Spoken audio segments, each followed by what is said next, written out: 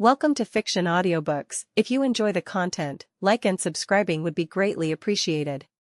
If you have any recommendations for novels, comment below. Please join my Patreon at https://www.patreon.com/fictionaudiobook. Chapter 190, Home and Dark Reunion.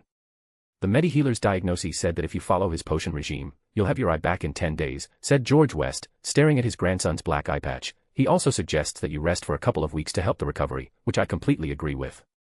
Quinn nodded while tapping his finger on the armrest of his chair. Ever since he had returned from Hogwarts, which was yesterday, he had been treated like he had come close to losing his life. I've no strenuous plans in the recent future, he replied, though I'll need to leave to go visit my friends. I already got anxious letters from them. It looks like they won't be satisfied if I don't visit them. Paused George, contemplating. You'll have strict time curfew imposed on you. Cross them even once, and I'll have you grounded here for the entire summer break. Quinn held back a sigh and nodded. I understand. I will abide by your rules. Good, said George. Now tell me, what do you think about Dumbledore's sudden announcement of the Dark Lord's return? What do you think? Answered Quinn with a question. I don't want to believe it. Alas, Dumbledore is anything but a daft fool who would propagate such a severe thing if it was not a lie, said George, though I can't say the same about the boy. What do you think of the boy who lived? Are his words trustworthy? Harry Potter might not shy away from attention and fame, but I don't think he will lie about something of this magnitude. Also, from the time I spent with him in the hospital wing, I don't think he was lying. Did you peek? I could have done that, couldn't I? But the missing eye had me off my game there. And yet, you engaged a Death Eater, said George. Quinn's one eye twitched. I ambushed the Death Eater. He had his wand aimed at Ivy Potter. If he didn't want to get taken out by Headmaster Dumbledore or Aura Potter or both, he wouldn't have pointed his wand at me. I was completely safe in that scenario. George didn't look satisfied with Quinn's explanation, no matter how much sense it made. So it's safe to say that the Dark Lord has returned. It seems so. George sighed. This news wasn't faring well, plus, it was terrible for business. I'll send out for definitive news of the Dark Lord's return. I'm sure someone from the Dark faction would be more than happy to pass along the information. Quinn nodded. There was always someone waiting to brag. All right then, let's move on. How did your OWLs go? Asked George. The OWLs, said Quinn. I almost forgot about them. They were exhaustingly easy. I was tempted to go sleep after an hour of writing. Fortunately, practicals are a quick affair. It was quite simple to impress the external examiners with some basic nonverbal casting. All in all, I'll pass with rainbow-colored OS with beyond 100 points. That's great to hear, nodded George. What about Miss Fleur Delacour, are you too? You don't beat around the bush, do you? Sighed Quinn, expecting a little tact from his grandfather, but it seemed that a parent's curiosity was strong with George West. I'm not involved with Fleur. That was just a one-time, brief thing. You can be honest with me, son. There's no need to be shy. The grandson and grandfather stared at each other for a good few seconds before Quinn graced George with an answer. I am being honest with you, grandfather. Quinn enunciated every syllable that rolled of his tongue. I do not have any sort of intimate relationship with Miss Fleur Delacour. I see. If you say so. Scene break. 35. 36. 37. 38. The sudden loss of vision in one caused multitudes of problems for Quinn. Besides being blind on one side and having terrible spatial perception, Quinn had to suffer through balance disorders, decreased visual clarity, eye strain, headaches because his other good eye was stressing itself by compensating for its missing partner. After just one Muay Thai training session, Quinn had come near to throwing up because of nausea. By the end of that session, Quinn had decided to suspend Muay Thai till he got his eye back and elected to only do physical conditioning. The lack of daily hitting, punching, and kicking the crap out of the heavy bag bummed Quinn out, so he chose to take on a new challenge and thus altered the way he performed conditioning. He started to do every exercise much slower than his usual speed. If it was a push-up, Quinn would do every single one very slowly, making his muscles hold the weight for much longer. The same went for pull-ups, squats, and any exercise he could introduce it into. Furthermore, he tried out isometrics into his new routine because it didn't stress his vision.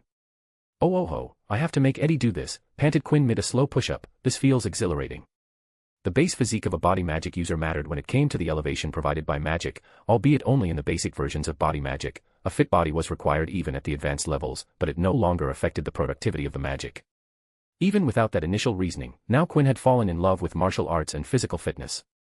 It made him feel good, and working towards his ideal physique was a rewarding feeling. And as Quinn got some work in, the door to the training hall busted open with a bang. Quinn, I heard you lost an eye. Leah West, freshly home from yet another trip outside the country, announced herself with full vigor. The older sister glanced down to see her shirtless baby brother doing a push-up over a puddle of sweat beneath him with sweat dripping off his body. She could see him from the side which was blinded. "Huh, wah. Leah, is that you?" she heard. "Damn it, that scared me. Ugh, I can't see you properly." Quinn got up and turned his entire body to the door to finally get a complete look at his sister, who, for some reason, had her wand pointed at him. "Why do?" Before Quinn could ask her, Leah waved her wand, and he found all the sweat vanished into a puff of vapor. "Ah, thanks," he said before smiling. "Hey, Leah.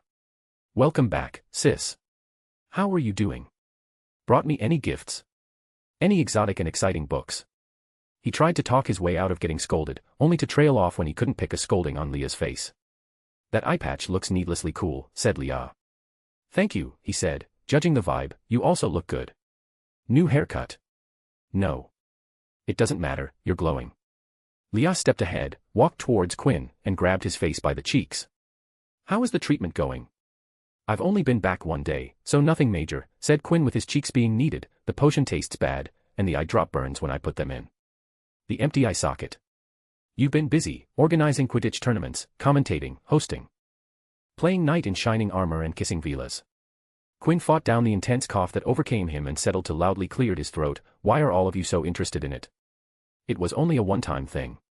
"Because it's interesting," replied Leah, now pinching Quinn's hurting cheeks wide. "There's only so much that goes on here." Quinn finally couldn't take it anymore and released his now red, hot cheeks out from the torturous pincers.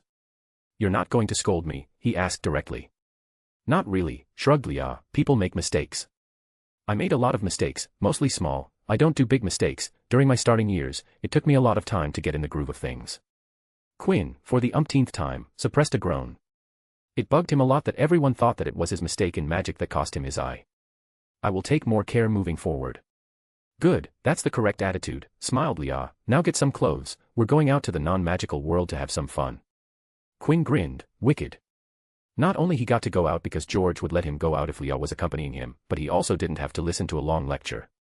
"You're paying," she said. Glady, he was feeling generous today. Scene break. It was the night of the 26th of June 1995, just 2 days after the night of the third and final task of the Triwizard Tournament.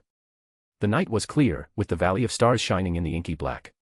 And beneath that sky, standing in a wide clearing with no civilization in sight, just the embrace of nature, stood Dark Lord Voldemort, staring up at the sky with his dull, black, bottomless eyes.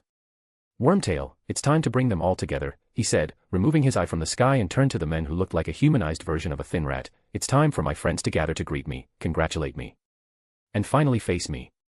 "Yes, my lord," said Peter, stepping forward while pulling his robe's sleeve past his elbow, revealing the vivid red tattoo, a skull with a snake protruding from its mouth, the dark mark, the symbol that struck fear into the hearts of all British magical society. "It's clearly back," said Peter softly. "They will all have noticed it, and now, we shall see, now we shall know." "Yes, let's see how many will be brave enough to return when they feel it," he whispered, his black eyes suddenly turning orbs of gleaming red, fixed upon the mark. "And how many will be foolish enough to stay away?" He pressed his long white forefinger to the brand on Peter's arm, and Peter let out a fresh hiss. Voldemort removed his fingers from Wormtail's mark. The mark went from red to black. With a look of cruel satisfaction on his face, Voldemort straightened up, threw back his head, and stared around the clearing. It was peaceful and beautiful. Voldemort laughed again. Up and down, he paced, looking all around him as he walked, and the snake continued to circle in the grass. The air was suddenly full of the swishing of cloaks. Between trees, behind the shades, in every shadowy space, wizards were operating. All of them were hooded and masked. And one by one they moved forward, slowly, cautiously, as though they could hardly believe their eyes. Voldemort stood in silence, waiting for them. Then one of the Death Eaters fell to his knees, crawled toward Voldemort, and kissed the hem of his black robes. "Master. Master," he murmured. The Death Eaters behind him did the same, each of them approaching Voldemort on his knees and kissing his robes before backing away and standing up, forming a silent circle. Yet they left gaps in the ring, as though waiting for more people. Voldemort, however, did not seem to expect more. He looked around at the hooded faces, and though there was no wind, a rustling seemed to run around the circle, as though it had shivered. "Welcome, Death Eaters," said Voldemort quietly. 13 years since last we met. Yet you answer my call as though it were yesterday. We are still united under the dark mark, then. Or are we? He put back his terrible face and sniffed, his slit-like nostrils widening. "I smell guilt," he said. "There is a stench of guilt upon the air." A second shiver ran around the circle, as though each member of it longed, but did not dare, to step back from him. I see you all, whole and healthy, with your powers intact, such prompt appearances. And I ask myself, why did this band of wizards never come to the aid of their master, to whom they swore eternal loyalty? No one spoke. No one moved except Wormtail, who left Voldemort's side and joined the others in the ring. And I answer myself, whispered Voldemort, they must have believed me broken, they thought I was gone. They slipped back among my enemies, and they pleaded innocence, and ignorance, and bewitchment. And then I ask myself, but how could they have believed I would not rise again? They, who knew the steps I took, long ago, to guard myself against mortal death. They, who had seen proofs of the immensity of my power in the times when I was mightier than any wizard living. And I answer myself, perhaps they believed a still greater power could exist, one that could vanquish even Lord Voldemort, perhaps they now pay allegiance to another, perhaps the champion of commoners, of mudbloods and muggles, Albus Dumbledore and his merry band. What are they called? Ah yes, Order of the Phoenix. But I've heard that they're called by a new name. What was it? Wormtail, do you know? The Light Faction, replied Peter promptly. At the mention of Albus Dumbledore and the Light Faction, the circle members stirred, and some muttered and shook their heads. Voldemort ignored them. It is a disappointment to me. I confess myself disappointed. One of the men suddenly flung himself forward, breaking the circle. Trembling from head to foot, he collapsed at Voldemort's feet. Master, he shrieked, Master, forgive me. Forgive us all. Voldemort began to laugh. He raised his wand, Crucio. The Death Eater on the ground writhed and shrieked, the sound spread throughout the surroundings. Voldemort raised his wand. The tortured Death Eater lay flat upon the ground, gasping. Get up, Avery, said Voldemort softly. Stand up. You ask for forgiveness. I do not forgive. I do not forget. 13 long years. I want 13 years repayment before I forgive you. Wormtail here has paid his debt already, have you not, Wormtail?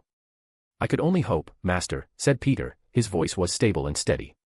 You returned to me, not out of loyalty, but because you wanted to seek your personal revenge. I should punish you, but as you already spent all those years in Azkaban, you were already punished enough, and as traitorous as you are, you helped me, and Lord Voldemort rewards his helpers. Wormtail, I will help you seek your revenge, you would drown in as much revenge as your greedy heart could ever desire. Peter strode forward, knelt on his knees, and kissed the hem of Voldemort's robes. May your loyalty never waver again, Wormtail, said Voldemort. No, my lord, never, my lord. Peter stood up and returned to his place. The other Death Eaters looked at him envy and regret, only if they had. Voldemort now approached the men on Peter's right. Lucius, my slippery friend, he whispered, halting before him. I am told that you have not renounced the old ways, though, to the world, you present a respectable face. You are still ready to take the lead in a spot of Muggle torture, I believe. Yet you never tried to find me, Lucius. Your exploits at the Wisingamot were fun, I dare say, but might not your energies have been better directed toward finding and aiding your master? My lord, I was constantly on the alert, came Lucius Malfoy's voice swiftly from beneath the hood. Had there been any sign from you, any whisper of your whereabouts, I would have been at your side immediately, nothing could have prevented me. Oh Lucius, you and your silver tongue, said Voldemort lazily, and Lucius stopped talking abruptly. If your tongue wasn't so useful to me, I would have cut and made you eat it. You have disappointed me. I expect more faithful service in the future. Of course, my lord, of course. You are merciful, thank you. Voldemort moved on and stopped, staring at the space, large enough for two people, that separated Malfoy and the next men. The Lestranges should stand here, said Voldemort quietly. But they are entombed in Azkaban. They were faithful. They went to Azkaban rather than renounce me. When Azkaban is broken open, the Lestranges will be honored beyond their dreams. The Dementors will join us, they are our natural allies, we will recall the banished giants. I shall have all my devoted servants return to me, and an army of creatures whom all fear. He walked on. He passed some of the Death Eaters in silence, but he paused before others and spoke to them. McNair, destroying dangerous beasts for the Ministry of Magic now, Wormtail tells me. You shall have better victims than that soon, McNair. Lord Voldemort will provide. Thank you, Master, thank you, murmured McNair. And here, Voldemort moved on to the two largest hooded figures. We have Crabbe, you will do better this time, will you not, Crabbe? And you, Goyle. They bowed clumsily, muttering dully. Yes, Master. We will, Master. The same goes for you, not, said Voldemort quietly as he walked past a stooped figure in Mr. Goyle's shadow. My lord, I prostrate myself before you, I am your most faithful. That will do, said Voldemort.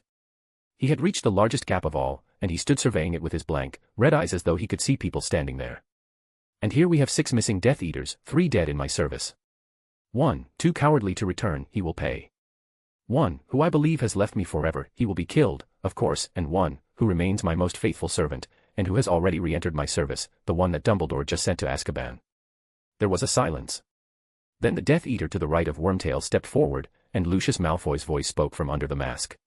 Master, we crave to know, we beg you to tell us. How you have achieved this miracle, how you managed to return to us. Voldemort laughed and started to narrate his journey from the day he fell to 2 days before. And during his narration, the Death Eater shivered when their master, again and again, showed them all the opportunities they could have taken to save him and how close he had been to them for the past few years. He then looked back at the sky and spoke in but a whisper, Harry Potter. That child, he once again escaped me through some strange magic. Magic that I'm not aware of. That won't do, that won't do. Voldemort turned in a circle to see all those gathered and declared, Gather my forces, Death Eaters. It's time for us to build towards our previous glory. No, this time we are going to surpass it and finally rule this wretched country. He raised his bone-like wand like a conductor of an opera and closed his eyes. The beautiful and serene scenery reflected in his mind, and then with a smile. The Death Eaters, who were all smiling at their master's promise, felt a tremor beneath their feet.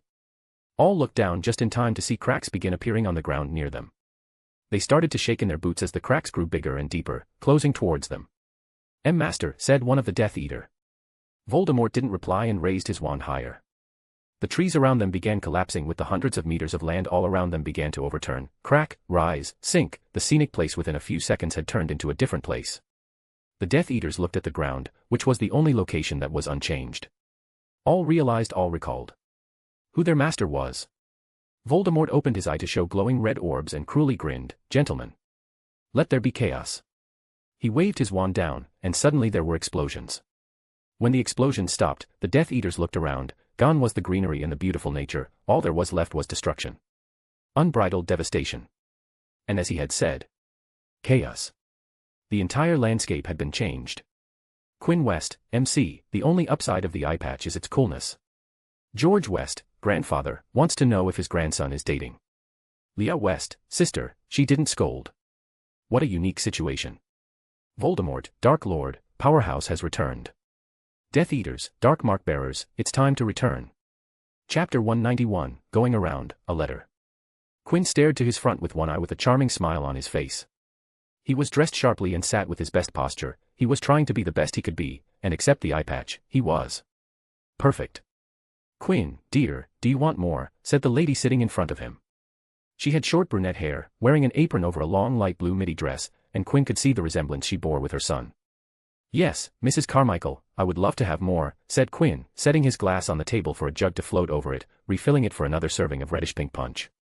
Thank you, it's delightful, Mrs. Carmichael, smiled Quinn, especially this shortbread. It's so good. No wonder Eddie is always ranting about the food at school. He does, doesn't he, said Eleanor Carmichael, glancing at her son who was sporting messy bed hair and sleek clothes, staring at the scene with discomfort. What would I do with you, Ed? You knew Quinn was visiting today, and look at you, you didn't have the decency to wake up early in the morning even when I woke you up. She gestured towards Quinn. Look at your friend, he's so well-mannered and even brought gifts for us. Grow up a little and learn from Quinn. Eddie could only nod at his lovely mother's rant in fear of being hit with her mighty ladle. But when he glanced at Quinn, he saw his best friend grinning deeply into his glass. Eddie fought the urge to throw the platter on the table at Quinn. The bastard was acting like he was the best-behaved person in the world. How's your eye feeling, dear? Asked Mrs. Carmichael. It's growing properly, ma'am, said Quinn, though it's a little itchy. This year wasn't good at all, she sighed. First Ed got into that accident playing Quidditch, and then you lost your eye, and now, all the news about you-know-who and how Dumbledore has been saying that he has returned. Things had been quite chaotic these few days, said Quinn smiling while picking himself a slice of cake. I'm sure it will all settle down quite soon. I'm just hoping that it doesn't get too hot this summer. You know how it gets. Yes, it gets quite bothersome, Mrs. Carmichael agreed. Now dear, I hope you're hungry and staying for lunch. Yes, of course, ma'am, smiled Quinn. He was always ready for food. I ate a lot of the food you sent to Hogwarts. I'm pretty sure that Marcus and I ate half of anything you sent. Mrs. Carmichael stood up and smiled. It's good that you did. I sent it for all you 3 boys. Now, let me set up the table, and we will be eating soon. Thank you, Mrs. Carmichael, said Quinn as the woman exited the room. He turned to Eddie and smiled. Your mom is nice. And I have to say, a great cook. You know what's going to happen when you leave, said Eddie. She'll hound me for the entire day about Quinn this, Quinn that, and then bring you up time and time again to win arguments. Couldn't you have reeled it in a little? Quinn raised his hand and wiggled his index finger a little. Eddie shivered a little when he felt his hair stand up before settling down. His sleepwear got ironed, his shirt got tucked in, and the top button tied up. He touched his head to see his bed hair was now combed. See, much better, said Quinn. You could have done this before coming down, you would have been fine. Unlike you, you wandless dipshit, I can't use magic without a wand and can't unless I want a letter from ministry up my arse. Oh, I forgot about that, smiled Quinn. It's not like you'll get a letter, you know. The letter won't come if you do magic inside your house. The tracker will classify it as your parents doing the magic. Even so, I can't. My wand is in my luggage, and Mum stashed it in the attic. Always keep your wand with yourself with you, mate, you never know when you need that zap of magic, said Quinn before switching to something of more importance. How's it looking? Does it look like your parents will allow you to come to Hogwarts? Ah, that, huh. Well, as you saw Mum, she doesn't think much of it, but Dad has been worried a little, but not to the level that they won't allow me to go back to Hogwarts. That's good to hear, smiled Quinn. Hogwarts wouldn't be the same without you there cursing at me daily. You bet it won't, you little bitch. Hey, whoa, hey. It's already out, can't take it back, said Eddie quickly. What about you? I'm definitely coming. No opposition from my side. Great. Mrs. Carmichael entered back into the living room. Come, you boys, the table is set, she asked when she saw them smiling. What are you talking about? Quinn leaped onto his feet. We were talking about the OWLs. Eddie was telling me. Oh, OWLs. How did you do on your OWLs, Quinn? Asked Mrs. Carmichael. I think I did great, smiled Quinn, though I'm a little worried that I didn't get enough time to study with the Quidditch tournament. Eddie watched as Quinn walked with his mother while giving him a wink. Quinn had just made the aftermath that much worse. Motherfuck. Eddie Carmichael, yelled Mrs. Carmichael. Quinn kissed the French Villa champion in front of everyone, blurted Eddie for no reason. Quinn turned to Eddie and threw his hands up with a what expression before turning to Mrs. Carmichael. Eddie has gotten very close to his Yule Ball date, Tracy Davis. He turned to Eddie and maliciously grinned. I have pictures. The expression of pure curiosity that bloomed on his mother's face caused Eddie to let out a soundless scream. Scene break. The British summer was at its peak with the sun throwing its death beams of heat at the habitants, making their life quite miserable. The non-magical media declared the summer of 1995 as the hottest summer, breaking all records and setting new ones. Marcus, hummed Quinn, his voice flowing with pleasurable delight. Came the reply. Why didn't you say that your house had a pool? Asked Quinn. Currently, he was floating weightlessly on his back inside the pool in Marcus's home's backyard. He had sunglasses with a blue tint on and was dressed only in a conjured pair of swim trunks. I should ask Ms. Rosie to build a pool at home, he thought, or maybe I should do it on my own. You never asked, replied Marcus in a similar state as Quinn. This is the life, my friend, said Quinn. Don't pee, okay, said Marcus, but where he didn't hear a reply, don't pee in the pool. I won't, don't worry. Quinn, which Newt level classes are you going to take? Didn't you give OWLs for all 12 subjects? Yeah, I did, even though Quinn didn't study Muggle studies and divination, he gave the OWLs for both of them. He wanted 12 OS on his diploma. I'm going to take all Newt level classes except divination, Muggle studies, and maybe care of magical creatures. I will study care after Hogwarts as that will be more extensive, but I'm not sure if I want to learn it in Hogwarts. But you're going to give Newts for all, correct? Yeah, that goes without saying. What should I take? Just take whatever subjects that interest you. Subjects that interest me. I'm not big on care, divination, and herbology, but brewing potions can be fun, so I can't discard herbology. Then take whatever you think you want to study, and then you can decide in the 7th year if you can keep it up or not, said Quinn, and as long as you don't want to become something like an aura or healer, you don't have to score outstanding across the board, as long as you have exceeding expectations, you'll be fine. Marks on your degree becomes redundant after a few years. Of course, as Marcus was Quinn's friend, Marcus would get admission to any apprenticeship programs funded by the Wests or a job in the business. Quinn left that unsaid as he didn't want Marcus to become lax. He would tell Marcus this near the end of their 7th year, during the career counseling period. Okay, said Marcus, do you have any plans for next year? Anything grand like the Quidditch tournament? No, oh no, replied Quinn, the Quidditch tournament was too much work to be done in a year. I don't want to do that amount of work for a while. Then Quinn groaned. He put his hands on the surface of the water and pushed himself up, pulling his body out of the water, and soon he was standing on water. It was okay because Marcus and Quinn were alone at Marcus's home as his parents were out shopping for the Belby family's trip to Turkey. That won't get old no matter how many times I see it, commented Marcus. You want to do it? Marcus stirred in the water. I can do that. Well, you can't do it on your own, but I can make it so you can stand on water. Really? Yeah, Quinn pointed at a place of water near Marcus for it to glow in an aqua blue color. That lit up spot is essentially solid, so use it to pull yourself up. Marcus was doubtful, but when he touched the aqua blue, it really seemed solid, and even when he put some weight, it didn't collapse or let his arms slip into the water. He gingerly used the glowing platform to pull himself out of the water. "Whoa," chuckled Marcus amid balancing himself on the water. But his eyes widened in shock when the glow vanished, and he instinctively closed his eye, but he didn't enter the water like he expected. "That glow was just for marking purposes," snickered Quinn. "You can walk anywhere inside the pool." Marcus took hesitant and careful steps on the pool, checking twice for the structural integrity. It took him a couple of minutes before he started walking normally, but that was the extent Marcus was ready to test the limits. Quinn, on the other hand, was doing cartwheels, somersaults, backflips on the pool, which did nothing but provoke his balance disorder, and he came close to puking all over the pool. Pool time ended with Marcus rubbing Quinn's back as the two friends kneeled on the pool's surface. When it came time for Quinn to leave, Marcus asked him to wait for a moment before he went running up to his room. "What is it?" asked Quinn when Marcus came back. "Here, this is for you," said Marcus, placing a small ring box in Quinn's hand. "Yes, yes, yes, 100 times yes," grinned Quinn. "When's the wedding?"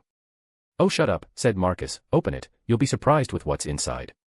Quinn followed Marcus' words and opened the velvet-covered box with a smile, the smile which drained when he saw what was inside. "This is..." Inside the box was a burnt, pitch-black sphere that was missing a lot of its parts. "After you collapsed, and the maze was cleared out the obstacles, I went into the labyrinth to see if I could find the eye," shrugged Marcus. "I thought you would like to have a look to see what went wrong with your magic. Luckily, I was able to find it." Quinn stared at the charred artificial eye before gazing up at Marcus. "You went out looking for this because of me?" "Yeah," nodded Marcus. "I know how important magic is for you. So, I went out. It's not a big deal." "No, no, no," said Quinn. "What do you mean, it's not a big deal?" "This is a big deal, Marcus." He stepped close to Marcus and engulfed him into a tight hug. "This is a huge deal for me that you did this." Marcus couldn't do anything but hug Quinn back, and he had to admit it. The hug felt good. It was nice to be thanked. Scene break. "What are you doing here?" asked Ron Weasley, seeing Quinn West sitting in the middle of Burrow's dining room while the family was busy packing up for a move. "I don't know," said Quinn, being honest. "I was going home after visiting Luna when your two older twin brothers cornered me and dragged me here."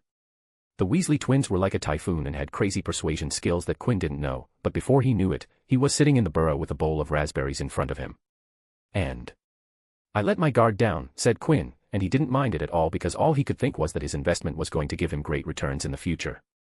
"And why is there paint on your face?" asked Ron. "Because, with the eye patch, the drawn-up beard, and scar lines, Quinn looked like a pirate, and all he needed was a hat."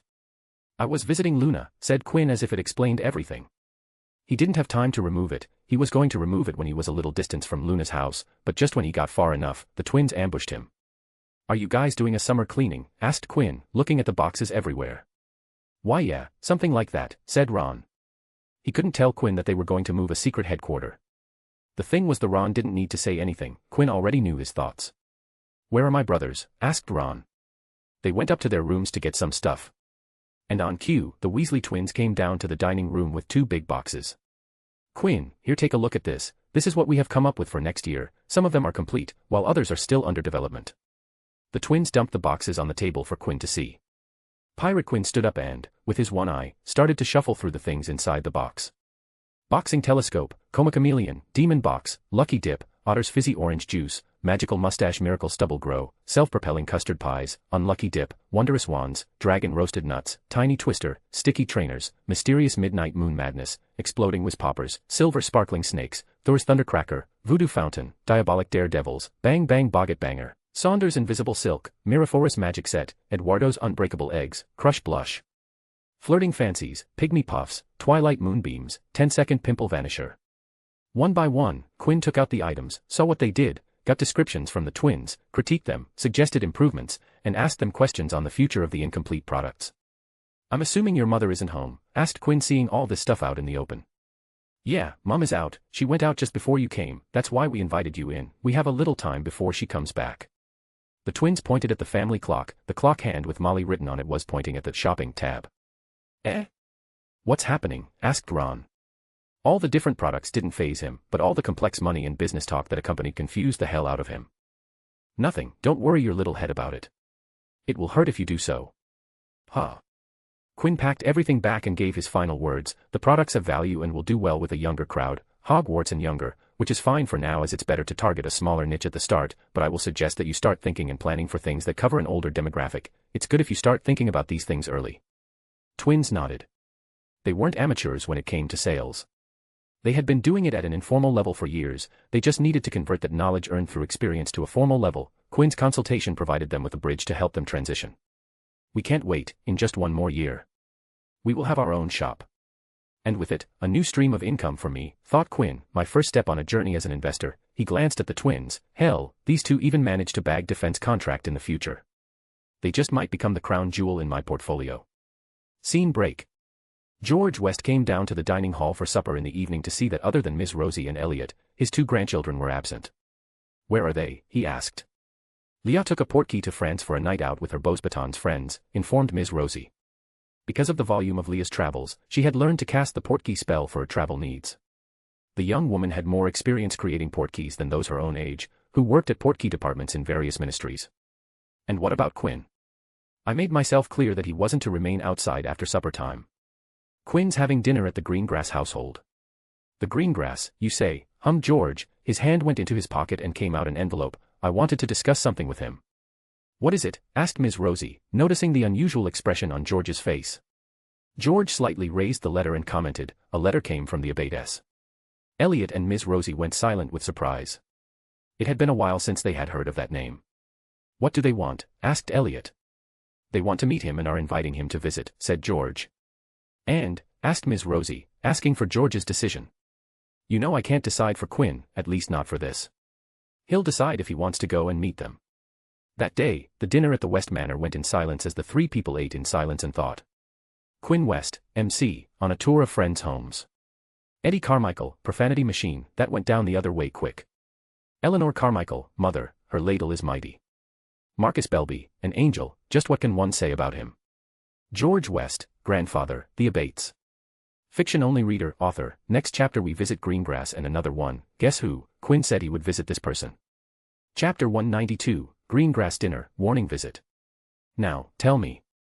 Which of my hands hold the galleon? Astoria Greengrass intently stared at the two closed fists in front of her, her eyes moving back and forth between the two trying to figure out the location of the hidden galleon. Your right is slightly raised, so I will say that it's in the left, she said. Quinn smiled and opened his right hand. Too bad, you're wrong, there sat a golden galleon sitting in his right palm. Again. I've lost 10 times in a row, said Astoria, huffing. How are you doing this? You're using magic, aren't you? Of course, I'm using magic, my dear Astoria, said Quinn with a smile, but not the magic that you and I know how to use. This is a different type, and in the hands, just as charming. You just have to look closely and ask yourself the right questions, said Quinn, gazing at the black-haired Greengrass. When you eliminate all other possibilities, the remaining answer, no matter how improbable, will be the correct one. Astoria narrowed her eyes, trying to deduce how Quinn did it, but, I can't tell. You're definitely using magic, the first kind. Do you want to how I did it? Yes. Quinn opened his left hand, and there sat another galleon. Astoria gasped while he laughed. Whichever hand you chose, I opened the other to show you the coin, and with a little flair, I made sure your attention was off the hand you chose. That's not fair. You cheated, said Astoria, complaining. I didn't, young one. We never set any rules, nowhere did we decide that I couldn't use 2 coins. If you can use 2 coins, then I should get 2 chances to guess. Fair enough. See, you denied. Wait, really? Yeah, sure, shrugged Quinn, you get 2 guesses every chance the next time we play this. Next time, then Astoria saw Quinn smirking and realized that the next time wasn't going to come anytime soon. She exclaimed in frustration at getting her hopes up and threw a sofa cushion at Quinn, who caught it while laughing. You two are making too much of a ruckus. The two turned to see Daphne enter the lounge, dressed in a white high-collared sleeved blouse and below the knee-length black skirt. She sat down beside Astoria and greeted Quinn. Apologies for keeping you waiting, she said while pushing a strand of her blonde hair behind her ear. I was preoccupied with some lessons. It's fine. Astoria is excellent company, said Quinn, and as he couldn't wink, he settled for a smile.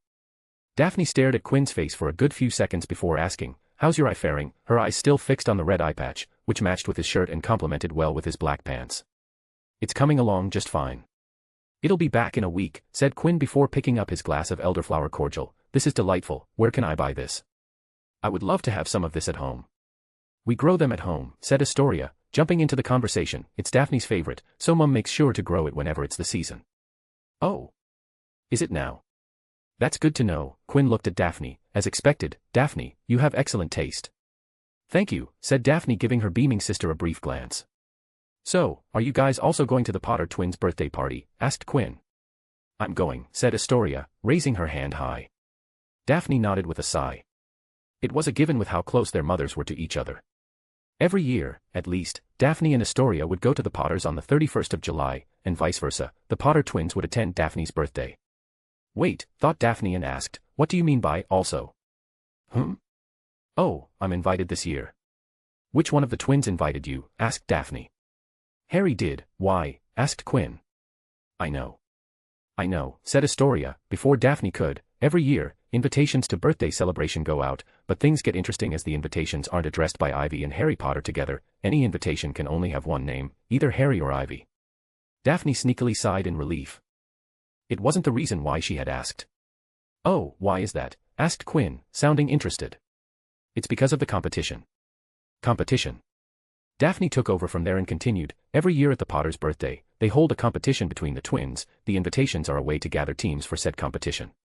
Taking your case, as Harry invited you, your invitation will have Harry's name on it, and during the evening, you'll be on Team Harry.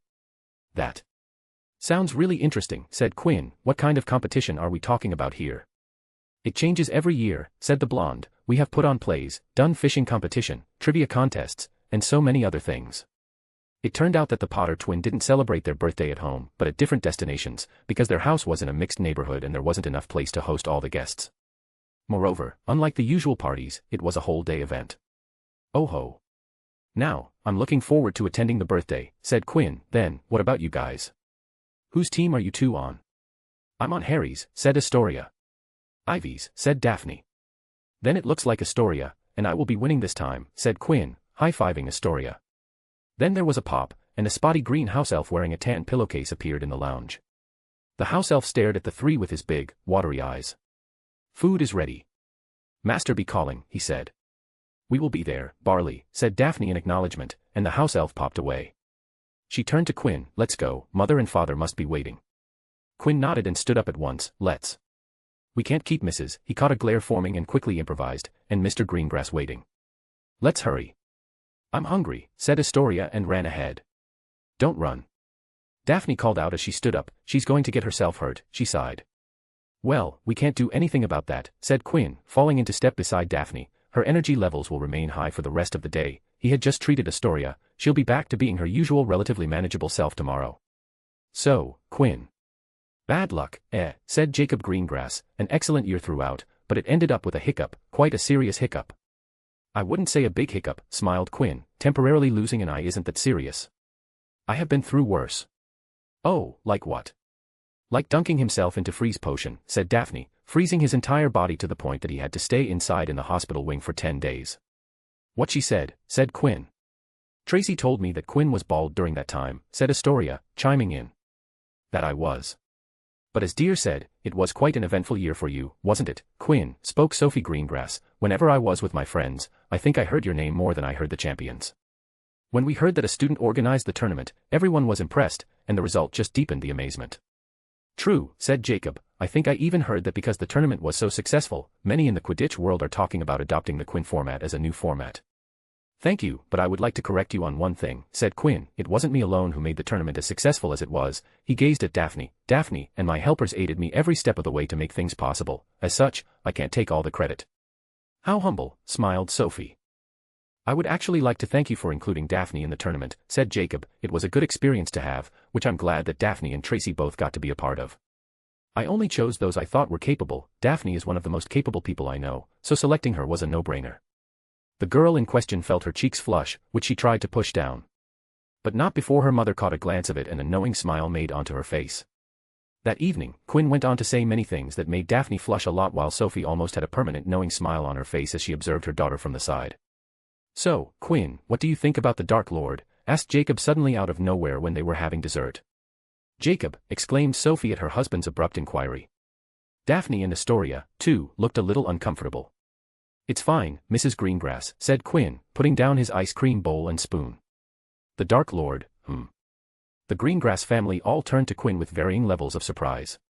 Magically talented, said Quinn, the Dark Lord is a generational talent when it comes to magic. He noticed the looks his hosts were giving him and shrugged. Just because he went down the path he took doesn't mean he isn't great, and you of all should know my views on magic.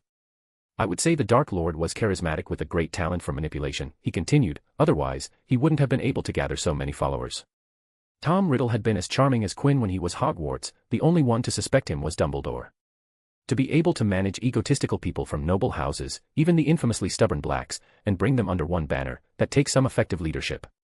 Even now, Tom's style of leadership had changed from the original charismatic rule of the Hogwarts gang to the tyrannical and completely ruthless, though no less highly effective, command of his Death Eaters demonstrated throughout both the First Wizarding War. He must be an excellent teacher, given how his inner circle Death Eaters were able to contend with highly trained Aurors. Quinn's attack on the Death Eaters at the World Cup hadn't been an accurate representation of Death Eaters' skill, as he had ambushed them and all of them were piss-drunk, and neither were they personally trained by the Voldemort himself. Of course, there were things that Quinn left unsaid, like salesman skills that Riddle demonstrated at Borgin and Burke's when he was in his late teens. The indomitable willpower that helped him survive more than a decade inside the Albanian forests, as well as for several months on the back of Quirrell's Head, as well as in the old Riddle house for an equally lengthy time period, showing that aside from his determination, he had remarkable endurance and tolerance. The Dark Lord is terrible, but that doesn't take away from the fact that he's great, said Quinn, shrugging. His fault was that he took down the wrong path. If he had just been more like me, then he would have been terrific and great. The Greengrass family just stared at Quinn as he finished his thoughts. At most, they were expecting to be a slightly different version of the oh-so-terrible Dark Lord. I must say, Mrs. Greengrass, this ice cream, better than Florian Fortescue's ice cream parlor. Scene break. Garrick Ollivander worked in the back workshop of his narrow and shabby shop when he heard his shop's tinkling bell, which rang when someone entered the shop. He stood up and walked outside to greet the new customer. It was near the time when he got 11 years old getting their first wands. But when he arrived at the front, he saw the back of a person who looked older than an 11-year-old. Ollivander silently opened the partition in the counter to step outside for his standard surprise greeting, but just when he had taken a single step, the customer spoke. I appreciate you keeping things fun, Mr. Ollivander. But, I think you should just do it with the 11-year-olds. Doing that with everyone will wear the novelty off. Leave a one-time solid impression that will stay with the kids for the rest of their lives. The customer turned, and Ollivander recognized the person at once. Quinn West, he said, and then addressed the most obvious detail, you have lost your eye. Just for a short time. I see. If I remember correctly, you did say you'll visit me in the summer. Are you here for some maintenance on your wand? I don't think my wand will need maintenance, Mr. Ollivander. Mine is as good as the day I received it from you. His wand was still encased in a block of wood, inside a heavily warded room inside his suitcase. Then, what do I owe this pleasure to? Do you follow the news, Mr. Ollivander? I try to, but my works keeps me busy. Then have you heard about what Dumbledore has been saying? Asked Quinn. About you-know-who's return? Yes, I have read about it. Has Dumbledore visited you? No, he hasn't, said Ollivander, sounding confused. What's going on, Mr. West? It seems either Dumbledore either hasn't figured it out yet, or he has been too busy, thought Quinn.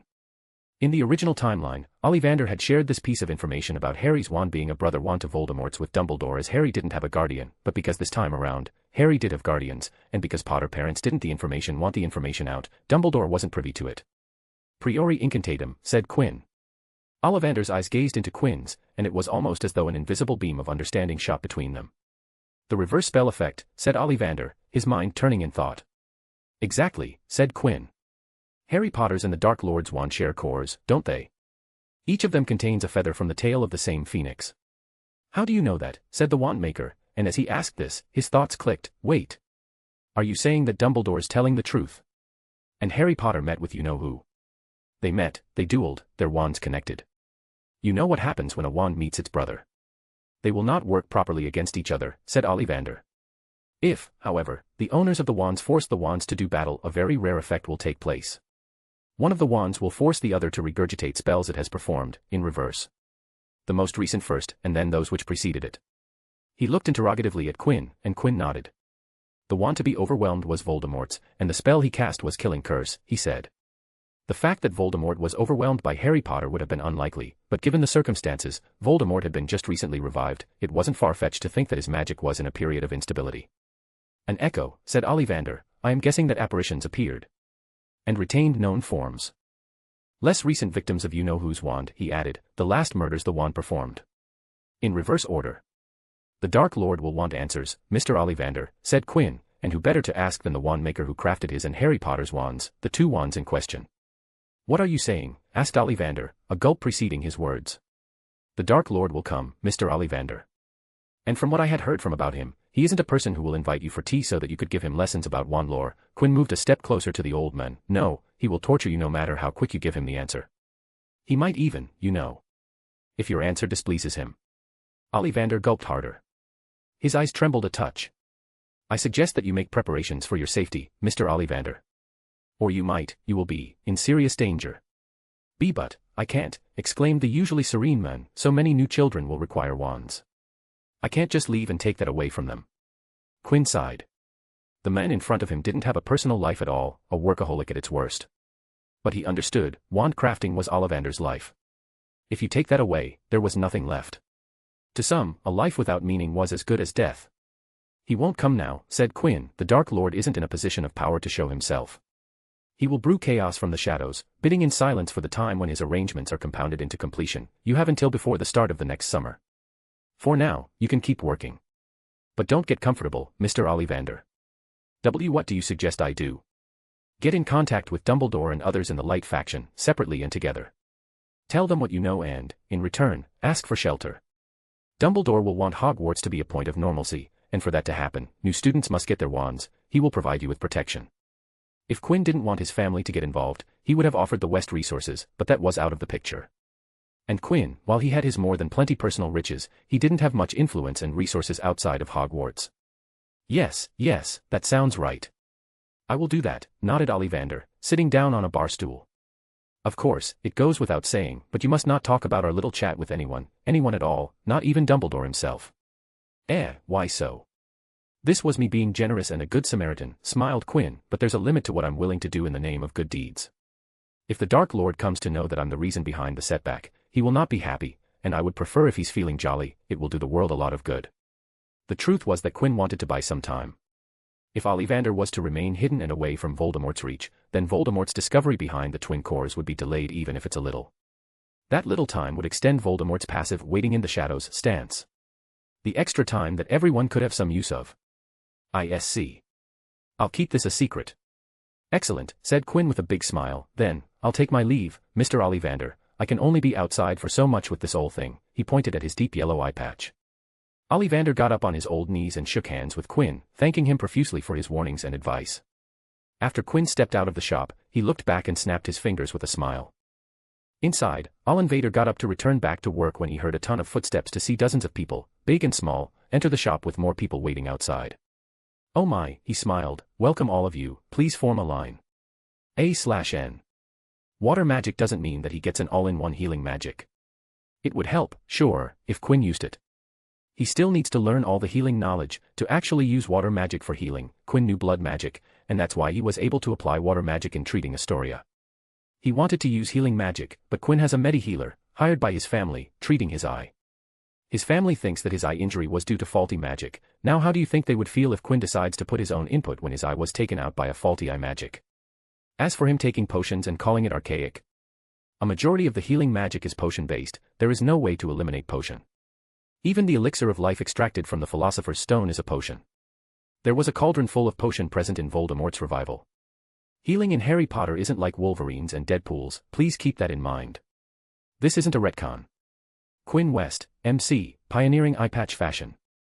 Astoria Greengrass, hyperactive, primary subject for Muggle magic demonstration.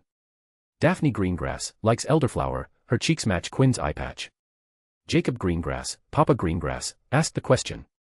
Sophie Greengrass, Mama Greengrass, excellent ice cream. Garrick Ollivander, wand maker, loves his job a little too much. Chapter 193, QWASPP. Again, vacation time. It was that time of the year once again.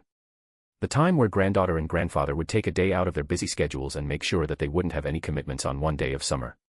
Today was the day for Quinn West's annual summer product pitch meeting, or as Quinn had so graciously abbreviated as QWASPP. Every year, this pitching would start the West business in the process of releasing the most significant product release of every year, infusing new blood into the business, and ever since Quinn had started doing it, the business has been thriving in diversity. "Do you have any idea what he'll be showing today?" asked Leah, glancing at her grandfather. "Anything you noticed in the weeks he has been here?" Leah traveled a lot, which she had cut down by a level since last year, but even then, she was rarely at the West Estate anymore. The young woman had moved out from the home nest, finally, having brought home of her own. Of course, Leah's first home wasn't a rental, nor was it a small apartment, rather, it was a gorgeous villa, suiting for someone with Leah's salary. I asked both Elliot, Rosie, and even Polly, none of them noticed Quinn doing out of the ordinary, said George.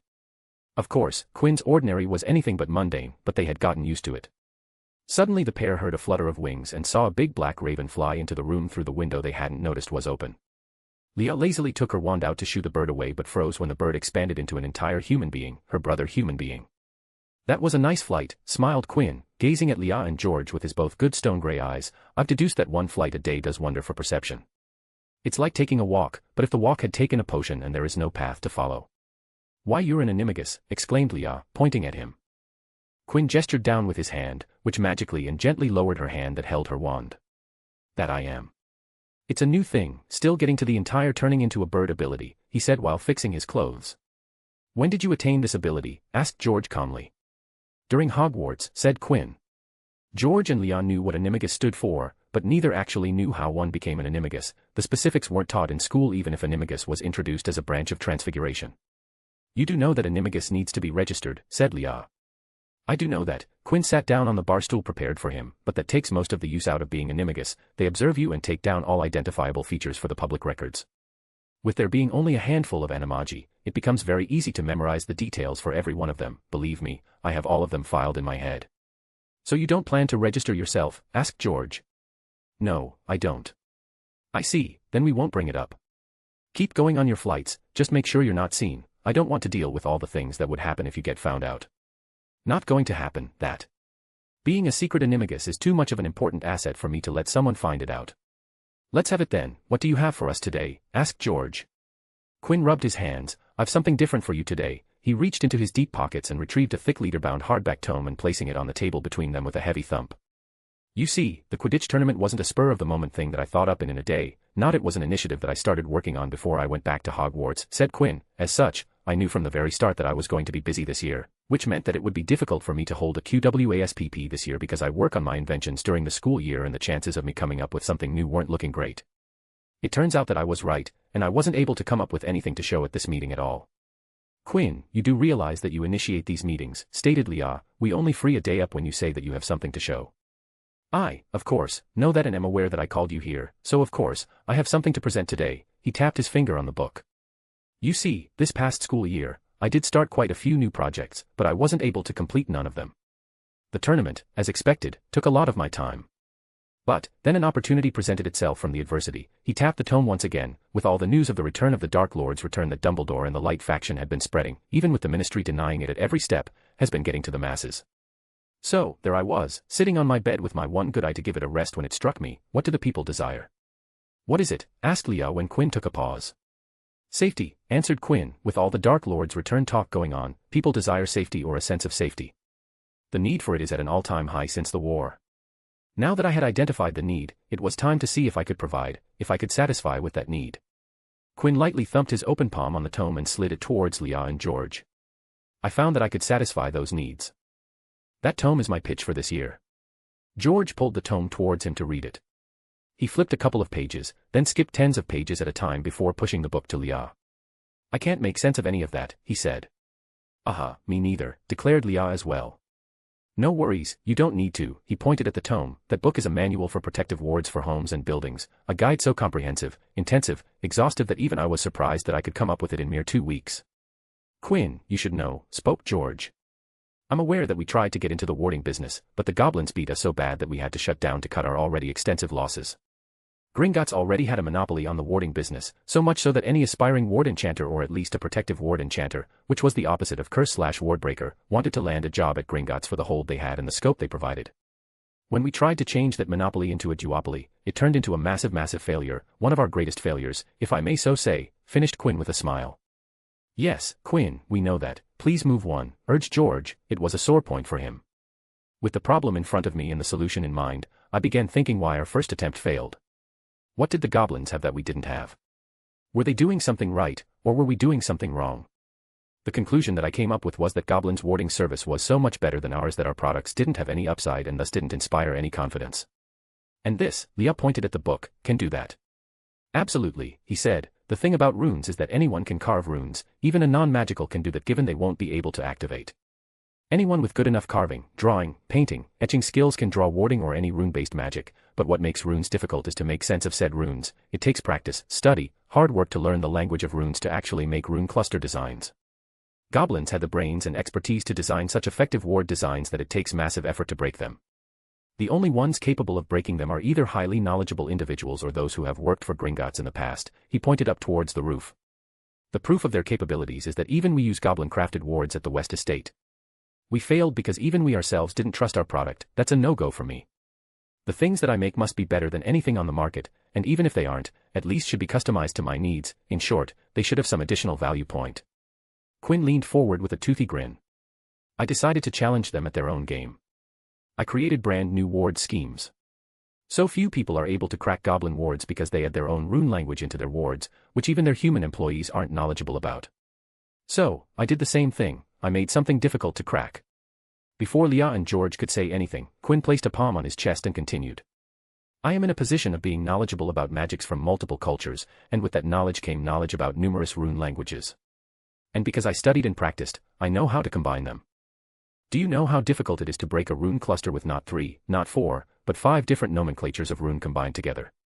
They shook their head at the question.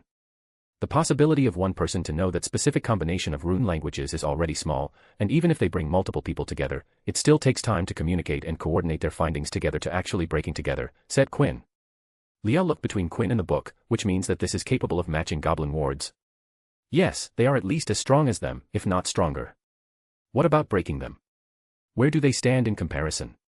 To be honest, they're comparatively easier to crack if the conditions as mentioned earlier are fulfilled, which are difficult to fulfill. Goblin wards are much cleaner because they have been developing for centuries, while I gave them much less time. All in all, in real-life conditions, mine and goblin wards will be equally hard to crack. Who can enchant them? That's a plus point. It doesn't take a genius to enchant my wards. Mine don't use complicated, advanced runes, which require months upon months of training.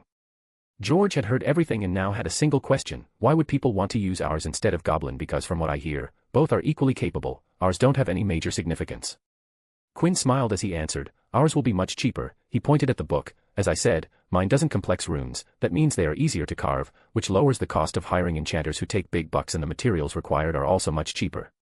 Also, goblins are working in a monopoly. They can decide the price, but if we get in, we can introduce competitive prices and attract people towards us. You have a written proposal? Asked George. Yes, said Quinn, pushing a file towards George, who slid it to Leah, but she didn't pick it up to read. The grandfather looked at Leah to see her eyes closed. Leah opened her eyes and immediately started what she found. Goblins have their high price, which has made not many people buy their services, only. They only work for business and wealthy families who can afford and want to ward on their houses. She pointed at the title of the book. This says home in the title. I'm assuming you already knew about the state of the warding market. Yup, not many people have warded their houses because of the prices. 2/5 of that book is just home wards. Good, she said, picking up the tome and the file, and got up from her chair. I will put these to the test and see how they fare. If they pass the quality standards, I'll start working on the launch. Then under the eyes of Quinn and George, Leah left the room without saying another word, her eyes already reading the file. It seems that she'll be taking the lead on that, said George at being left behind. Though he knew the real reason behind Leah's abrupt exit. I'll also take my leave, said Quinn, standing up. I'm working on special wards just for our home. I'm hoping that these will be stronger than the goblin ones or the ones Leah took with her. Sit down, said George. I have something to talk you about. Quinn observed his grandfather and noticed the sober expression on his face. What is it? He asked. George retrieved an envelope out of his pocket and handed it to him. Quinn observed the letter. It was addressed to George, but seeing that he had given it to him, Quinn took out the letter and began reading it. Abate, spoke Quinn, noting the name in the letter. Abate is my mother's maiden name. Quinn and Leah's mother, Aria West, née Abate, was of Italian descent. His parents had died when Quinn was a year old in an accident. As such, Quinn didn't remember them from the memories, and he himself had never asked about his parents from anyone in his family. 1. From what Leah had told him, Aria was a sweet, kind, soft-spoken lady. She had met Adam West, Quinn and Leah's father, during his stay in Italy, and from what Leah had mentioned to him, it was a sort of love-at-first-sight deal. They had a very short dating period before they tied the knot, and with Leah's description of their parents' relation, they had a happy marriage. But that was the extent what Quinn knew of his biological parents. The Abate family is calling me to Rome. Quinn frowned. We have been to Rome when we went on the world tour. Why didn't I meet them that time? Your mother's family is heavily patriarchal. They don't give their women much power. When your parents came to me and your grandmother with the news of them being engaged, I did some digging. The Abate family have a heavy history of using their daughters in political marriages. They weren't happy when your mother ran away from home to marry your Adam, more so when Arya refused to provide them access to our resources. It turns that Arya didn't like her family very much. They also sort of offended Leah when she visited them with your parents and then again after she went there alone after their death, sighed George. She didn't want you to meet them. When we were in Rome, I complied with her wish and kept you away from the Abate. And now, asked Quinn. Given that you're no longer a kid, it's right for you to decide if you want to meet them. Leah, of course, still doesn't like the idea. That's why she left so abruptly. What about you? I don't really have an opinion, shrugged George. I'm not delusional to believe that this is an attempt to mend family tide. They're probably thinking that now that you're getting older, they will try to build a relationship with you and develop with years so that when you're old enough, you'll provide them with our resources. Ah, I see. So what do you think? Should I accept? There's no harm in going to visit them. You can have them butter you up for a couple of weeks before returning. Quinn hummed and began giving it a thought. Should he go or not? I can use a break, he said. It will be nice to spend some time in Italy. All right, let's go meet my mother's family and spend a vacation on their dime. If that's what you, smiled George, then I'll make preparation. A/N. Edit, Arya West is Italian and not French as mentioned before. I got myself confused. So, Quinn is half Italian, quarter French, quarter British. Quinn West, MC, Italy, here I come. Leah West, elder child, doesn't like her mother's side of the family. George West, grandfather, another reason he doesn't like goblins. Arya West, late mother, ran away to marry. Adam West, later father, I'm a West, not a Wayne. Chapter 194, Italy, I'm here. The shopping area located in London, England, consisted of Diagon Alley, a play on diagonally, Horizon Alley, a play on horizontally, Nocturne Alley, a play on the word nocturnally, and finally, there was Vertic Alley, a play on the term. Vertically had to do with every building in the alley having multiple floors above and below the ground. Within Vertic Alley stood a long-time restaurant, the Circus, proudly serving the magical population of the British Isles for over 100 years. The restaurant was divided into 3 levels, the base level, 3 floors just above the ground open to any and everyone who would want to dine delicious food, the bottom level, 3 floors providing to the shady members who required privacy, and the top level, 3 levels catering to the needs to rich and wealthy with more personalized services. On the top level, 2 men sat facing each other in a private booth. Thank you for agreeing to meet with me, Mr. West, said Dumbledore, sporting his trademark long white beard and hair and half-moon glasses. George wordlessly nodded as he mixed a spoonful of red crystal sugar into his tea. After getting so many letters, both via owls and Magifax, he decided to grant Dumbledore a meeting. What is it that you want, Dumbledore? He asked. I wanted to talk about getting your help and support, said Dumbledore. Now that Voldemort has returned, your support could be essential to stop his rise. That is assuming that the Dark Lord has returned. You and your faction have been actively spouting about his return. Constantly. It was fine for a while, but now, it is just plain annoying. You know it as well as I do that the Dark Lord has returned. George hummed, there has been some chatter. Then you know if he is to return, we are on a path to another war. I am aware of that possibility. You know who will start his conquest once, and if I know anything about him, he'll be more aggressive this time around, more brutal, more ruthless, more cunning. That's why I'm asking for your help. If you would support our cause, then it would be of help to keep Voldemort away from taking over. When you say your cause, what do you exactly mean by it? Dumbledore paused for a moment at the question from George. His mind went through the reason behind it. In Wizengamot and the Order of Phoenix. The light faction in your little vigilante group, said George translating, you know very well that the rare times I participate in Wizengamot, I tend to align myself with the interest of the Grey faction, and your little personal army while had been a crucial player in the war, isn't very efficient. I would be much more inclined to fund Amelia Bones and her Oris office than you. West, I insist that we portray a united front against Voldemort and his Death Eater, said Dumbledore. With your help, we could pull the Grey faction to our side, ensuring that Voldemort won't be able to pull new blood from the Grey Collective. Tell me, Dumbledore. What was my stance in the last war? You remained neutral. The West family didn't support Voldemort, but neither did they do anything to oppose him. And, then you took your family and fled the country just before the war reached its peak. Exactly. I don't want to get involved in this war, Dumbledore, said the West Patriarch, but before Dumbledore could interject, George continued, how about this, Dumbledore, if you discard the non-lethal policy your vigilante group follows, and employ lethal or even semi-lethal spells against Death Eaters, then I will provide resources to your little group. It was a well-known fact that while Barty Crouch Sr., who was now missing and many thought him to be dead, in his tenure as the head of DMLE had managed to get his Aurors and hit wizards a license to kill, torture, and control by allowing them to use lethal and unforgivable against Death Eaters.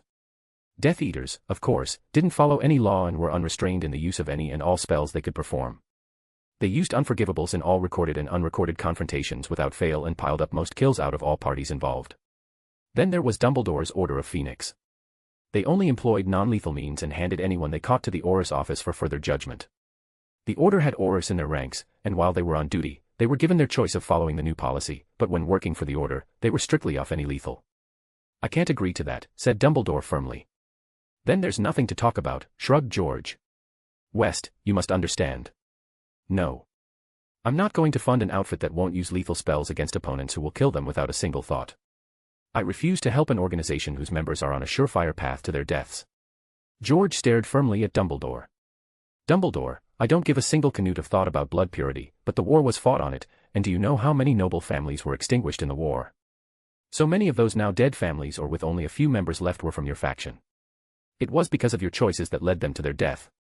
George reeled back and picked up his teacup once again. If I'm to risk my family by taking a side, then it better be a side that is actually trying to make a difference. Dumbledore remained silent. As George had so firmly stated, the Order of Phoenix was a vigilante group. They didn't have the official authority to use lethal force against Death Eaters, at least not when they were trying to hunt said Death Eaters. I can't, he said. Then any talk of me helping you with my resources is out of the question. Voldemort will come for Hogwarts, said Dumbledore, trying to pull on an emotional slant. I'm sure you will be able enough to protect Hogwarts, Dumbledore. I've complete confidence in your ability to defend our shared alma mater from the big bad Dark Lord. While George had fond memories of Hogwarts, he wasn't that attached to it. Even when your grandson is inside. George sighed as he set down his teacup. Why did you have to bring Quinn up? Your grandson is an anomaly. He's what one would see as far away from your average student, but if there's one thing I do know about him is that he loves Hogwarts. So what? If you ask him to leave Hogwarts, knowing that Voldemort might strike in the next 2 years, will he leave? George stared into his steaming tea. Both he and Dumbledore knew the answer to that question. You know Quinn won't leave, Dumbledore answered for George. What do you want, Dumbledore? We both know that you won't let my men inside the castle grounds, and in case Voldemort does strike, I can't do anything from the outside. That's all right, said Dumbledore. I don't want your men for protection, I'm more than capable of that. What I'm worried about are the children. When Voldemort moves, he will go after the children outside Hogwarts. As such, I want to keep the children inside the castle. I'm sure most parents would agree with it. But for that to happen, I would need money to keep the school running. I'm asking you that if such a time comes, you will help me keep Hogwarts a safe hold for the children. You realize how this conversation just went from you stating Hogwarts will be a target to saying that you want to make that target into a safe hold, said George before sighing. If that's all you want, I can provide it. If you can protect Hogwarts, then I'll keep the school running when the times get hard. George knew the real reason why Quinn wouldn't leave Hogwarts if he asked him to. It wasn't the castle that Quinn loved, but the people inside Hogwarts. As long as his friends are inside Hogwarts, Quinn won't leave them alone. That doesn't mean I can't try to make his friends leave Hogwarts during the time of dangers, thought George, and he wasn't a West if he didn't give it a try. Speaking of, how is Quinn doing? Asked Dumbledore. Has he recovered? His eyes back to normal. In fact, George looked at his pocket watch gifted to him by Quinn. His portkey must have left just a minute ago. Oh my, where? Rome, Italy. Scene break. Quinn opened his eyes to find himself in an empty street. Land marked by red, orange, yellow stone buildings. So, this is Rome, huh, he said. This street of Rome reminded him so much of Oxford, their narrowness, and the tallness of the stone buildings. They sprung up long before the invention of the car and will be here long after the non-magicals were done away with such things. He looked at a faraway corner of the street and found what he assumed to be a gelateria shaped like a fancy chocolate box. A line of locals and tourists alike streamed from the open window, the newest customers walking away with every color of ice cream on the fanciest of waffle cones. The scene was enough to draw a smile from his lips. It was so right out of some children's book, the hue so perfect. The ground is made up of deep gray bricks, and the buildings are the warm tones of sandstone. Against it, the gelateria is pinks, blues, greens, almost bringing to mind a nursery for a baby. I will be eating so much gelato, he smiled. I'm sure you will. Quinn turned to the deep voice and saw a man dressed in a white shirt and black pants leaning against a brownstone door. Mr. Axel Thorne, a smile bloomed on Quinn's face, so you will be acting as my chauffeur once again. The man standing in front of him was his chauffeur at his time in Denmark. He was the part owner of the private security contractor, the Limax Group, a firm owned by the Wests. My job description this time is as your bodyguard. It's the same thing, chuckled Quinn. The adventures of Axel Thorne and Balb East are going to rock the restaurants of Italy. If that's what you wish to do, then I'll accompany you, though I would prefer you keep it to a minimum. Your antics last time made my job much harder. You're still so serious. I told you to loosen up, didn't I? I don't think I'll be able to relax while on duty with you. Quinn smiled before asking, the Abates, my mother's family. What do you know about them, Mr. Thorne? A very old family, one older than the Wests, started Axel as the two started walking. They have been residing in Rome ever since the inception of the Roman Empire, and despite the ups and downs of this region, they have remained a constant. You can say that they are one of the oldest organizations in this country. Oh. That sounds interesting. You're aware of your parents' story, correct? Quinn nodded. Then you must know that Abate didn't like their relationship much. It was because while Wests are highly influential, they are a comparatively young family, and in their eyes. Upstarts. Upstarts. Us, said Quinn in disbelief. To a family which has survived the rise and fall of nations, change of political boundaries, major restructure of cultures, West does seem like upstarts. The family had been around much before the secrecy laws were founded and implemented. The Abates had been involved in various historical events through the ages. That is one way to see it, but Wests are much bigger than Abates. It's all about prestige and history for people like them, said Axel. Sounds boring, shrugged Quinn. The two went through a series of cobblestone alleys, staying away from the crowds until they came to a stop in front of a door that was sloppily slathered with white paint, causing drip lines and uneven clumps. There was even paint on the golden doorknob. Quinn looked at the building in cold cream tan from top to down. This is the building. No, it's not, said Axel as he took out an ornate skeleton key, a type of key that was meant to open multiple locks rather than one. Then shouldn't we operating? Axel looked around before inserting it into the keyhole. He glanced at Quinn and faintly smiled. The West might be more influential than the Abates, but he turned the key and starting from the doorknob, a royal red rippled out taking the place of the white, and the design on the door shimmered in beautiful gold. In Italy, there's nothing bigger than Abate. Quinn watched as Axel opened the door, and instead of finding the inside of the building, what he saw was a marvelous work of Italian Renaissance architecture in the form of a stunning manor at a distance. The grounds around the mansion were covered in beautifully and meticulously maintained gardens and greens. Axel retrieved the key, gestured for Quinn to step inside and outside of the door before following after him and closing the door behind him, and with the click, the red was sucked back into the doorknob, leaving the sloppily painted white door. What was that? Asked Quinn, looking back at yet another white door, a part of a small stone flat-roofed storeroom on the ground. Being residents of this country for so long, the Abates have created an extensive personal network of these doors that are connected with each other. He raised the golden key. These special keys are the triggers for the magic to activate. Without them, the doors are just as ordinary as any other. If I was to make a comparison, it would be similar to a personal fluid network just for the Abates and their associates. Without all the dust and gyration and flames, added Quinn. Axel nodded. Where are we?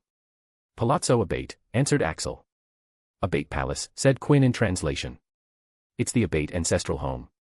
They have been living here since the early 14th century. Generations upon generation Abate have maintained this palace. Yeah, I can see that the building is in excellent condition, though it's not a tough deed with magic. Ready to meet them? Asked Axel. Yeah, let's meet with the people disliked by Leah. Axel glanced at Quinn and realized that the meeting wouldn't be the familial connection that one would expect. As Quinn and Axel started to walk towards the mansion, people were waiting for them, a party of 5 men, 3 middle-aged and 2 young men. Of course, appearances were never an accurate indicator of age when it came to non-magicals. Out of them, 1 middle-aged and 1 young man were standing at the front. The older man was dressed in luxurious and exuberant clothing while the young man was dressed in unadorned yet high-grade clothing while the other 3 men were dressed in uniforms. One of the uniformed middle-aged men stepped forward and whispered something into the ear of the young man. The luxuriously dressed man glanced to his side. What is it? Thorne has arrived with Quinn West. They are about to reach us, said the simply dressed young man. Are you sure this is going to work? Said the middle-aged man, his voice tinged with nervousness. I'm very sure, said the handsome young man, a confident smile on his face. I've planned for everything. By the end of the boys' vacation, we will have the key to everything we would ever need. Can you at least tell me what you're planning? Anything would do, anything to give me peace of mind. You know how I operate. The less you know, the better. The middle-aged man sighed in anxious resignation. If this pays off, it will be absolutely big. But if we fail? I don't fail, the young man cut the sentence. Let's hope you don't this time as well. It was about then when they saw Quinn and Thorn enter their sight. For the first time ever, they set their eyes on Quinn West, who was actively looking at the gardens around, occasionally stopping to admire things closely. "Look at him," said the young man with a smile, "so carefree, so innocent." Seeing Quinn West in front of him did put the middle-aged at ease. It might not be that hard, he thought. But when Quinn and Thorn entered their earshot, the young man's eyes widened, but there were no other changes in his expression. "Hurry, face me and start talking to me," he said, ordering, "laugh some and then immediately leave." Why?" asked the middle-aged man in confusion. The young man stared at Quinn West with a straight expression. His previous impression of Quinn West had outright drained. "West can use legilimency," said the young man. The middle-aged man froze for a second and then hurriedly obeyed the instructions. He turned towards the young man, talked as if telling a joke. Both laughed before the middle-aged man bowed and left. The young man severely stared at the middle-aged man because of the piss-poor performance. But it was fine, it was enough for now. Axel and Quinn finally reached the young man. Axel turned towards the young man and started, "I present to you Quinn West," then he turned to Quinn and introduced, "This is Dolian Abate, the youngest son of the current patriarch." "You can call me Dolian," said the young man in English. Quinn noticed something and commented, "Your accent, that sounds American." The young man's smile widened, "I completed my studies in Salem." "Ah, that's why." "Well then, you can call me Quinn," said Quinn. "Dolian, was it? If I'm right, that's Greek. And it means deceitful." The young man laughed, "What can I say? My father liked how it sounded." "And Quinn, that's Irish. Isn't that a girl's name?" "It's unisex," smiled Quinn. The teenager and young man then laughed together. Quinn West, MC, looking forward to saying, "Mamma Mia," a lot. Albus Dumbledore, headmaster, got his funding. George West, head of Wests, "I will help, but." Axel Thorn, Limax Group, bodyguard, once again. Dolian Abate, Abate family, youngest son. Fiction-only reader, author, it took me time, but this was a fun chapter to write. Chapter 195, Meeting the Abates. Quinn sat in an elaborately decorated lounge inside Palazzo Abate, sipping on a delightful strawberry cream soda. He was sitting across Dolian Abate, who had a slight smile on his face the entire time. "So, Dolian," started Quinn, "I don't know much about the Abates other than that my mother was from the family. I was quite impressed by the door system through which I arrived at the estate Palazzo Abate. Mr. Thorn tells me that Abates have it spread throughout the country.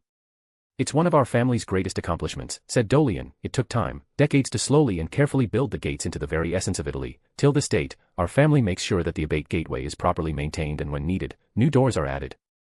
Dolian paused for a second before continuing, "You know that Arya was my sister, right?" Quinn nodded. "When I heard that you were the patriarch's son, I clued things together. My mother was the oldest daughter, as such, your older sister. That makes you my uncle." "That's right, but you don't have to call me that," said Dolian. A faraway look appeared in his eye. "She was my favorite sibling, you know. Arya was the only one who played with me when I was little and was the only sibling to write to me when I was at Salem. She sounds like a sweetheart." "She was an angel, the best of our family," said Dolian, nodding. "You never knew her, did you?" "If I'm correct, you were." "I was barely one." "I'm sorry to bring that up. It must be painful for you." Quinn lightly shook his head. "It's all right. I don't remember my parents." He then again sipped on his beverage and began looking at the symmetry in the interior. Dolian gazed at Quinn. He didn't like his dear late sister's son that much, not since he had found that he could use legilimency. Legilimens, they were scarce even in the world of mind magic practitioners. For every 100 occlumens, there was one legilimens. Even among those who were able to enter the world of legilimency, only a very few were able to get past browsing an unprotected non-magical mind.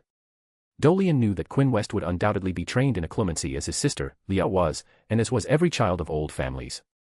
But never would he have thought that Quinn would be a legilimens and. He has trained in it, he thought. The sense he had got was strong, it was too strong for it to belong to an untrained legilimens. This could be a problem, he thought. "How's your family doing?" asked Dolian. "They're quite all right, all of them. Though I would say they work a bit too much, they need to find a good work-life balance. The Wests have been thriving, which means that their hard work is paying off. What can I say, the business is in good hands." Quinn set down the empty glass down and gazed at Axel sitting in the far corner of the lounge before speaking to Dolian. "Are we waiting for someone? If not, I would like to move on with the day. Rome is a beautiful city, and I would like to see what it has to offer." Dolian felt pride about Quinn being so excited about seeing his hometown but didn't know how to think about Quinn wanting to leave Palazzo Abate so soon after his arrival. But before he could say something, the door to the lounge opened, and an old man dressed in traditional robes entered. He had a cane in his hand, but other than that, he looked healthy for an old man. Buon giorno, good morning, said the old man to particularly no one as if it was a habit. He must be really old. He's clearly much older than grandfather, thought Quinn.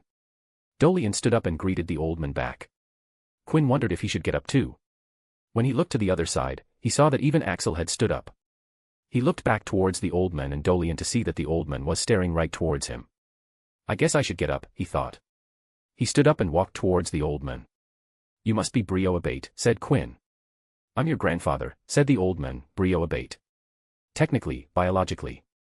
This man was his late mother's father and the head/patriarch of the Abater family. You're my grandson. As I said, biologic. The old Brio suddenly grabbed Quinn by the back of his nape and performed with a zealous double-cheek kiss.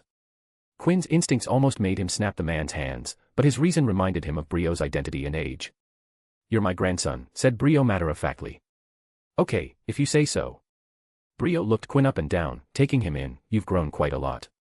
The last time I saw you were but an infant. It was before Quinn's parents' death. You have grown up to become quite a fine boy. I have heard about you. Your work, last year at your school, was mighty impressive. It was, wasn't it, smiled Quinn, but all he could think was when Brio would remove his hands from the back of his nape. You're still wet behind your ear and already doing so well. The future of Wests is bright, said Brio, finally letting Quinn go. My sister is the future of the Wests, said Quinn, I'm just having fun at school. Rubbish. If rubbish means superb, excellent, outstanding, then sure, it's rubbish. A girl can't handle an empire as big as that of Wests. Leah can, she can handle it better than my grandfather. Better than my father ever did. And most definitely better than me. The young and old stared at each other. Neither was willing to back down from their beliefs. I do not agree with you, boy. But I like you, family is more valuable than anything else, said Brio. I also disagree with you, I've no opinion of you yet, but I do agree that family is important, replied Quinn. Dolian decided to interject into the conversation and spoke. Quinn said he wants to go around Rome to see the sights and the people. Of course, the boy can go wherever he wants, laughed Brio, but not before we have lunch together. Everyone wants to meet him. All right, let's have lunch, smiled Quinn. As they were about to exit the lounge, Quinn felt a hand on his shoulder. He turned to see Axel, who leaned in close and whispered, we will go out after 5 in the evening. We don't have to wait that long, said Quinn, we can wrap the lunch up quick and go for the rest of the day. Axel stared at Quinn for a second before speaking up, you obviously don't know much about Italian meals. What? Scene break. It turned out that when a large number of Italians gathered, especially if it was a family gathering, the meal went on for a very long time. You were wrong, whispered Quinn into Axel's ear. The bodyguard leaned in and whispered back, what do you mean? As things are going, we're not going to leave here by 5. They are just excited to meet you. That's an understatement, said Quinn looking at the sheer amount of people sharing the long dining table with him. Suddenly a heavily Italian-accented English called out to him. Quinn turned to see a beautifully dressed middle-aged lady with a very homely feel standing beside him with a plate. Quinn dear, you should eat more. Here have some more, she said, replacing his empty plate with another one. On it was another serving of the main course, agnello e scotadito, which was grilled lamb ribs in English. Don't mind if I do, smiled Quinn and dug in. Only the people close to him knew how much Quinn ate. His appetite was unusually large for someone of his size. His daily magic usage made it so that he needed to eat a lot to replenish the energy he had spent. The lady was happy with Quinn digging into the food. But then she gasped and giggled when a pair of hands circled around her waist. The boy appreciates good food, said the man to whom the hands belonged. His voice contained boisterous laughter. He was a tall man with a portly belly, his brown hair were swept slick back. He wore a printed shirt, with the top few buttons open, clearly displaying his hairy chest. The man was Cesare Abate, the oldest son of Brio Abate, and the homely lady was Bianca Abate, Cesari's wife. Brio Abate and his wife Francesca had 5 children, 3 boys and 2 girls. This family line was the main family with Cesare set up to inherit the patriarch position after Brio abdicated his seat. Besides Brio's sons and their family, a few other non-mainline Abates lived in the Palazzo Abate. And Quinn had to say despite his initial intention of not being cooperative with the family, he found most of the Abate family charming and jolly people. If he ignored the family's clear patriarchal structure, the Abate family was just one big joint family. So Quinn, what are you planning to do with your time here? Asked Cesare. First of all, I'm going to the Colosseum, St. Peter's Basilica, Castel Sant'Angelo, Ponte Sant'Angelo, Trevi Fountain, the Pantheon, and other sites, said Quinn stating his plans. And, I'm planning to see if the Greek and Roman divinity were simply figments of imaginations, or if they were real magicals turned legends, or perhaps if they by off chance were real divinity. "Ah, I have heard about your liking to magic," said Cesare before he wiggled his brows. "How about we do some more fun things? What do you say?" Ouch, he turned back to see Bianca standing there with her wand in hand glaring at him. "Ease it, woman." She had just shot well placed a pinching hex at him. Bianca humphed before walking away.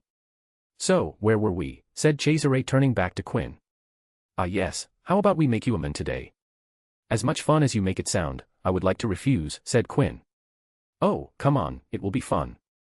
"Cesare, stop trying to persuade Quinn to join you in your dalliances," a firm and deep voice with a heavy tone of displeasure. Quinn turned to see a tall man, and unlike Cesare, he was dressed impeccably in wizard robes. He could, though, see the strong resemblance the men had with Dolian and Cesare. He was leaner than the fat Cesare but bulkier than the wire-thin Dolian. The man was Brio Abate's second son, Matteo Abate. He turned to Quinn and spoke, "Your enthusiasm with magic is admirable, Quinn. Not many people with our gift truly appreciate it." "Thank you," said Quinn. "I take that you're also in a field of magic." "Not at all. I don't have the talent for magical excellence. My calling is something else." "Well, I welcome your appreciation for the thing that so many take for granted," said Quinn. The thing about magicals was that not many actually wanted to research magic. It was a power that the majority of the magical population on Earth didn't really take as seriously as Quinn did. It was a natural part of their lives that they made it more accessible, and as long their magic was able to perform those daily tasks, not many people wished to improve upon it. Such was human nature, they didn't have the desire to go beyond as long as they were comfortable. That's why many who went beyond in magic than the others had one common trait: they wanted to improve in their chosen craft/profession and thus utilized the gift of magic to accomplish that. For example, George and Leah. They weren't that much interested in magic, but they were interested in business. So even though they weren't interested in magic, they used it to improve their business handling abilities.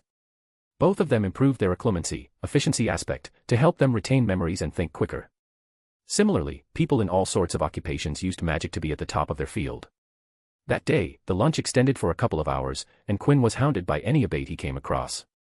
It seemed they were very interested in Aria's boy and how he turned out. Quinn had scanned the minds of those with weaker occlumency, and most of them were very disappointed that the child of the runaway girl, Aria, had turned out so well. "I wonder what Ari's mother was like when she was here," he thought. Quinn leaned towards Axel and spoke, "We will start the tour tomorrow, Mr. Thorne."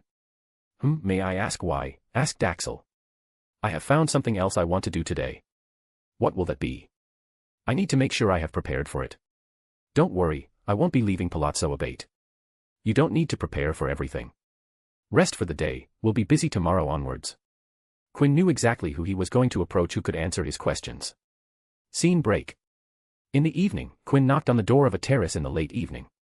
The large terrace was decorated with beautiful plants, they were in pots, a lot of them sat on the floor, and there were many which floated off the ground all around the terrace. "Come in," said a voice. Quinn entered the balcony, and to the right, he saw a mini-roofed patio with a single swing bench on which sat an old lady with knitting needles and wool in hand. She turned her head, and surprise crossed her face when she recognized him. "Quinn, what are you doing there?" "Come here," she said. Quinn nodded with a smile and made his way to the roofed patio. "Grandmother," he said.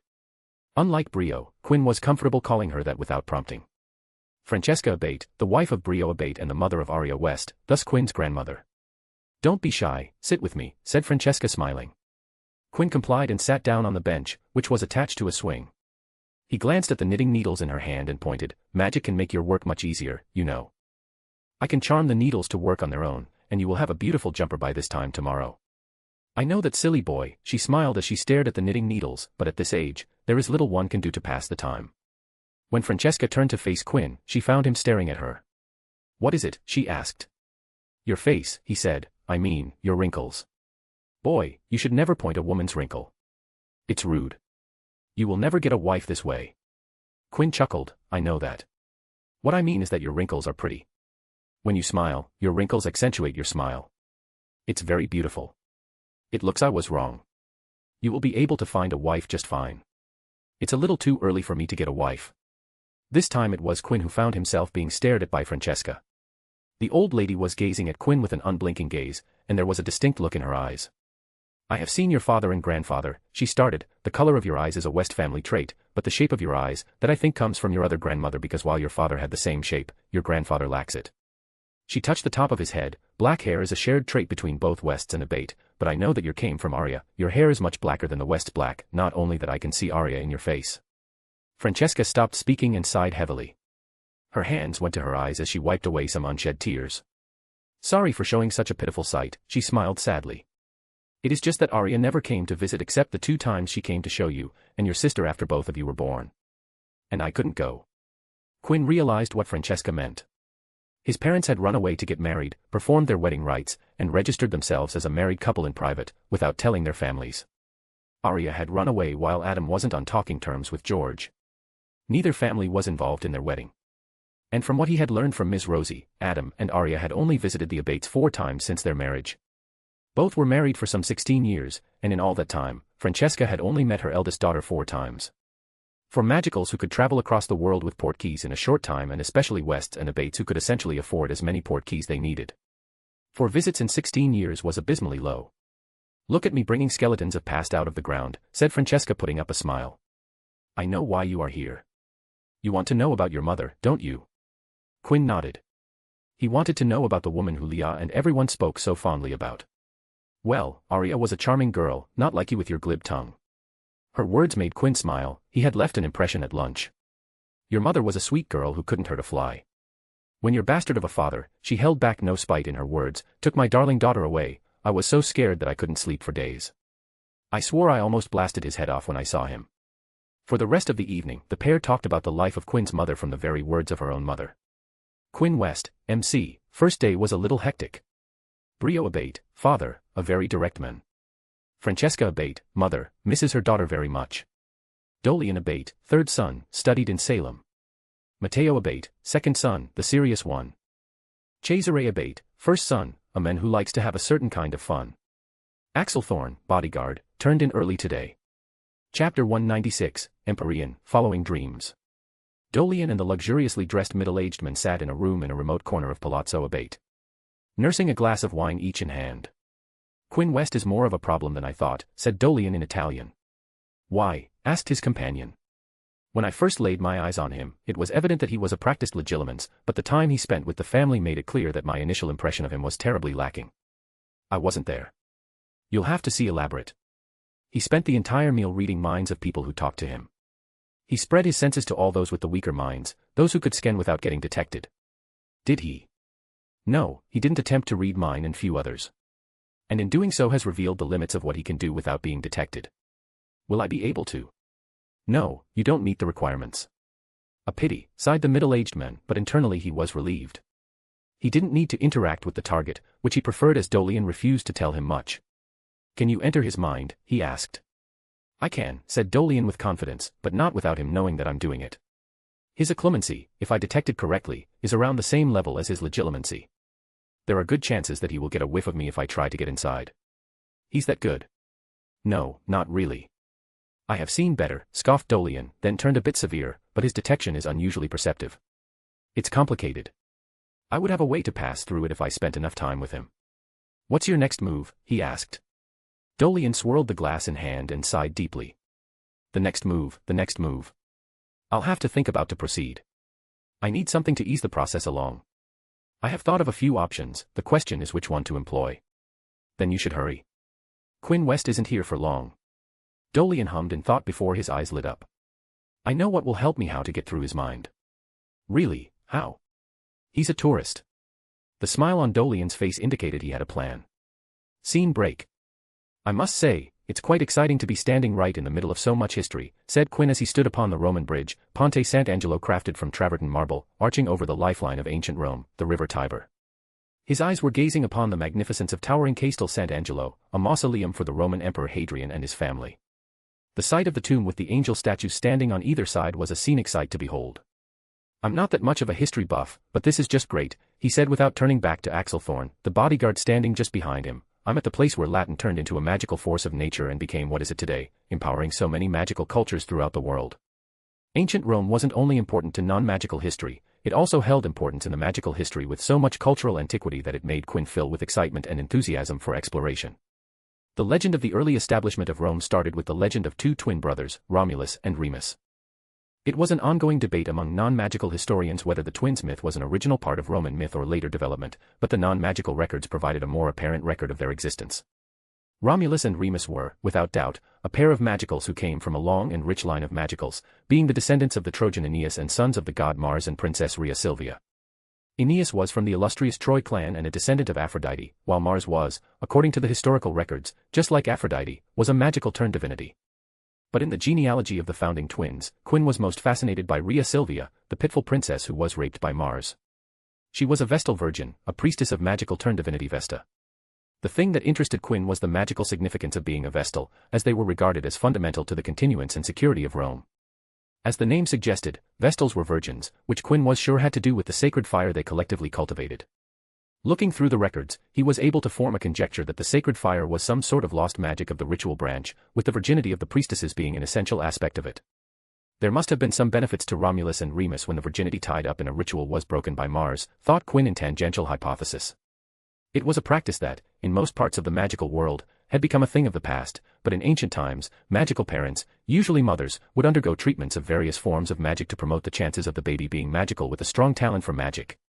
And while Rhea Silvia never went through such things because of her vow of chastity, her role as part of a statewide ritual might have had similar effects. Mr. Thorne, did you know that Romulus and Remus' uncle had ordered the twins to be drowned after he usurped power from their grandfather? But the twins were secretly spared and drifted in the Tiber River in a basket where they were later discovered by a she-wolf who nursed the twins back to health. Interestingly, I know someone named Remus, who also has an affinity for wolves. An interesting story, Quinn, said the man, not sounding interested at all. Quinn smiled but didn't point it out. Instead, he wondered about the she-wolf mentioned in the legends. Could she be the same species of wolf that I saw in the Forbidden Forest? He thought about the wolves who were descendants of two werewolves conceiving on a full moon night. It was a theory Quinn had no way of proving, but he liked it very much. Quiz time, Mr. Thorne, said Quinn with a beaming smile. When Romulus and Remus founded their city, how do you think they decided which twin was going to be king? If you answer correctly, you'll get chocolate. I don't know, said the voice lacking any enthusiasm. The records say the topic of king quickly became a matter of debate. The debate that Romulus won by killing Remus. I must say, a move I wasn't expecting to see in a debate. Then Romulus went ahead to form the small city of Rome, which would eventually turn into the dominating empire of unparalleled power. In those days, there were no secrecy laws, as such, the magicals roamed in the open. And while he enjoyed the story of the creation of Rome, he wasn't interested in Romulus and Remus. Throughout history, conflict has been a great motivator of growth and innovation. To improve in the harsh times, the human mind had shown itself and had come up with pretty fascinating stuff. On the other side of the coin, the times of peace and prosperity promoted elegance and intricacy. This country has a rich history, Mr. Thorne. They have seen glorious ups and disastrous downs. Let's see what that history can do for me, he said before turning to Axel. Where's our guide? This is Italy, was all Axel said. Quinn blinked a couple of times before it hit him. Chronemics, the study of the use of time and the way that time is perceived and valued by individuals and cultures. Yes, I came across it during one of the short uneventful stints with the study of the larger subject. Interestingly, chronemics means much more in the magical world than it does in the non-magical. Italy was a polychronic culture. Polychronic cultures have a less formal perception of time and are not ruled by specific calendars and schedules. Meaning in Italy, if the time to meet was decided to be at 11, it wasn't strange to see the person arrive half an hour late. You guys are early. Quinn and Axel turned to see the speaker. And speaking of the devil, it was their guide. Dolian, thank you for taking the time to show us around, said Quinn smiling. I'm excited to know more about your homeland and am looking forward to using the Abate gateways. They are quite fascinating. Dolian smiled as he fished out a blood-red skeletal key. It was different from the gold key that Axel had with him. From what Quinn could speculate, the blood-red key was some sort of master key only available to Abate family members, while the gold key was a guest key of types. Let's go then, smiled Dolian. Scene break. Dolian leaned against a pillar with bookshelves on both sides, watching Quinn running his finger through the spines of the rows upon rows of Latin magical books. They had already been through 3 different bookstores in Rome, and from what Dolian knew, Quinn had plans to visit tons of bookstores all around the country. He looked to the other side to see Axel Thorne keeping an eye on everyone passing by. Dolian pushed himself on the pillar and walked towards the bodyguard. Is he really like this? He asked, jutting his chin to Quinn. Thorne watched a guy pass through before finally answering, as you already know, I guided him through Denmark. In all that time, he went through any bookshop I could take him to and others he somehow found on his own. I will suggest that you be ready to translate for him. Quinn will make you talk to any person he finds interesting, and those he finds interesting can be a strange bunch. Dolian looked back at Quinn to find that he had taken out a strange book with a protruding screaming face sticking out of the cover. The look on Quinn's book was of extreme fascination. So, he's bookish, studious. He's clever, cunning, quick, skilled, said Axel in reply. Dolian continued to stare at Quinn. Various thoughts went through his mind. He turned to Axel and said, "Tell me more about him," he said. Quinn made his way through the bookstore, his eyes reading the rich collections of Latin works. The Roman Empire was the distributor of Latin through a wide area of European content, and after that, the British spread the magical language once again through the aggressive colonialism of the various colonies worldwide. He had only browsed through some of the books here, but he already knew the works here were one of the most exquisitely written pieces of Latin he had seen in a while. As he was perusing the titles on the spines of books, he found one that made him stop in his tracks. It was a non-suspecting brown 10 book without any unique features, but its title interested him. The Theory Behind the Magic of Constructs. Constructs, he murmured as he picked it out of the row, constructs, constructs, constructs. He opened the book and began reading. As the book described them, magical constructs were tangible manifestations created through molding magic and turning it into a unique malleable material that could take on a wide variety of physical properties. In fact, the author went as far as to say that with enough expertise and knowledge about magic and physical matter, the user could give the material any physical property that desired. The usage of the unique magical material was quite simple. It could be shaped into all sorts of forms, tools, objects, weapons, and other items. The name that the book provided to the material was Empyrean. Quinn snapped the book close with a nonchalant expression. I can conjure any object I like, there's no need for a modifiable material. He placed the book back into its place and began walking in search of something else that caught his eyes. But not 2 steps later, his feet halted. Quinn stood in his place for a good half-minute before he turned back and gazed at the book. The previously ordinary book was now the center of his attention. Quinn walked towards the book, once again took it out, and stared at the cover for a good while. His eyes went up at the row from which he had taken the book out, and contrary to his expectations, the book in his hand was the only one on its topic. He checked every other book in the row, shelf, section, but he couldn't find a single mention of magical constructs or Empyrean. Dolian, he called out. The third son who was engaged in conversation with Axel looked towards Quinn to see his nephew beckoning him. Yeah, what is it? Asked Dolian, reaching Quinn. Quinn handed him the book and spoke, Ask the manager or owner of this place to tell me where I can find more books on this topic. Quinn, Dolian, and Axel made way to the manager, where Dolian asked him Quinn's question and acted as the translator. The manager looked at the book before going in deep in thought. She asked them to follow her, and they went to various spots in the store, but they went empty-handed. The manager says that this must be the only book she has on magical constructs, said Dolian in translation. What about Empyrean, does she have anything on that, said Quinn. Dolian communicated. The manager turned to Quinn and shook her head. She says that she doesn't recognize the word, said Dolian. Quinn looked down at the book in his hand before raising it to the manager, Tell her I want to buy this. A few minutes later, Quinn came out of the bookstore with the Theory Behind the Magic of Constructs in his hands. His eyes were still on the book, and there was a feeling in his heart. This is it, he thought, this is what I'm going to take home with me. Quinn didn't know why, but the book in his hand called out to him. He had barely read a paragraph of the introduction, but despite that, he was sure that this was the discovery, the highlight of the trip. I have to find more of this, he murmured before turning to his 2 companions. Gentlemen, we are going to be busy from now. It's time to go on a countrywide bookstore crawl. Axel and Dolian looked at each other, and Axel shrugged. The bodyguard turned to Quinn and took out a roll of parchment. I have a list of prominent bookstores he had already prepared. Excellent work, Mr. Thorne. Let's get something to eat, then we will get to work. Axel once again nodded and told Quinn about the restaurant he had reservations at while Dolian stared at the duo. Scene break. A week passed, and despite his efforts to find books on magical constructs or Empyrean, Quinn could only find a couple of books after scrying Rome and the neighboring few cities. It was that either the topic was about to become a lost magic or wasn't explored enough to gain enough attention from practitioners and authors. Another disappointing day, sighed Quinn as he walked through the corridors of Palazzo Abate. He stared out a window, and the bright moon hung, giving the stars its company, putting their collective shine in the canvas that was the night sky. His eyes absent-mindedly roamed, and he had to say that the palace was absolutely massive. It was at least thrice the size of West Manor in terms of square footage and was thrice as long in height. He made his way through the memorized corridor and arrived at the place he had been visiting since the very first day. He arrived at a door that opened up to a terrace and stepped outside. Grandmother, I'm here, he said. He turned, expecting to see Francesca, the sweet old lady with a mouth that could make even the most open people blush, sitting on the bench swing, but was surprised to find that his maternal grandmother had company. Why are you standing there, boy? Come sit, said Francesca. Quinn walked toward the covered mini patio with his eyes fixed on the girl his age sitting beside Francesca. You are Sarah, right? He knew the girl. She was Matteo Abate, the second son's daughter. Sarah Abate nodded. She was tall, had a brunette, long curly hair, which was different from the usual Abate black. Quinn took out his wand and conjured a barstool to sit in front of Francesca and Sarah. "The girl wants to ask you some questions," said Francesca. "Sure, I will answer anything I can," said Quinn in reply. Sarah remained silent for a while before she finally speaking up, "I want to become a teacher." Quinn waited for her to continue, but Sarah didn't and instead glanced towards Francesca, who didn't say anything. Quinn gazed at Sarah, thought for a minute before looking at Francesca, who nodded this time. "You want to become a teacher, but Abate women don't work." "That's it, right," said Quinn.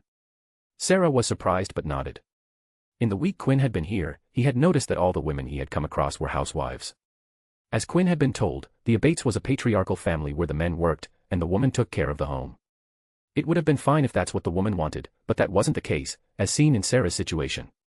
She wanted to talk to someone her own age, said Francesca. "And you don't have a problem with this?" asked Quinn. "I don't," said the old grandmother. "I never had a problem with how things were, but the times have changed. If Sarah wants to work, then she should be able to." Then she smiles bitterly, "But I can't help her." "I see," nodded Quinn before gazing at Sarah. "Are you serious about it?" "Yes," said Sarah firmly. "Have you talked to your parents? Do they approve?" "No, they don't." "All right then, that's that. You have to understand that you don't require your parents' approval. To begin with, the success of your goal is not contingent on your parents' approval. Unless your parents are cutting you off, like throwing you out of the house or cutting off your allowance." "I have money saved," said Sarah. "Fantastic," smiled Quinn. "Then the next step is all talk is pointless if there are no results. You have already tried talking, but your parents don't listen. It's time to devote yourself to your goal. Let your results speak for themselves. With each discouragement, use it as ammunition to spur yourself to achieve more results. You want your parents to trust you, so show them why you deserve their trust by bringing your plans to live. It's clear that you will have to move out, which would mean that your parents won't know the merits of your choice unless you show them. For example, when you get your first salary, show it to them. They will understand that the ball's in your court, and there is no need to worry about you." Sarah scoffed. "They don't care about me. I won't comment on that. I don't know what your parents think. It doesn't matter if they care about you or not. You can't control that," said Quinn. "The ultimate step to showing the merit of your path is when you indicate that you are still alive, day after day, despite doing what they thought would be immensely dangerous. Or better still, thrive in it. Being happy every day. Being in charge of your life and being clear on your goals and plans. Achieving financial success. Being recognized for your work. Making positive change. Showing that you are a wise adult who can now do well in her life without any intervention." Quinn West, MC, still hasn't got the chance to say, "Mamma Mia." Dolian Abate, third son, he has some plans. Axel Thorne, bodyguard, he's prepared this time. Sarah Abate, has aspirations, got an inspirational talk from Quinn. Fiction-only reader, author, I just wanted to write the last section. Chapter 197, Conspiracies Afoot. It was another pleasant day at Plaza Abate with Quinn just finishing his morning workout and on course to return to his room to freshen up to officially start his day. As Quinn turned to the corridor to his room, he stopped when he heard something from his back. He turned to see Brio and Axel talking with each other. His head tilted as he watched the pair talk with each other. Deciding to see what they were talking about, Quinn walked towards them and greeted the two adults with a smile. "Good morning, Mr. Thorne, grandfather," he said. It turned out that Brio Abate had no qualms about arguing with Quinn every time he had tried to call them an anything other than grandfather. After 2 weeks of almost daily arguments, Quinn had decided that it was a lesser pain to call the men by what he wanted. "So what are you two talking about so early in the morning?" asked Quinn. "Thorne was just telling me how you have been liking it here. I hear that you are barely home." "It seems like you have been having fun," said Brio. "Is that so?" "It has been a busy time. But the beautiful country, fantastic people, and the amazing food help a lot. Time passes quickly in such a beautiful place. You should take it easy. Sightseeing is nice and all, but you should spend some time at home, get to know more of the family."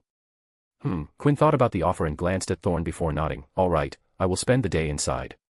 Take it easy for a day or two." Good. "It's important to rest," said Brio before leaving. Quinn turned to Axel and spoke. "It's decided, I will take the day off today. You can take easy for today." "What are you going to do?" asked Axel. "Spend some more time with grandmother, maybe get started with knitting a scarf of my own hand, play some chess with Sarah, most probably give one of the books a good read." Axel stared for a good while before saying, "I will tag along, can't take the risk." "Ah, the lack of trust hurt, Mr. Thorne. And here I thought all the fun time we spent together would have created an unbreakable bond of faith and confidence between the two of us. That doesn't sound right at all." "Well, I'm disappointed by that. Maybe we will develop that bond someday, but for today, I hope you'll enjoy my company. Axel was on his way to get some breakfast, so he left to get something to eat while Quinn would take a shower and get himself ready for the day. As Axel walked away, Quinn stared at him with some thoughts about the conversation. He wanted to go outside and weighed the possibility of fooling Axel to go on a solo day trip across Rome. Let's just stay inside. I can't take the risk of facing my grandfather's wrath after the Triwizard incident. It's better to lay low this time around. I can always come back on my own. Scene break. It was sometime after noon. Quinn sat in his room with the door being locked shut and the windows curtained off. The room was properly lit with the portable MLEs that he carried around with him. In his hand sat the theory behind the magic of constructs. His eyes scanned through the pages with complete attentiveness, gleaming through black letters printed on the parchment to get the nuggets of knowledge. All right, let's see if my understanding is correct, said Quinn, putting the book aside on the king-sized bed and standing up to walk to the clear space in the front. He flexed the fingers in both of his hands. He shook his left hand for a reddish-yellow cord of light appeared out of his palm. It was the cord from one of Quinn's all-time favorite spells, Carpe Retractum. Next, he shook his right hand, and glowing red material rippled out his palm like a liquid flowing out a tap, and instead of liquid pulling on the ground, it retained the form of a rope and coiled on the floor. So this is Empyrean, huh? Muttered Quinn as he stared at the incandescent red color of Empyrean. He then raised both his hands to observe both Carpe Retractum and Empyrean. While both spells were in the form of cords/ropes, Quinn could tell how different they were. He whipped the ropes and threw the other ends into the wall, making them stuck to the wall. This is fascinating. The fingers of his red hand twitched, the red Empyrean rippled, and the rope fell from his hand and pulled down on the floor like a puddle of water. Empyrean. The material that could take on any number of physical properties, said Quinn, his stone-gray eye reflecting the red glow. Fascinating, extremely fascinating. I can replicate Carpe Retractum down to the exact detail, and I can turn it into a puddle of liquid the very next second. What versatility. He dispelled Carpe Retractum and focused on Empyrean. He stood up from beside the puddle of water and raised his hands for the liquid Empyrean to lift off the ground, and under Quinn's molding, it formed a shoddy cube. I still need a lot of practice, this is piss poor, he muttered, looking at the cube, which looked like it was about to break down. If another user of Empyrean heard Quinn, they would manifest a bat made from Empyrean and hit him until he was crying for help. The audacity to call his performance poor when people couldn't produce Empyrean for the first couple of days. Quinn continued to stare at the Empyrean as the material trembled into various shapes under his command. He looked back at the book sitting on the bed and smiled. We are going to have much fun, a lot of fun, he then started laughing. The sphere made from Empyrean started to jiggle more and more with Quinn's laughter and suddenly exploded straight into his face, and it seemed that Empyrean had taken the physical properties of paint as Quinn's front side was covered in glowing red. But before that, I have a lot of work to do. Scene break. The largest magical market of Italy was hidden in the heart of Florence, the birthplace of the Renaissance, and has been called the Athens of the Middle Ages and capital of the Tuscany region. The market was famously known as the Pisan Row and was the Italian equivalent of British Diagon Alley and its adjoining market lanes. Situated inside Pisan Row was a store called Rare. A quaint little shop with a front shop much smaller than the back area of the shop, the place where the magic happened. It was an apothecary specializing in medical potions and was a famous potion shop, providing its services to many magical hospitals. Mario. Amity needs 10 crates of fire seed potion. And they needed it yesterday, yelled a gaunt man in Italian with sunken cheeks and pale skin that looked like it hadn't seen daylight for days. We don't have that prepared, yelled another voice sounding anxious. The owner of the voice peeked out from a corner to show a man with a sweaty face. Nerio Polo, the gaunt man, was the manager of the Rare and the apothecary's head potion brewer, while the other man was Mario Spagnolo, one of the other potion brewers of the store. Then get your ass up to a cauldron and start brewing because if I don't lay my beautiful eyes on a crate full of glowing orange, you better forget the weekend off you were begging for. Mario sputtered at the threat and ran to get the batch of potions working with tears in his eyes. He was looking at another all-nighter. A stunning olive beauty peeked from the outside and yelled at the men working inside, "Shut your damned mouths. It's leaking outside, and customers can hear it. I'm not going to lose my commission because you men can't behave like civilized people." Even though Rare mainly tended to hospitals, they had a healthy amount of individual customers, and the olive beauty Antia was a front desk seller. All right, we will be quiet, said Nerio Polo. You better be, said Antia and then stacked off back outside. Nerio Polo grumbled in a low voice after Antia was out of earshot, only if that woman wasn't good at what she did. He turned to the potion brewers under and yelled just enough so it wouldn't get out of the back workshop, "Move your hands, keep those cauldrons hot. I don't want to see a cauldron off fire if it isn't being scrubbed." Nerio. Antia came back in. "What is it, woman?" "I didn't yell." "Abate is here," she said. Nerio got up from his chair at once. "Dolian is here, but he isn't supposed." "Yes, I'm here, Nerio," said Dolian in Italian, can't I just be here to visit a friend? You can be, but... Dolian stepped forward, and two more people, one teenager, the other adult, entered the back room. Nerio, being in charge of the brewing back room, didn't like unknown people entering his domain. Who are they? He asked.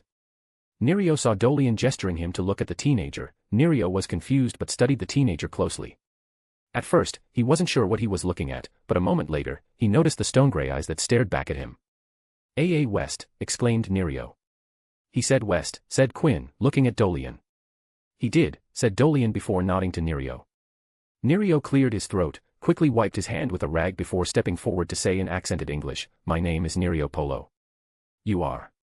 "I'm Quinn West," said Quinn, introducing himself, "and you, Mr. Polo, are the manager of Rare, an apothecary owned by my family, but you already know that."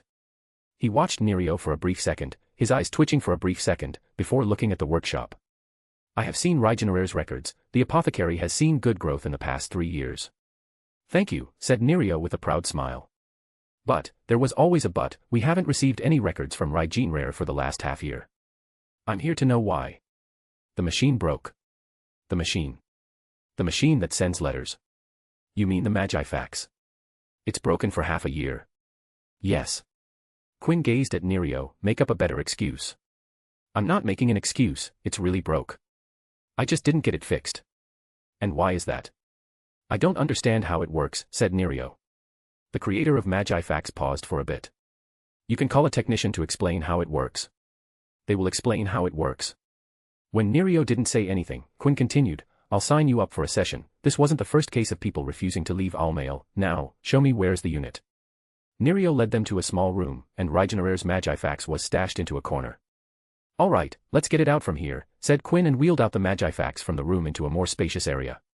Dolian leaned towards Axel and whispered, "What's he doing?"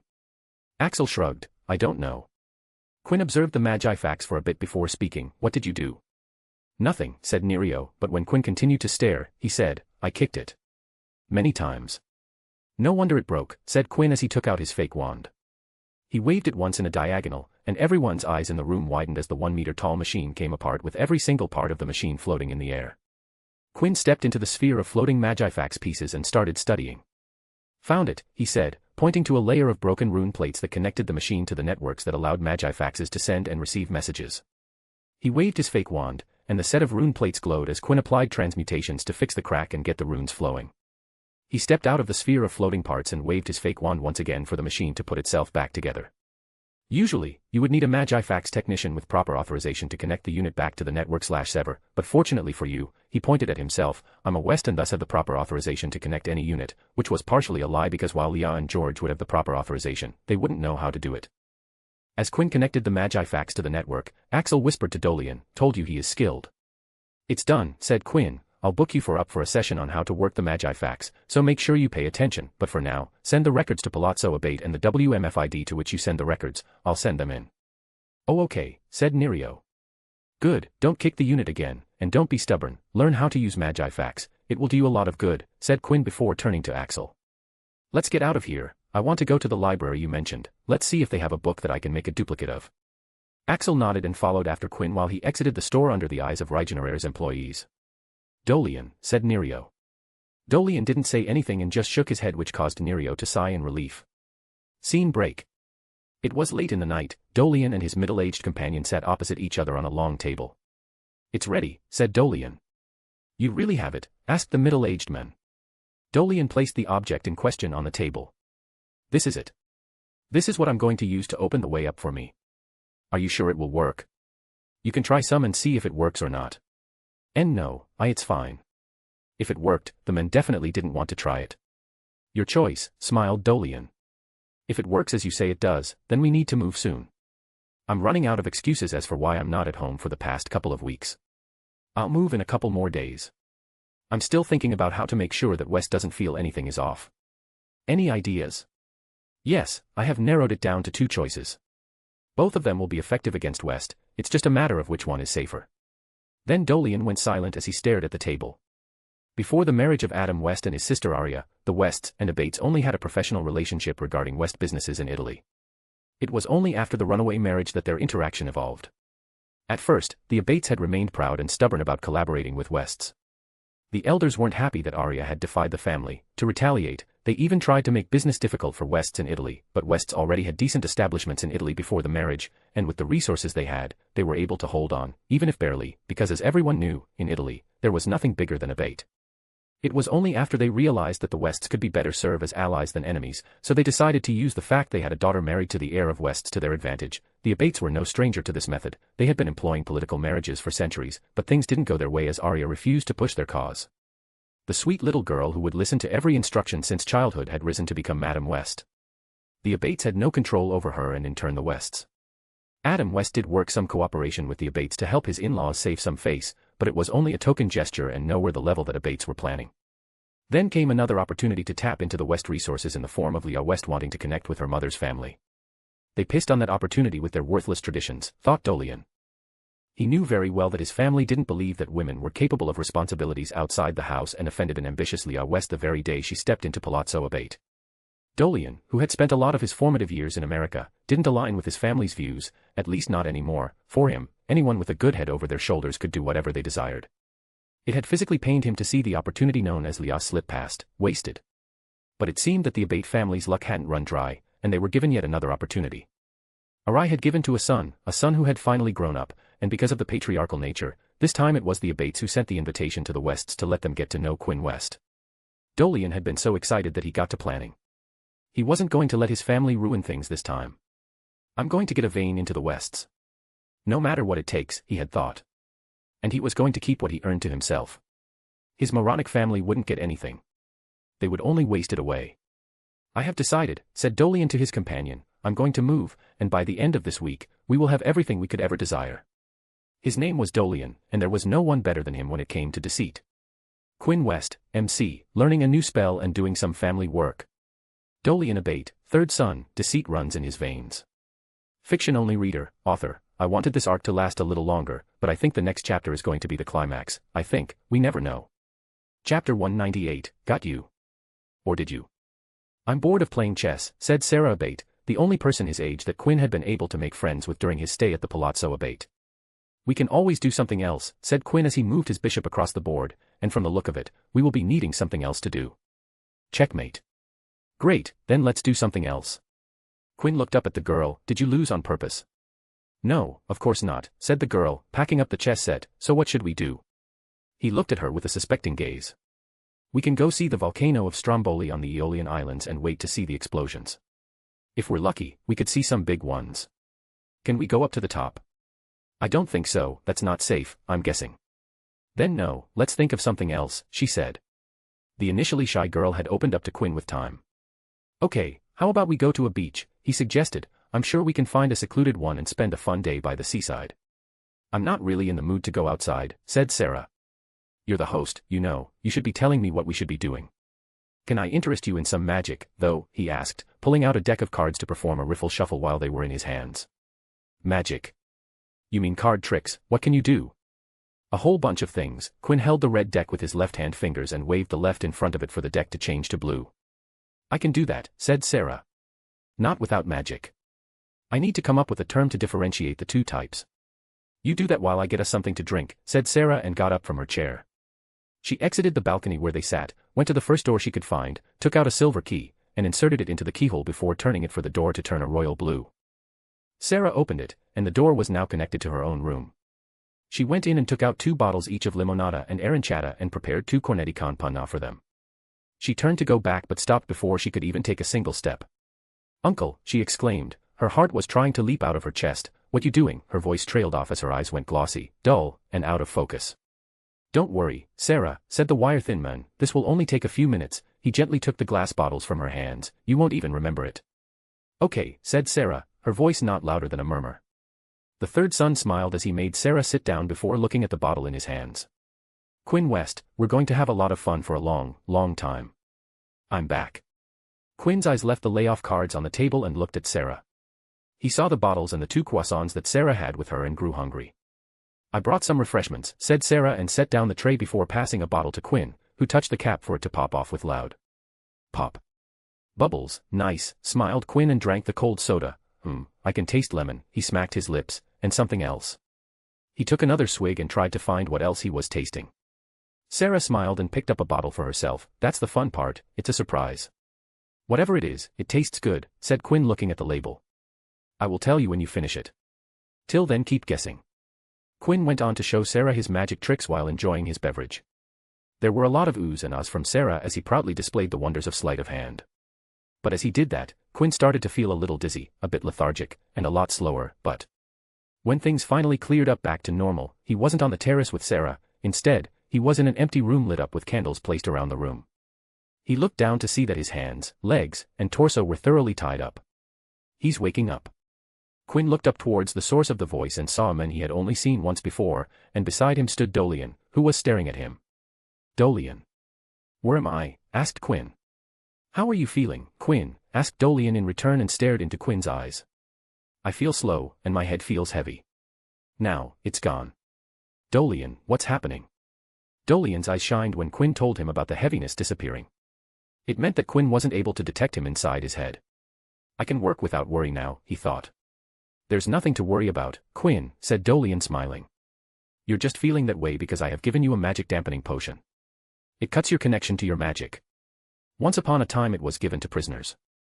He had given Quinn a unique blend of magic dampening potions that not only did its original function but also put the target into a hazy state. That sounds interesting. Why did they stop? It is interesting, smiled Dolian. You don't need to worry about why they stopped. A strong wind made the windows shake and shudder, making Dolian's middle-aged companion quake in surprise. He turned to Dolian and asked, Are you sure the bodyguard isn't going to find out? Axel doesn't stay by his side while he's with Mother or Sarah. As long as Axel is concerned, Quinn is currently with Sarah. He won't be interfering with this, and even if he does decide to check on him, we will be done by the time he finds him. A smirk made its way to Dolian's face. When he questions Quinn, the kid will say whatever we want him to, and Axel will believe it because of Quinn's actions in Denmark. Dolian then turned to his companion and sighed, You're speaking too much. Why did I ever think that it was okay to get you involved? You have been absolutely useless, he smiled. I know why. You're my puppet after all. What are you saying? Asked the middle-aged man. Dolian raised his wands, and as the tip glowed with a dirty yellow, the middle-aged man's eyes went blank, all expression drained, and the man seemed to have become something like a puppet. Dolian turned to Quinn, who was swirling his head as if not being able to support it. Quinn, he called. Yes, said Quinn, looking at Dolian with out-of-focus eyes. Do you know this person? Dolian pointed to the puppet-like man. No. You should get to know him, he's my puppet. Well, he's my first cousin, Antonio Abate. And soon you're going to become his brother, so it's essential that you two get along. He smiled and then chuckled. I don't think it will be a problem with getting along. I can just make you two get along. He turned to Antonio Abate and spoke, Go out and keep a lookout to see if there is someone who comes looking. Inform me if you see someone. Antonio mechanically nodded and turned to walk towards the door. Now, where were we? Dolian turned back to Quinn. It's time to get you. His words died in his mouth. The sight in front of him made his heart skip a beat. The chair was empty. Where? Where is he? It's fascinating, you know. Dolian turned hastily towards the voice and saw Quinn with his hands behind his back standing in front of a still Antonio, staring at the man. Antonio Abate, you said was this man's name, said Quinn, snapping his fingers in the face of Antonio. This man has become an automaton. And you say that you did this to this man. He turned to face Dolian. If I didn't know a thing or two about you, Dolian, I wouldn't have believed it. Even now, I'm having a little difficulty believing that you are the cause of dead Antonio's current status. How? Asked Dolian and slowly walked behind the chair Quinn was previously sitting on. What do you mean? How? You know what, said Dolian, his hand slowly creeping towards his sides. Magic dampening potion, said Quinn, who was now waving his hand in front of Antonio, a terrible, terrible potion. As you stated, it cuts or weakens connection to magic. Quinn tilted his neck towards Dolian with a smile, and as it so happens I have taken magic dampening potion in the past. Huh? What? Quinn didn't reply and simply raised his hand towards Dolian, and a bolt of white spell lightning of Phil Bodybind zapped towards Dolian, who had been trying to sneak his wand out, had his hand on his wand, so he whipped it out and slashed it to swat the spell away and was successful in doing so. Or so he thought. Dolian felt a paralysis crawl through his fingertips, traveled up his arm, and before he knew it, his right upper body was completely paralyzed. Dolian could only watch as another white spell light zapped his as his wand lay in his paralyzed right hand. Quinn then manipulated Dolian's body and strapped him to the chair he was previously bound to before releasing him of the temporary paralysis but not before taking Dolian's wand from him.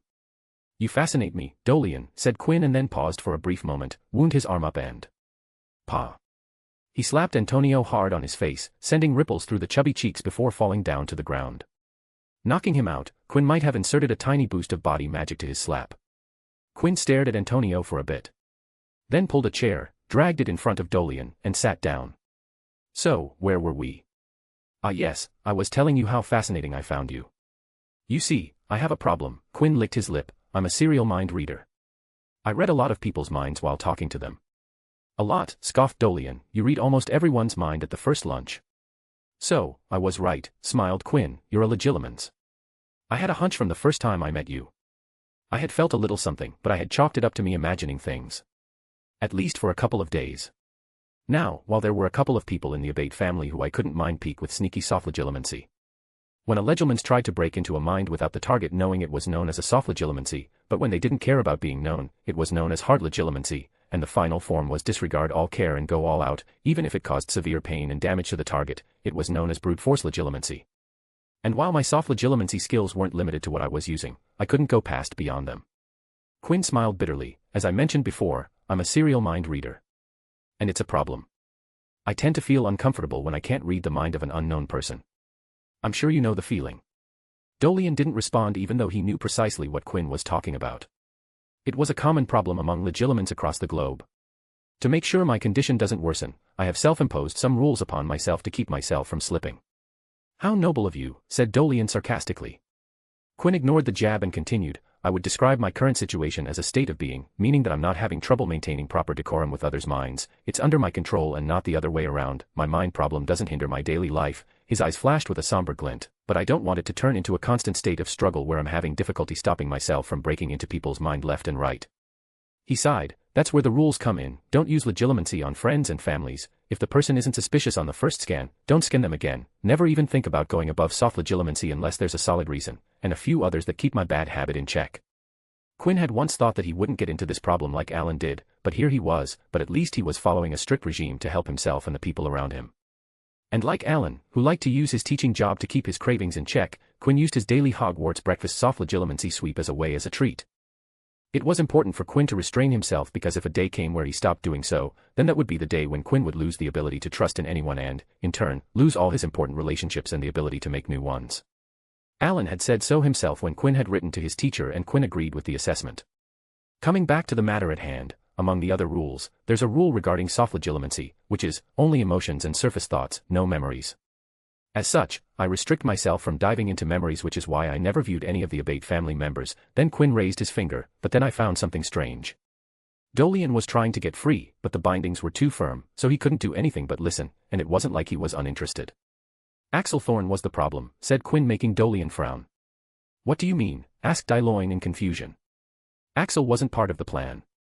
I spent some time with Mr. Thorne in Denmark, and even though it was a brief stay, I had gotten a gist of what he was like. So imagine my surprise when the fellow, who was a man of few words in his own country where he spoke his mother tongue, was so chipper with various members of the Abate family. In our travel across the country, you and he talked a lot when I was busy, and I know for a fact that he told you about me being skilled at magic. Mr. Thorne even told you about how quick I learned apparition, so I offhandedly sneaked some answers out him indirectly through conversations. It turned out that the Abate family was a regular client for Limax Group, which was why Axel was comfortable with Abates, as they were a regular and well-playing client. He was comfortable enough to discuss Quinn's whereabouts with Brio Abate. But that turned out to be Mr. Thorne just networking with the client, and this wasn't enough for me to be suspicious that something like this, Quinn pointed between them, would happen. But the thing that did convince me that there was something wrong was you, Dolian. You were the final piece. Me? Asked Dolian. He had been acting perfectly since Quinn's arrival. Yes, you, Dolian, smiled Quinn. Even without the legilimency, I was able to understand the dynamics of the current Abate family. The family is essentially in control of 4 men, Brio and his 3 sons, Cesare, Matteo, and you. Brio Abate, while he was the patriarch of the family, the old man had already withdrawn himself from the responsibilities and had passed them on to his sons. He was only a figurehead, someone maintaining his position as a plaqueholder. The first son, Cesare, was a philanderer who cheated on his wife with a new woman every week and had no interest in running the family. All he did was have fun on the money got as his position as the first son, in short, a complete wastrel. The second son, Matteo, was serious, by the booksman and the direct opposite of his older brother. As he said to Quinn, Matteo's calling wasn't magic but running the family, which he did in place of Cesare, but it turned out that Matteo wasn't good at leading or managing. He had been struggling hard just to make sure that the business didn't lose money, much less thinking about turning out a profit. This didn't seem to be a problem for the current Abate family with their deep coffers, but it was a severe problem in the long term. That's how old money ran out for many multi-generational families. "And you, my friend, the third son, are a lazy person," said Quinn with a shrug to a glare forming in his captive's eyes. "Dolian, you live a lavish lifestyle, and time to time indulge in the same pastime as your eldest brother, but you aren't attached to someone, so it's fine, and you are nowhere near Cesare. You also don't have any interest in running the family, and even though you are in charge of 2 shops, they are doing just well enough to turn a barely sufficient profit. You're sloth incarnated." Quinn stared at the tied-up Dolian and sighed with a smile. "It's obvious why you wanted to make me a puppet, as you said it." He pointed at Antonio's leg, which was the only thing visible from their spot. "If you turned me into a puppet like Antonio, you would have access to all the money would ever need." "It seems you already know everything," said Dolian with a sigh. "How about we forget about everything that happened here? I'm sure you don't want strife between our families, it won't do any good to either side." Dolian was thinking. If Quinn removed his bindings, he would have a chance once again, and he could try once more when Quinn was flush with victory and guard down. "That is true, I don't want bad blood between our families," said Quinn, but Dolian had got one thing wrong, "but I don't know everything. I still have some questions that I will have you answer." "There's nothing else, Quinn, just let me go, and I promise to forget to never do something like this again," said Dolian, putting on his best smile. Quinn stared at Dolian's futile attempts to get free before shaking his head. "Just answer me a question, Dolian. How did you protect Nerio Polo's brain?" "What do you mean? I don't understand." "You asked me how I was all right now even after drinking the magic dampening potion. The answer is quite simple. The dose wasn't strong enough." Quinn saw a look of unconvinced on Dolian's face. "I'm assuming that you made Nerio brew the potion, and he did a great job making the potion for someone my age, but you see, I'm not your average 16-year-old. His eyes flashed purple for a split second. "A regular dose of magic dampening potion which would completely cut the connection with magic couldn't do anything much to me. I have too much magic inside me, and as absurd may it sound, it would take a concentrated dosage for it to work on me. Though I had to say, I didn't see the modified potion coming, and I was lucky that all it did was make me dizzy for a bit and nothing else." Before Dolian could rebuke, Quinn continued, "At Rygene Rare, I tried to read Nerio Polo's memories because I thought he was embezzling money and was the reason he hadn't sent us any records, but to my surprise, Mr. Polo's mind was an iron fortress. I couldn't even sense his emotions." Quinn's eyes flashed with cold curiosity. "Dolian, I know you did something. It isn't possible for a second person to protect another's mind. But you somehow did it. Tell me how you did it." Dolian's jaw set in place as he stared at Quinn with an expressionless blank face. "I have no idea what you're talking about." Quinn stared at Dolian's face, which showed clear signs of acclimacy, and sighed. Quinn stood up from his spot and moved closer to Dolian. Under Dolian's solid gaze, Quinn took out a small vial. "What's that?" asked Dolian plainly. "This is Veritaserum, serum, Dolian," said Quinn, and if Dolian wasn't using acclimacy, his eyes would have popped out. "I'm going to have to use this to loosen your tongue a little bit." Quinn wanted to know how Dolian did it, and he was going to get his answers. "You are going to tell me how you protected Nerio's mind and how you turned Antonio into what he is, because that's not imperious." He grabbed Dolian by the hair and the man suddenly felt a force opening his mouth. He could only struggle in vain as drop after drop of Veritaserum hit his tongue. "Let's get started," said Quinn with a cold smile. Quinn West, MC, of course, I knew. Dolian Abate, mastermind, struck with Uno reverse. Fiction-only reader, author, it turns out the next chapter is going to be the last of this arc. Chapter 199, The Italian Climax. Veritaserum. A potent truth serum so powerful that just mere 3 drops would have a person spill their innermost secrets for everyone to hear. The potion effectively forced the drinker to answer any questions put to them truthfully. "Though there are methods of resistance," said Quinn as he saw Dolian, who had his eyes squeezed shut and looked like he was going through a massive struggle. "One can either take an antidote to the potion, but it isn't a vaccine, and thus one will require to take it in a general vicinity of ingestion of Veritaserum. And from the looks of it, you weren't aware that you'll be taking Veritaserum today." "No, yes. I took an antidote," said Dolian through gritted teeth. He was trying to resist the Veritaserum. "The second method to resist Veritaserum is through acclimacy," said Quinn with a beaming smile, "which you're doing now, and from the looks of it, you're having fun. I want to give you more, but unfortunately, I do care about your mental health and don't want to overload your brain with Veritaserum."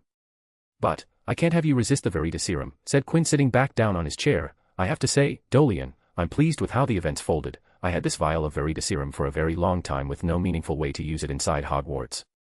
To be able to finally use it is as exciting as it gets for me. And now with your resistance, I'm going to get a chance to use hard legilimency to loosen you up, which I rarely get to use." Dolian felt his eyelids being pulled to stay open and felt eyeballs jam up to look at the front, where stone gray eyes were waiting for him. And then he clearly felt a mind probe slam against his shields. Heavy, thought Dolian, experiencing the force of Quinn's legilimency. It always feels pretty good to use hard legilimency. Without hiding, with so little restriction and sneaking around, said Quinn, his eyes locked with Dolian and magic flowing. Oh, an all-diamond cover, said Quinn looking at Dolian's occlumency shields. In front of him was a spread of sparkling polished diamond.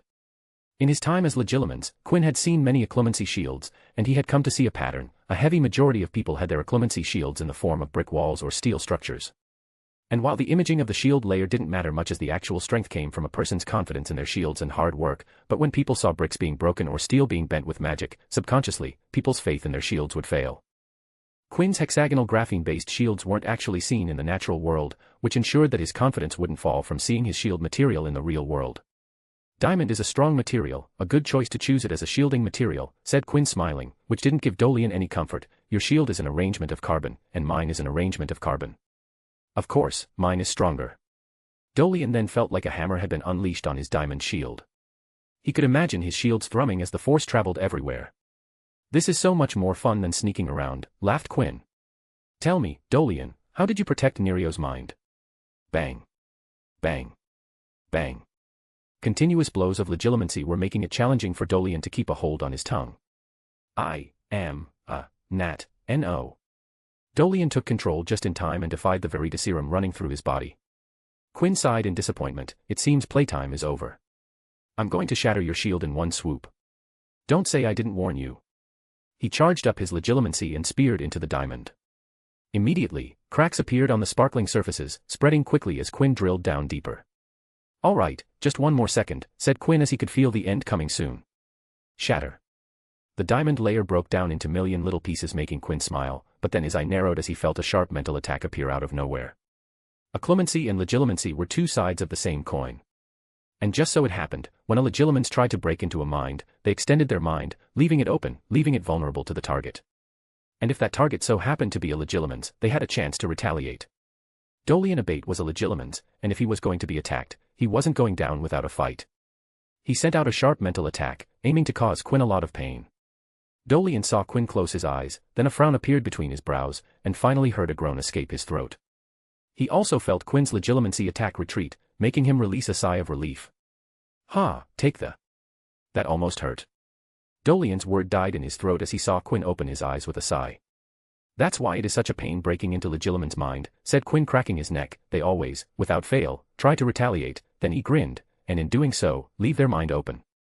Dolian's eyes widened when he realized what he had done. By attacking, he had extended his mind and allowed Quinn to exploit that opening. You're a decent Legilimens, Dolian, said Quinn, the corner of his lip raising up, but I am better. Much, much better. Dolian's world went white as Quinn bombarded his entire mindscape with a mind-numbing detonation of Legilimency probe. Now, let's get started. Tell me your name. Dolian Abate. What's your underwear color? White. Tidy Witties. Well, how were you able to protect Nerio's mind from me? Through Legilimency. Please elaborate. I'm a natural Legilimens. Quinn paused for a bit. This was important information. A natural talent was a humongous gift.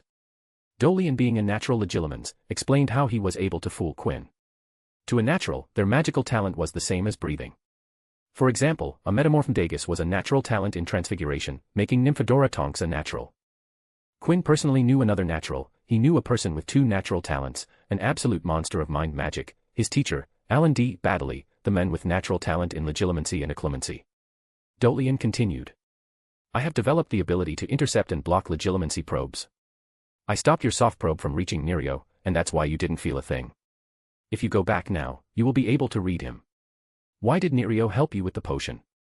He had been using Regenerer's money to support his gambling habit and was falsifying the records. I caught him and blackmailed him into owing me.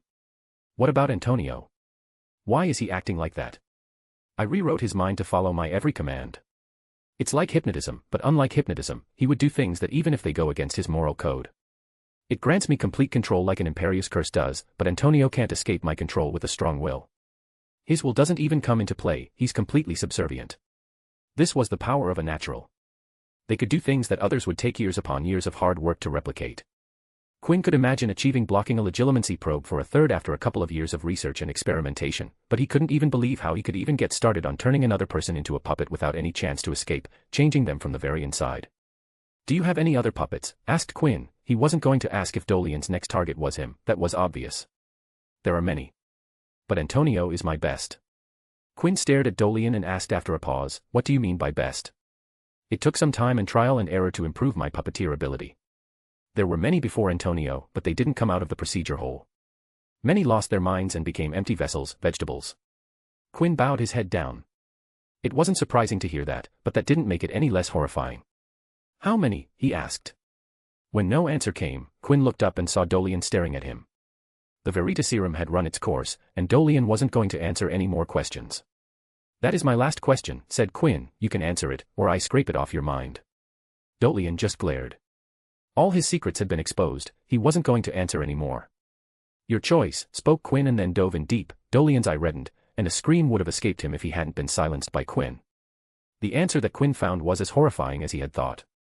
Dolian had left 6 people in vegetative states, 7 with paralysis and permanent memory loss, and 9 were just a tad bit inferior to Antonio, with the Antonio being the best.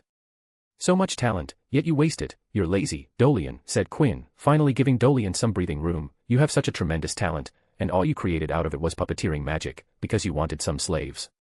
Dolian's abilities were impressive, but his basic legilimency skills were subpar for a natural. Quinn, who was less than half of Dolian's age, was better, a travesty for someone with a natural talent. I will kill you, said Dolian, a card snarl in his voice. I will cripple your mind and turn into an empty vessel. You are nothing in front of me. I can break you down to mere trash. Dolian watched to expect a look of anger or fear on Quinn's face, but all he got was a look of pity. What? He yelled. Why are you looking at me like that? I don't expect every magical to excel magic or even pursue it as a career. People have their own interests, and they shouldn't be tied down with something they had by birth. The look of pity on Quinn's face deepened. Even you, Dolian, if you didn't explore your talent, I wouldn't have judged you. But you have nothing to replace it. Nothing at all, you are a waste of life. Fuck you, he cursed in his mother tongue. Quinn stood up without replying and walked closer to Dolian. He placed both his hands on Dolian's temples and stared into his eyes. What are you doing? Yelled Dolian in Italian. I have been practicing fabricating memories for a while now, stated Quinn, mostly on myself, and I have progressed to the point that I have been able to fool myself with my own fake memories. I'm going to erase your memories, then plant fake ones deep into your conscious. If I can fool myself, then I will definitely be able someone inferior to me, Dolian growled. Even if you ever start developing your skills, by the time you catch up to the current me, your brain would have assimilated these false memories, classifying them as organically real. You'll never get back what I erase. Quinn smiled and spoke a final word. I will miss our little cat and mouse chase, Dolian, and some weird way, I will miss you, because the you that will come out of this will be a whole lot different. Magic flowed, and Quinn connected with Dolian's mind and started to look for every memory relating to puppeteering magic, his victims, his plans to make Quinn into his puppet, and every other memory connected to his evil deeds. It took every bit of Quinn's occlumency to power his brain for processing the memory and his legilimency to isolate them, but he was able to reach every corner of Dolian's memories, and in his grasp was every memory he was going to erase and replace. The fantastic thing about the human brain was that when it lost memories, it would actively replace them on its own to fill in the gaps. All Quinn had to do was let the brain do its work and simply use its powers as a guide to influence the brain so that when the memories formed, they would be to his liking. Let's change you from a puppet-creating maniac to a person who will be absolutely hated in Italy. Quinn went on to plant memories in which Dolian disliked pasta, meat, parmesan, garlic, cheek kisses, coffee, thought America was better than Italy, kept to himself, drank cappuccino after breakfast. And threw in always wanted to partake in gardening to keep the new Dolian mellow. Of course, Quinn knew that these memories had the same chances of changing Dolian's real taste as Quinn leaving magic. Legilimency would have been classified as dark magic a long time ago if it was that easy. But he could do was give Dolian amnesia and make him lose his memories, so when the Abates invite a mind healer to help Dolian, the memories which would surface will clash with his instinctual tastes and cause chaos on the person known as Dolian. He would start doubting him before memory loss and reassess his life and hopefully take a new turn. If I didn't invite the threat of getting myself identified as my alter ego, I would have taken your hands from you and with it most of your magic, muttered Quinn as he stared at the unconscious Dolian. Tetani nervum couldn't be connected back to him. After giving Dolian amnesia by sealing away his memories, obliviation but comparatively easier to reverse, and placing natural-looking memory blocks throughout his mindscape to hinder recovery and make the mind healer's work more difficult, Quinn dragged Dolian to a window, set him over the ledge before pushing him off. Dolian's unconscious body fell from the middle floor of Palazzo Abate and landed on his legs, shattering them into pieces on impact. Feel lucky that I don't want a war between Abates and Wests because if not, I would have done much, much worse. All right, my work is done here, said Quinn, but then saw Antonio's unconscious body. I need to dispose of this as well. Quinn simply obliviated Antonio off the plan to turn Quinn into a puppet and dumped him in another room so that Antonio wouldn't point fingers. That night, Dolian was found, and he was immediately taken to hospital. The Abates found that Dolian had lost his memory, and the retrieval would be a sure but long process. The mind of a natural legilimens wasn't something a mind healer could cruise through, it would require a degree of carefulness to not fear instinctual retaliation. The following day, Antonio Abate reported his Abate gateway key missing. Upon the report, the key was immediately deactivated from the source to avoid exploitation.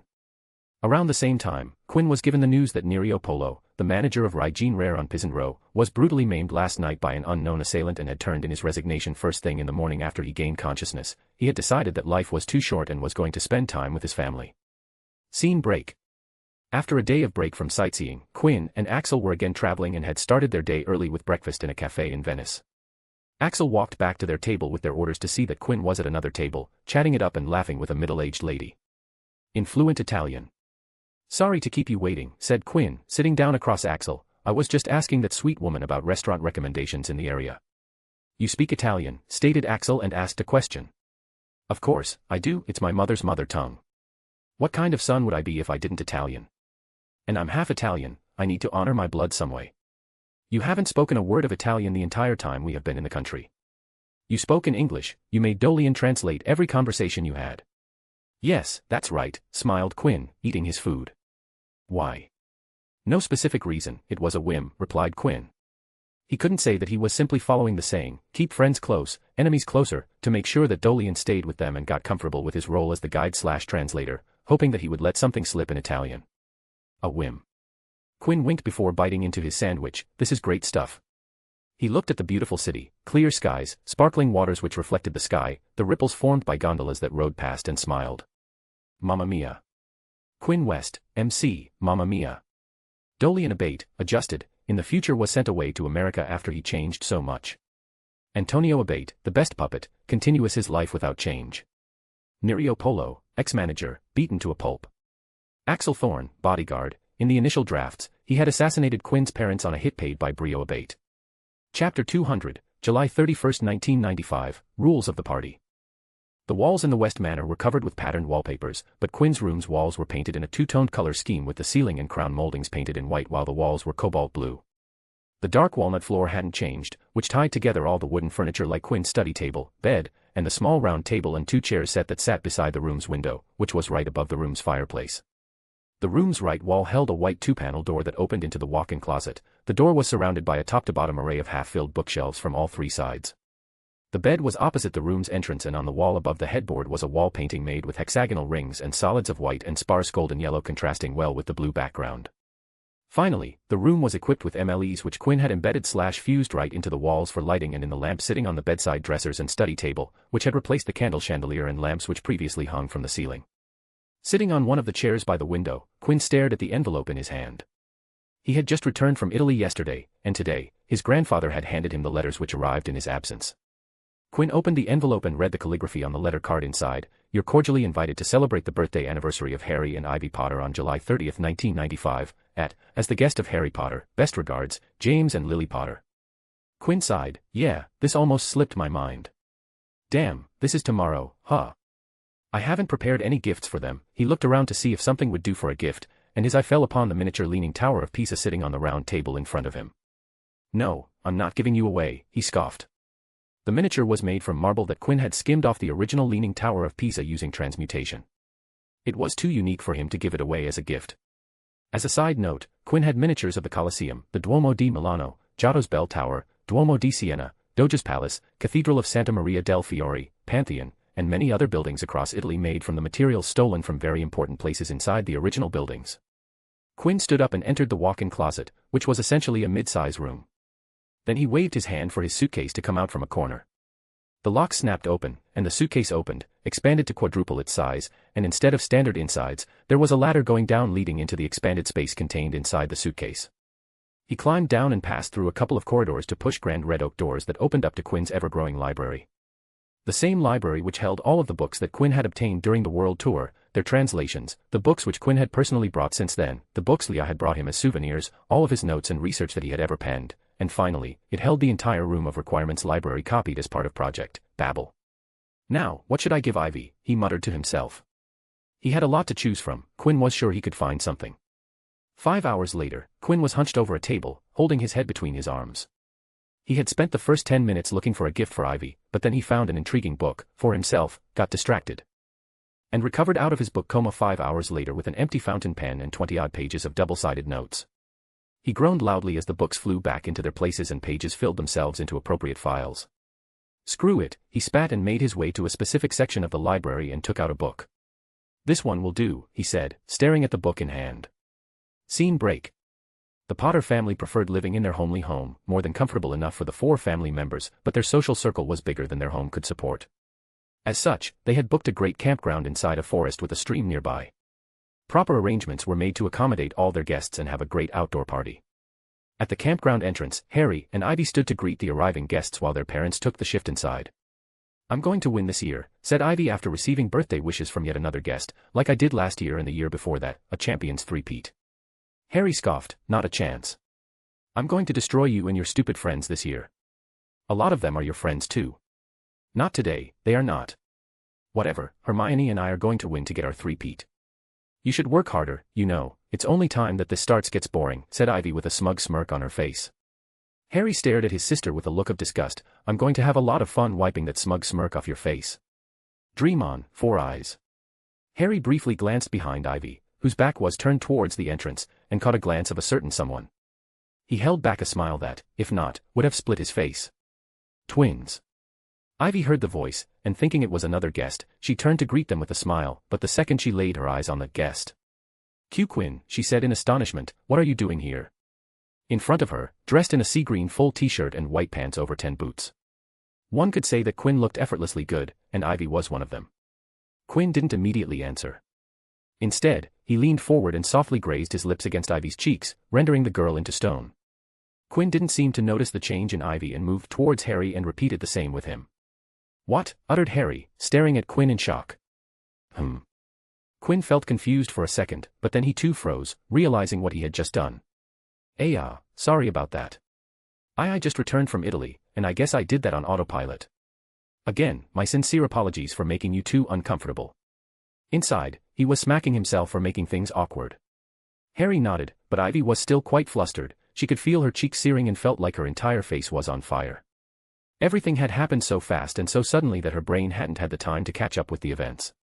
And it didn't help when Quinn stepped closer to her, onsetting another bout of heartbeat elevation.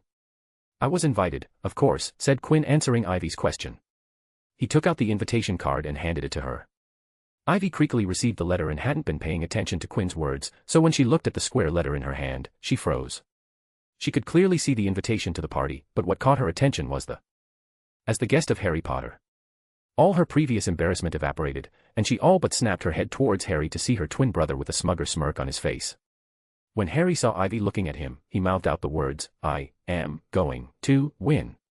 I take my arrival was kept a secret from you, said Quinn with a smile, facing both twins, who both nodded but with entirely opposite energies. Well, I don't know what this competition would be like, but I'm looking forward to it.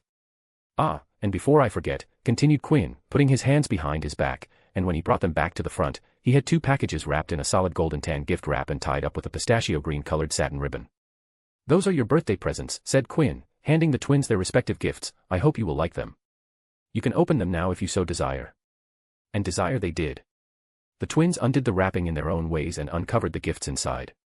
First was Harry, who found himself a pair of glasses inside. They were identical to what he wore.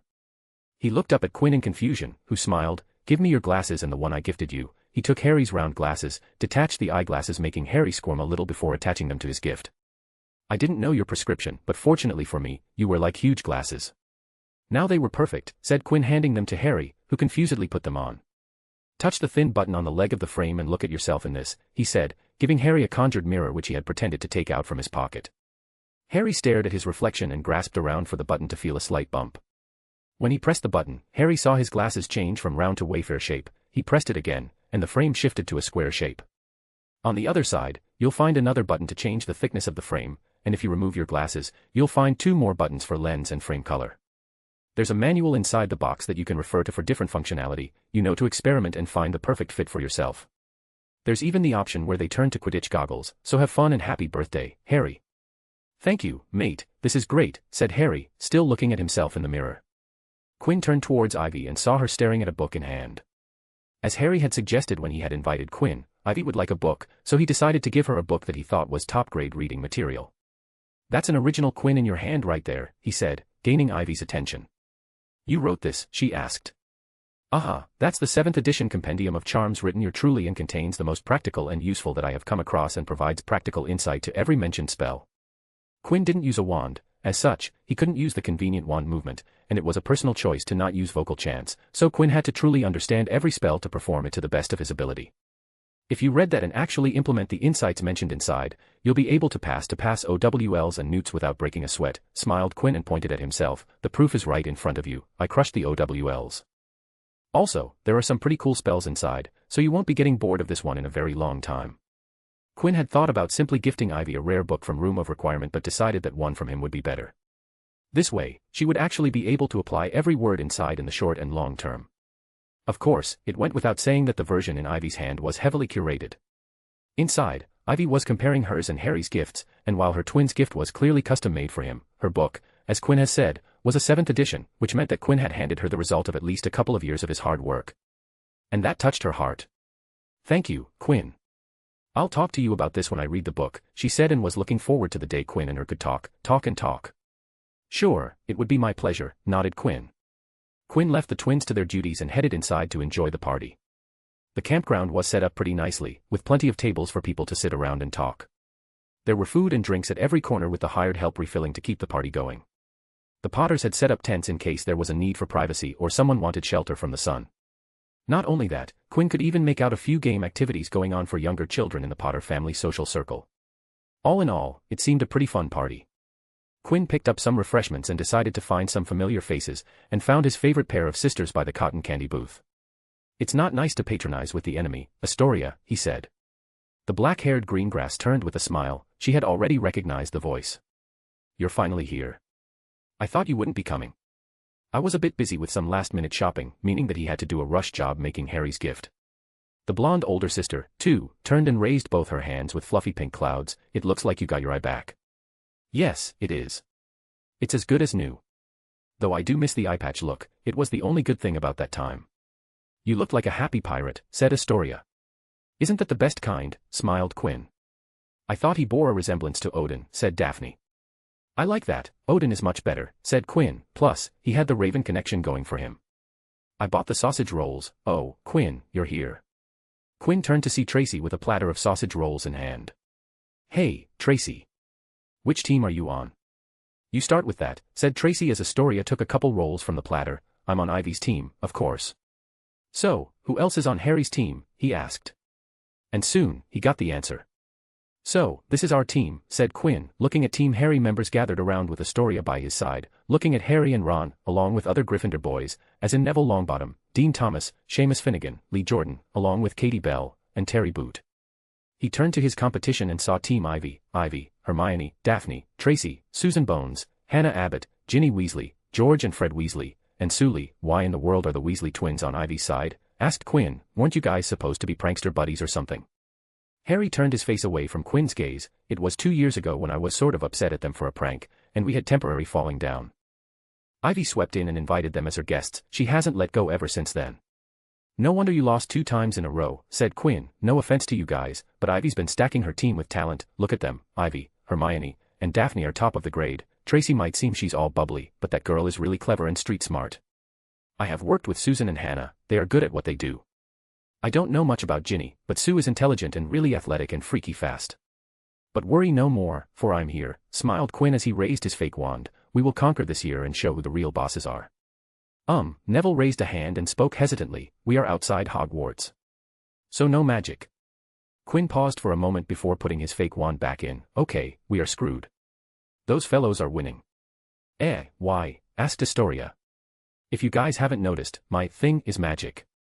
If you took that away, all I got going for me is smart, handsome, great style, funny, fit, good at fighting, sick with a violin and piano, public speaking, selling stuff, and magic tricks. I feel really restricted, you know." The 9 people stared at Quinn, not knowing how to reply to that. "All right, all you guys gather around." Both teams turned to see Prank Master General Sirius Black standing in full black with 2 top buttons unbuttoned. When they gathered around, he spoke with a grin. "First of all, I welcome the new ones to the Potter battles. It will be a fun thing. Just ask the ones who have been here before." Okay, move on, interrupted Ivy. Tell us, what are we going to do today? Quinn looked around and saw that none of his team or others showed any negative reaction to abrupt cutoff, so he shrugged and nodded in agreement. When in Rome, do as the Romans do, he thought while silently chuckling to himself. TCH, TCH, TCH, so impatient, laughed Sirius, taking Ivy's word as enthusiasm. If you do want to know, then we are going to play dodgeball today. The Weasley twins high-fived loudly. With water balloons, continued Sirius, catching everyone's attention. Of course, seeing that this year I volunteered to come up with the competition activity, you know that there is a twist. He took out a red water balloon. The twist is in the balloon. What do you mean? Asked Ron. Sirius smiled and turned towards Lily, who was watching with a smile. But then she saw Sirius raising his hand holding the water balloon, and her smile vanished. Sirius, no, was she could say before the aura threw the water balloon in her direction. But contrary to her exception, the water balloon curved in the air at wild angles and hit not her but her husband right in the back of his head while he was talking to a guest. James Potter, soaking in dark red liquid, slowly turned towards Sirius with a stunned expression. As you can see, the balloons will follow an irregular path, said Sirius, ignoring his best friend, so you might be really close to your target, about to hit them just for the balloon to miss them. Is there a pattern to how they balloon curves? Asked Hermione. There is, but you will have to figure that out on your own, or believe in your luck and throw with faith that it will hit. Sirius then raised both of his hands in different directions, and there sat 5 buckets. Red balloons are for Team Ivy and green for Team Harry. He then threw 10 red and green tags each on the ground. Stick them on your clothes, and if a balloon hits you anywhere, I will know. Each member gets 3 hits. After that you're out. The team with the last person standing wins. Finally, every time a person gets hits, they come back here and stay for half a minute before rejoining the game. Sirius clapped once and grinned. Now, let's get started and have a day of fun. He had just completed his sentence when a massive splash of ice-cold water hit him from behind. Everyone, including a shivering Sirius, turned to see James Potter, pointed at Sirius with his wand brandished in Sirius' direction. Have fun, kids, said James with a satisfied smile. Quinn West, MC, I am truly nothing without magic. Ivy Potter, birthday girl, she has been gathering talent for domination. Harry Potter, birthday boy, recruited a behemoth in hopes of victory. Sirius Black, game master, worked on the game during work hours. Chapter 201, July 31, 1995, War and Love. Okay, gather around everyone, said Ivy, calling for a huddle. Sirius had given them some time to plan and discuss before the game officially started. Team Ivy, dressed in white jumpsuits with red stripes on their chest and upper arms for ease of identification, gathered around before Ivy stepped back and Hermione took the lead. It had been so ever since Hermione first attended Potter's birthday after Ivy and Hermione had become friends, and Ivy had invited Hermione after their first year. It was necessary because before Hermione and Ivy had become friends, Team Ivy had always been a group filled with internal conflict, with Daphne and Ivy quarreling with each other and making teamwork difficult, which was why before Hermione, Team Ivy had a losing record against Team Harry. Hermione had forcibly taken the reins after getting frustrated by the two girls' nonsensical quarreling and, in her first year, came close to winning, just losing by a hair, but the next 2 years, she had led Team Ivy to victory. Okay, let's go over the rules once, so everyone is clear about them, started Hermione. As you can see, we are wearing white, and so is the other team, and as Sirius said, the balloons are filled with colored liquid, which would stain our clothes. So make sure to only those with green stripes. Next, everyone gets 3 hits before they are out of the game. And every time someone gets hit, they are temporarily out of the game. This not only wastes a lot of time and puts the entire team at a disadvantage because our strength decreases by 1 for a couple of minutes that it takes to go back to the start point and wait out for half a minute. As such, please make sure to secure your safety before going in for a risky attack. Everyone nodded. To ensure some additional safety, we will be moving in groups of 2. Cover each other's backs, and if your partner gets hit, try to take out the one who attacked them because that will take them out so they won't be able to attack you. As I said before, it takes 3 hits to kick them out of the game, so it will take some time to get in 30 hits. Hermione exhaled a bit and thought about what to cover next. Alright, next is one of the most important things. She stepped back a couple steps, turned to see the buckets filled with the water balloons near her feet, and picked one. These balloons will be the deciding factor to who wins. As Sirius said, these balloons have a pattern to their erratic path change. The team that figures them out first will be the one to win.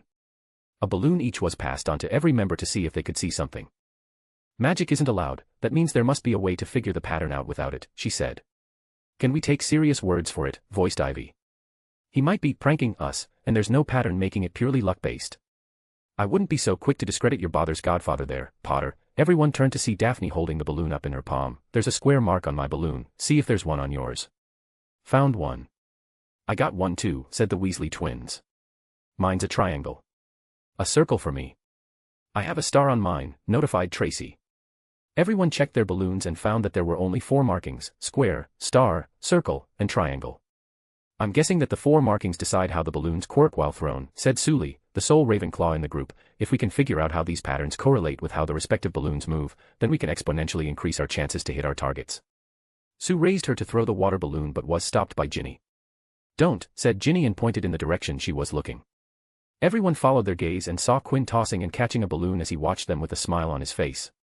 He's tossing the balloon, said Hannah. He's tossing the balloon, and it's not doing anything weird. Did he figure out how the balloons work? We can't be sure, said Tracy. He's not throwing it high enough for us to be sure. He probably wants us to think that he knows how the balloons work, said Ivy. Team Ivy saw Quinn stop tossing the ball and then squeeze it tight enough to burst it and taint his hand with green liquid. Then, as if appearing out of nowhere, Astoria stepped out from behind Quinn and dragged her thumb across her neck. What the hell, uttered Susan. He's playing mind games with us, trying to get into our heads before the games start, so devious, so shrewd, we absolutely love it. I have a feeling that it's not going to be so easy to win this, is it, commented Hermione. That's why Harry invited him and kept it a secret from me, said Ivy, and looks like he's already doing it. She turned to her team. Let's ignore him and don't give him the satisfaction of thinking that he's succeeding. Daphne nodded in rare agreement. Yes, we should try to figure out the balloons before the time ends. A sharp whistle pitch sounded out. Both teams turned to see Sirius with hand in hand. It's time, children, preparation time is over, said Sirius. It's time to start the fun and see you all getting pelted with balloons. Team Ivy turned towards Quinn and saw him grinning. He had successfully wasted their time. Scene break. Ginny Weasley and Sully walked in the small area specified by Sirius as legitimate competition grounds. Everyone, including Ginny and Sue, had gone in different directions towards the areas populated with trees. Team had Ivy decide to test the balloons and communicate the findings when they came across others or met each other in the waiting zone after being hit. Let's find a good spot and test out the balloons with us. The pockets in the jumpsuits were expanded enough to hold an adequate amount of balloons to allow them to stay for a while without needing to refill at the party area. Yes, I have thought of a way we could figure out the balloons fastest, said Sue in reply. But then they heard a rustle of leaves and came out in the view were Dean Thomas, Seamus Finnegan, and Lee Jordan from another direction, making both parties freeze when they saw each other. Almost immediately, both parties took out balloons and exchanged a round of fire on instinct before Team Harry took cover. We should keep attacking them, said Ginny. I couldn't agree more, nodded Sue. Both girls took some cover of their own and started to throw balloons at each other whenever they got a chance, with Team Ivy being substantially more aggressive despite being a member less than Team Harry. Both parties eventually moved closer to each other to get better opportunities, and the end result of the heated exchange was Ginny and Sue taking out Seamus Finnegan and Lee Jordan in exchange for getting hit themselves. When the exchange was over, the 4 people who were hit decided to walk to the party area for the 30-second respawn area together. But not before Seamus and Lee transferred some of their balloons to Dean, leaving him alone to wander among the trees. That's got to be against the rules, said Ginny in a complaint against the balloon transfer. Sirius said nothing about the balloon transfer after getting hit. He neither denied or allowed it, so we can do whatever we want, said Lee in smug justification. In another part of the competition zone, Hermione and Ivy tested their balloons together. Hey, Hermione, said Ivy. Said Hermione throwing a balloon and noting its trajectory. There's something I want to tell you, said Ivy, and Hermione noticed the tones of hesitation and a bizarrely out-of-place shyness in her straightforward best friend. Hermione stopped throwing her balloons and asked, what is it? Ivy pursed her lips and paused a bit before speaking. I have a bit of a crush on Quinn. What? Shoo. Not so loud, do you want to get found? Then why would you say something like that so abruptly? I mean. I just thought this was the right time, said Ivy, aimlessly kicking the ground. When did this happen? While Hermione knew that things had improved exponentially between Ivy and Quinn to the point that both had danced with each other at the Yule Ball, but she hadn't thought things had improved so much that Ivy had developed a crush on Quinn. I don't know. I can't put a date on it, you know, said the birthday girl, it just happened. Even Ivy couldn't believe that she had developed on Quinn, the guy she hadn't liked so much in the first couple of years they had known each other. If Ivy could go back in time and tell her younger self that she would come to like Quinn, then the younger girl would suggest getting checked for a love potion. Okay, so, what are you going to do? Asked Hermione. That's something I wanted to ask. Well, Quinn kissed me today, sort of. What? Shoo. Shoo. Pipe down, will you? I want to win this and establish the three-peat. Then why are you dropping bombs on me, girl? And what do you mean he kissed you? When did that happen? Well, he had just arrived and sort of kissed me on both cheeks. Quinn said he had just returned from Italy and apologized. Oh, was all Hermione said at first.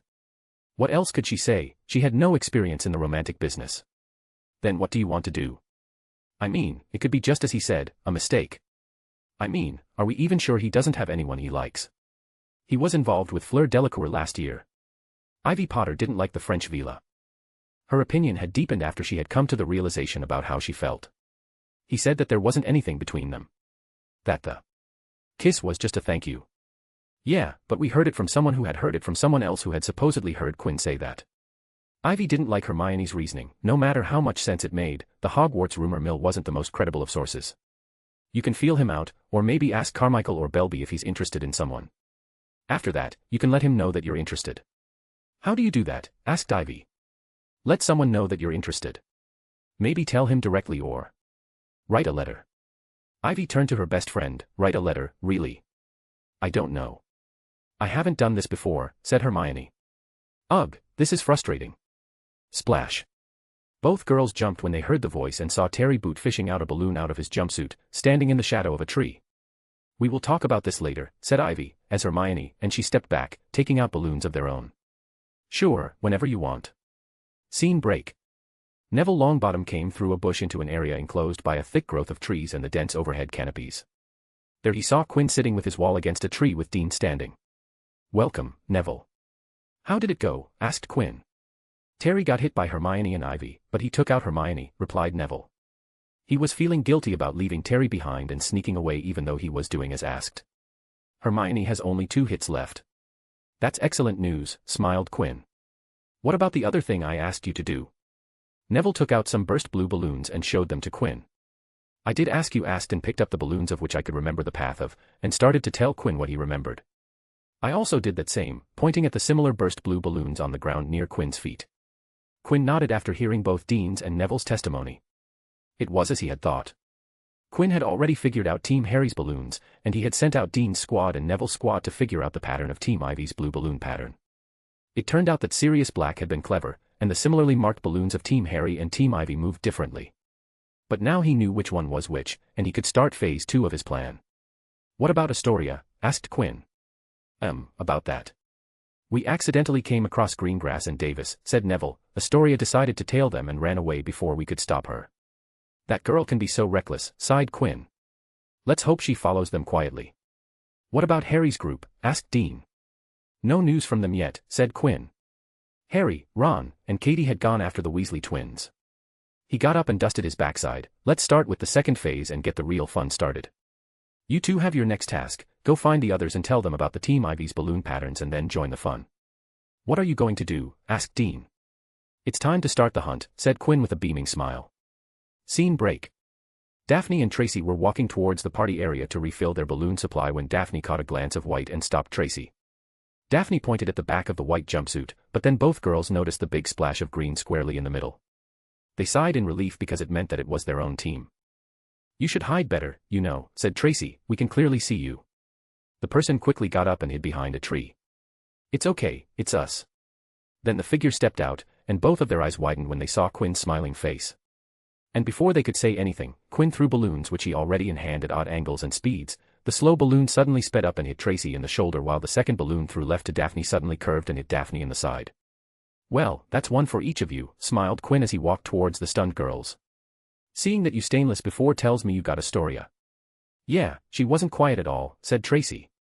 That's unfortunate, said Quinn and winked before running away without saying another word. Leaving the two girls alone, still staring at the paint on their jumpsuits. It didn't feel good. We should ask others about who they got, sighed Ivy. It's not fun, isn't a good reason to not tell us the tally. He did say that he will put up the tally board after 15 hits from any team, replied Hermione before glancing at Ivy. So, what do you like about him? Ivy blushed a little at the question. He is different.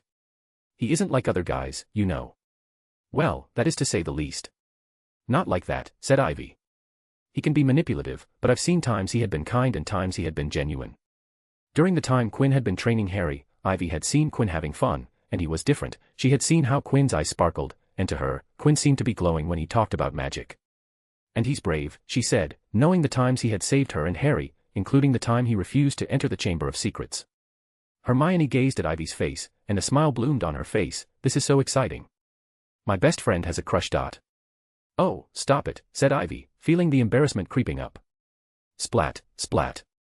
Out of nowhere, the two girls were hit with green water balloons, Ivy on the thigh and Hermione on her arm.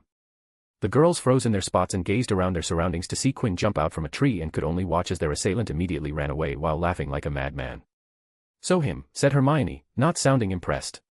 Ivy could only muster a nod with incredible difficulty. When Ivy and Hermione arrived at the penalty point, she saw more than half four of her team members, Daphne, Ivy, Susan, and Hannah, picking up their refills and exchanging details. They also noticed that the tally board was up and could see they had already suffered 15 hits on their team. "What happened here?" asked Hermione. "We got deceived by Quinn," sighed Susan. "Same for us as well," said Tracy. "And he used the same trick," told Hannah. "What do you mean?" asked Hermione. She wanted to know to ensure they didn't get hit by the same tactic. "He had a green splash on his back that he used to deceive us and hit when we put our guards down," Daphne explained. "That doesn't sound right," said Ivy. She turned to the tally board, and their Quinn hadn't been hit even once. If he was hit with a green balloon, it should have been there. "No, it's something friendly fire, and it isn't counted as a hit, at least not in this game," said Daphne. "Do you remember when Quinn was tossing up the balloon up and down before the game?" "Yes, to waste our time," said Ivy, recalling the attempt at mind games. "That was only one part of the act," continued Daphne. "When he burst the balloon, he was testing his friendly fire theory." "That's right." Team Ivy turned to see Quinn, Astoria, and Neville step out from behind the tally board with balloons in their hands. "I was waiting for the half-a-minute period to get over." "Sorry," said Neville before he, Astoria, and Quinn raised their hands and pelted the present Team Ivy members with green balloons. That day, Quinn led Team Harry dominated Team Ivy. Even the Weasley twins, who had accounted for 10 hits on their own, couldn't win against a 5-people ambush without magic in their items. Volume 6, Year 5, ends.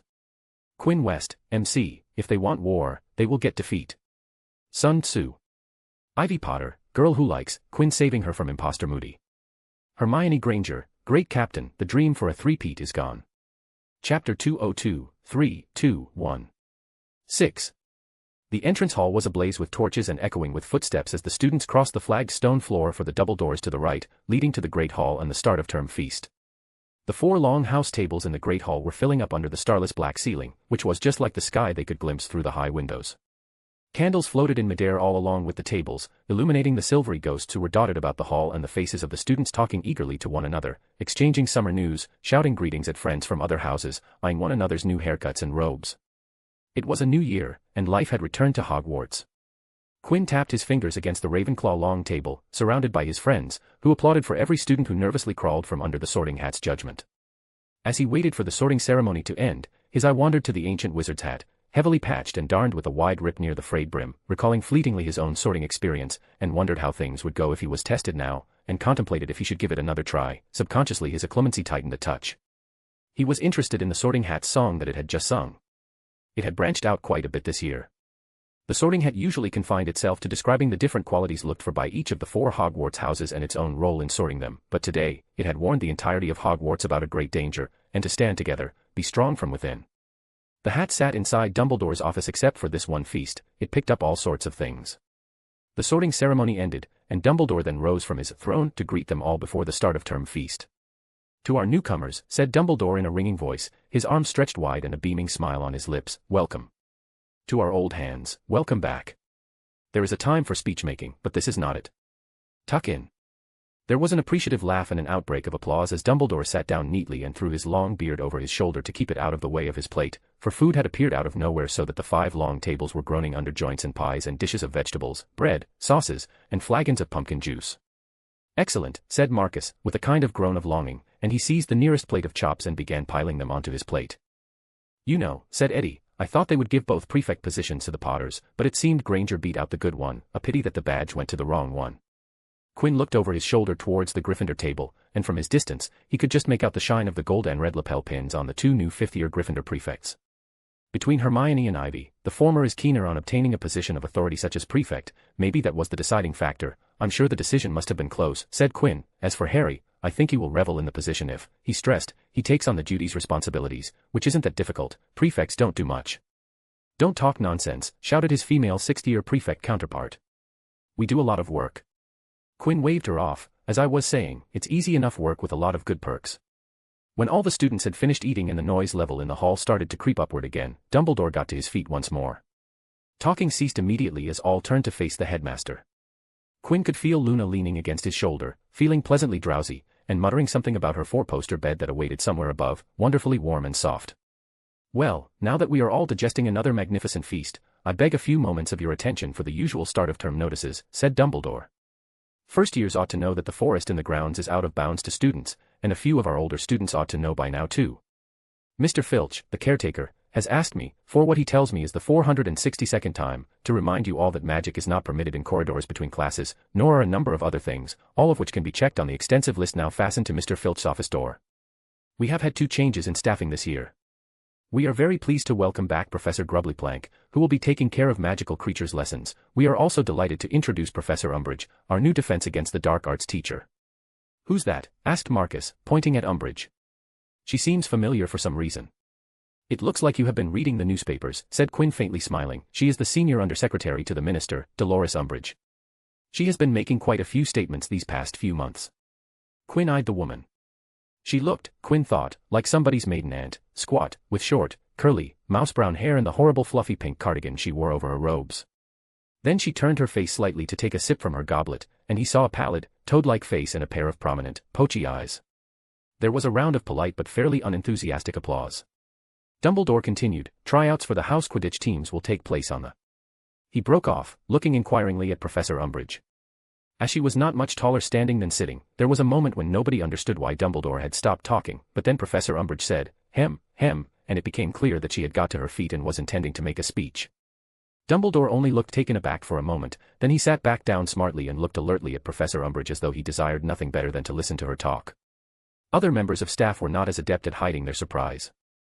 Professor Sprout's eyebrows had disappeared into her flyaway hair, and Professor McGonagall's mouth was as thin as Quinn had ever seen it. No new teacher had ever interrupted Dumbledore before. Many of the students were smirking. This woman obviously did not know how things were done at Hogwarts. "Thank you, Headmaster," Professor Umbridge simpered, "for those kind words of welcome." Her voice was high-pitched, breathy, and little girlish, and Eddie felt a powerful rush of dislike that he could not explain to himself. All he knew was that he loathed everything about her, from her stupid voice to her fluffy pink cardigan. "I do not like that woman," he voiced. "She gives me the jitters." Umbridge gave another little throat-clearing cough, hem, and continued, "Well, it is lovely to be back at Hogwarts, I must say." She smiled, revealing very pointed teeth. "And to see such happy little faces looking back at me." Quinn glanced around. None of the faces he could see looked happy. On the contrary, they all looked rather taken aback at being addressed as though they were 5 years old. "I am very much looking forward to getting to know you all, and I'm sure we'll be excellent friends." Umbridge cleared her throat again, but when she continued, some of the breathiness had vanished from her voice. She sounded much more businesslike, and now her words had a dull learn-by-heart sound to them. "Aha, bring the real pink monster out," thought Quinn.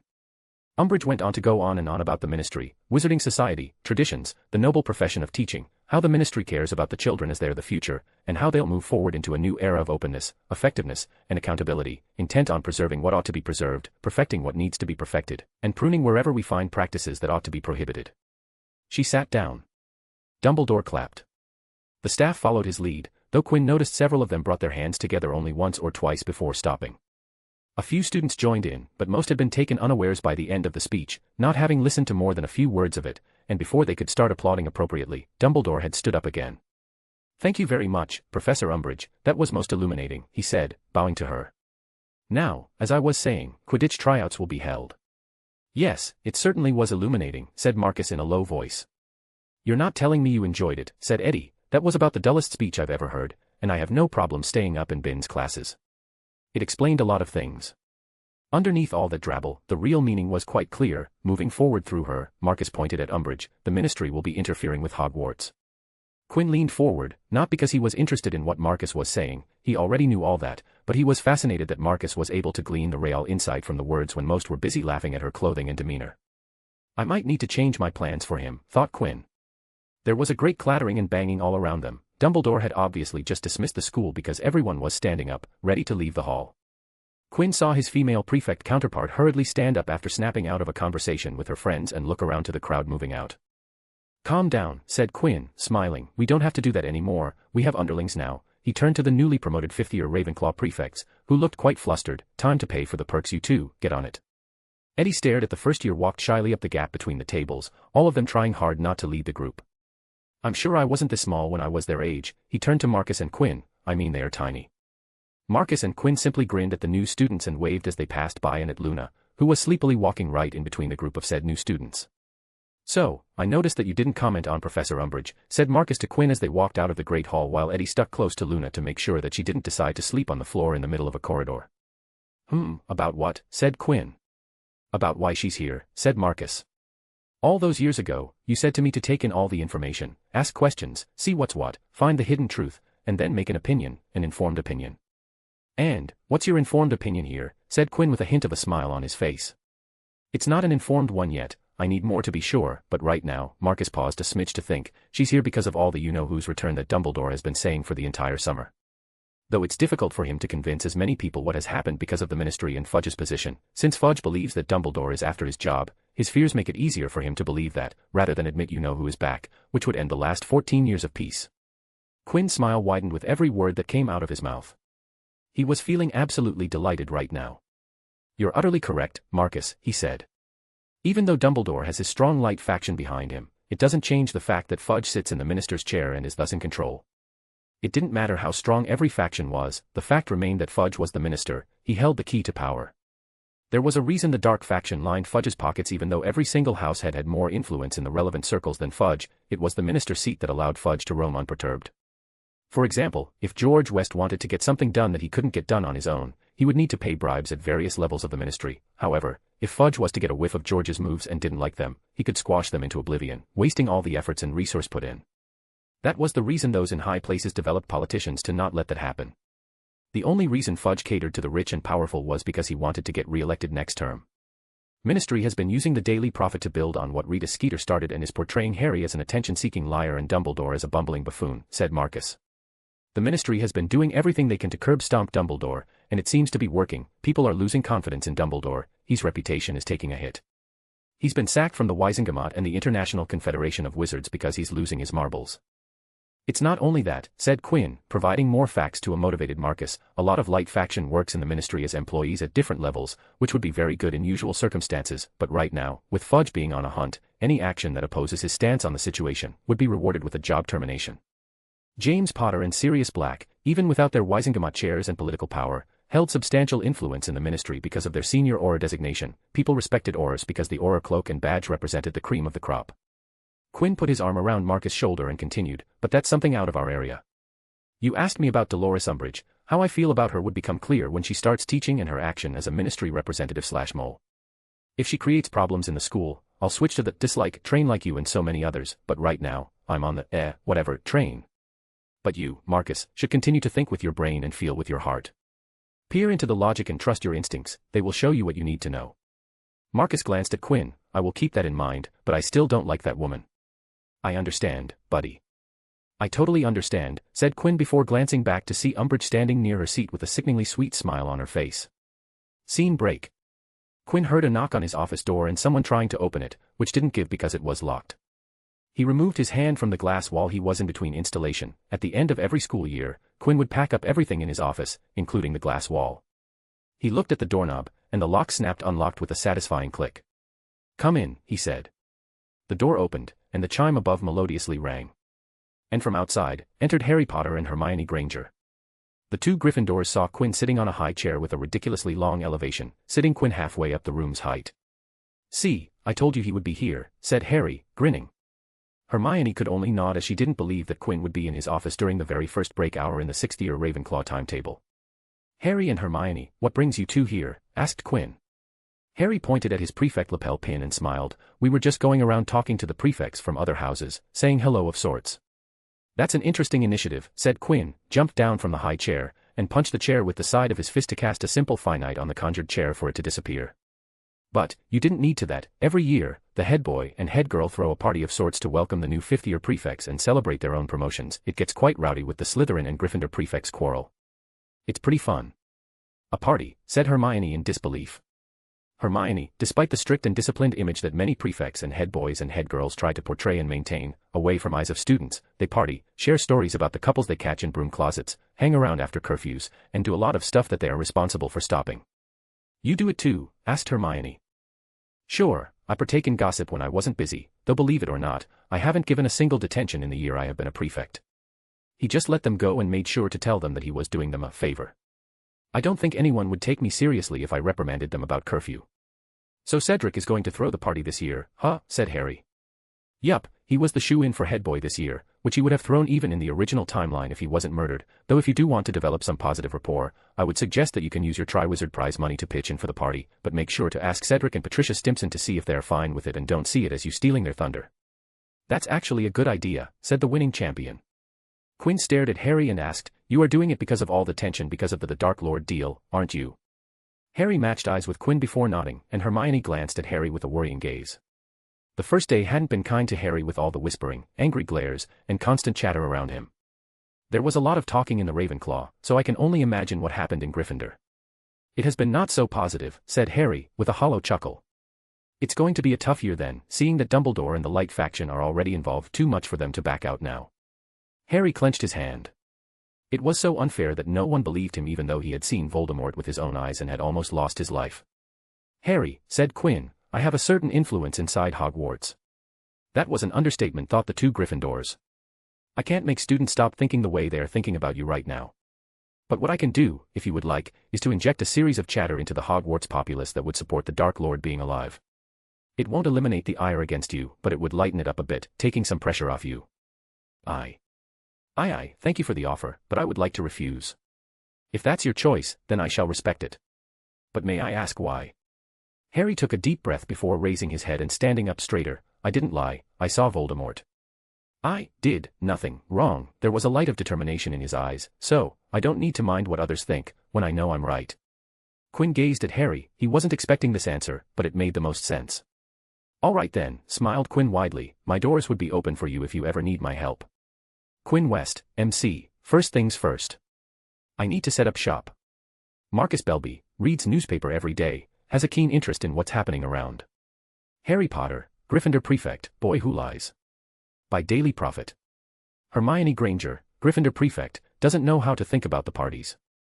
Dolores Umbridge, Dada Professor, currently on a sweet sabbatical. Chapter 203, First Lesson. Well, good afternoon, everyone, said the short, squat woman dressed in bright, in-your-face pink, looking over the classroom with a sickeningly sweet smile. The class was quiet when they entered the classroom. Umbridge, as yet, was an unknown entity, and nobody knew yet how strict of a disciplinarian she was likely to be. Good afternoon, said a few students while the other observed. Tut, tut, said Professor Pink, that won't do, now, will it? I should like you to reply, good afternoon, Professor Umbridge. One more time, children. Good afternoon, class. Quinn, Marcus, and Eddie glanced at each other before shrugging. Good afternoon, Professor Umbridge, they chanted back at her. There, now, said Umbridge sweetly. That wasn't too difficult, was it? Wands away and quills out, please. Many of the class exchanged gloomy looks. The order wands away had never yet been followed by a lesson they had found interesting. Quinn, in expectation, hadn't taken out his wand and only had a notepad and his trusty fountain pen in front of him, neither of which, he thought, was going to come in much use today. Umbridge opened her handbag, extracted her wand, an unusually short wand, and tapped the blackboard sharply with it. Words appeared on the board at once. Defense against dark arts. An ethical guidance to budding wizards. From what I have been informed and gathered on my own, your learning in this subject has been rather disrupted and fragmented for the past few years, hasn't it, dears, said Umbridge, turning to face the class, hands clasped neatly in front of her. The constantly changing faculty, many of whom do not seem to have followed any ministry-approved curriculum, has unfortunately resulted in your OWL scores being thoroughly unsatisfactory. Utter bullcrap, thought many students in the room, especially the Ravenclaws in the room. A lot briefly glanced towards Quinn as he was the reason that despite the rocky teacher situation, the grades hadn't suffered to a level that Umbridge wanted to make it appear. The students who had genuinely read Quinn's exam notes, everyone bought them, didn't have much problem clearing the exams with grades above acceptable. Quinn's batchmates' OWL result had a 10% outstandings, 20% exceeding expectations, 50% acceptables rate, with the remaining scoring below that level, which was a respectable result on any measuring standard. Quinn, of course, didn't mind anything that came out of Umbridge's mouth. He didn't start the notes initiative because it would be beneficial to students, no, he started it because Padma Patil came to him for notes, and he saw an opportunity and took it to spread his influence in the school. Even if he cared about the entire school's grades, he wouldn't have referred to Umbridge. Instead, he would have gone for the report cards to see authentic results. You will be pleased to know, however, that these problems are now to be rectified. We will be following a carefully structured, theory-centered, ministry-approved course of defensive magic this year. Has everybody got a copy of Defensive Magical Theory by Wilbert Slinkhard? There was a dull murmur of assent throughout the class. I think we'll try that again, said Umbridge.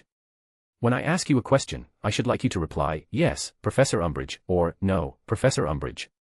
So, has everyone got a copy of Defensive Magical Theory by Wilbert Slinkhard? Yes, Professor Umbridge, rang through the room. Good, said Umbridge. I should like you to turn to page 5 and read Chapter 1, Ethicality of Defense Magic. There will be no need to talk. Professor Umbridge left the blackboard and settled herself in the chair behind the teacher's desk, observing them all with those poachy toad's eyes. Quinn looked to both his sides to see Eddie and Marcus flipping through their books. He looked around and saw people dully reading their books. Quinn closed his eyes and started to do his own thing, expend some magic, practice occlumency, mess around with stuff. Several silent minutes passed, and silence reigned supreme in the classroom. Next to him, Marcus noticed that Quinn had his eyes closed, and his focus began alternating between his quill and Quinn. Soon, Eddie got bored of the inane book, and he was just staring at Quinn. After several more silent minutes had passed, however, Eddie and Marcus weren't the only ones watching Quinn. The chapter they had been instructed to read was so tedious that more and more people were choosing to watch the motionless Quinn, wondering if he had gone to sleep. When more than half the class were staring at Quinn rather than at their books, Umbridge seemed to decide that she could ignore the situation no longer.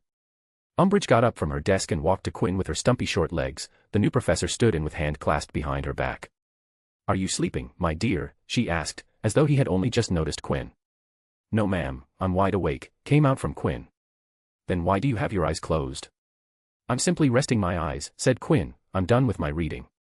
Umbridge glanced at the table and saw no book on the table. I don't see your book, dear. If you don't have a copy, why didn't you report it to me when I asked? I have the book. But as I said, I've already completed my assignment. There's no reason to have my book out. Then you wouldn't if I asked you to tell the class about the first chapter, said Umbridge, showing her small, pointed teeth. Chapter 1, Ethicality of Defense Magic goes over the circumstances when a civilian is ethically and legally allowed to raise his or her wand against a fellow magical.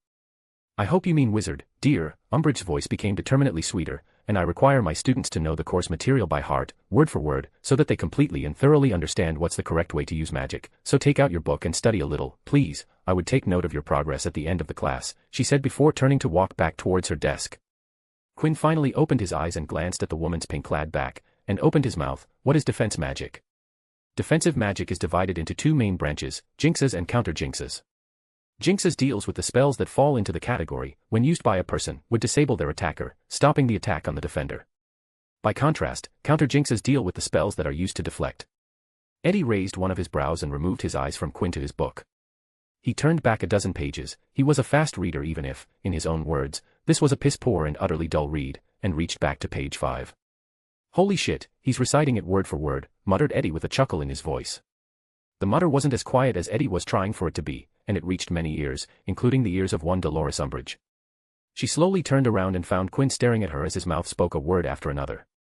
Umbridge gently placed her hand on Marcus' book and slowly yet forcefully dragged the book. She looked at the page Quinn was supposedly reciting for him, and there it was, Quinn's words matched the book's print. That's why instead of engaging your attacker, the first step would be to negotiate to either calm the attacker down or to buy time till an aura comes to your aid. Quinn finally stopped reciting. Will that be enough? I have, as you asked, the assignment learned by heart. As I said before, I don't require a book. Yes, said Umbridge, smiling, then smiling more widely, she turned her back on Quinn and walked to the front of the class, then faced the entire class. Don't stop reading, the rest of you. Mister, she faced Quinn to ask, what's your name, dear? Quinn West, answered Quinn plainly. Oh my, I have heard about you, my dear. The smile on Umbridge's face was splitting her toad-like face. For those who might not be aware, Mr. West scored the highest results in the OWL exams taken last year, and as you can see, he's the perfect example of what all of you can achieve if you follow proper instruction and curriculum. The woman is decent, thought Quinn.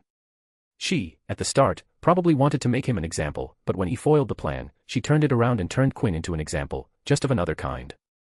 Quinn once again closed his eyes. It had been a good 2 years where Hogwarts had a decent enough defense against dark arts professor. Remus Lupin was an excellent teacher and coached students in both theory and practical. He was the best defense against dark arts Hogwarts had in Quinn's time here. Barty Crouch Jr., disguised as Moody, wasn't a traditional teacher of the subject, but he had been trained by Voldemort himself, and to properly play his part as the Exoror, Barty had provided the students with a top-class practically education and extensive demonstration on a wide variety of dark spells. But now, here she was, the pink monstrosity, Umbridge. Quinn knew this was going to come from, but just staring at the woman made him upset. Even Quirrell was better than her, even though both stuck to the theory.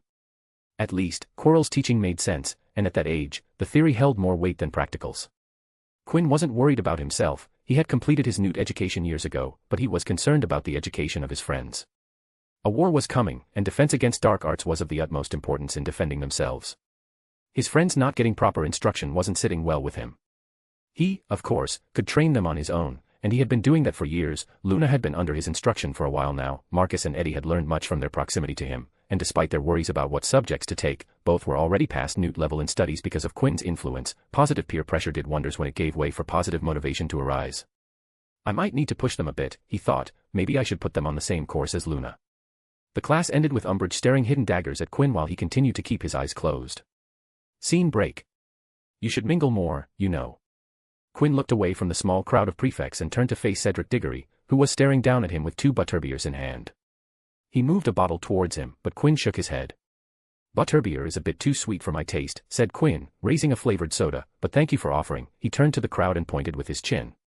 Parties aren't my scene. I tend to linger around the corners, it's a habit. All the balls he had been with his grandfather and sister, Quinn had spent in corners, staying away from all the flattery. You have been doing fine with commentary, said the newly minted head boy as he sat beside Quinn. They were inside a classroom that they were unofficially for the prefect/head boy girl party. It's just parties, said Quinn watching Harry and Draco exchanging barbed words. How is the new title feeling, he asked. It's the same thing as prefect, sighed Cedric. It's just now I get to decide what you guys do. Correction, I get to decide what you and I all do because I'm both a prefect and head boy. All I get in return is a new bedroom. So, not worth it.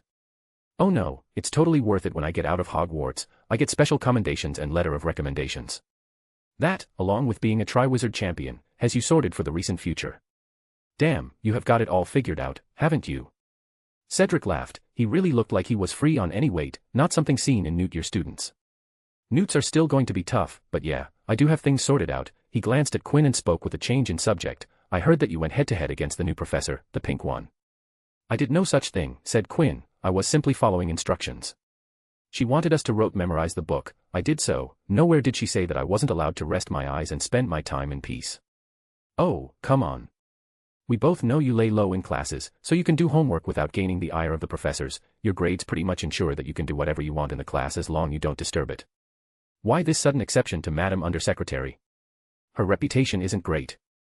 That's an understatement, chuckled Cedric. I sat with the head of the house today, and none of the 4 are happy with Umbridge. They were actually quite satisfied with your little stunt.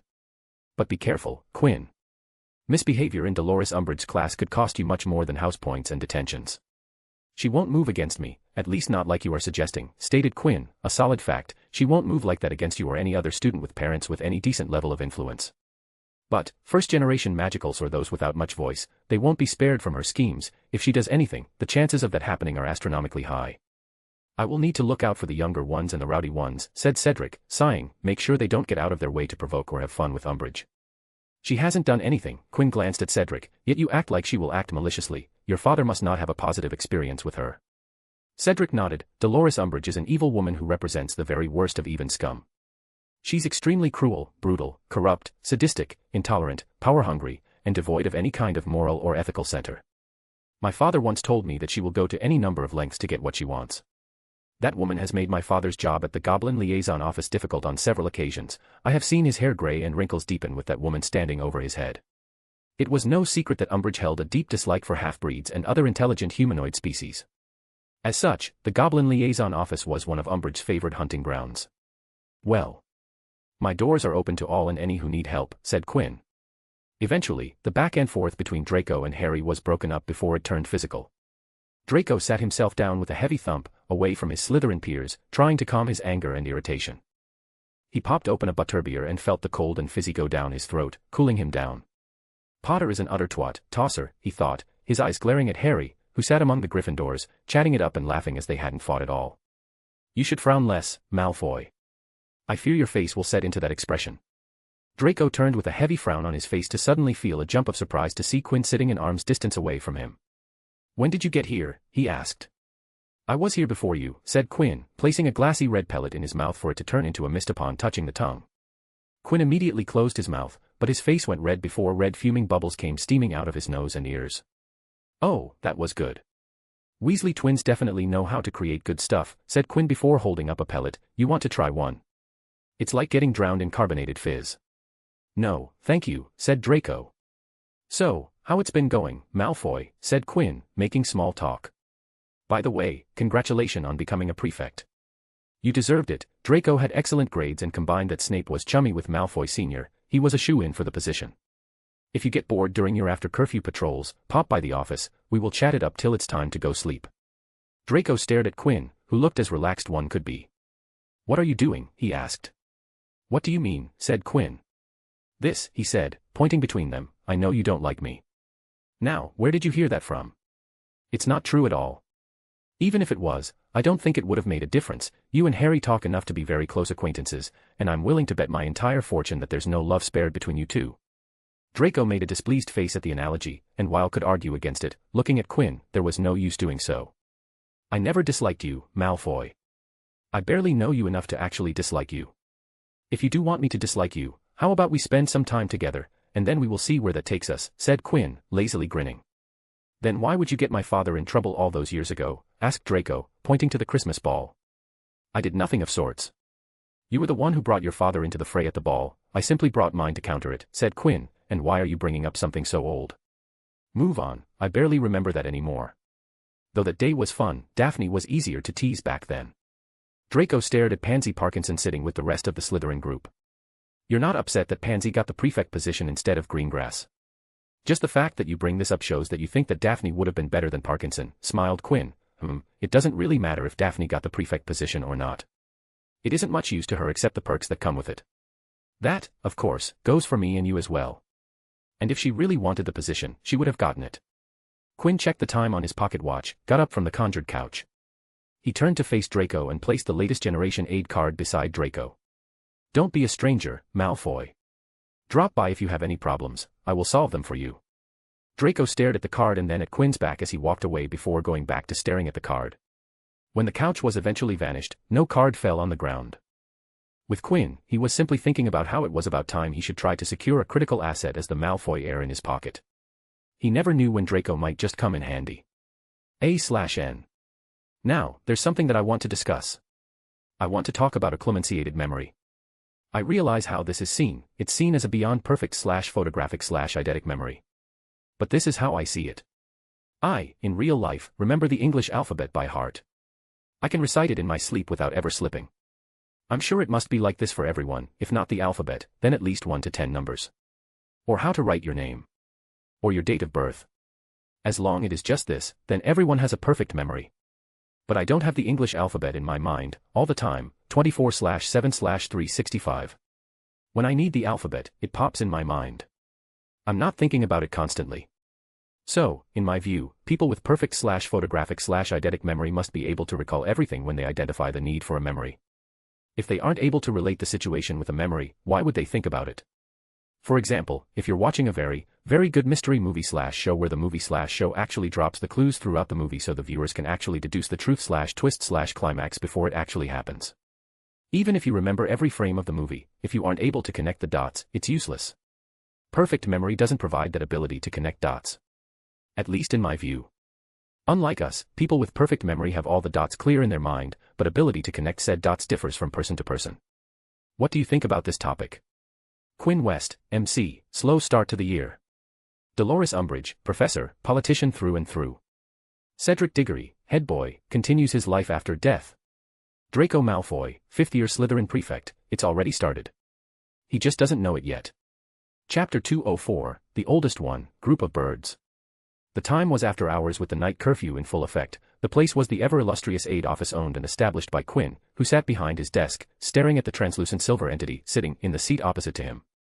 To be honest, I never thought you would make it this far, said the ghost of the fat cleric. Us, the 4 house ghosts, including me, never thought that a student would be able to complete a single vault. Never in our imaginations did we guess that someone would reach the 5th vault. Friar, the Ravenclaw house ghost stared at Quinn with fascination and excitement, but here we are, about to talk about the last vault. It has been quite a journey, that's for sure, but it's not over yet. We never know, I might not be able to complete this vault. He, of course, wasn't thinking of that possibility. Quinn was going to complete the vault and get his reward. All right, tell's hear about the last riddle. I want to know what I will be facing this time, said Quinn, rubbing his hands in excited curiosity.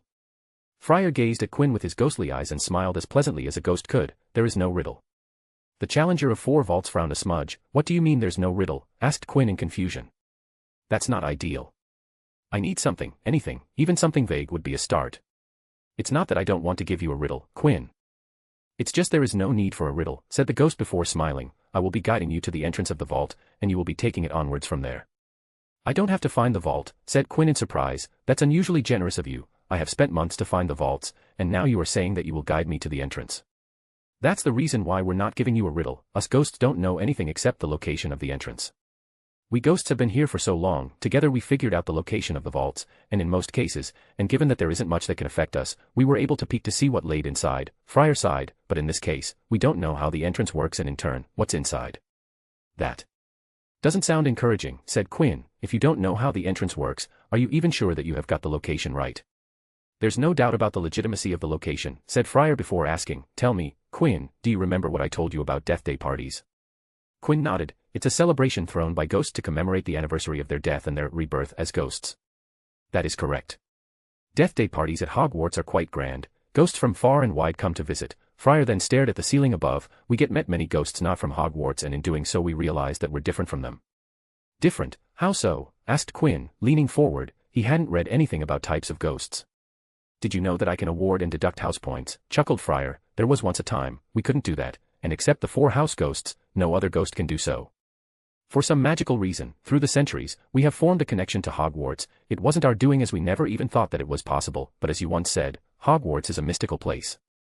Because of that connection, we know that there's something behind the entrance. Friar moved his eyes back to Quinn and revealed, this vault was the oldest, Quinn.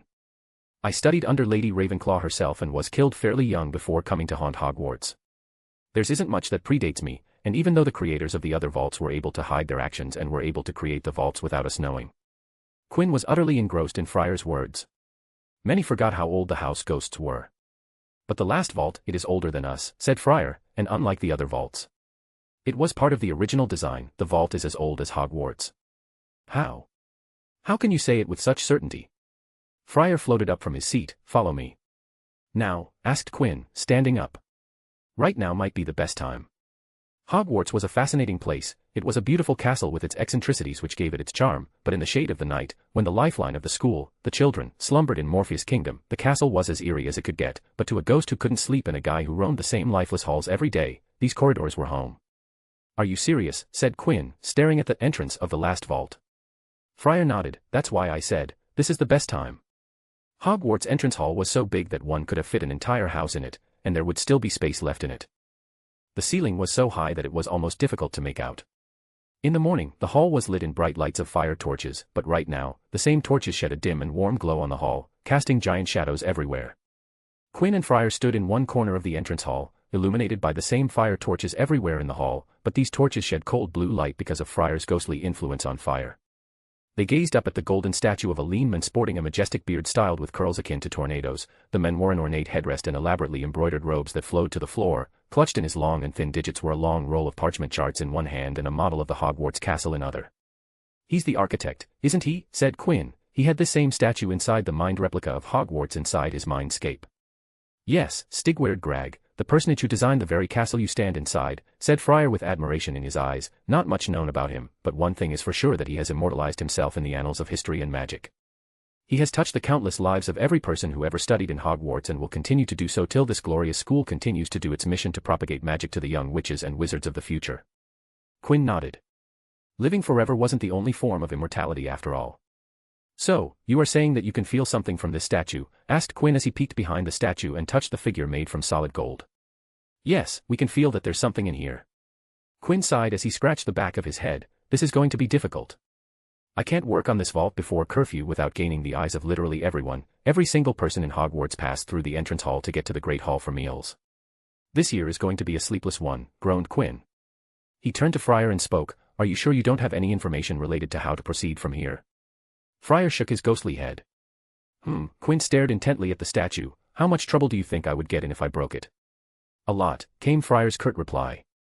Friar then saw Quinn sit down on the floor as he stared at the architect's statue and knew that it was time for him to leave. He had given the challenge, now, it was up to Quinn to conquer the vault. But the 4 house ghosts would be lying if they said they didn't have great expectations from their latest challenger. Scene break. What the hell, Dumbledore, thundered Sirius Black angrily, slamming an issue Daily Prophet on the table inside 12 Grimmauld Place. What the hell are you planning at? Sirius, exclaimed Molly Weasley disapprovingly. But Sirius ignored the Weasley mother and the other hushed voices that accompanied her. Dumbledore looked at the paper and saw a page which was devoted to an advertisement for Madame Malkin's robes for all occasions, which was apparently having a sale. I've got all the robes I want, Sirius, said Dumbledore. Not that. Sirius placed a finger on an article, read this. Trespass at Ministry. Sturgis Podmore, 38, of No. 2, Laburnum Gardens, Clapham, has appeared in front of the Wisingamot charged with trespass and attempted robbery at the Ministry of Magic on August 31st. Podmore was arrested by Ministry of Magic watch wizard Eric Munch, who found him attempting to force his way through a top-security door at 1 o'clock in the morning. Podmore, who refused to speak in his own defense, was convicted on both charges and sentenced to 6 months in Azkaban. Why was an Order member caught breaking into the Ministry, said Sirius. Do you know how much work I had to do just to reduce his sentence to 6 months?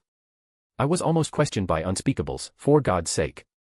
Why would you order him to break into the Department of Mysteries? Dumbledore remained silent for a moment before starting. I issued no such order. Why would I want Sturgis to break into the Ministry? Then why would he go in there?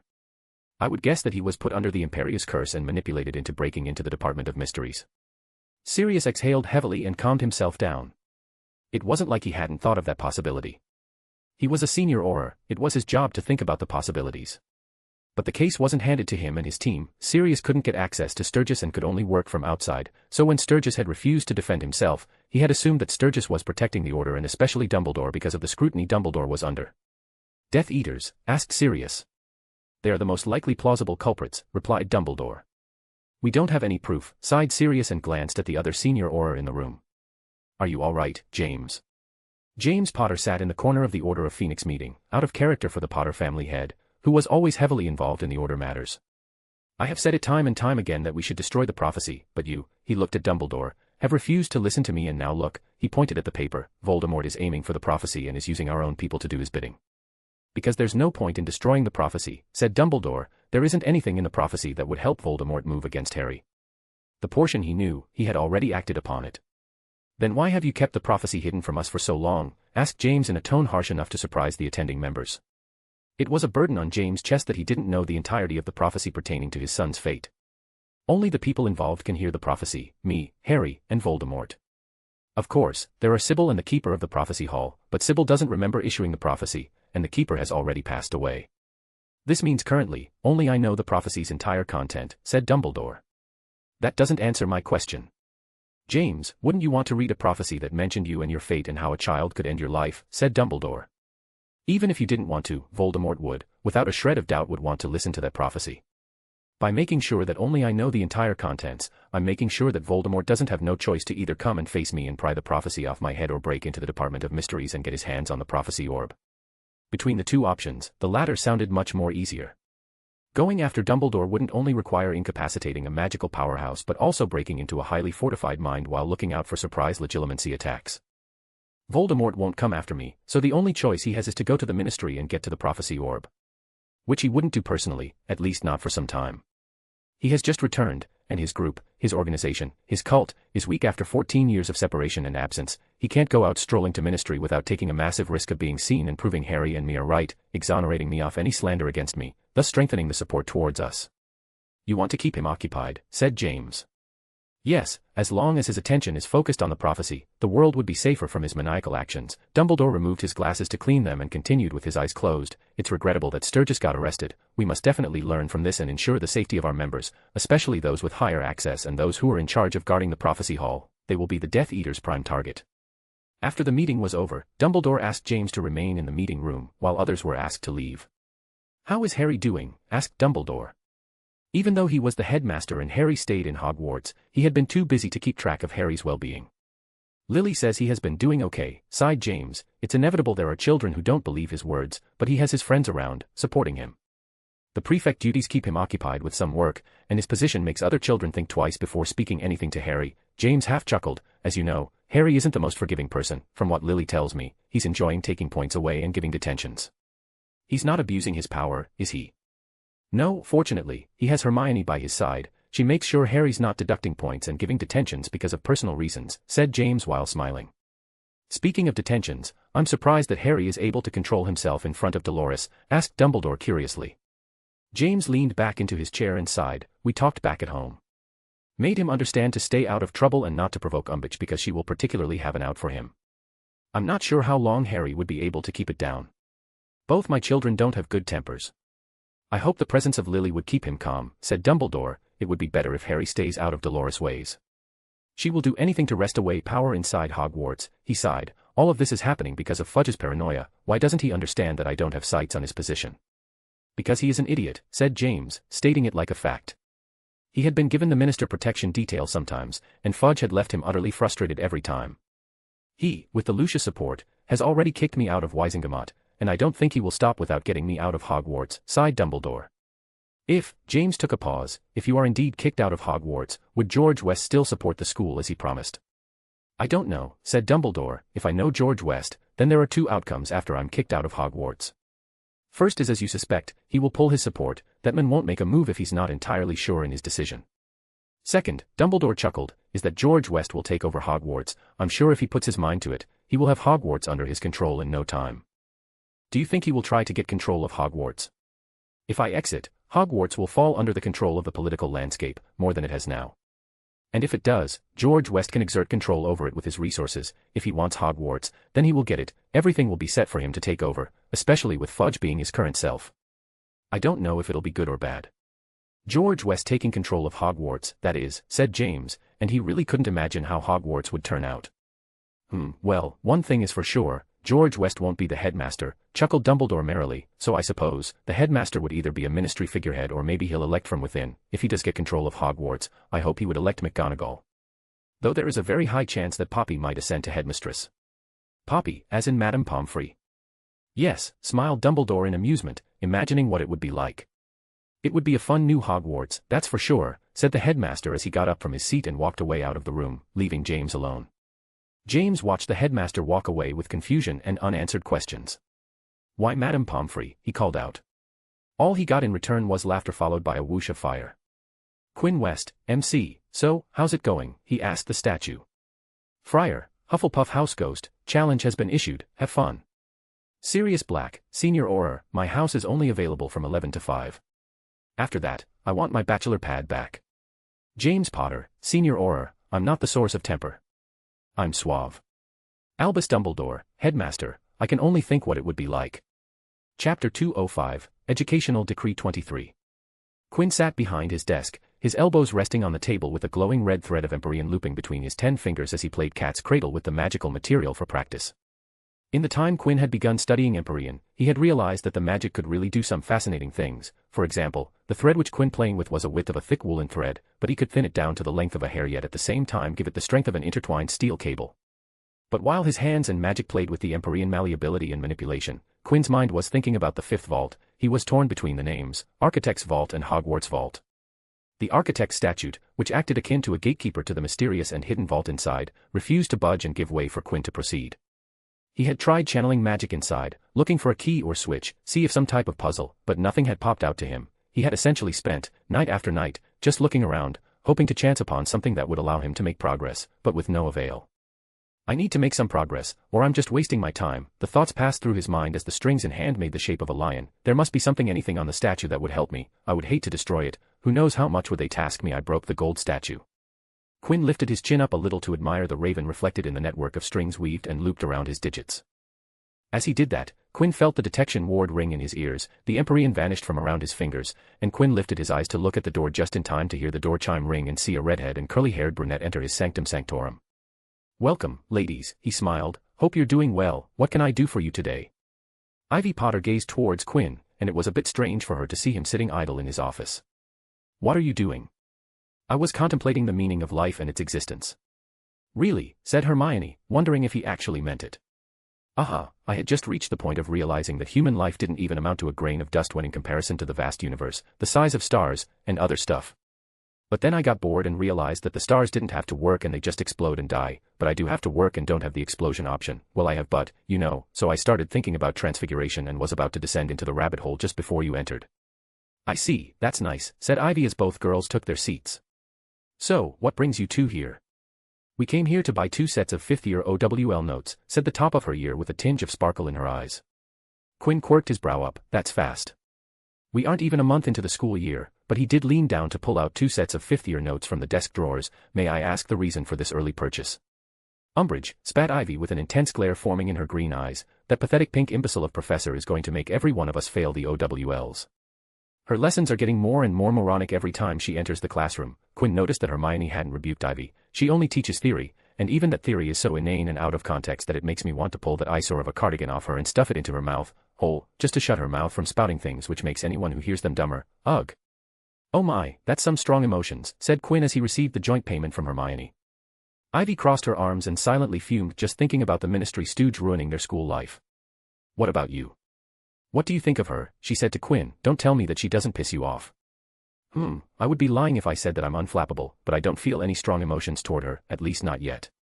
Maybe she'll do something in the future which will make reach your level. But for now, I'm just sitting in her class with my eyes closed. I wanted to ask about that, said Hermione, looking up from the notes. How's she in the class with you? I mean, with you not studying in her class, I can imagine her taking in strides and being an angel about it. Ivy scoffed at even the thought of comparing Umbridge with an angel. Quinn glanced at Ivy, thinking if she would be the one to break before Harry did. She and I don't interact much in her classes, he told Hermione while giving her the bill. Even after a couple of classes, she tries to catch me off guard. Quinn chuckled, but in our last class, she made me handwrite the chapter just to make me do something. Someone needs to do something, or this school is going to be in serious trouble, said Ivy, tapping her feet. It seemed that Umbridge had really affected her. I just know worst has not passed yet, and it may seem not possible, but the pink toad is going to do something more abhorrent. Quinn smiled sympathetically as he knew that Umbridge had the potential to be worse, much worse. The only thing that could be worse about her would be if she's a Death Eater, said Hermione, channeling the frustration of being refuted proper answers time after time. I doubt it, said Quinn. I know her by reputation, and I'm sure she's no Death Eater. She's foul enough to be one, said Ivy scathingly. Yes, but the world isn't split into good people and Death Eaters, said Quinn with a wry smile. I know she's a nasty piece of work, though. 2 years ago, she almost succeeded in passing something that could only be seen as an anti-werewolf legislation which would have made nigh impossible for werewolves such as everyone's beloved ex-Professor Lupin to get a job in the magical world. He gazed at Ivy. The bill was vehemently opposed and thwarted in Wisingamot by your father and Sirius Black. What's she got against werewolves? Said Hermione angrily. Scared of them, I expect, said Quinn, smiling at her indignation. Apparently, she loathes part humans. She campaigned to have merpeople rounded up and tagged last year too. And tried to have Fleur disqualified as a champion. You don't suppose she's being extra revolting because of that, is she? Asked Ivy. Who knows, said Quinn giving a shrug. People are never rational and logical. She might taking out her frustrations by trying to get a rise out of you to get you into detention. Scene break. It seemed that the very next day, Umbridge had indeed made things worse by pulling the move Quinn was expecting her to make, and he got confirmation while serving of eggs. He stared at a large photograph of Dolores Umbridge, smiling widely and blinking slowly at them from beneath the headline. Ministry seeks educational reform. Dolores Umbridge appointed first ever High Inquisitor. High Inquisitor, said Eddie darkly, his half-eaten bit of toast slipping from his fingers. What does that mean? Quinn glanced behind the raised newspaper and looked at Marcus. So, what do you think about this? Marcus pulled back the newspaper and read aloud. In a surprise move, last night, the Ministry of Magic passed new legislation giving itself an unprecedented level of control at Hogwarts School of Witchcraft and Wizardry. The minister has been growing uneasy about the goings-on at Hogwarts for some time, said junior assistant to the minister, Percy Weasley. He is now responding to concerns voiced by anxious parents, who feel the school may be moving in a direction they do not approve. This is not the first time in recent weeks Fudge has used new laws to effect improvements at the wizarding school. As recently as August 30th, Educational Decree 22 was passed to ensure that, in the event of the current headmaster being unable to provide a candidate for a teaching post, the ministry should select an appropriate person. That's how Dolores Umbridge came to be appointed to the teaching staff at Hogwarts, said Weasley last night. Dumbledore couldn't find anyone, so the minister put in Umbridge, and of course, she's been an immediate success. Loud chortles of laughter spouted out of Eddie and Quinn. There wasn't a place that held more hate for Umbridge than the Ravenclaw house. Especially the 5th and 7th year Ravenclaw students who were worrying their hairs gray stressed about failing their OWLs and newts. To say that the change was an immediate success was the biggest joke. Wait, there's more, said Marcus grimly. An immediate success, totally revolutionizing the teaching of defense against the dark arts and providing the minister with on-the-ground feedback about what's really happening at Hogwarts. It is this last function that the Ministry has now formalized with the passing of Educational Decree 23, which creates the new position of Hogwarts High Inquisitor. This is an exciting new phase in the Minister's plan to get to grips with what some are calling the falling standards at Hogwarts, said Weasley. The Inquisitor will have powers to inspect her fellow educators and make sure that they are coming up to scratch. Professor Umbridge has been offered this position in addition to her own teaching post, and we are delighted to say that she has accepted. Marcus finished reading and looked across the table at the other two. But before he could speak, Eddie craned his neck up and called out to Ron on the Gryffindor table, "Hey, Weasley. When did your brother turn traitor?" he yelled across the tables. Ron looked up from his plateful of bacon rashers with confusion flashing on his face before realizing what Eddie was talking about, and his face colored up to match his hair. "Why are you being mean to the poor guy?" asked Quinn plainly while making himself a sandwich. Eddie was still grinning at Ron, trying to catch the redhead's eyes. "I heard that he got selected as an option for keeper. I'm just trying to get into his head, you know, easier for me if he's even a bit frazzled. The 3 Gryffindor vixens might be decent, but their efforts will be for naught if their keeper is a sieve." A knock on the table by Marcus got their attention back to him. "So now we know how we ended up with Umbridge. Fudge passed this educational decree and forced her on us. And now he's given her the power to inspect other teachers." Marcus was breathing fast, and his eyes were very bright. "I can't believe this. It's outrageous." "There's nothing we can do about it," said Quinn with a candid shrug, putting the final touches on his sandwich, "but behave appropriately in the classes and not give professors a hard time. That's the only way we can help." He then sighed, "If Umbridge comes to inspect in one of our classes, I'll have to stop doing my homework. What an utter nuisance." "That's what you're worried about," said Marcus. "I'm already wasting an hour with Umbridge. Of course, this inspection stint of her might end up wasting more of my time, and that's a no-no," replied Quinn, licking his lip towards his delicious creation. "Then study in the classroom, damn it," said Eddie and Marcus in unison. Where's the fun in that?" mock-whined Quinn before taking a bite of his sandwich. For a second, his turned rolled back, and a short food moan escaped him. "Marcus here, have a bite of this. It's really good. Oh, really?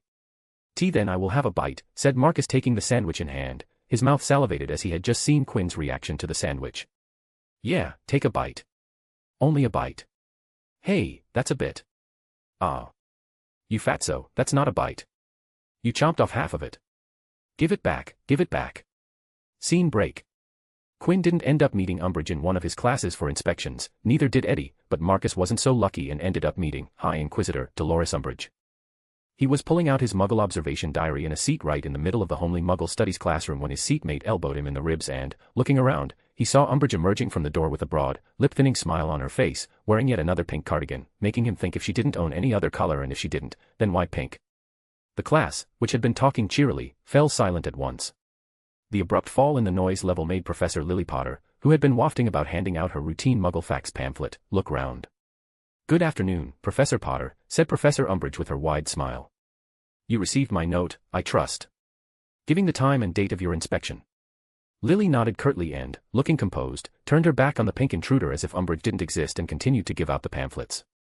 Still smiling, Umbridge grasped the back of the nearest armchair and pulled it to the front of the class so that it was a few inches behind Lily's professor's seat.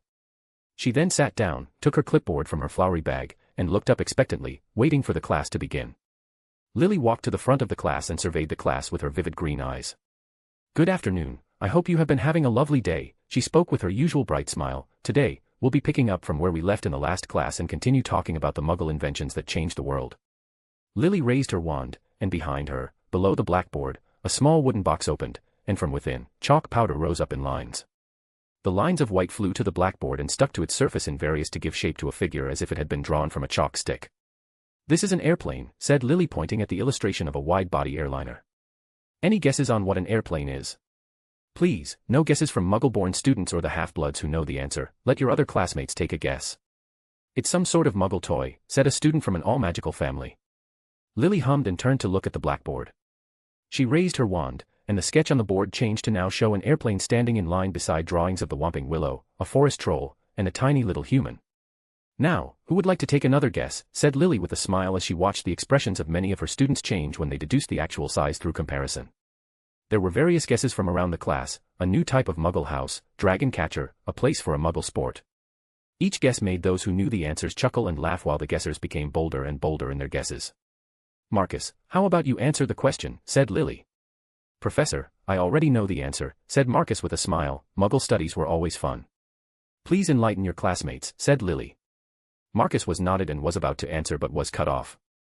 He looked at the seat behind where Lily was standing and saw that Umbridge had stood up from her chair with a hem, making it clear that she wanted to speak. Marcus considered himself a mild-mannered person, but every time he heard the hem, it made him want to cut her voice box and make her eat it. "Yes, Professor Umbridge. Do you want to contribute to the class discussion?" said Lily, but inside she seriously doubted that Umbridge was capable of any positive contribution. "No, dear. I don't think I can contribute in make-believe," said Umbridge, looking up at Lily. "You've been in this post how long, exactly?" Lily held back a scowl, clasped her hands behind her back, and stood up straight to stand firm against the indignity of the inspection. After a slight pause in which she seemed to decide that the question was not so offensive that she could reasonably ignore it, she said in a flat tone, "This will be my 5th year." You can't be considered a new teacher with that amount of experience," said Umbridge, making a note on her clipboard. "So it was Professor Dumbledore who appointed you?" "That's right." Umbridge made another note. "And you joined the same time as you children started their schooling at Hogwarts?" "Yes," said Lily. She still held her voice, but there was a twitch in her eyes at the implication. Umbridge scribbled more in her notepad, looking happier by the second. She looked up inquiringly, still smiling. "Which book do you use as the reference material?" "I don't use any. I personally provide my students material every class." "I see," said Umbridge. Her toad-like smile widened as she made another note on her clipboard. She turned away, leaving Lily standing rooted to the spot. The entire class watched and listened sneakily from behind their diaries. Most of the class were staring transfixed at Lily as she drew herself up to her full height. She turned to the class, put on a smile a bit dimmer before speaking up. "Sorry for the disturbance. Let's continue. Where were we?" "Quinn West, MC, my sandwich." "No. Ivy Potter, Gryffindor, acid in her veins. Hermione Granger, prefect, feels just as frustrated but is keeping them hidden. Eddie Carmichael, chaser, won't hesitate in using yo mama jokes. Marcus Belby, not a fan of pink toads. Oh my god, this sandwich is so good. Lily Potter, Muggle Studies professor, result of inspections is unknown. Dolores Umbridge, High Inquisitor, hem. Chapter 206, Architect's Puzzle. In the dark, dimly lit entrance hall, a figure could be seen doing a moonwalk from one end of the enormous hall to the other. The figure was, of course, Quinn, who had gotten tired of sitting in front of the architect's statue and had decided to think while walking, which somehow turned into him doing moonwalks on the entrance hall's marble floor. "It's night, and I'm lonely," he softly sang in whispers, "the one who defies the destiny. Way-oh-ho yeah, I'm fate's enemy, can someone listen to me maybe, because right now this boy needs this problem's remedy." Quinn was so engrossed in his ugly singing that he didn't notice when he reached the end of the path. His back bumped into something pointy, startling himself, and he ended up jumping forward in surprise. He turned in a hurry to see what he had bumped into and saw Founder Rowena Ravenclaw cast in pure gold, standing with a diadem in one hand and a tome in the other. He let out a sigh of relief and stepped forward with a smile. Quinn knelt in front of the statue. "My fair lady, this student of yours asks for your guidance. This poor one's wit has reached its limit, and only your divine intellect could grant me the hope to succeed the architect's arduous trials," he said, exaggerating every word that came out of his mouth. There was a widespread belief that a change in perspective could help things along and sometimes allow a breakthrough when stuck at a problem. And technically, Quinn was looking from a different perspective. He was looking at Rowena Ravenclaw's golden statue while kneeling instead of standing. And in doing so, he noticed the palm on which the tome rested. It was a tiny thing, and at any other moment, he wouldn't have noticed it, but as he looked up at the end, he noticed a ring on Rowena Ravenclaw's middle finger. But that wasn't the odd thing. The thing that popped out to Quinn was that the ring wasn't melded into the finger as it would in a sculpture or statue. The ring looked like it had been put into the finger separately. Quinn stood up at once and looked around the entrance hall. There were, in total, 6 golden statues in the hall: Godric Gryffindor, Rowena Ravenclaw, Salazar Slytherin, Helga Hufflepuff, Architect Stigward Grag, and the unnamed One-Eyed Witch. He hurriedly jogged to the nearest statue and reached Godric Gryffindor's statue. The man with the portly stood tall dressed in leather armor under his robes. His hands rested on top of a vertically standing sheathed sword with the only very tip of the blade touching the floor. With both hands laying on top of each other, the lower hand was partially hidden from sight. Quinn bent his knees and got in close to finally get a glimpse of a ring on Godric Gryffindor's ring finger. "That's 2, he muttered quickly before excitedly running to Helga Hufflepuff's statue and the homely plump woman holding a small golden cup with 2 finely wrought handles with a badger engraved on the side. Here too, the ring was placed in a hard-to-spot place on the Hufflepuff's curved index finger grasping the cup's handle. The 4th founder, Salazar Slytherin's bald head and cold eyes were perfectly depicted in gold. The ancient and monkeyish man with a long thin beard that fell almost to the bottom of his sweeping robes had so many rings on his hands that Quinn hadn't noticed that one of Slytherin's pinky was also not melded with the finger and was a separate entity. He looked at the founder's statues standing in different corners of the room. 4 founders, 4 statues, 4 rings, said Quinn in but a whisper. His hand instantly snapped into a fist, and his magic flowed. The ringed fingers of the 4 founders straightened out with the power of transmutation as the gold heeded the command of Quinn's magic. The 4 rings, one from each founder, slowly rotated around the fingers as Quinn pulled them out, and the second the rings left the fingers, they zapped through the air and arrived in front of Quinn in mere seconds. He stared at the rings and noticed the common denominator of the rings except that they were made from gold, the 4 mascots, he voiced. The rings had etchings of the 4 house animals, lion, eagle, snake, and badger. Quinn knew what he had to do. He walked towards the architect's statue and rested his eyes on the architect's hand holding the model of Hogwarts with the fingers digging into the ground below the model. All of his digits were bare with not a single ring in sight. Once again, the magic worked its course, the architect's golden fingers were pulled out from the model and straightened out so Quinn could insert the rings. Rowena Ravenclaw's eagle-inscribed ring taken from her middle finger went into the architect's middle finger. Godric Gryffindor's lion-inscribed ring taken from his ring finger went into the architect's ring finger. Helga Hufflepuff's badger-inscribed ring taken from her index finger went into the architect's index finger. Salazar Slytherin's serpent-inscribed ring taken from his little finger went into the architect's little finger. Quinn stepped back and used transmutation once again to curve the fingers back into Hogwarts' model and then waited for the show to happen. But nothing happened. He stepped forward to see if the fingers weren't properly inserted or had he made a mistake in the ring placement. But all the things seemed to be in order. Then why isn't something happening? Was my assumption wrong, he muttered in contemplation, but then the bare 5th finger caught the attention, the thumb is still unoccupied, there must be a 5th ring for it, yes. The question is, where's it? He wondered for a few moments, whereafter he turned to the one remaining statue in the entrance hall and stared at the ugliest statue, which for some reason was also drawn in gold. Quinn walked towards the statue of the unnamed one-eyed witch, hair haggard, unsightly bumps on the skin, heavily hunched back, ragged robes, and a crooked staff. Nothing about the one-eyed witch was pleasant, yet it was stationed in the entrance hall for an entire millennium. It makes wonder, doesn't, he mumbled and observed the statue of the woman blind in one eye. He first looked at her hands, but unexpectedly there were no rings on her bony fingers. Okay, what else? He looked at her staff which had big hoops on the top, but they were melded into the staff, which indicated that they weren't what he was looking for. Eyes, eye, singular. At first, Quinn thought it was because of the general vibe of the statue that the woman's good eye was bulging and looking in an off direction, but the more he stared at it, the more he thought that the direction in which the statue was looking in was of significance. Quinn raised a hand and rubbed his index finger and thumb. When he pulled them apart, there was a thread of red empyrean connecting them. He took the end attached to his thumb and stuck it right in the middle of the eye. All right, let's see where this goes, said Quinn and started walking in the direction in which the statue was looking in. Soon, he reached a wall, but the statue wasn't looking near the floor level but higher above. He looked up, then at his feet and tapped his heel against the floor twice for a platform of glowing red empyrean developed beneath his feet which then pushed him up, and soon he was standing atop a solid pillar. He had gotten decent enough to create massive concrete structures. The line of empyrean was still in Quinn's hand, and he pulled it a little for it became taut, then positioned it so that the glowing red line was perfectly perpendicular to the eyeball. When he looked at his end of the line, it pointed right in the middle of a very small framed photo. There were hundreds of magical portraits in the entrance hall. When Quinn looked at the photo, his eyes widened in surprise. What he saw was a photo of the entrance hall, a perspective of the entrance hall as seen from the eye of the one-eyed witch. That's some cool planning, he said in amusement. The picture was too small for Quinn to discern anything valuable with the naked eye, so he conjured a magnifying glass and began observing the magnified picture inch by inch. From the viewpoint of the one-eyed witch, she could have seen all other statues, but because her field of vision was higher, she could only see the wall of photo frames. Minutes went by as Quinn tried to spot something of value, and just as he was about to give up, his breathing hitched, and Quinn gulped. He was looking at the very same spot that the statue was looking, at the photo in the small frame. He could see the frame, but the picture inside the frame was different. He looked at another picture of the entrance hall from the one-eyed witch's viewpoint, but this time there was an old man with tornado-like curls for a beard staring back at him as if knowing that Quinn was looking at him. It was the architect, it was Stigward Grag. And he was standing right where Quinn was standing right now, next to the photo wall. The architect in the magical portrait smiled and turned to where the small frame should have been, but instead, there was nothing in that spot. The architect pointed at the empty square before turning back towards Quinn and continued to smile while staring squarely at him. He leaned back away from the frame, the magnifying glass in his hand vanishing in the process.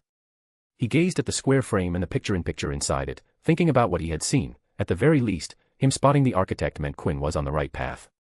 Deciding to act on what he had seen, Quinn undid the sticking charm on the frame and pulled it off the wall to reveal an unnaturally white square area of the wall previously hidden by the frame.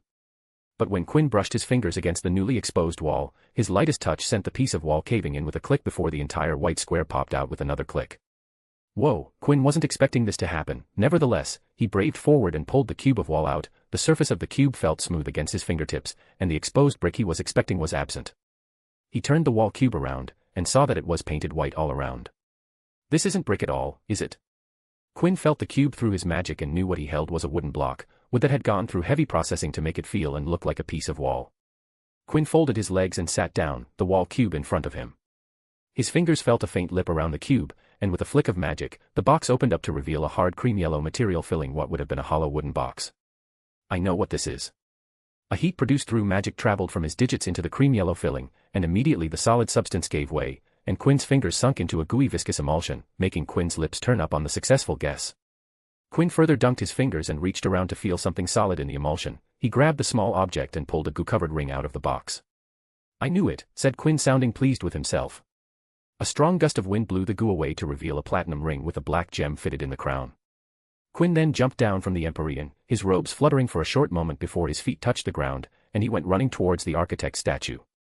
He slipped the ring onto the statue's thumb. It was almost instantaneous. The 4 founder rings blazed in clear-colored flames. Red flames covered the lion ring, yellow wrapped the badger, green glittered across the serpent, and blue illuminated the eagle. On the other hand, the jeweled thumb ring didn't burn, but the black gem roused to throw out a deep, dark, and disturbed blackish-teal glow. Quinn immediately threw an illusion around him and the statue in case a ghost or house elf was attracted by the glow of the rings. The flames grew brighter in a flash before they went out, and the only light was from jeweled ring glowing in a teal light. But it seemed everything wasn't over yet as the founder's rings started to shake, and suddenly their bottoms separated, and the rings flew out from the fingers, zooming through the sky and flying to their initial positions in the hands of the golden founder statues. The only remaining ring sat in front of Quinn's eyes. He sent a pulse of magic, the thumb straightened out, and the ring spun out of the finger. He raised his hand, and the ring slowly floated down into his palm. Quinn noticed that the black gem had transformed into a dark teal gem, and as the ring sat on his palm, he felt a slight constant thrum from the ring as it vibrated in his hand. Now that the ring was in his hand, Quinn did the only logical next step he could think of and put it on his ring finger. The ring, as many magical rings, adjusted to fit his finger. In brightest day, in blackest night, no evil shall escape my sight. Let those who worship evil's might, beware my magic. Teal lantern's light. By the end, Quinn had his hand raised up, expecting the ring to shoot a beam of light above, but it did no such thing. Yeah, thought so. Quinn brought down his hand and, in earnest, began observing the ring. He felt that the ring was no longer warm, and his skin touched the cool of the metal, but like before, the vibration was still present. What's the mean of this? He touched the ring with his other hand while contemplating the significance of the vibration, but after thinking for a while, he couldn't arrive at a conclusion. He raised his hands up, stood up his toes, and stretched his body from top-bottom, and groaned while doing it. I should go to sleep. I'll see what it does in the morning. He turned towards the direction of the grand staircase to climb up to the Ravenclaw dorm room entrance, but the moment he reached the ground floor level of the stairwell, Quinn noticed a glint from the corner of his eyes and turned his gaze towards it just in time to see the ring jewel flashed brightly and shoot a teal beam of light towards the front. Holy shit, it really shot a beam of light. He watched with wide eyes as the teal light beam hit the staircase, and at once, the ever-moving grand stairwell stopped moving. The feeling of shock was something Quinn couldn't describe. In all the years he had been here, Quinn hadn't seen the sight in front of him once. Not once had he witnessed all the stairs stopped in one place, especially not in the middle of them changing platforms. The complete stoppage only lasted a moment as Quinn's gaze was attracted to a set of stairs moving, and he watched as the stairs connected with each other all the way to the 6th floor. The second the connection completion happened, a teal radiance covered the side railings, marking a path for him to follow. I wanted to go sleep, he sighed, and from the looks of it, if he didn't climb the prescribed path, the stairs weren't going to return to normal. He climbed the illuminated stairs to reach the 6th floor and looking behind, the teal was gone, and the stairs were once again moving. He looked back ahead, and a clear line of teal was going through the middle of the floor. Following the teal line had him arrive at a dead end in the corridor. The wall he faced was plain with simple tin paint, but just like all other things, the presence of teal was evident on the wall. The line that aided Quinn to arrive at the wall climb up the wall, and in the dead center of the wall, it made a small circle ring. Quinn glanced at the ring in his hand. He walked forward and touched the jewel in the ring to the center of the circle. Teal overflowed the wall, with the light flooding the entire corridor. Quinn opened his squinted eyes and lowered his arm to see a layer of swirling teal had replaced the wall. He conjured a ball and threw it in. The ball disappeared into the teal, leaving behind a single ripple as it vanished. There's definitely something behind here. Quinn gingerly advanced a hand into the teal, which like the ball, disappeared behind the layer. He stepped forward, and soon, Quinn had left the corridor, leaving behind nothing but a ripple in the teal layer, which disappeared the next second, and all that left was a simple tan-colored wall in the dead of night where silence reigned supreme. Quinn West, MC, the architect is sure a creepy guy. Fiction-only reader, author, ugh, I had written 2/3 RDS of this chapter before going to sleep yesterday and was in a good mood that I didn't have much to write tomorrow. But today, I saw an article on Show, Not Tell, which disrupted my entire rhythm as I became conscious about my writing, and the last 1/3 took so much time. Chapter 207, Architect's Mechanism, Cat vs. Toad. When he stepped across the teal permeable layer, Quinn's shoe stepped on a coarse surface with a grainy texture that gripped the soles of his boots. Quinn briefly took in the room in front of him before turning back. The swirling layer of different shades of layers was still there. He exhaled a breath he didn't know he was holding and turned to the front. Even with the room bathing in the soft teal light, the room was clearly colored in a dark gray, giving it a lifeless ambience. Unlike the public Hogwarts where every wall had a story to it, this room seemed to have been created without a thought of flourish or fanfare. The sheer monotony of the room made Quinn's eyes strain and relax all at the same time. His step echoed in the empty room as he descended down a shallow circular well of stairs and gazed at the surrounding circle of pillars that supported the perfectly circular room's equally dull ceiling. Now, what's this? Quinn's voice echoed along with his steps as he walked around the short, perfectly cylindrical pedestal present right at the room's middle. Like everything in the room, the column-like pedestal was just as the name suggested, a cylinder. Is this really from the same person who designed Hogwarts? Despite the eccentric parts of the castle, Hogwarts was a beautiful construction of its time. To this day, the tradition of taking the first years on boats through the lake was because of the castle's architectural beauty that mesmerized the children and stayed them for a very long time. It certainly did with Quinn, who despite having seen a range of different architecture that changed with cultures across the globe in his world tour, had been all but hypnotized when he had set his eyes upon the moonlit castle with a 1,000-year history and the ever more enchanting reflection in the clear lake surface. He squatted down fully on his knees and felt the base of the cylindrical pillar, specifically, the place from where the pedestal rose up from the floor. The pedestal wasn't part of the floor, but neither was it sitting on the floor. No, the pedestal column came from within the floor, meaning that there was a length of pedestal beneath the surface of the floor. A thought struck his mind. He straightened his knees with body magic pushing through his muscles. He kicked the floor and launched himself atop the cylinder. Now, let's how my hunch pans out. With body magic still coursing through his body, Quinn took a mighty jump, joined his feet, and pushed down hard on the pedestal with his landing. A slight tremor went down the pedestal as the force generated by Quinn's weight coming down on the pedestal pushed it down into the ground by mere millimeters. At the same instant, Quinn turned his face towards the loud sound of stone being dragged against stone. A part of the wall in the shape of an archway was pushed back a couple of inches. But the very next second, Quinn shifted his feet to maintain balance as the pedestal rose to its original height in an instant, and with the archway merged back into the wall sending a big wave of tremor, causing Quinn to struggle maintaining balance on the narrow pillar. A weight-based mechanism. Quinn glanced down on the pillar needs force to be pushed down, which then, will push that section of wall. He gazed at the previously effect spot in the wall, in the shape of an archway, which I'm guessing is the way to the next section of this vault. Well, that's easy enough to solve. Quinn jumped down to the floor and walked to the part of the wall that had shifted. Why follow the rules when you can break the game?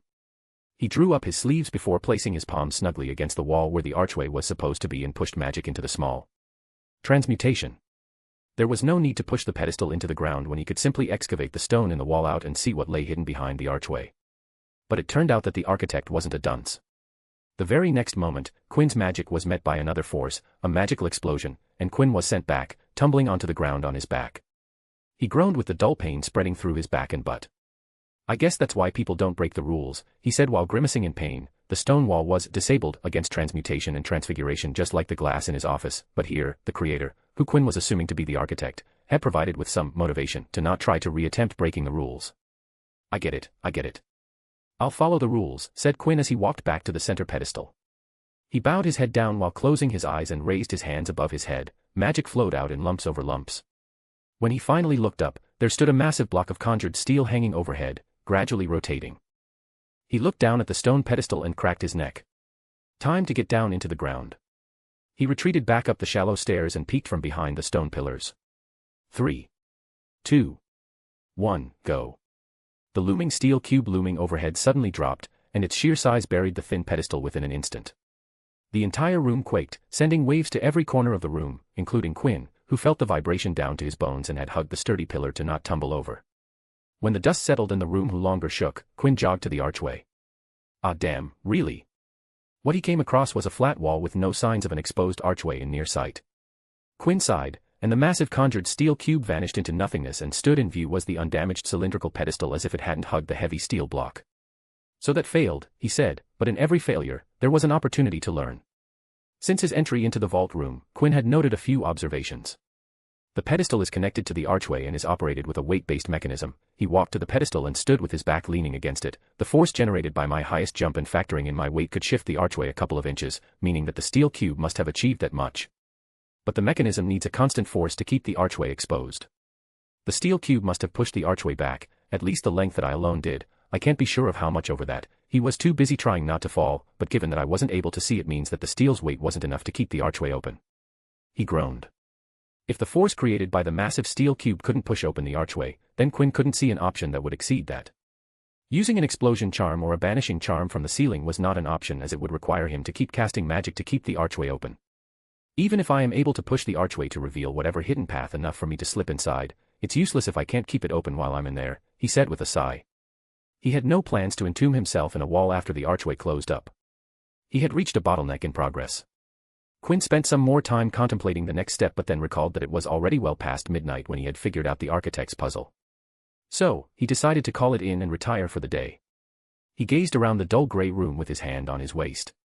Solving puzzles, struggling to find answers, and standing alone in an unknown, possibly dangerous part of Hogwarts, his lips curled up. This felt correct. This strangely felt like home.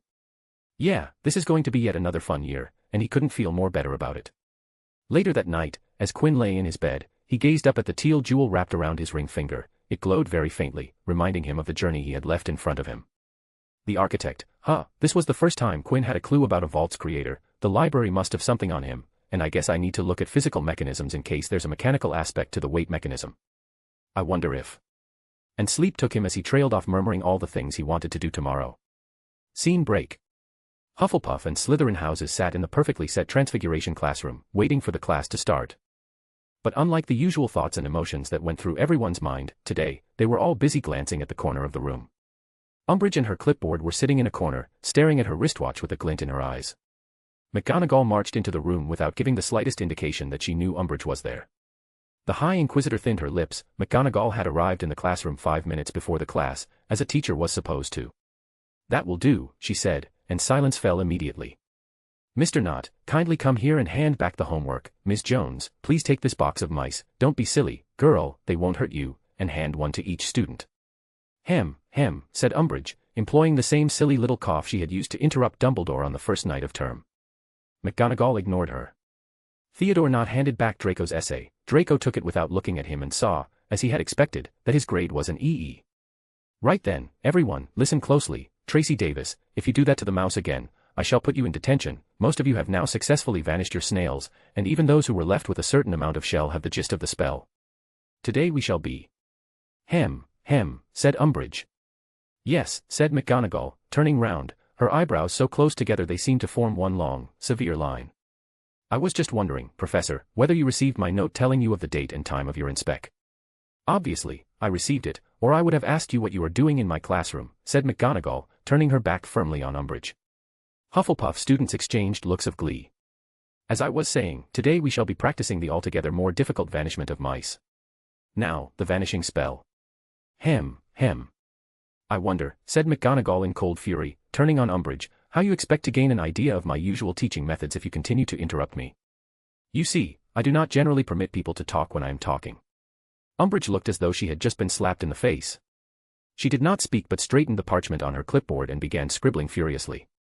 Looking supremely unconcerned, McGonagall addressed the class once more. As I was saying, the vanishing spell becomes more difficult with the complexity of the animal to be vanished. The snail, as an invertebrate, does not present much of a challenge. The mouse, as a mammal, offers a much greater one. Bigger and more complex animals, including humans, can't be vanished as they present complications that aren't yet solved. This is not, therefore, magic you can accomplish with your mind on your dinner. So, you know the incantation, let me see what you can do. McGonagall is angry, Tracy said to Daphne under her voice. She is quite angry, replied Daphne. The expression on McGonagall's face might have been stone, but many could feel that she wasn't one bit happy to have a shred of pink in her classroom. Umbridge did not follow McGonagall around the class as everyone had heard she had done with Trelawney. Perhaps she thought that Professor McGonagall would not permit it. She did, however, take many more notes while she sat in her corner. Toads are particularly easy to vanish, said McGonagall in her usual commanding voice. They are such unimpressive and simplistic creatures that even a poorly performed vanish spell can work on a measly toad. So, if you ever see one, you can try it out to test your skill and boost your confidence. Tracy couldn't stop her laugh, and a quick chortle escaped her. But the eyes of the two professors made her quieten up instantly. Daphne, at her side, shook her head, but there was a glint of amusement on her face. Many students from both houses had their heads bowed to hide the grins on their faces. When McGonagall finally told them all to pack away, Umbridge rose with a grim expression on her face. "Well, it's a start," said McGonagall as she watched the students dropping the wiggling mouse pieces into the box by her table as they exited. Umbridge approached the teacher's desk. "How long have you been teaching at Hogwarts?" she asked. 39 years this December, said Professor McGonagall brusquely, snapping her bag shut. Professor Umbridge made a note. "Very well," she said, "you will receive the results of your inspection in 10 days' time." "I can hardly wait," said Professor McGonagall in a coldly indifferent voice, and she strode off toward the door. "Hurry up, all of you," she said at the lingering students. And a lot of them swore that the Scottish witch had a faint smile on her face. Among the leaving students, Draco Malfoy walked a little behind his two goons, who talked among each other about food, but he was looking down at his hands at the black card with gold lettering. He couldn't help but wonder a thing that the maker of this card had said to him last year. And the words that he heard just a few weeks ago. "Don't be a stranger, Malfoy."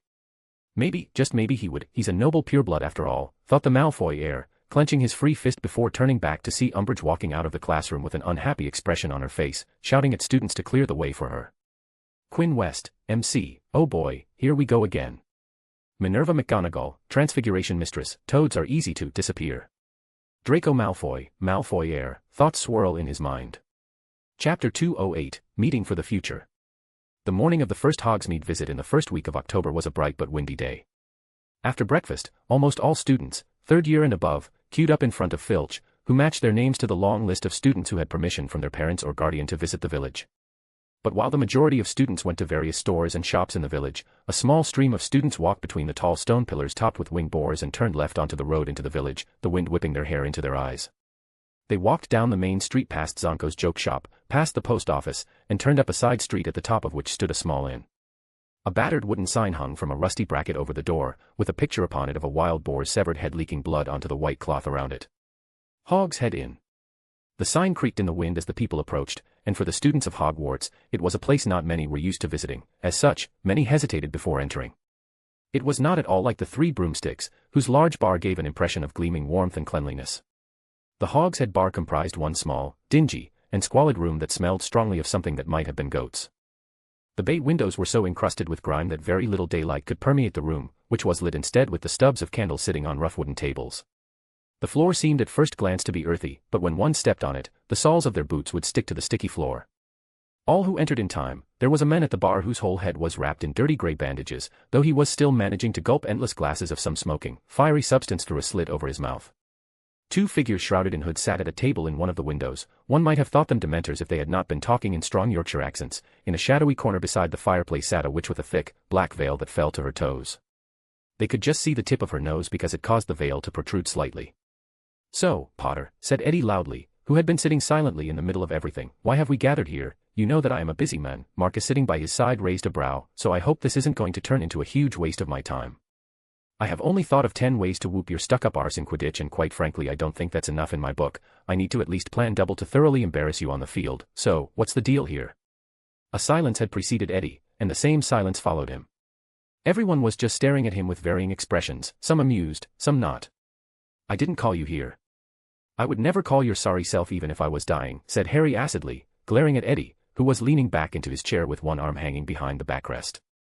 "I know that," said Eddie with a smirking scoff, "like I would show up anywhere even if you came begging for it. Maybe I will if you accept that I'm the better man."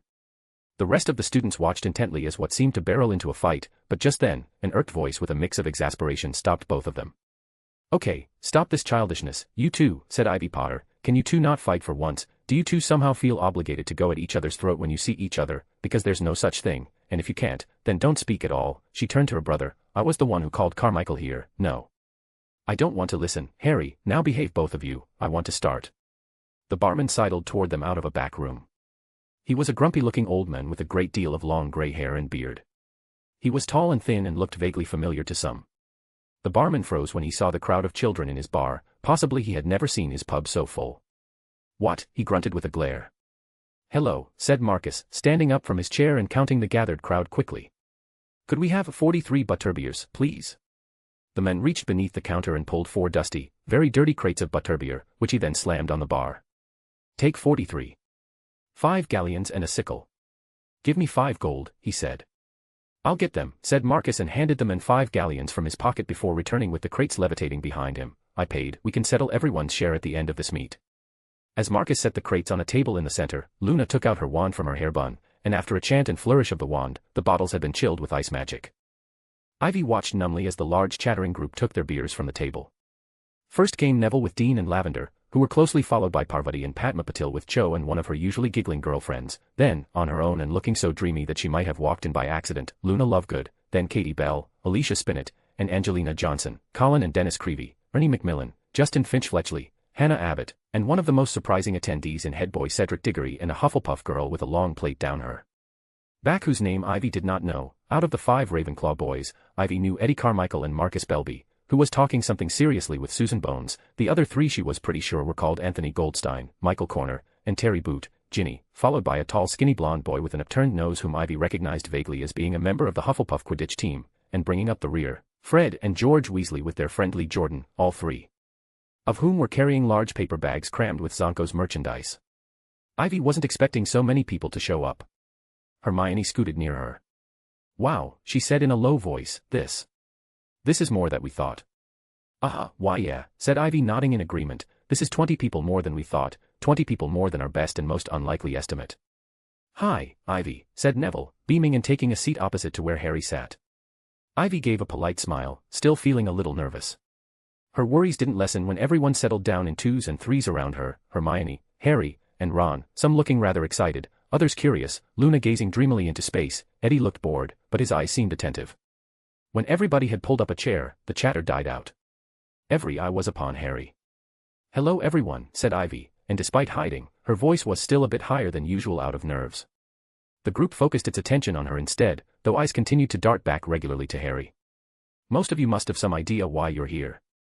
Well, we here had the idea that it might be good if people who want to study defense against dark arts, and I mean really study it, you know, not the utter garbage that Umbridge had been teaching us. Eddie whistled and suddenly Ivy's voice became much more confident, because nobody in their right or even wrong mind could call that defense against dark arts. Here, said the Weasley twins, and Ivy looked heartened. Well, I thought it would be good if we, took matters into our own hands. She paused, looking at everyone, a few people in the room, and went on, and by that, I mean learning how to defend ourselves properly, not just theory but the real spells. You want to pass your defense against the dark arts OWL too, though, I bet, said Michael Corner. Of course, we do, don't well all, said Hermione. But I want more than that, I want to be properly trained in defense because. She took a great breath and finished, because Voldemort's back. The reaction was immediate and predictable. Cho's friend shrieked and slopped butterbeer down herself, Terry Boot gave a kind of involuntary twitch, Padma Patil shuddered, Neville gave an odd yelp that he managed to turn into a cough, and Eddie along with Marcus frowned deeply.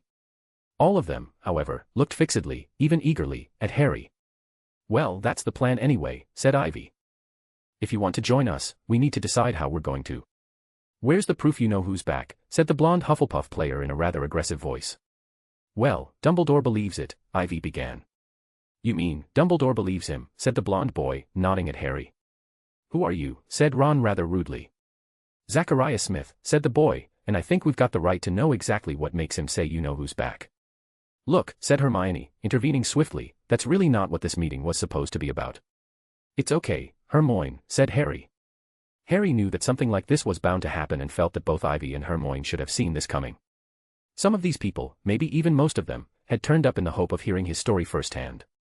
And while they were planning this meet, Harry had stayed quiet when neither had brought up this issue because he knew they wouldn't approve.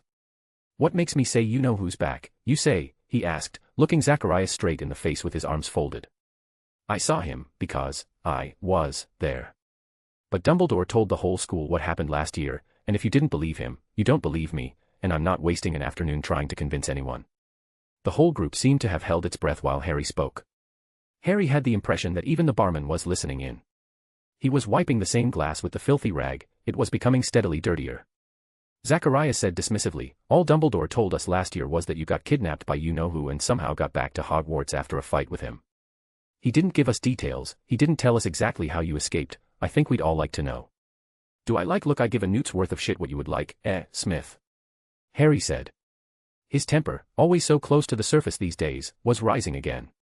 He did not take his eyes from Zacharias Smith's aggressive face and looked down at him.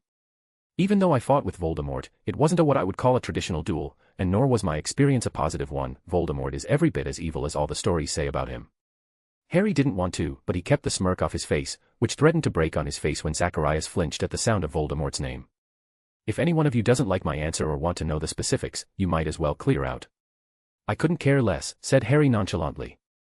Zacharias glanced at Eddie, thinking that the Ravenclaw would take offense as Harry had addressed all of them, but... What the hell are you looking at me like that, said Eddie with jibe in his voice. Potter said that he doesn't give a newt's worth of shit about what you like. In the same way, I won't listen to his crap if someone paid me to do it. Then why are you here? Asked Zacharias. Were you listening, or are those ears just for show? The good Potter and Granger said that this is for defense against dark arts. Why else do you think we are here for? They're a year younger than you, said Zacharias as a last attempt, gritting his teeth. Congratulations for stating the obvious, doofus. Eddie pointed his thumb towards his back. The fucking head boy and other 7th years are here. I'm going to learn from them, and unlike you, I don't stick to the course material and actually learn to fucking apply myself, but that's to expected. I'm smarter than you after all. And a far better chaser.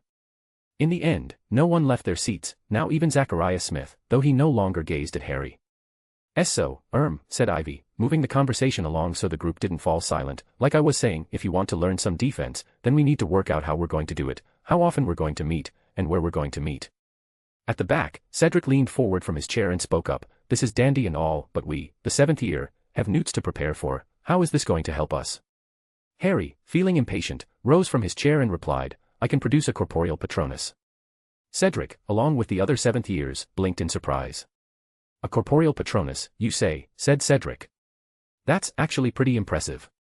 I can teach it to you, said Harry, and that's a reason for you to attend if you would like to attend. And did you kill a basilisk with that sword in Dumbledore's office? Asked Terry Boot. That's what one of the portraits on the wall told me when I was in there last year. Yeah, I did, yeah, said Harry. Justin Finch-Fletchley whistled, the Creevy brothers exchanged awestruck looks, and Lavender Brown said, wow, softly. Harry was feeling slightly hot around the collar now. And in our first year, said Neville to the group at large, he saved that sorcerer's stone. Sorcerers, hissed Hermione. Yes, that, from you-know-who, finished Neville. Hannah Abbott's eyes were as round as galleons. And that's not to mention, said Ron smiling proudly, all the tasks he had to get through in the Triwizard Tournament last year, getting past dragons and merpeople and those god-awful acromantulas and things. There was a murmur of impressed agreement around the table. Look, he said, and everyone fell silent at once. I don't want to sound like I'm trying to be modest or anything, but I had a lot of help with all that stuff, and just like the help I got, we can help each other out and get ourselves out of the mess that Umbridge had dug for us. Yes, well, said Ivy hastily, moving on. The point is, who here wants to partake in this study group? There was an approving murmur in the group. But in Hogwarts, there was something known as the house system, which could sometimes make things complicated. The Hufflepuffs glanced at Cedric, who thought for a moment before nodding. Hufflepuffs are in, he said, and I will personally help by keeping you updated on what's happening with the professors, meaning, I will spy on Umbridge for you. The Golden Squad being part of Gryffindor meant that the Lions were in and probably the ones the most excited about this thing. Defying Umbridge was right up Gryffindor alley. Finally, everyone looked at Ravenclaw, and the members of Golden Squad glanced at Eddie, but the Ravenclaw students glanced at Marcus, who thought for the longest time before looking up at the Golden Squad. Ravenclaw is in, but this better be what you think it's going to be, said Marcus. The gamble of going behind Umbridge's back better be worth the risk. Right, said Ivy, looking relieved that something had at last been settled. Well, then, the next question is how often we do it. I really don't think there's any point in meeting less than once a week. Hang on, said Angelina, we need to make sure this doesn't clash with our Quidditch practice. No, said Eddie, nor with ours. It better not. Nor ours, added Cedric Diggory. I'm sure we can find a night that suits everyone, said Hermione, slightly impatiently, but you know, this is rather important. We're talking about learning to defend ourselves against Voldemort's Death Eaters. Well said, barked Ernie Macmillan. Personally, I think this is really important, possibly more important than anything else we'll do this year, even with our OWLs coming up. He looked around impressively, as though waiting for people to cry, surely not. When nobody spoke, he went on, I, personally, am at a loss to see why the Ministry has foisted such a useless teacher upon us at this critical period. Obviously, they are in denial about the return of you-know-who, but to give us a teacher who is trying to actively prevent us from using defensive spells. We think the reason Umbridge doesn't want us trained in defense against dark arts, said Ivy, is that she's got some mad idea that Dumbledore could use the students in the school as a kind of private army. She thinks he'd mobilize us against the ministry. Nearly everybody looked stunned at this news, everybody except Luna Lovegood, who piped up, well, that makes sense. After all, Cornelius Fudge has got his own private army. What, said many, completely thrown by this unexpected piece of information. Yes, he's got an army of heliopaths, said Luna solemnly. No, he hasn't, snapped Hermione. Yes, he has, said Luna. What are heliopaths? Asked Neville, looking blank. They're spirits of fire, said Luna, her protuberant eyes widening so that she looked madder than ever. Great tall flaming creatures that gallop across the ground burning everything in front of. They don't exist, Neville, said Hermione tartly. Oh yes, they do, said Luna angrily.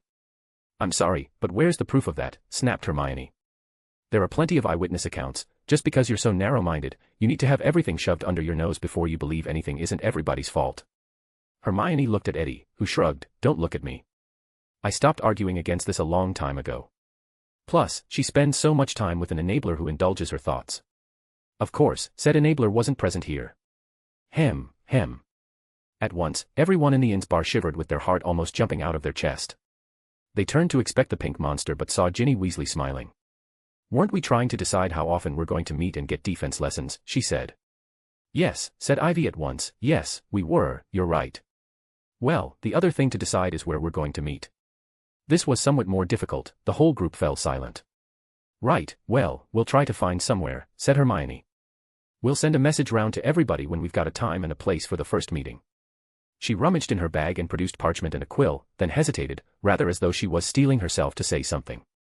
I think everybody should write their name down just so we know who was here. But I also think, she took a deep breath, that we all ought to agree not to shout about what we're doing.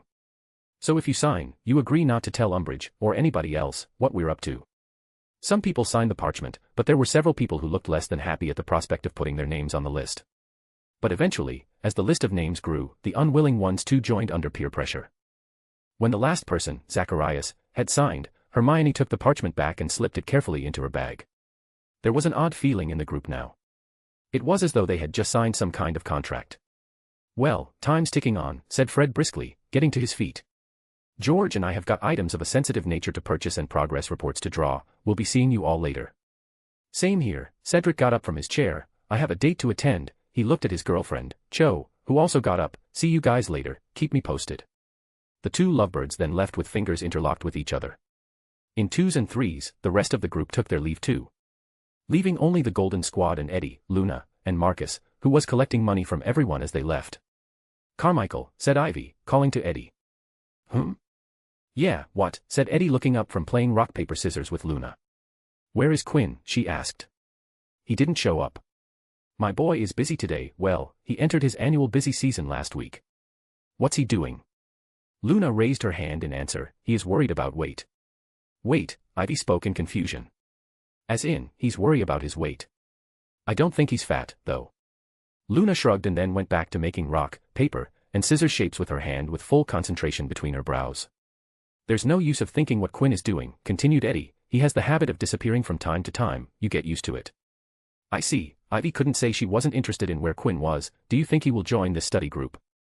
I mean, if we are able to get him in, everyone will benefit greatly from it. I don't know if Quinn will join or not. I myself only came here because Marcus was keenly interested in what you were suggesting and because Luna and Cho were also going. If you want to know if Quinn is willing, then you need to ask on his own, but as I said, he entered his busy season last week, and that usually goes for months. Ivy bit her lower lip and nodded. She really wanted Quinn to join. I mean, he will be perfect. He taught us last year, and that was amazing. Yeah, I need to get Quinn to participate, she thought, and by the end was determined to get Quinn to participate no matter what.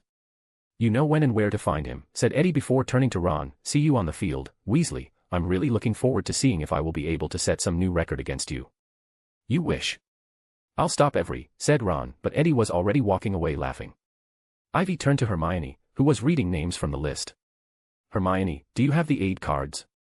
I want one, she said. Hermione looked up and went off, which one do you want? I have more than 40 generations worth of cards, do you know, with the latest issue card, you could press it against on any of the classroom's doors, and it would turn into a game of tic-tac-toe. If you touch two transformed cards together, that will register them as player 1 and player 2. And then you can play while anywhere in the castle, no matter what the distance. I just need one that would tell me if Quinn's in his office or not. I have the perfect one for you. When we get back, I'll be showing you issue number 19. It's from a few years back, but it's a classic one. Oh okay, said Ivy in the face of the sheer excitement from her best friend. Quinn West, MC, what can I say? I love my calling cards. Eddie Carmichael, talker, let's get some fucking study in. Marcus Belby, Ravenclaw ringleader, got his money back in full. Hermione Granger, collector, I have a issue number 1 in pristine, untouched condition. Ivy Potter, organizer, I just need a card. Fiction-only reader, author, extremely sick, because of weather change, but very long chapter, so see you later. Maybe tomorrow or day after tomorrow. Chapter 209, Agreement to Join.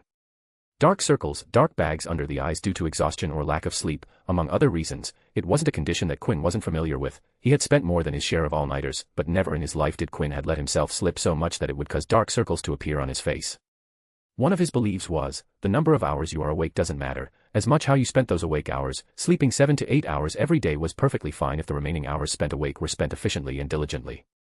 The only exception to his track record was the 2 weeks in Hogwarts after the sin curse had broken. In those days, Quinn's condition deteriorated so much that he had on more than a few occasions had taken sleeping draughts just to put himself into sleep, a fact that he loathed because sleeping draughts were addictive if taken carelessly over a long period of time.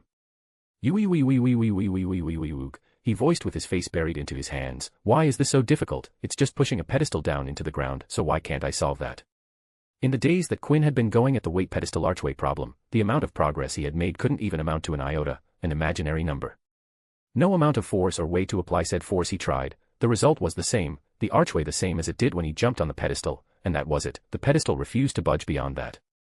In frustration, Quinn had attacked the archway wall, but that didn't do him any good. The wall was too tough for him to break through force, not to mention it attacked back with explosions, which didn't harm Quinn anymore, but that didn't make the experience any less pleasant. He took a deep breath, opened the notebook on the table, and stared at the pages upon pages of calculations, theories, decisions, possibilities, opportunities, hypotheses drafted by him to beat the mechanism. Useless, he flipped a page, ever more useless, some more, what was I thinking here? This would never work. He snapped the book close, waste of time, all of this. He crossed his hands and stared straight ahead at a random cabinet door in his workshop, thinking how to proceed from here on. There's absolutely nothing in there that would tell me how to proceed. As Quinn had observed, the vault room was unbelievably plain. The only extra piece of information from the room was the type of stone it was made from. Other than that, the room had told him zilch. Quinn had even gone back to the entrance hall in case he had missed something. But after a thorough study of everything, the results were disappointed with no gains. Even taking the portrait with the architect on it and keeping an eye on it for 24 hours had not unearthed any new information. With a heaving sigh, he got up on his feet and walked into the office. One step into the office, he heard the door chime bell as expected, saturating the room with a filling ting. Welcome to Aid. How may I be of service today? The customary lines flowed out as he closed the red door behind him. Raising his eyes to the customer met him with familiar faces, Ivy and Hermione. It's you two again. The Gryffindor girl duo walked to his table, taking their seats, used to visiting his office. So what's going to be the agenda today? You don't look good, said Ivy worried. And you look gorgeous as well, my dear, said Quinn flashing a smile, and that had some effect on Ivy. I'm lacking some sleep, it's nothing to be worried about. Are you sure, said Hermione. We can always come back later. It's the middle of the day, I'm not going to sleep just to wake up in the middle of the night. Please, I appreciate your concerns, but be relieved it's nothing that a good nap can't fix. The two girls stared at Quinn for a moment before relenting. Ivy nodded and continued at Quinn's assistance. We want to talk to you about our study group. Ah yes, I have heard about that from Marcus, and I recall Eddie mentioning that you were looking for me. So you know what we are doing, said Hermione. I know that it's a study group for defense against dark arts and that you've been putting out feelers to see who'll be interested. He had also gotten said feelers from Weasley twins in one of their meets. You set up your first meet at Hog's Head, and from what the chatter I heard and what Marcus told me, it seemed to be a great success. How many of them were there? Again, saying that Quinn opened a drawer and took out a sheet of paper and read from it. 46 people attended the meeting, and all of them signed up. What's that? Asked Ivy as both girls stared at the paper in Quinn's hand.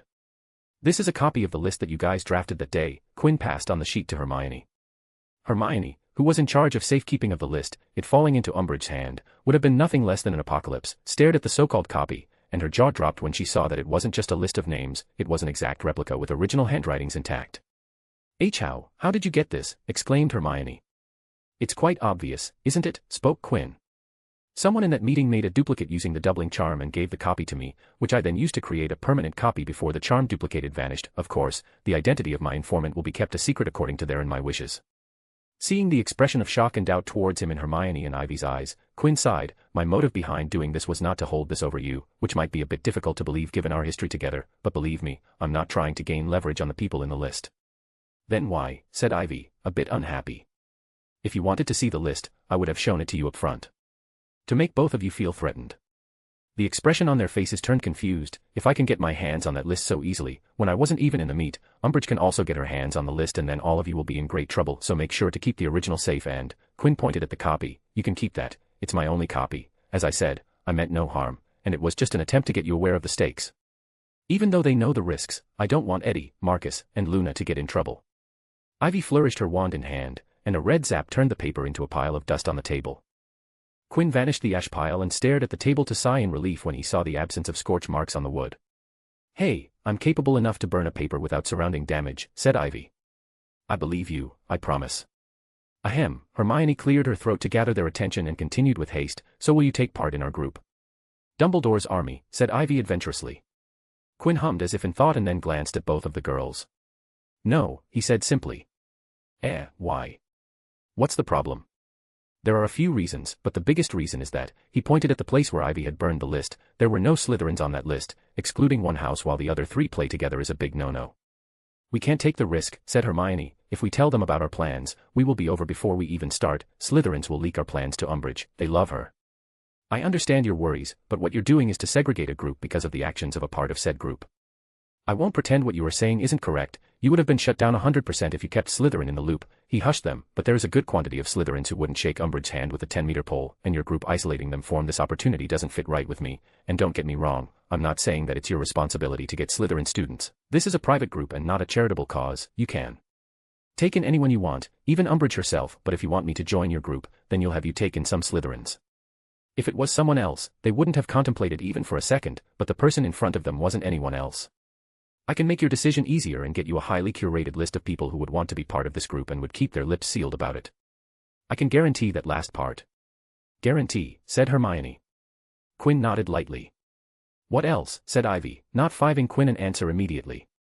The group name, Dumbledore's Army, said Quinn with a sigh. Listen, I don't mind signing my name on the original parchment as everyone did. It wouldn't be fair to everyone otherwise. Circumventing Hermione's charm was easy enough, but I would prefer if I'm not taken as part of something known as Dumbledore's Army, so I would seriously suggest changing the name.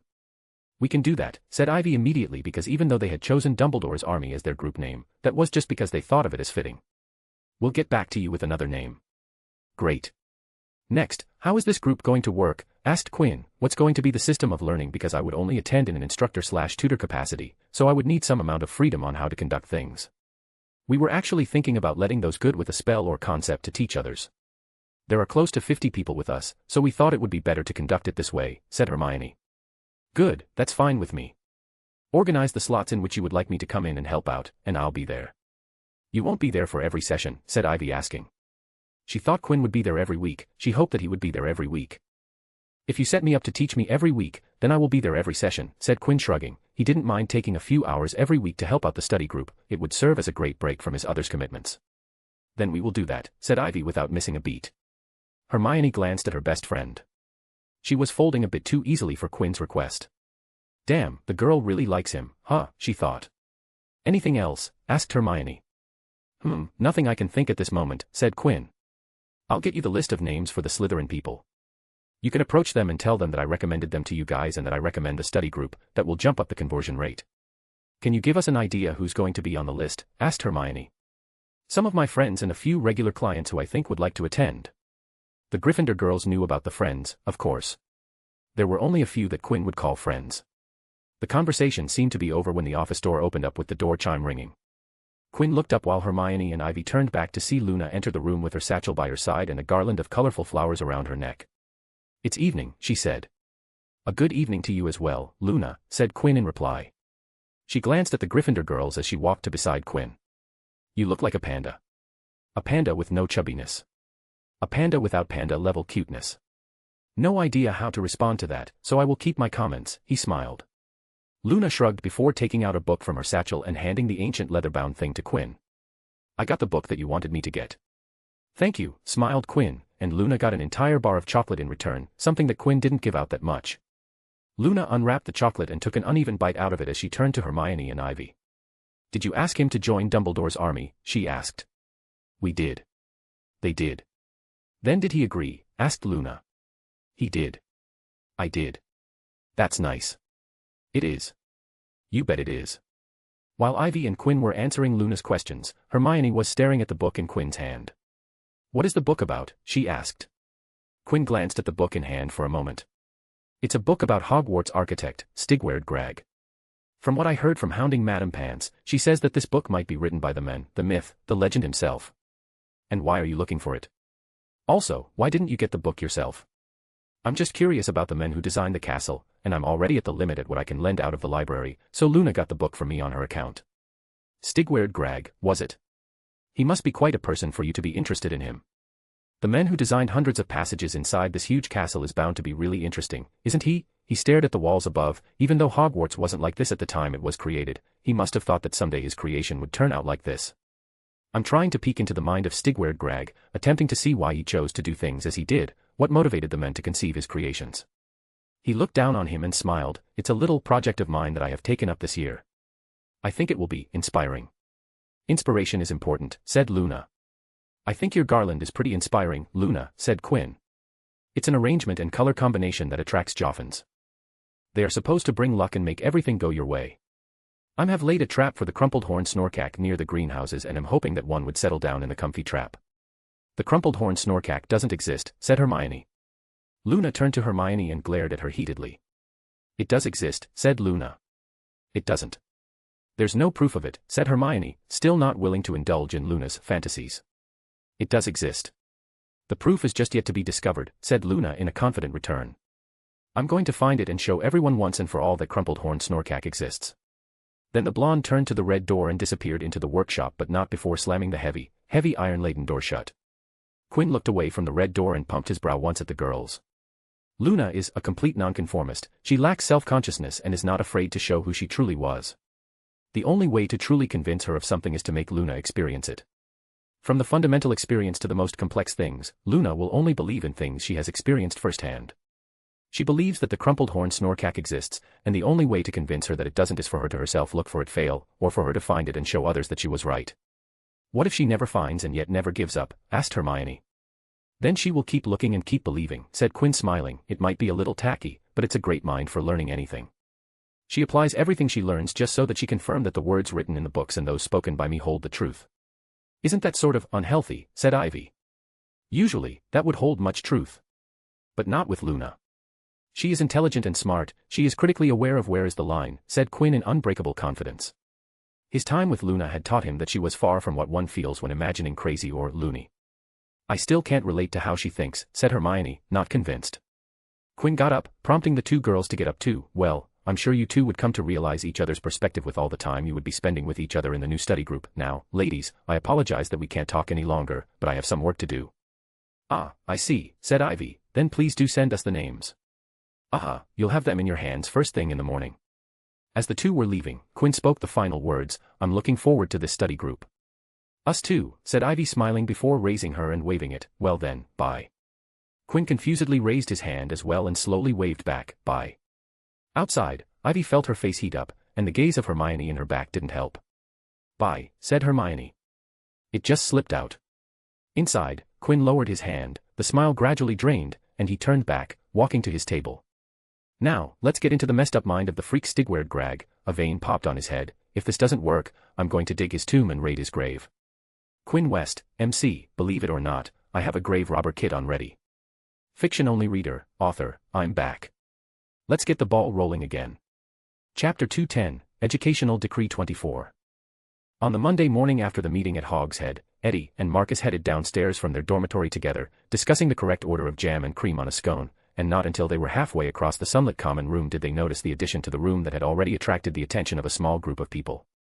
A large sign had been affixed to the Ravenclaw notice board, so large that it covered everything else on there: the lists of second-hand spellbooks for sale, the regular reminders of school rules from Argus Filch, the list of new arrivals in the Ravenclaw library, the Quidditch team training schedule, the offers to barter certain chocolate frog cards for others, the Weasley's new advertisement for product testers, the dates of the Hogsmeade weekends, and the lost and found notices. The new sign was printed in large black letters, and there was a highly official-looking seal at the bottom beside a neat and curly signature. Educational Decree-No. by order of the High Inquisitor of Hogwarts. All student organizations, societies, teams, groups, and clubs are henceforth disbanded. An organization, society, team, group, or club is at this moment defined as a regular meeting of 3 or more students. Permission to reform may be sought from the High Inquisitor, Professor Umbridge. No student organization, society, team, group, or club may exist without the knowledge and approval of the High Inquisitor. Any student found to have formed, or to belong to, an organization, society, team, group, or club that has not been approved by the High Inquisitor will be expelled. The above is in accordance with Educational Decree No. 24. Signed, Dolores Jane Umbridge, High Inquisitor, Ministry of Magic. Eddie and Marcus read the notice over the heads of some anxious-looking second years. "Does this mean they're going to shut down the Gobstones Club?" one of them asked his friend. "I reckon you'll be okay with Gobstones," said Eddie, ruffling a second year's hair. "I don't suppose Quinn will be happy with this, though, is he?" asked Eddie to Marcus as the second years scurried away. Marcus was reading the notice through again, his mind turning with the new injection of information. There were a few implications from this notice. "No, he will not be happy with this, that much is obvious," said Marcus. "This isn't a coincidence. She knows, somehow she found out." Someone blabbed. Eddie guessed and threw a glance around the common room. "I can't see anyone with an infestation of acne, and let's face it, we don't know how many of the people who turned up we can trust. Any of them could have run off and told Umbridge." Eddie, Quinn, and Luna were already made aware of the jinx placed on them when they signed the parchment. Of course, it was a courtesy from their best friend. But he didn't remove it for them. They had committed to the study group. They were going to be treated like everyone else. "Or someone could have been listening in that pub. We didn't really get a good look at any of their faces," said Marcus, suggesting another theory. "My money is on ours face, Zacharias Smith," said Eddie scoffing, punching his fist into his palm. "Man, I'm going to pop his the jinxed acne face all at once." He shivered. "Oh, I can already feel goosebumps." He was convinced that Zacharias Smith was the one who leaked the information. "I wonder if Quinn has seen this yet," Marcus said, glancing around. "It doesn't matter, he will know soon enough." "You're pretty chill," said Marcus, looking over to Eddie. "I thought you would be more pissed at this." Why? We were probably going to do the study group no matter what the situation. This is but a blip in our endeavor. You realize she's including Quidditch in this. An organization, society, team as in Quidditch team." Eddie's mouth slowly opened as his eyes read upon the notice once more, and as Marcus had said, it was written right there. Motherfuck. Scene break. The clicking of a wall clock ticked away in the silent aid office as the owner sat behind his office table, reading the ancient tome written on the life of Stigward Grag and, in turn, making his way through the enormous amount of garbage written about the architect. "No, I don't want to know about his neighbor's wife's relationship with his other neighbor, maybe some other day, not now," mumbled Quinn with a sigh, but picked his pen and made notes. One never knew where a code might be hidden. Surely not in the color of his favorite loincloth. Ugh, why would someone add this to a biography? But he had no choice to read through this book as the room of the now dubbed architect's vault didn't provide him much information. "At least, in the icy vault, I knew what I had to work towards to succeed," he said, grumbling while flipping a page and marking some notes. The icy vault had a mechanism, and just like architect's vault, he had no idea how both mechanisms worked. He only got to know the working of the icy vault mechanism after he entered the inner vault room. But in icy vault, Quinn had a direction on how to solve the problem. Here, he only had a problem, to push the pedestal down, and no way to solve it. "The pedestal better not be a decoy for the real deal to be hiding somewhere else," he said before again flipping to the next page to start a new chapter in the book. "The Magical Adventures of Stigward Grag. This might be interesting," he said, but his reading was interrupted when he sensed someone outside and looked up. A few seconds later, the door opened, and Pink entered the room with Argus Filch holding the door for her. "You can leave, Argus," said the woman in her sickening voice, and the hunched caretaker left with a bow and a nasty cackle. He watched as the toad-like woman gazed at his office with hands clasped together in the front and a sickeningly sweet smile on her face as if she was watching an infant's playroom. Quinn glanced down at the open pages in front of him, and a sigh escaped from him. "Afternoon, Madam Umbridge," said Quinn as he gently closed the book and put it away in a drawer with his notes. "To what do we owe the pleasure for you to visit my humble abode?" Umbridge continued to look around his eyes and move from one wall to the glass wall. She raised her hand and touched the glass, her fingers curled up into a claw, and her manicured, sharp pink nails dragged down on the surface, but they failed to do damage because of the series of treatments that the glass had gone through. The woman looked dissatisfied and raised her hand to look at her nails, then back at the glass.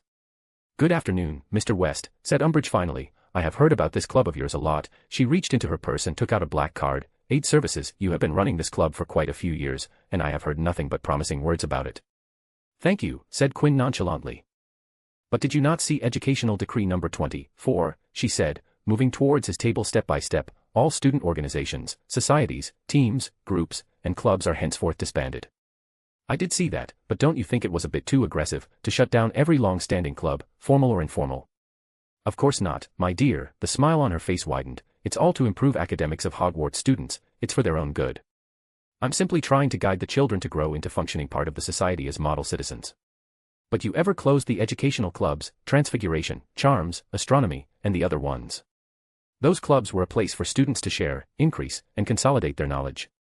Nonsense, the ministry approved taught in the classroom is more than enough. Sweetness rolled off from Umbridge's tongue as her tone became one used with little children, and if the children do think that an organization is indeed beneficial to them, a provision is given for Rain Station, they would just need to tell me the benefits.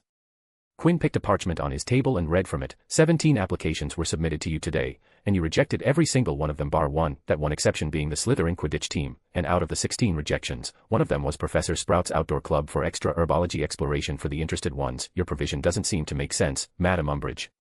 The Slytherin Quidditch team members all have outstanding grades. There wasn't a need to disband them because of their excellent academic performance. Umbridge had reached the table, and as she spoke, she tried to take a look at the parchment in Quinn's hand, but he had held it vertical enough for her not being able to see a single word. Quinn laughed as he had heard the best joke of the year. And Ravenclaw Quidditch team doesn't, he said. It took you a look at the parchment, a total of 2 minutes for you to dismiss the team captain Roger Davies and reject the application. Do you, a Hogwarts graduate, really think that a group of Ravenclaw students would have poor grades? Surely not. Umbridge fixedly stared at the parchment in Quinn's hand. Mr. West, what's that parch?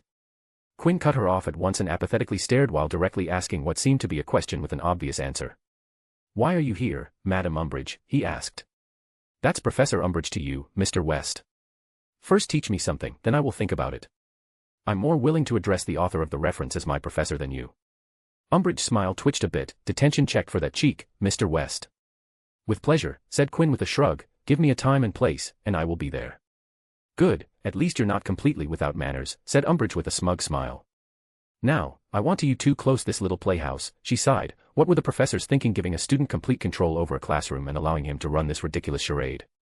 There's a reason why prefects, head boy, and head girls are selected. They'll help their fellow students and not this ridiculousness from you. Quinn raised a finger and pointed at the prefect pin on his robe's lapel. I'm a prefect if you haven't noticed. I'm aware, Mr. West, Umbridge said in a chiding tone, but you have been wasting your time on this before you were a prefect. I, in good standing, can't allow for this to continue any longer. You'll return the room key to the caretaker first thing in the morning. Quinn shook his head to that. You can't order me to that, he said and took a roll of parchment from a drawer. I was granted the permission to use this room and turn it into Aid's office from Professor Flitwick. You don't have the authority to shut me down. Umbridge giggled without opening her mouth, which Quinn thought was quite disturbing. You don't have the choice, Mr. West, she smiled. Education Decree 24 grants me, the High Inquisitor, to dismiss any student organizations, societies, teams, groups, and clubs.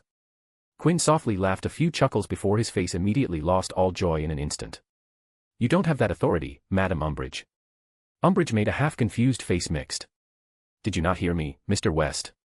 Education Decree 24 allows the High Inquisitor to disband student organizations, societies, teams, groups, and clubs. Quinn raised his chin and smiled deeply, but an organization, society, team, group, or club is at this moment defined as a regular meeting of, Quinn raised 3 fingers, 3 or more students.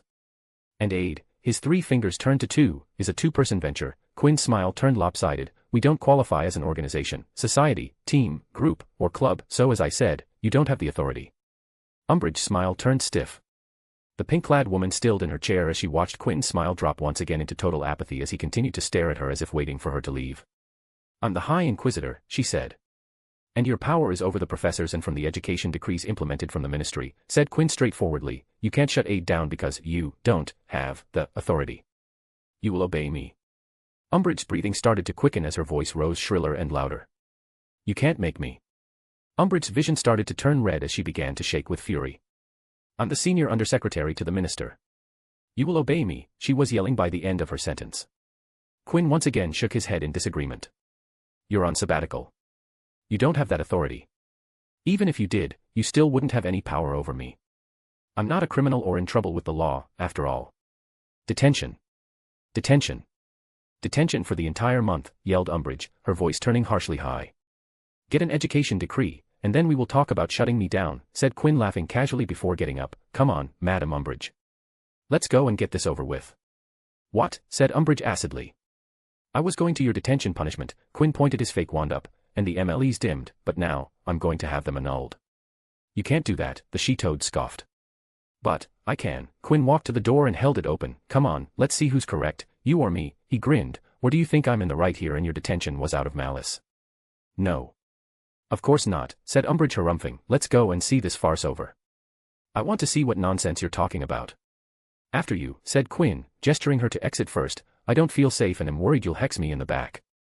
Not that I would be able to defend myself, you haven't taught me anything that would allow me to do so.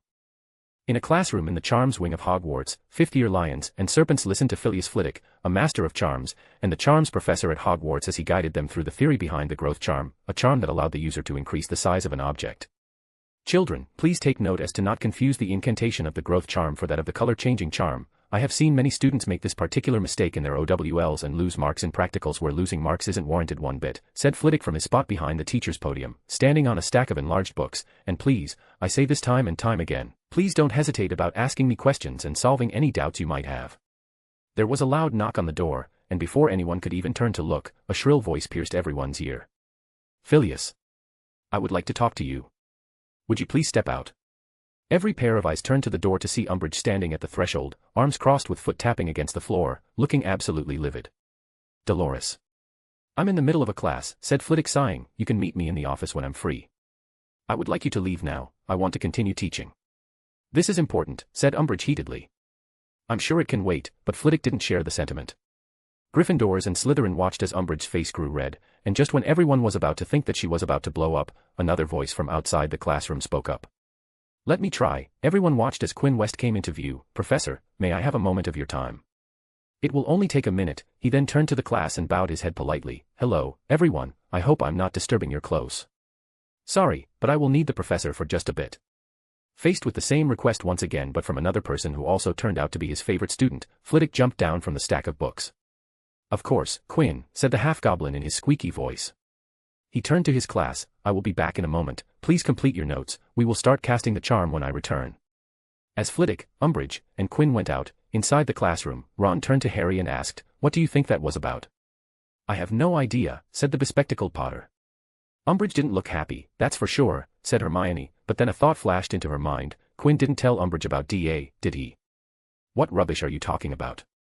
Of course, he didn't, said Ivy in instant denial. But, I'm curious what they are talking about. She stood up. I will go listen. What's it about? Ivy.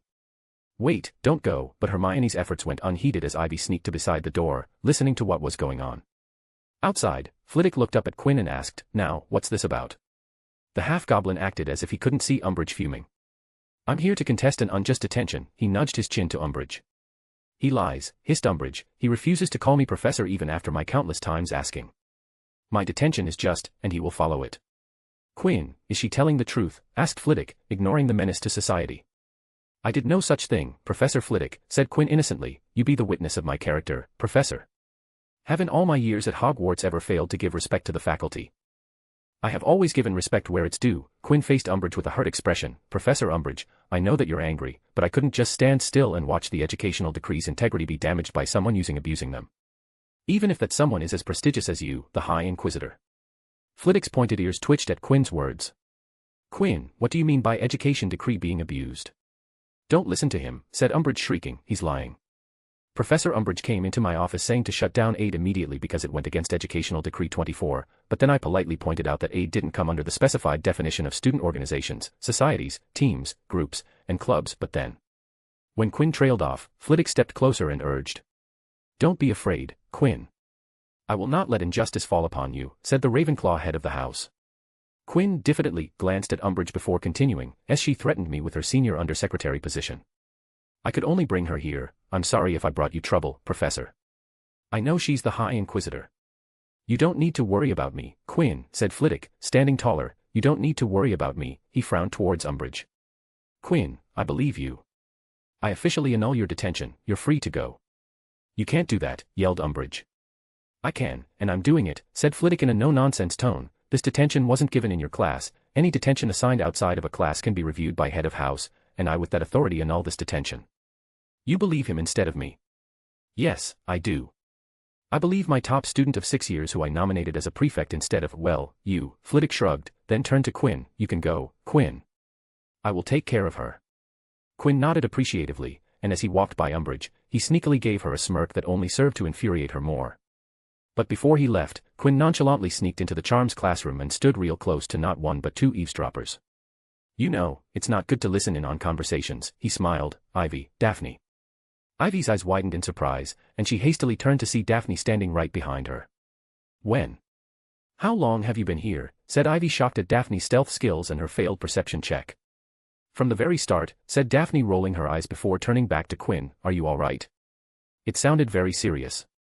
Meh, it's fine, said Quinn offhandedly. She was trying to throw her weight around. Nothing I can't handle. Are you sure that was a good move? She will try to make things difficult for you, said Ivy, sounding worried. Once again, nothing I can't handle. But you're right, I might just nip the bud before she becomes extra annoying, said Quinn, seeing the point before looking at both the two girls. So, Daphne. Will you be attending the little study group? He asked. Shoo, said Ivy. Umbridge was right outside. Also, how did you know I asked her? Of course, I know what's going, said Quinn, acting cool and staring deeply into Ivy's eye. I always know what's going on. Astoria must have told him, said Daphne, shattering the cool moment. She turned to Ivy and spoke. Astoria, Tracy, and I will be attending. Okay, then you'll have to add your name to the list, said Ivy. Ahem, well, I will take a leave before Professor Flitwick comes along, said Quinn, clapping his hand. I need to go back, my break is going to be over soon, and I need to get my book bag for my office. I will see you two around. Bye-bye, said Ivy while waving her hand, and immediately regretted it. Bye, said Quinn, once again feeling a little confused. After Quinn left, Ivy turned to Daphne and found the blonde looking at her strangely. She could only avert her eyes and walk away. After all, she was aware of how Daphne felt about Quinn. That day, the news of the incident spread far and wide in Hogwarts. Quinn West, MC, nah, biatch. Dolores Umbridge, Pink-Toed, she was found shrieking at anything and everything in her path. Phileas Flitwick, head of house, you ain't touching my fledglings. Fiction-only reader, author. Chapter 211, Putting DA into Roar. Angelina sat in a corner of the Gryffindor common room, sulking gloomily as she tried to merge into the cushions of her chair. Her year wasn't going as she had planned. Having just received the reins of the Gryffindor Quidditch team as the captain, Angelina was looking forward to building a cup-winning team. But then Umbridge and her education decrees had ruined her chance of her doing that by taking away the thing she was looking most forward this year. Furthermore, it was painful to tell her teammates the same and watch their crestfallen expressions, which she was sure that her face matched. Alicia, George, and Fred, along with herself, had taken the decision quite deeply because this was going to be their last year at Hogwarts and thus their last chance to play together, something they hadn't done since their 5th year. If not for the tournament last year, we wouldn't have gotten the chance to play last year, she thought, and couldn't imagine how it would feel to not play Quidditch for 2 straight years. She heaved a deep sigh, one of many that day. You really are down in the dumps. Angelina raised her head and saw Harry standing in front of her, smiling consolingly at her. This year sucks, she spat with force but then deflated. It was supposed to be the best year, and not this, whatever this is. Cheer up, you know. Nothing is going to happen by sulking here in the corner, said Harry quietly, when she told him, because we've found somewhere to have our first defense meeting. Tonight, 8 o'clock, the 7th floor opposite the tapestry of Barnabas the Barmy being clubbed by those trolls. Can you tell Katie and Alicia? She was slightly taken aback but promised to tell the others. Harry smiled and was about to leave when he turned back towards her and spoke. Listen, this might not help, but there's no harm in trying, he said slowly. Quinn is coming to the meeting today, maybe you can talk to him about this. Quinn just might be able to help, Harry chuckled. He did make a joke out of Umbridge, so there might be something he might be able to do. Why don't you give it a try? A light appeared in Angelina's eyes. Yes, Harry was right, she thought. Quinn was able to protect Aid from Umbridge's ugly clutches, he just might be able to help him. If I bring along Diggory and Carmichael along with me, he might do something, she said with a renewed vigor. Yes, he has been the commentator for so long and even organized the tournament last year, he surely will be able to us. She stood up from her seat and hugged Harry. Thank you, Harry. I'll go tell Alicia and Katie. We'll be ready for today. Oh, said Harry, a bit taken aback at the bombastic restoration of energy. Best of luck. I also can't wait to go back to practice and play for the cup. After Angelina left, Harry turned around to find Hermione watching him. What, he said. Well, are you sure we can trust Dobby's plan? He's not the most reliable of people, you know, she said. This room isn't just some mad idea of Dobby's. He even brought a house elf friend of his, and he vouched for the room's existence. Oh well, that's all right then, said Hermione briskly and chose not to raise any more objections. Together with Ron and Ivy, divided into two teams, they had spent most of the day seeking out those people who had signed their names to the list in the Hog's Head and telling them where to meet that evening. By the end of dinner, he was confident that the news had been passed to everyone who had turned up in the Hog's Head. At 7:30, Harry, Ivy, Ron, and Hermione left the Gryffindor common room, Harry clutching a particular piece of aged parchment in his hand. Fifth years were allowed to be out in the corridors until 9 o'clock, but all three of them kept looking around nervously as they made their way up to the 7th floor.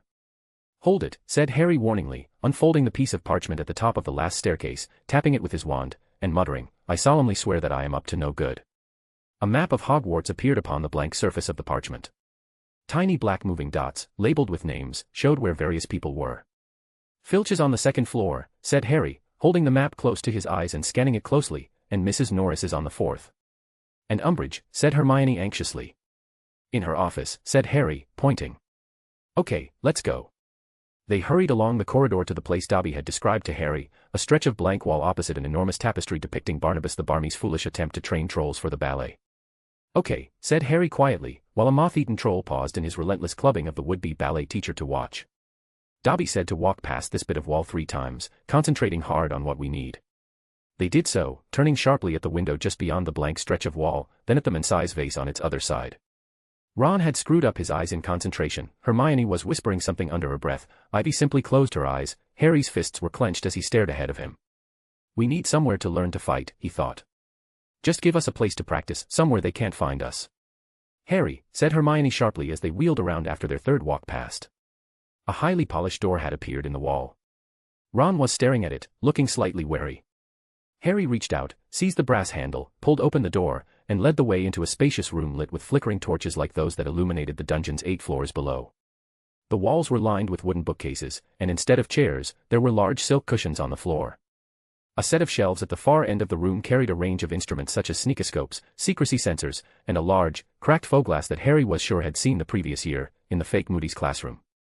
"These will be good when we're practicing stunning," said Ron enthusiastically, prodding one of the cushions with his foot. "And just look at these books," said Hermione excitedly, running a finger along the spines of the hefty leather-bound tomes. "A compendium of common curses and their counteractions. The dark arts outsmarted. Self-defensive spell work, wow." She looked around at Harry, her face glowing, and he saw that the presence of hundreds of books had finally convinced Hermione that what they were doing was right. "Harry, this is wonderful, there's everything we need here." And without further ado, she slid Jinx's for the Jinxed from its shelf, sank onto the nearest cushion, and began to read. There was a gentle knock on the door. Harry looked around. Ginny, Neville, Lavender, Parvati, and Dean had arrived. "Whoa," said Ginny, staring around, impressed. "What is this place?" Harry began to explain, but before he had finished, more people had arrived, and he had to start all over again. By the time 8 o'clock arrived, every cushion was occupied. Except for one person. "Belby," called Ivy, "where is Quinn?" Marcus took out a pocket watch he had gotten as a gift, the time was 1 minute to 8, and the second hand was 10 clicks from striking 12 on the clock dial. "He will be here at 8, said Marcus, looked at the door, 3, 2, 1. The door opened on point, with the last person remaining stepped inside. "Good evening, people," said Quinn with a smile as he looked over the gathered crowd. "It's nice to see all of you gathered here, the unity that I'm seeing between the 4 houses fills my heart with pride, joy, and warmth." He spread his arms wide. "So, to all of you guys, I say, get out of here, at once." There was a spell of silence that descended over the room. It took a while for everyone to register Quinn's words and triggered a cluster of whispers among each other. "Did you take a strange, untested potion again?" asked Eddie. "I told you to test out on the second-year twerps before taking it on your own." "I didn't take anything," said Quinn, "but I seriously need you guys to get out so that I can do my job, which is to teach you guys properly." He clapped his hands. "Now, get out, come on, hurry." Luna was the first to stand up and walk out of the room of requirements without question. She was followed by Marcus and Eddie along with the Ravenclaw crowd. The next to leave was all the Slytherin students who had come here because of Quinn's recommendation. Seeing that half of the people had left, Hufflepuff also got up and left with Cedric in the lead, who followed after Cho. "Come on, guys. I want to start quickly," said Quinn, urging the Gryffindor to follow. Fred and George shrugged and left the room of requirements and the rest of the Quidditch team, sans Harry and the newly recruited Ron. Ginny followed after her brothers, and soon everyone left, leaving the Golden Squad remaining in the room with Quinn. "What are you doing?" asked Ron. "Trying to get this group started," said Quinn in reply. "We will get started the minute this room empties out." Ivy matched eyes with Quinn for a moment before she sighed and nodded to the other 3. Finally, everyone in the room, including Quinn. Now, we can finally start, said Quinn to the crowd behind him as the door to the room of requirements disappeared. You guys choosing this room was the greatest decision you made in your school life, the Golden Squad watched with wide eyes as Quinn marched back and forth. But, you, the newbies, don't understand the real abilities of the room of requirements.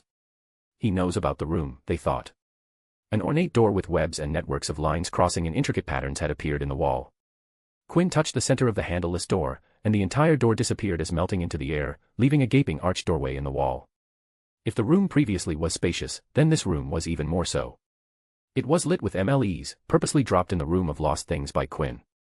The library was much smaller than the previous one and only held the necessary bare minimum books on their shelves, but that was it, there was nothing else inside. The gathered crowd looked around with doubt, wondering if Quinn knew what he was doing. Are you sure know how this works? Asked Tracy. Of course, I know, said Quinn with a chuckle, I have been using the room of requirement ever since my first year. The Golden Squad's jaw dropped at the shocking revelation. They more or less understood the essence of the room of requirements, and to think that Quinn had been using this room for 5 years, this being his 6th, was mind-blowing. And you fucking minchbag, never thought of telling us about this, said Eddie with his arms crossed. A man needs his space, you know, said Quinn in defense with a smile, this is my secret treehouse as to speak, he then sighed, not anymore though, all of you guys now are aware of its existence, which Quinn didn't mind as Project Babel was over, and because. A piece of warning though, said Quinn with his tone dipping deeper, no one will use this room except me, I will be the one who will call for the room of requirements to provide our needs and no one else. Why? Asked Dean Thomas, frowning. So that this magical room doesn't turn into a broom closet for people to snog and shag, Quinn bluntness made many blush, I don't want any of you willy-nilly coming to this part of the floor whenever you desire, if anyone comes here out of the meeting timings, they will be penalized and don't try to be sneaky about it, I will know when someone comes here. But why do you get to be the one to be in charge of this, said Zachariah Smith haughtily. Quinn plainly smiled and raised his arms, because I know more about room of requirements than any living person on this planet.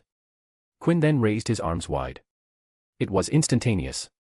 Starting from the color of the floor to the shape of the walls and the size of the room, everything shifted as if everything before was simply an illusion lifted to reveal the thing. The Great Hall, said Cedric at the new room they stood in. Cedric's words made everyone's eyes flash in recognition, the room was indeed like the Great Hall, an empty Great Hall with only the shape and size resembling strikingly to where everyone ate their meals, there were no house-long tables, no paintings and hanging candles, no faculty's high table, and nothing. I have been using it for so long that I know how to operate the room of requirements. Quinn clapped once and instantly, and simultaneously, 2 humanoid target dummies appeared on either side of him. He raised his hand straight up, everyone looked up, and when Quinn snapped his fingers, a dummy came out of the ceiling. I can control everything in this room, said Quinn. The temperature dropped a few degrees at his words, but everyone felt heat in the room the next moment. I can do anything I imagine, of course, the room must be able to provide my request, but with the time I have spent here, I know what the room is capable of and what's out of its ability. The group watched as dummy after dummy started popping in the room, no matter what direction they turned, where they looked, there was a dummy there waiting for them. From the corner of her vision, Daphne noticed something and looked down to see herself, the floor was polished enough for her to see her own reflection. The next second, she felt her feet sink into gray sand before everything went back to normal. So, what's the agenda for today, said Quinn beaming after he had demonstrated his authority and established himself as the manager of the room of requirements. If no one was going to use it besides the meetings, then he would have it for the remaining time, just as usual. Hermione raised her hand immediately. I think we ought to elect a leader, she said. Quinn shrugged, sure, we can do that. How do you want to do this? By putting it to a vote. It makes it formal, and it gives them authority. So, everyone who you think ought to be our leader. The group looked at specific people, Cedric, Harry, Quinn, Hermione, but there was no one in the majority. I vote for Ivy, said Quinn, raising his hand high. Who's with me? Ivy stirred in shocked surprise, acutely becoming aware of everyone's gaze. I have no problem with that, agreed Eddie, shrugging, I vote for the good Potter. Marcus nodded to show his agreement on the matter, with Luna raising both her hands in support. Then everybody their hands up, a lot of them had been approached by Ivy, and Hermione, and others knew of her, so they had no reason to deny her the leader role. Right, thanks, said Ivy, who could feel her face burning. And, what, Hermione? The name. I think that before starting, we should decide on that before we start, she said brightly, her hand still in the air. It would promote a feeling of team spirit and unity, don't you think? Can we be the Anti-Umbridge League, said Angelina hopefully. Or the Ministry of Magic Are Morons group, suggested Fred. I was thinking, said Hermione, frowning at Fred, more of a name that didn't tell everyone what we were up to, so we can refer to it safely outside meetings. The Defense Association, said Cho. The fits with DA for short, and nobody will know what we're talking about. There was a good deal of appreciative murmuring at this. All in favor of the DA, said Ivy, taking her role as the leader. That's a majority. Motion passed. She pinned a piece of paper with all of their names on it on the wall and was about to write the name when Blaise Zabani from Slytherin spoke up in interjection. Wait, he said, how about we don't write the name down? He gazed at everyone who were looking back at him. This is a secret group, and while it would best to have no name to keep things most secretive, but for unity and team building, we chose the name. However, for a secret to be strong, there must not be a paper trail, so I suggest that we don't write it down. DA will only be kept in our thoughts and nothing else. As expected from a Slytherin and the son of the infamous Black Widow, said Quinn with a smile, making Blaise squirm about his mother being mentioned. I am in total and complete agreement with Zabini. Let's not write anything that happens here down. Everything that happens stays in our heads. Ivy, being the leader, thought for a moment before nodding. Rule number 1, no one except Quinn will access this room. He will be the one to request for DA. Rule number 2, nothing that happens here must ever be written down, not in your diaries or letters home. We will make rules as we move along, she finished. She turned to Quinn and ordered, we should start. Please begin. Quinn smiled and turned towards the group. Let's start some magic, shall we? Quinn West, MC, Room of Requirements is my asset. I will hold the key to it. Ivy Potter, leader. Alright, so I'm the leader now, okay, so first rules. Fiction-only reader, author, I have been thinking about the next chapter for a very long time. Chapter 212, DA Files, First Day Duels. Now that a leader was selected in Ivy, and after Blaise Zabini's suggestion of not putting anything in the meetings in writing, the jinxed list of names was placed up on the wall. Everyone was on the same page, ready and excited to start. Right, said Quinn, before we start, how about we see where every one of us stand when it comes to, he did air quotes, dueling, or just casting magic in general. He smiled broadly. To check that out, we are going to have some battles. There was once again a murmur of activity among the group. Some were excited about the prospect of dueling, while the others were a bit nervous about dueling in front of so many people. So, who is going to volunteer to come up to the front, said Quinn, and a wide circle of color red appeared on the floor with him in the center. There's nothing to be shy about here. This will help you know where you were on the very first day, and when you look at your performance at the end of the year, you all will see how much you have progressed. Quinn looked around the room of requirement and saw that no one was stepping up. Come on, people, don't make me call someone up. I want some active, willing participation. He looked around the group that stood around him in a circle. All right, if no one is going to come up, said Quinn, then I will choose. Tracy Davis and Padma Patil, come on you two, get inside the circle and show us what you got. The Ravenclaw cheered as Padma stepped out of the bronze and blue group, took a spot in the circle with her wand out by her side, and raised her chin up a smidge in confidence. On the opposite side, Tracy smiled beamingly and threw her outer robe off, which Daphne had to catch, as she advanced into the circle with a hop in her step. Now, ladies, said Quinn smiling, you can choose any spell you desire to defeat your opponent, but keep in mind that I don't want fatal injuries. A few scratches and bruises are permissible, but nothing that can't be treated on the spot. Now, I will stop and let you two play. You may begin when the red below your feet turn green. He stepped outside the circle, and the two girls stepped forward, facing each other with their wands pointed at each other in attention. Quinn glanced at the two girls, and with a thought, the red circle turned green. The first one to move was the nimbler Padma, who flourished her wand and whipped a disarming charm. Expelliarmus, the scarlet spell zapped at Tracy, but Padma had mistimed as the spell light missed Tracy's arm and went over her shoulder, only able to push aside some hair. Tracy stiffened as Padma frowned at her spell missing. Then Tracy saw Padma raise her wand again, so she finally let her held breath out and moved her wand as well. Stupi, chanted Padma, but just at the end of the wand movement, Carpe retractum, Padma's wand hand was caught in a reddish-yellow cord wrapping around her wrist. Tracy cast one of the spells that she was most comfortable with and yanked. Padma felt her hand tugged forward, and with her aim disturbed, her stunning spell zapped into the floor. Seeing that she had messed her opponent's balance, Tracy swung her hammer when the iron was hot. Expelliarmus, Padma's wand slipped out her hand and dropped right beside her feet. Yes, exclaimed Tracy raising both her hands up, I won. Eddie immediately started clapping loudly, earning him a very pretty smile from Tracy. It made the boy very happy. Okay, that was decent for a starting point, said Quinn stepping back into the circle as it turned red. Padma, you need to improve your aim. You had excellent speed and job well done on gaining that initiative, but your aim ruined what could have been a one-spell victory.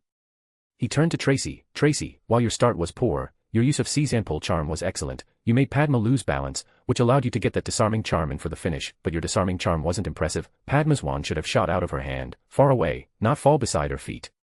Quinn turned to everyone. If you're going to use the disarming charm, then you'll have to perfect it to the point that either you can force the target's wand out to a substantial distance, or you can direct it right into your hands. Alicia Spinnet of Gryffindor raised her hand. That spell. Seizanpole.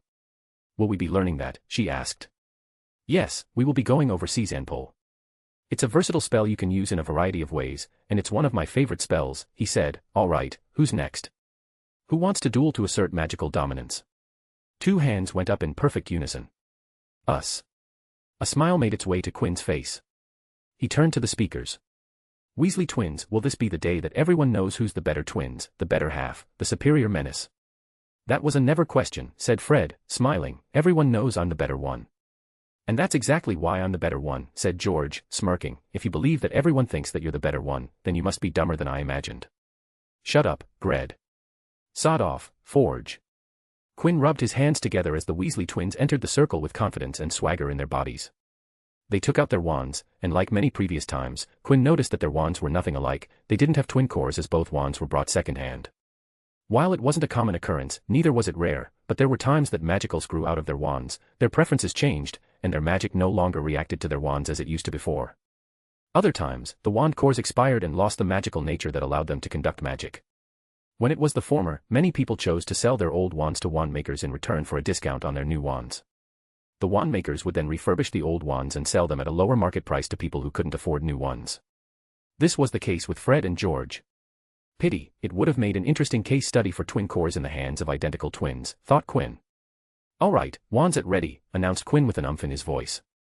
Fred and George raised their wands with grins on their faces. They stared at each other while their peripherals watched the circle below their feet. The moment red turned green, their magic thrummed into activity. Incarcerious, yelled Fred, and braided ropes with weights at ends shot towards George. George boisterous laughed and swiped his wand, Defindo. The ropes were cut right from the middle, and the weights pulled the cut ropes to either side. That's not how you cast Incarcerous, brother mine, laughed George, this is how you do it. Incarcerious. Unlike Fred's ropes, George produced a steel chain with just a minor alteration in the wand movement. Fred's eyes widened, but so did his grin. His magic surged through his wand, Ferrum Rhoda. A ripple of steel bubbled out from a point in front of Fred to form a disc. Clang, sparks flew as steel met steel. The shield cracked on the impact, but it did its work as the steel chain lost its momentum, dropped to the ground, and both conjurations vanished the second they hit the floor. Expelliarmus. Scarlet ripped from both brothers as a battle of attrition ensued. Both brothers exerted force as Red versus Red pushed each other for a few seconds. You're good, brother mine, said Fred smiling when the spell stopped.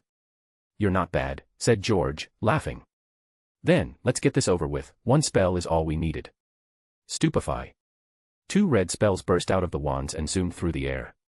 In real life, things were never so perfect. The spells didn't meet in the middle and passed each other, missing each other by mere inches and hitting their targets squarely in their chests. Fred and George stiffened for a moment before their knee buckled, body swayed, and their bodies crumbled onto the ground simultaneously. Quinn stepped into the circle, and it turned red. He stared at the unconscious twins for a while before turning to the crowd. Who can cast Reviving Spell or Renovate, he asked. A lot of hands went up. Good, said Quinn as he gazed through the crowd. Okay, Goldstein and Astoria, please step forward and give pointers to Maisie Reynolds and Dennis Creevy, who will then revive the brothers. As the 4 people stepped out nervously and started to communicate with each other, Quinn addressed the group. As you saw there in the end, he said, pointing to the twins, not every time will the spells meet each other. No, most of the times, the spells won't meet each other. It takes aim or luck to get spells to meet each other, so don't rely on canceling spells each other or on entering a contest of force because they won't go as you might think. There's a reason why defensive spells exits and of course, we will be learning them later. Theodore not from Slytherin raised his hand. Shield Charm, Protego, when the spell exists, why is there a need for other shield charms like, he glanced at the unconscious twins, wondering who was who, one of the twins used. Is there an advantage? Excellent question, said Quinn appreciatively. Protego is a versatile spell with its variations, and it can be used to block a variety of attacks, but in its basic form, Protego is a defensive shield that works better for spells and charms, which lack the material aspect to them, as in the spells which don't conjure something like, Stunning Charm doesn't conjure something physical, but the Bluebell Fire spell conjures a blue fire, if those 2 spells were shot at a Protego shield. The Bluebell Fire would have a greater chance at breaching the shield than the stunning spell's spell light. And that's why there exist a myriad of defensive shield spells, to defend against various offensive spells. As Quinn answered the question, Dennis Creevy and Maisie Reynolds had fumbled through various reviving spells and were able to wake the Weasley twins up. That was an entertaining showdown, twins, said Quinn, but let's keep the talking to a minimum. There won't be much of that in the field, and if your opponent starts talking, then that means they won't be chanting, so get in a good hit while they are busy yapping their mouths. Aye aye, Captain. Quinn turned to the 4 people who he had called out and spoke to the entire group. This is how we are going to do things here, he said. Those who know how to do something will teach those who don't. In that way, both sides will profit in the way that the teachers will consolidate their knowledge, and they will find their own faults, and the students will learn a new spell, so get ready to teach because everyone will be doing a lot of it. Good, then let's bring in the next pair, said Quinn, who's up? Come on, get in here quickly. I want to cover as many people as I can today. Everyone here needs to know who they are going to learn from so they know who to approach. It was Eddie who strutted into the circle with confidence, which looked like arrogance to many. And seeing that Eddie had stepped, Harry Potter, the boy who lived, the one who had just fought the Dark Lord a few months back, all but hastily hopped into the circle. Harry was excited. It was no secret that he and Eddie didn't get along, both of them were at each other's throats whenever they met. They both played Quidditch, but because they played different positions, they couldn't directly, and neither came out on top based on their performance. Outside of Quidditch, whenever they met, Eddie would trash talk, and Harry couldn't really beat him with words, the little shit was just too good. And no matter what Harry did, Eddie seemed unflappable. But when it came to magic, this was Harry's chance to shine and one-up Eddie. He was sure that he could soundly defeat Eddie fucking Carmichael and finally wipe that arrogant look off his face. "Oh ho," said Eddie, smirking, "Potter, you seem to be in a hurry to get your arse hooped by yours truly. How about I make things easier for you, just stand still there, and I will hit you with a stunner and send you packing. You know, let's get the ball moving and let others show what they got. I'm going to beat you so bad today that you'll be crying for years, said Harry in scorn. We will see about that. Eddie reached into his robes and took out a matte pitch-black wand made from blackthorn having silver engravings going from the wand tip to the handle where a small shiny black pearl sat. Powering the wand as a core was Unicorn's mane hair. His wand is needlessly cool, thought Quinn. On the other hand, Harry took out his holly and phoenix feather wand, which had a handle that still resembled the raw bark of a branch. It wasn't as cool, but the history behind the wand made it special enough. All right, you two, said Quinn, get yourselves ready. I repeat that any lethal usage of magic is not permissible, and the moment I see any of you two stepping over that line, I promise a world of pain. He stepped outside the circle, now. Let's see what you got. The first one to move when the circle turned green was Harry as he rapidly waved his wand, Expelliarmus. The scarlet spell streaked through the air towards Eddie, who maneuvered his wand, Protego. The invisible shield rippled in silver as the scarlet collided and fizzled against it. Before Eddie could remove his shield and go on offense, Harry had already moved. Lignum Virga, 5 wooden rods manifested in front of him, started spinning along their length, and shot towards Eddie with speed. Eddie's eyes widened, and he immediately jumped sideways just in time to avoid the wooden rods ripping the shield into oblivion. Eddie rolled on the floor, and the moment he stood up, impedimenta, a turquoise jet passed through just under his ear. Stay still, Carmichael, said Harry laughing, I will make it quick, let's get the ball moving and see what others got. Stoopy, he ripped another spell towards Eddie. Protego, Eddie created a shield, but it was sloppy, and the stunner from Harry was physically able to push him back the shield and him with it a few steps back. Arg. Eddie grunted in frustration. Since the duel had started, he had been targeted by 4 spells, and in turn, he had only cast 2 shield spells. It was starting to make him irritated. I can hit hard as well, Potter, he shouted. Depulso, a yellow jet of the banishing charm escaped the black wand. Harry smirked and twirled his wand, Protego. Duo, the invisible shield rippled in front of him, and with the change in the chant and wand movement, the variant shield charm became stronger. But Harry's eyes widened when he felt Eddie's Depulso collide against his shield. Then everyone saw Harry all but fly away. The yellow jet of magic pushed the shield like a berserk bull. First, his feet skidded, then, he was being forced to step back repeatedly as the yellow spell still drilling against his shield, and before Harry knew it, he was off the ground and thrown back a couple feet. Harry blinked and wondered how he was staring at the ceiling. He raised his neck and saw Eddie smirking down at him from a distance. Come on, Potter, feeling sleepy, said Eddie with a shit-eating grin on his face. Harry got up and loosened his tie. That was a fluke, he said, it's not going to happen again, so you can celebrate now because you're not going to do it anymore. Don't delude yourself, Potter, said Eddie laughing, I have decided that you're going to be looking up at the ceiling time and time again until you give up. Both raised their hands, their magic thrummed, and wands vibrated as the magic flowed. Incendio duo, aqua erecto. Asterisk. Quinn West, MC. Should I start a betting pool? No, but yeah, no. Tracy Davis, Slytherin, throwing robes in style. Padma Patil, Ravenclaw, the aim is to work on aim. Fred Weasley, Forge/Gred, second-hand wand. George Weasley, Gred/Forge, first-rate magic. Eddie Carmichael, boy who cusses, get fucked. Harry Potter, boy who lived, I'm going to hit you hard. Asterisk. Chapter 213, DA Files, First Day Duels continue. Every DA member watched in stunned silence at the duel happening in front of them. Except for 3 people in the room of requirements, none were expecting the duel to be like the one happening in front of them. In fact, their expectations were the exact opposite. Lacarnum inflammary, the wild smile on one Eddie Carmichael's face while casting spells was one every villain would approve. Harry, who saw the fireball wildly spiraling towards him, frowned and gritted his teeth. Protego duo, the fireball met the invisible shield and violently rippled in response. It held its defensive integrity, but Harry could feel the heat from flames despite being behind the magical barrier. "Come on, Potter," called Eddie laughing, "don't tell me this all you got." Defodio, the stone floor near Eddie's feet gouged out and bundled up into a sizable ball which he then flung towards like a heavy shot put. Seeing the chunk of stone hurling towards him, Harry raised his wands with a frown. De primo, the leaf green spell flew into the stone ball, and green lightning arcs covered the stone before it exploded into pieces. Harry exhaled heavily and stared at the dust cloud in front of him. This wasn't how he was expecting things to go, not in the slightest. All the upper hand he had in the start was gone, and now he was struggling against every spell from Eddie. How in the hell is this happening, he thought. On the sidelines, Ivy watched her brother struggling against Eddie Carmichael. She also thought this should have gone the opposite direction, but that didn't seem to be the case. "Are you surprised?" She turned towards the speaker, and Marcus Bebley was the one who had spoken. She nodded. Why wouldn't she? It wasn't like Eddie Carmichael was famous for being a great caster. "Well, to me, this is actually to be expected," said Marcus, chuckling. "Your brother is good, there's no doubt in that, but when you compete in Magic with someone with an overwhelming difference in skill and power, one tends to adjust and improve accordingly." "What do you mean?" asked Ivy. "Eddie is ultra-competitive, it can be his best and worst quality, it depends on the situation," said Marcus. "Imagine what would happen if you for 5 years, on a regular basis, you challenged someone so much better at the Magic that it isn't even funny, and despite never winning a single time in 5 years over thousands of challenges, you never give up and continue to challenge the much better opponent." Marcus pointed his chin at Eddie. "That's what Eddie has been doing with Quinn. He challenges Quinn at least 3 times a week on anything Magic and always loses, but he has never given up, not once.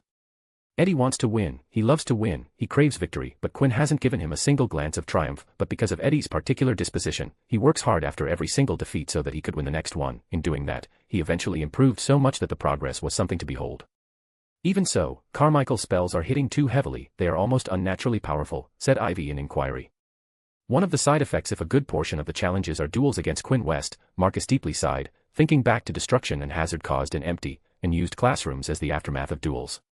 "If you want to even have a chance to penetrate Quinn's defensive spells, you offensive spells better pack that extra punch and then go over that and have most power beyond that, because Quinn is just too good at Magic." There have been times when he had let Eddie exhaust himself without against a simple Protego without moving an inch in retaliation. Eddie's Magic or Eddie himself adapted to his daily situation, and his spells got heavier and more impactful through the years. What you're seeing now is pure hard work on improving offensive spells. "Come on, Potter. Put your back into your shields. It's like I'm throwing my spells at sheets of paper, total overkill," they heard Eddie shout out while laughing semi-maniacally. Ivy turned to Eddie, who cleared his throat in second-hand embarrassment. "That's one of his worst qualities." Harry glared at Eddie, and magic flowed through Holly Wand, Argentum Gladio. A single silver rapier rippled into existence, exerting a threatening vibe and turned in the air above Harry's head to point at Eddie. "That," uttered Ivy in shock at Harry's spell.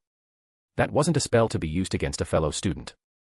That was a spell taught to Harry by their father and was to be only used in emergencies." "Now, that's more like it," grinned Eddie, his magic thrummed in excitement and thrill.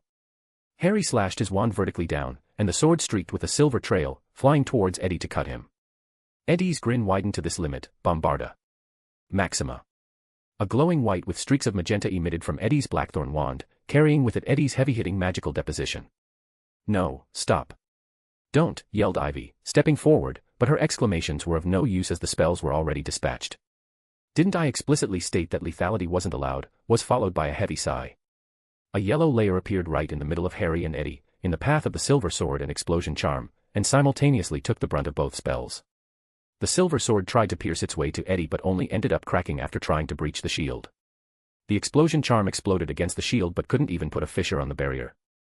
When the chaos settled, Eddie and Harry glanced at the still-present yellow barrier layer and then at the caster. "You know, I didn't expect someone to break the lethality rule so early in this group's existence, on the very first day, but it seemed I was wrong," said Quinn sighing, and swiped his fake wand to disable his casted magic.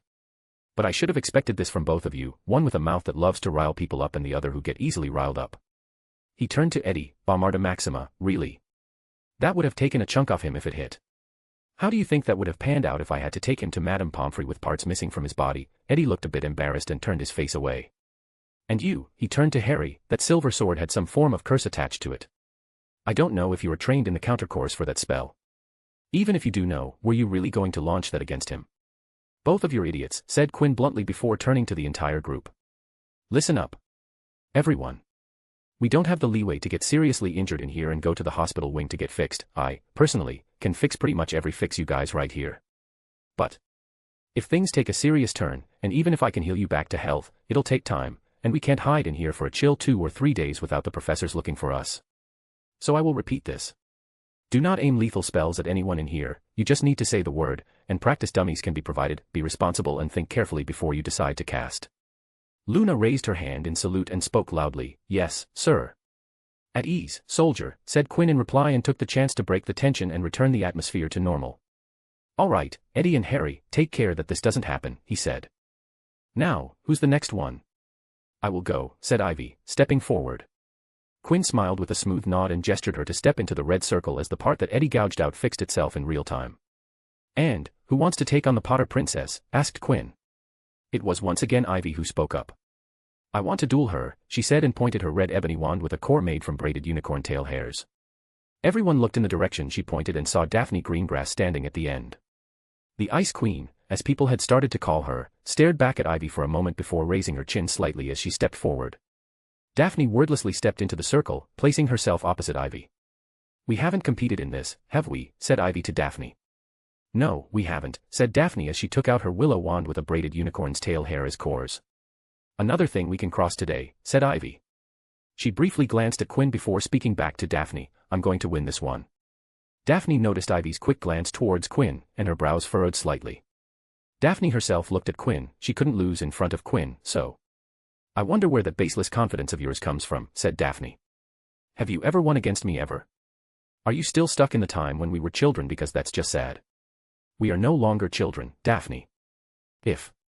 Ladies, said Quinn interjecting, if you want to compete, I'm all for it, but this is a magic club and not a debate, so less chit-chat and more magic, please. Let's get the duel moving. The girls stared at each other for a moment before both took their positions at ready. Good, spoke Quinn and retreated out of the red circle. 1 second passed, then 2, and the red turned green on the third, signaling both participants that the duel had begun. Petrum Indicibus, Ivy's wand shone in an earthen glow, and out of the glowing wand came a volley of fist-sized rocks, rolling in the air towards Daphne. Daphne swiped her wand in a circle, Ignis OFFII, multitudes of crackling fire orbs lit up brightly and whistled towards the rock pellets, blasting them on impacts, nullifying Ivy's attack. Expelliarmus, chanted Daphne, and the scarlet jet passed right above Ivy, who ducked to dodge it. Ivy didn't get up immediately and moved to immobilize Daphne. Petrificus Totalis, the whitish-purple spell zoomed very close to the ground towards Daphne. Daphne once again didn't move from her spot, Protego, and effortlessly blocked Ivy's spell. She then immediately raised her wand up, Stupefy. She aimed to finish the duel in one go. Ivy rolled sideways and let the spell narrowly miss her. Quinn's eyes shined as he watched Ivy and then at Harry. The twins had been trained in an important aspect of dueling. Avis. Avis. Avis.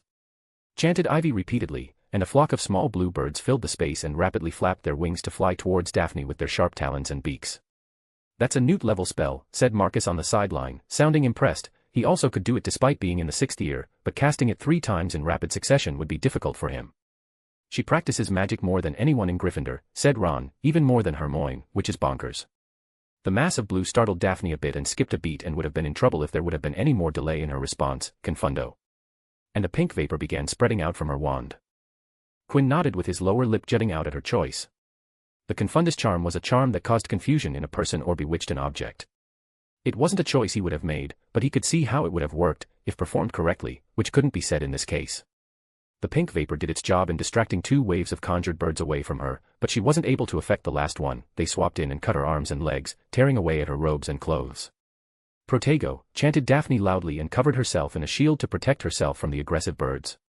Ivy grinned, Obis Confractus, and shot a generic shield-breaking charm which did its job splendidly and broke the shield, but by now, Daphne's Confutus charm had done its job on the 3rd wave, but Ivy was ready for that and shot another spell, Expelliarmus, and with Daphne's wand flying high into the air, the duel was over and. I win, said Ivy grinning. Quinn stepped into the circle, and it turned red. He lazily waved his fake wand, and the conjured bird fizzled out into nothing. Then he walked to Daphne and watched the girl who had her head bowed down. Are you all right? He asked. Daphne didn't look up but nodded, but from the part of her face that Quinn could see, he saw her face scrunched up in pain from all the cuts she had suffered. Let me see the cuts, said Quinn, sighing. He pulled up one of her arms and pulled the cut parts of her clothes away to reveal the wounds. There's nothing to be ashamed of or be embarrassed about here, you know. He waved his fake wand, and light blue lights covered her wounds slowly but surely, knitting the skin-deep cuts together. What you need to do is learn from what went off here and learn from it to never make the same mistake. Daphne continued to keep her head down as Quinn continued to heal her wounds.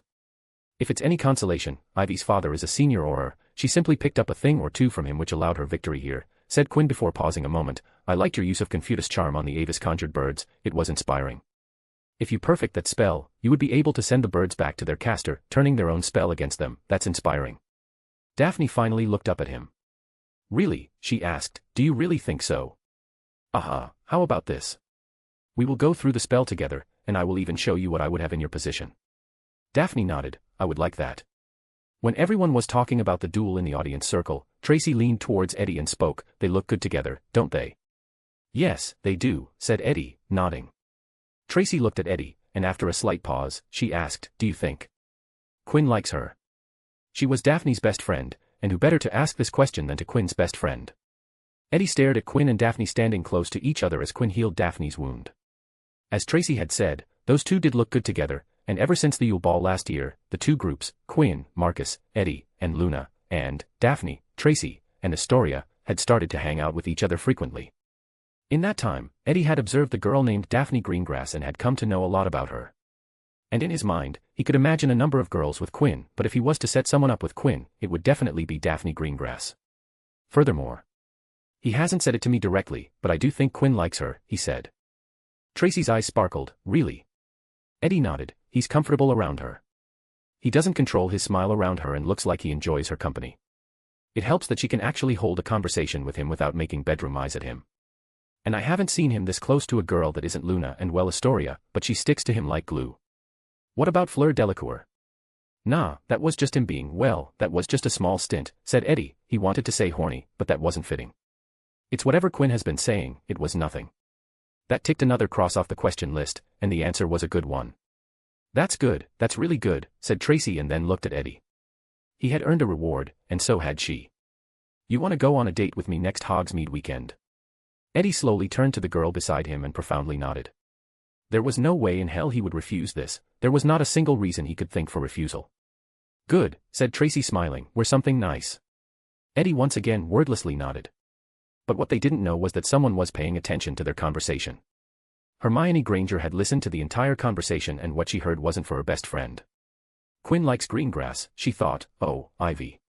The girl in question was standing in the red circle staring at Quinn and Daphne standing in front of her. Just a few moments ago, she was happy at defeating Daphne, but now all that happiness had evaporated. All she felt was envy. Quinn West, MC, duel, duel, duel. Eddie Carmichael, heavy hitter, I've got a date, again. Harry Potter, unsatisfied, wants a rematch. Daphne Greengrass, target of envy, lost the duel. Ivy Potter, envious, won the duel. Tracy Davis, best friend, her day is going very well. Hermione Granger, best friend, eavesdropper. Chapter 214, Round 2. Undefeated. Finally, said Quinn with a gleeful smile on his face, finally on the last chapter, just a few more pages and I would be finished. He sat behind his office desk with Stigward Gragg's biography in front of him. With no other clue on how to proceed with the pedestal in the architect's vault, Quinn had chosen to focus on the only lead he had, the biography, and had taken upon himself to comb through every paragraph, sentence, phrase, and word written to find some hint, any hint on how to proceed inside the vault. And how he was on the last chapter after an arduous process of analyzing every page, chapter, and section of the book to see if there was something hidden in words. He even went as far as to check the book for the magic to see if it was hiding something, but no, there was nothing weaved into the book other than preservation charms and traces of shelf life elongating potions that the pages had been soaked into. In the dozens and dozens of chapters Quinn had read, he hadn't found a single clue or mention regarding the vault.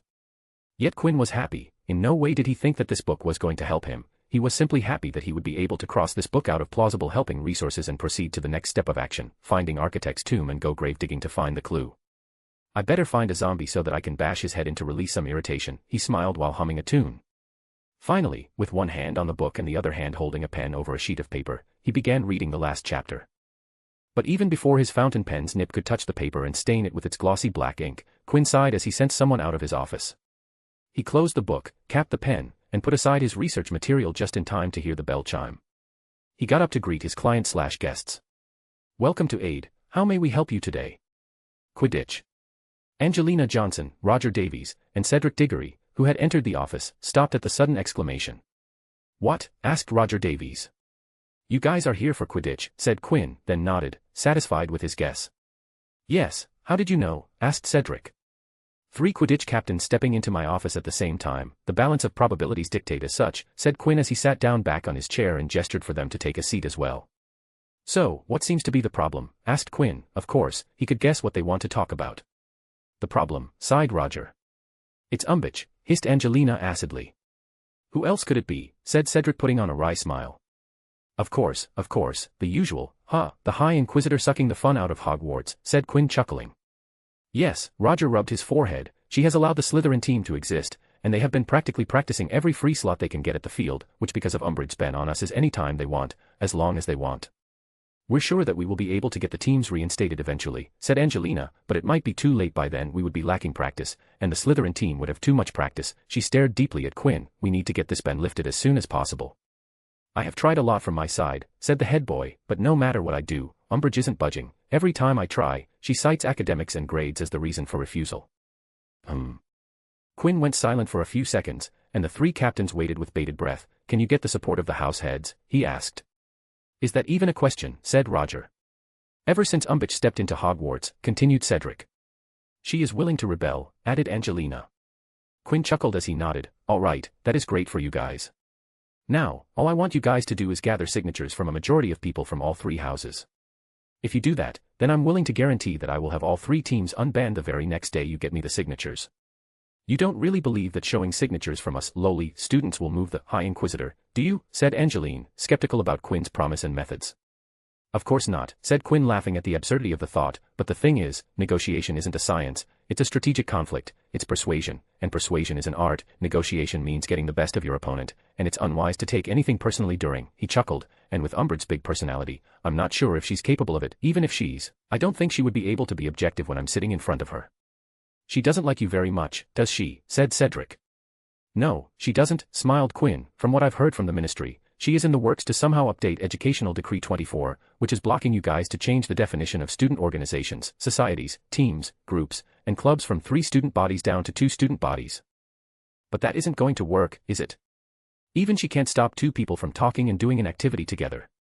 Quinn was a 6th year this year, and this was Aid's 5th year of operation. In all that time, he had handed out plenty of favors, helped a ton of students, and made many friends, students who had graduated from Hogwarts and were now working in all parts of society. Several of Quinn's friends had joined the ministry as their careers. As such, Quinn had contacts in ministry who could provide him with information. Are you sure this is going to work? Asked Angelina, still a little doubtful. It's going to work, said Quinn relaxed. You just need to get me those signatures. We can do that, said Cedric. I will work with the willing prefects to streamline this. I'm guessing it will take a couple of days for the stack of signatures to be in your hands. Excellent, said Quinn smiling. You guys can relax now and start working on building your teams. I will have the Quidditch season started in no time. After thanking him, the 3 captains left, and of course, Quinn asked them to help him out in return in the future. When he had started Aid, Quinn had only aimed to increase his influence inside Hogwarts and hadn't thought of the future after that, but after the first batch of his detees left Hogwarts, he realized that his network had now expanded up from the closed world of Hogwarts to the big, open, real world. Now, let's continue. He took out the architect's biography and his pen and paper. Time passed in silence with only the clock's ticking and turning of pages audible in the room. After a while, Quinn finally capped his pen, neatly stacked his notes, and then raised them up high in the air, as high as his hand could reach up. And then the flash burned into nothingness, not even ashes remained. I hate this guy, he said. I absolutely hate this guy. The architect's biography, which Quinn was now sure was an autobiography, was open on his book, and on the second last page of the book, in tiny font, written on the last line of that page was, "Magic of Earth shall let the mast sink and reveal the secret dot." It was utterly unrelated to the contents on the page, and if someone didn't know the context, they wouldn't understand the line, but Quinn was different. He knew the context, and he knew it well. Quinn groaned. He had spent a lot of time analyzing the autobiography, more time he had spent on some magic books, but all his hard work was for naught, as it turned out that he only needed to read one single line. Nasty bastard, wasting all my time, he grumbled heatedly. And the biography wasn't even interesting. Stigward Grag might have been a great architect, but he couldn't write for shit. All right, calm down, sighed Quinn. He's dead for centuries. Don't let the dead guy rile you up. I'm the best, he sucks. I'm the best, he sucks. That's right. He finally calmed down. Damn, earth magic, huh, but then he grinned, oh boy, it's time to buy new books. Such a treat. He got up and exited the office, heading towards his dormitory. He needed to see what he had and what more he needed. I love the architect. Scene break. A few days passed, and as promised, Quinn had signatures from 75% of the school. A big majority of Slytherin refused to sign because it had nothing to do with them, and they knew that the more time the other 3 teams remained disbanded, the greater chances would have at winning. Of course, as expected, students from the 3 houses refused to sign, fearing retaliation from Umbridge. We thought there would be more, said Cedric as he, along with Angelina and Roger, walked with Quinn as they walked to the headmaster's office. This is more than enough, said Quinn, flipping through the sheets they had given him this morning, updating the information in his hands of who signed and who didn't. He did notice a few names he was expecting to see in the list but were missing. It's true that a number more than 8% would have looked better, Quinn smiled, but that is if we tell her about the number. What do you mean? Asked Roger. We don't have to put a number to the signees, Quinn waved the stack of parchment, instead of telling her a quantity. If we use the physical thickness of this stack and the lines after lines of signature to smack Umbridge in the face, then the voice it would make be resoundingly loud. He turned to the 3 and smiled, while holding the truth is definitely essential, it's more important to know how to say the truth, even the greatest ideas are worthless if you can't present them to garner interest, communication is the key to success. If you want to be successful in life, out of 100, you only need 20 points in competence and other in 80 in people skills. The best case example for this was Gilderoy Lockhart. He might not have done all of the deeds written in his books, but he knew how to weave a storyline, knew how to present it, was aware of precisely what people wanted and thus knew how to provide it. The group reached the gargoyle that protected the door that protected Headmaster's office. Cedric stepped forward and spoke the password. Turkish Delight. The gargoyle rotated on its axis, and its massive wings that blocked the entryway retreated into its back to clear the way for them to enter. They entered the office, and as planned, present inside was Albus Dumbledore sitting behind his desk. To the right of his desk sat the 3 house heads, Flitwick, McGonagall, Sprout. To the left of the desk sat Umbridge with a small purse on her lap, and in the corner of the room stood Snape like an edgelord. Leaving the front of Dumbledore's desk clear for Quinn, Cedric, Angelina, and Roger to stand. The 3 captains looked at Quinn to lead, who was looking around the office.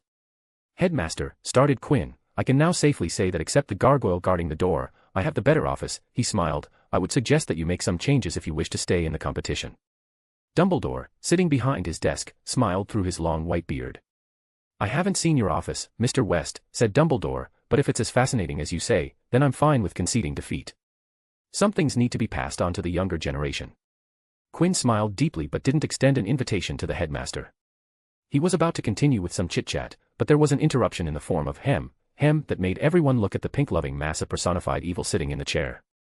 Now that all of you are finally here, said Umbridge with a humph, let's get this farce over with, what do you want to talk about? If it's nothing important, I suggest that you stop at this instance, my duties as the High Inquisitors keep me extremely busy, this school has many faults that need to be fixed. Why does her hubris surprise me, though Quinn and many others had the same unspoken thought in their minds. We are here to talk about reinstating the Gryffindor, Hufflepuff, and Ravenclaw Quidditch teams, continued Quinn. I think it's high time that the Quidditch season starts, but for that to happen, we need the 4 teams to be ready for the games. Dumbledore nodded and was about to speak up, but Umbridge interrupted him. That's unfortunate, but the poor performance by the students and the utter lack of discipline doesn't allow leisure for all of you until I see some improvement, she said smugly. Well, I don't think the students share the same thought, said Quinn and took out the stack of signatures. The entire school demands that Quidditch is returned to Hogwarts. Of course, you all would say that. You delinquent children can't see your faults and what I'm doing is for your good, said Umbridge instantly and then put her hand out. Give those to me, and I will think about it when to reinstate the teams. You all should learn from the Slytherin house, they are excellent children and thus have their Quidditch team. Flitwick, Sprout, and McGonagall didn't like the tone and content of Umbridge's words, but they didn't say anything as it was within her power to ban the Quidditch team. So they settled on glaring at her openly. Quinn smiled, stepped forward, placed the signature stack on Dumbledore's table, and then stepped back, leaving Umbridge raised empty. The pink woman didn't look happy at all as she put her hand back down. Quinn knew that this would happen, and the signatures were just a piece to set up the foundation and scene of his argument. It's not just the students who are unsatisfied with Quidditch season being delayed.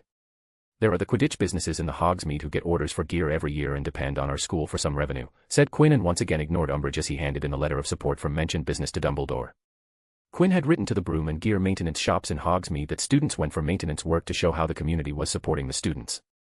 If we stop Quidditch, then our relationship with Hogsmeade might degrade, and we can't have that. Both parties depend a lot on each other. And the village residents look after us and help with the safety of the young ones during Hogsmeade weekends. There were murmurs of approval from the 3 house heads and a nod with a hidden smile behind his beard.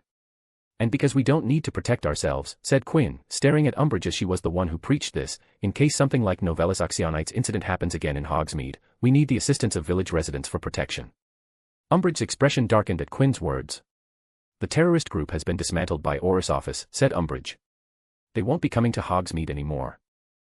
He looked at Cedric and asked in a wondering tone, "How many people died during the attack?" "Wait, I remember, yes, 3 people died."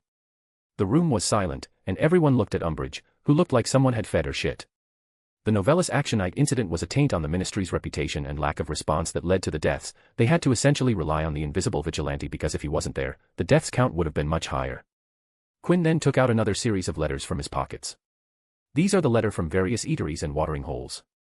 Last year, I had radio equipment installed to transmit the game commentary over a magical radio frequency." Quinn smiled widely.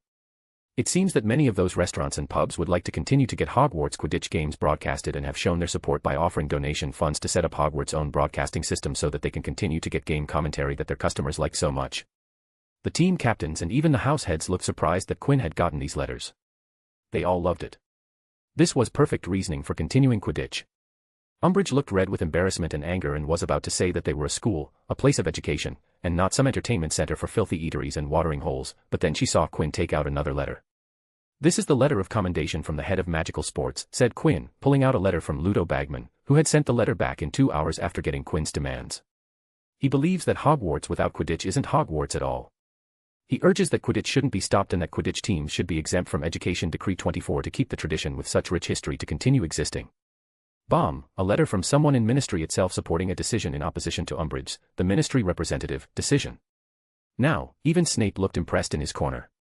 Umbridge wanted nothing more than to blow up and scream bloody murder at how she was the senior undersecretary to the Ministry, and her decision was final, but then her words died in her throat before she could even open her mouth as Quinn took yet another thin stack letter. "These are the letters from the 8 of the 12 members of the Hogwarts Board of Governors," said Quinn. "They have all supported that Quidditch should return to Hogwarts and that the game helps promote unity between students and is essential for relaxation from the studies. They have individually written their recommendations with their seals and signatures and demand that this problem be solved immediately." While Education Decree 23 gave the High Inquisitor substantial power and even exempted her from answering to the board's authority so they couldn't touch Umbridge, but they still held plenty of power, and while they had penned the letters as recommendation, it was clear that they were demanding Quidditch teams to reinstate it. Quinn had sent out letters making them aware of the situation under the aid letterhead, and because of the last year's tournament, that name now held some weight in the board member's eyes, and his name that he had put along with his name at the end of every one of the letters helped. 8 people that Quinn was sure weren't in cahoots with Umbridge received the letters, and as he expected, they replied with these glorious letters. He once again ignored Umbridge and handed the letters to Dumbledore. He was done. He had started with pulling out the tickling feather in the form of student signatures, then a slap in the face in the form of Hogsmeade letters, the restaurant and pub letters were stunning spell, a Cruciatus curse with the Ludo Bagman's glowing letter, and finally, cast a killing curse with board members' recommendation/demands. "Now, Madam High Inquisitor," said Quinn as he took yet another stack of letters, "the board members have asked me for your decisions because if you're not comfortable with continuing Quidditch, they are thinking to directly approach the minister to see if he can do something about this problem. So, should I send them in, or would you be taking their recommendations into considerations?" Everyone watched the very still Umbridge sitting in her chair. Fudge had issued Education Decree 24 to thwart any rebel groups that he feared Dumbledore was building. If people started to go complain to Fudge that she had been using the decree to shut something like Quidditch, he wouldn't be happy, and if the news went out and the uncontrolled reporters caught the whiff of what she did, it would give Dumbledore the chance to creep back some control. "Seeing so much support for Quidditch warms my heart," said Umbridge with a thin smile and extra sweet smile. "I will accept the board's recommendation and reinstate the 3 Quidditch teams, effective immediately." She raised her hand to ask for the letters that Quinn was going to send to board members, but Quinn pocketed them with a smile. Umbridge's face couldn't be any more darker than it was now. She immediately excused herself as she was busy.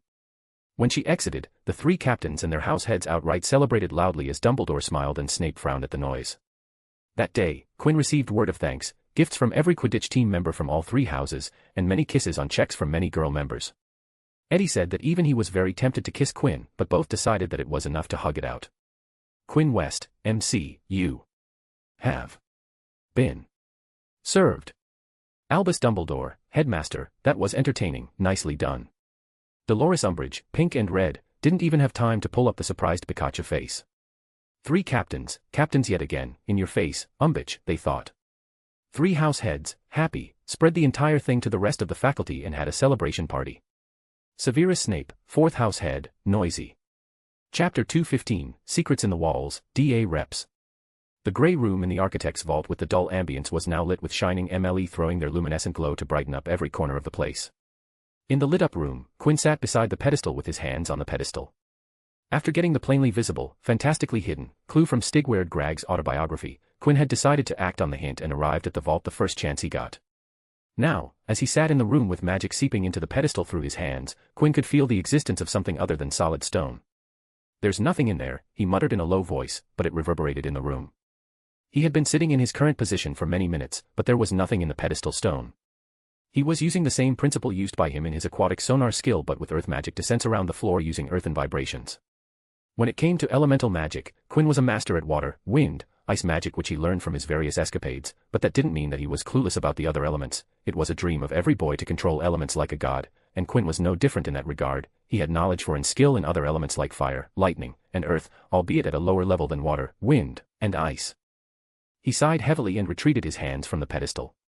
He propped his upper body with his arms acting as a support with his palms against the floor.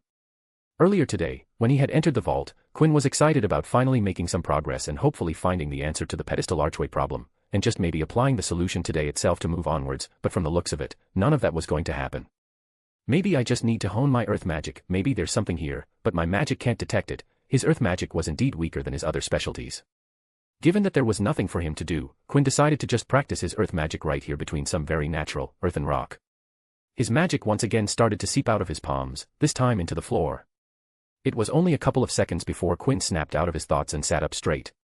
He looked towards the floor and once again placed his palms to spread his magic inside, and there was it, he hadn't imagined it. "Oh my, there's really something in there," he muttered and closed his eyes. "Can't tell what it is," he said with his brows furrowed, "it's all so fuzzy." Quinn could feel a couple of inches of stone layers that acted as the floor, but beneath that, there were plenty of hollow spots of various shapes and sizes dotting his range. "Well, I can't break the floor now," he sighed. He didn't know what was inside, so it was too risky to split the floor as he had originally planned if the autobiography hadn't given him anything to see what was stopping the pedestal from sinking into the floor. I guess I need to improve my skill to clear the fuzziness of what's inside, but how far does this go? Quinn crawled on his knees and plodded around the pedestal, and as he expected, the hollow spots were all around the pedestal. "I should mark the area till these hollow spots extend," he said and reached into his pocket before summoning a red piece of chalk. It was made from the special material to be used in runes, but he didn't have anything else, so he had to make do with an overqualified stick of chalk. Quinn started to crawl outwards, and every 10 inches, he would stop with the chalk ready to mark a circle, but no matter how many 10 inches he repeated, the fuzzy hollow spots didn't stop appearing. Soon, he was at the edge of the floor where it met with the walls. "Don't tell me." He immediately stood up on his feet and put his hands on the wall, and it was as he expected. The hollow spots extended into the walls as well. To make sure, Quinn walked around the room, his hands gliding on every surface he could touch. He even climbed up to the roof, and the result was the same. As he stood beside the pedestal with his eyes surveying every corner of the room. "Except this thing," he patted the pedestal, "there are hollow spots inside every single thing. Pretty sure that architect didn't skimp on costs by using cheap material. There's something in there, the question is what?" Quinn rubbed the teal ring on his hand, and his thoughts went to the way he had found it. There was a pattern to the architect's method, and if the second clue was infuriating, Quinn had an inkling that the second clue in the autobiography was just one of the places that the architect might have dropped that line. Pure conjecture. The hollow spots must have something to do with the pedestal. The key is earth magic. I wonder what I would find. Quinn exhaled before climbing the pedestal to sit on it. A book came out from his pockets, and his research on earth magic began. If nothing, he was going to get increased ETH magic skills out of this. Scene break. Ivy Potter, the leader of DA, Hermione Granger, the Gryffindor representative, Daphne Greengrass, the Slytherin representative, Marcus Belby, the Ravenclaw representative, Susan Bones, the Hufflepuff representative, all sat in a modified aid office. A round table had been placed in the middle of the office around which all the members sat, while Luna Lovegood, the aid representative, sat behind Quinn's desk with her wand out poking around a rhombicuboctahedron made from various materials, woods, glass, steel, aluminum, rubber, etc. These people had gathered here to discuss matters about DA, and Quinn had been generous enough to lend him his office to hold the meeting while he was out. Of course, Luna was there to keep an eye on them. "We have to work something out because if this keeps happening, we won't be able to fix another DA meet," said Ivy with the Marauders map open on her lap to keep an eye on Umbridge, Filch, or anyone who seems to lurk around outside the aid office. It had been 2 weeks since DA was formed, and they had 2 meets, and things had been going smoothly in those 2 weeks, but now they were finding it almost impossible to fix a regular night of the week for DA meetings, as they had to accommodate 3 separate Quidditch teams practice. There were no Slytherin Quidditch team members in DA, which were often rearranged depending on the weather conditions. It would be better if we don't try to keep a fixed night for the practices, said Marcus. After considering the Quidditch situation, it would be better for us to keep the timings of our meetings unpredictable and flexible, seeing that it suits our needs better, and if anyone was watching us, it would be hard to make out a pattern. I concur, said Daphne shortly. That's fine and all, but we would still need to work off the Quidditch schedule because that's when the Quidditch players are free, Susan Bones said while looking, and only if there are any last-minute changes, which seeing the recent weather are going to be plenty, that we are going to change our schedule. Then we will need a method of communication to communicate the time and date of the next meeting to all the members in case they needed to change it at short notice because it would look so suspicious if people from different houses were seen crossing the Great Hall to talk to each other too often, said Hermione, adding her 2 nuts. The 5 people collectively sighed. The Quidditch rain station had hit them hard. From early morning to the last moment before the curfew started, the Quidditch pitch had been aggressively occupied as the 3 teams started their team training camps later than usual. Gryffindor, Hufflepuff, and Ravenclaw teams worked overtime to procure the little field time they could get after Snape would assign a big chunk to Slytherin even after their regular protests. Any idea on how to bring about this secretive exchange of information? Asked Ivy as the moderator to keep the conversation moving. I have an idea, said Hermione. I was thinking of using the Protean charm. Hermione stopped as Luna suddenly got up from her bar stool, making a noise and all but ran into the place behind the red door as it shut closed behind her, startling them with her abruptness. I know this might be out of context, said Susan curiously, but what's behind that red door? Ivy and Hermione exchanged quick glances remembering the time they had thought of the question and the outcome of their curiousness. Ivy didn't know what was inside, even though she was looking in the dark with a Lumos lit at her wand tip. It's Quinn's workshop, said Marcus without looking up from the current standing schedules. Have you been in there? Asked Susan, more curiously. Yes, a couple of times, answered Marcus. You have, / asked all 4 girls in unison. Marcus looked up, startled at the sudden barrage of questions at him. Why yes, I have, like I said, it's a workshop, with everything you would find in a standard workshop, though he does have pretty strange stuff there. There was a look in his eyes that showed that he couldn't forget things even if he wanted to forget. The red door opened up again and came out Luna with a sheet of paper in her hand as she approached the table. She placed the paper smack dab in the middle of the table. As part of the spell enchanting initiative launched in 1994, A provides a mass order service where you, for a small fee, can place objects in bulk quantity to be charmed with spells of your choice, said Luna as if remembering something she had read from a manual. And lucky for you, as it so happens, our extensive list of spells do include the Protean charm in them. She pointed at the list of spells, and there it was, Protean charm. Luna then raised her sleeve to show her black wrist bracelet with a silver tag on it. She raised her wand and tapped it for the words, hello, to appear on them.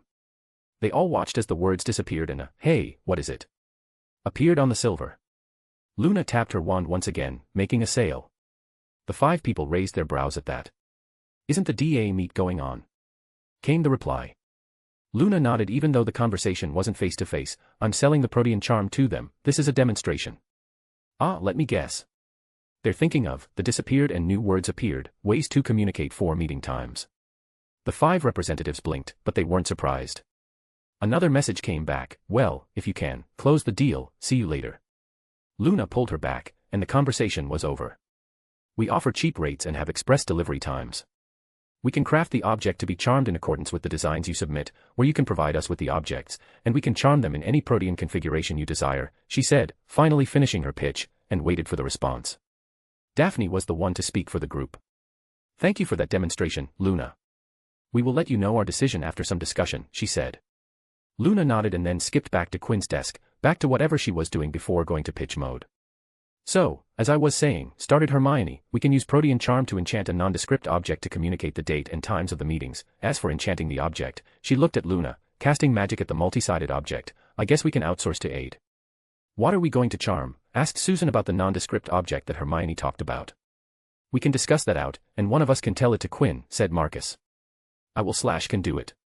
Came 2 offers. Ivy and Daphne looked at the other. For a second, they looked at each other with confusion, then varying emotions, and then their eyes flashed a sharp glint at each other. But then something caught Ivy's eye, and she looked down at Marauder's map.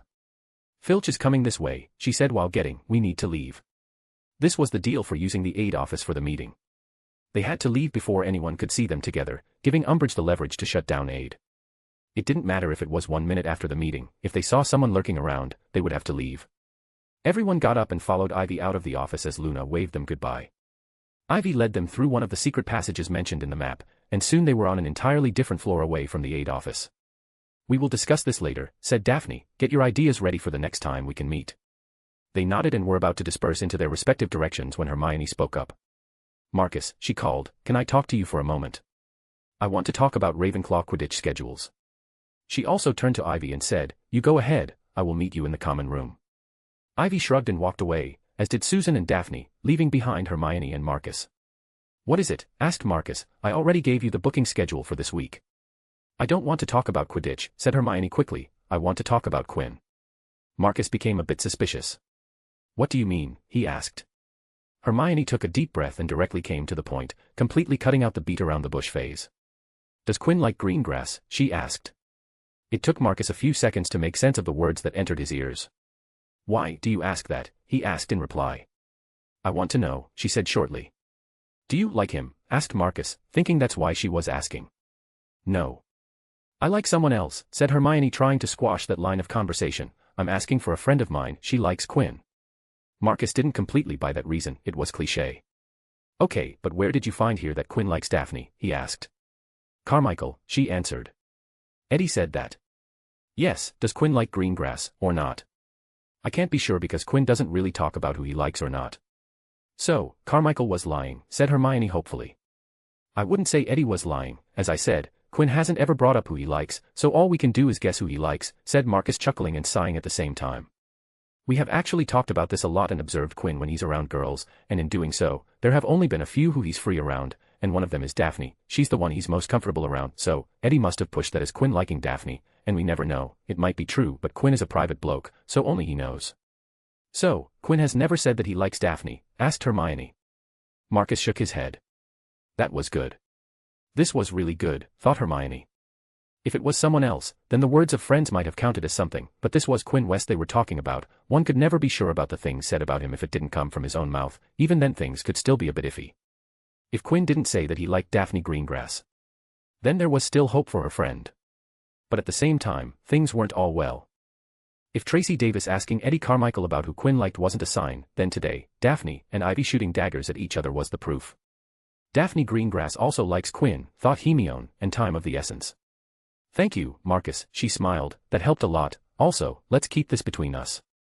My friend doesn't want anyone to know that she likes Quinn just yet. You know what is it like, us girls can be mean. Okay, see you later." Then she all but bolted, leaving Marcus behind, confused. Girls are mean. They are confusing as well. Quinn West, MC, I'm BZY, see you tomorrow. Luna Lovegood, employee, I pitched, I'm done, back to work. Ivy Potter, DA leader, likes Quinn. Daphne Greengrass, Slytherin representative, likes Quinn. Susan Bones, Hufflepuff representative, doesn't like Quinn. Marcus Belby, Ravenclaw representative, likes Quinn, but not that way.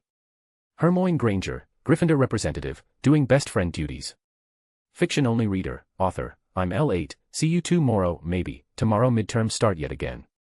Man, 3 trimester in year has too many examinations. Chapter 216, Fooking Records.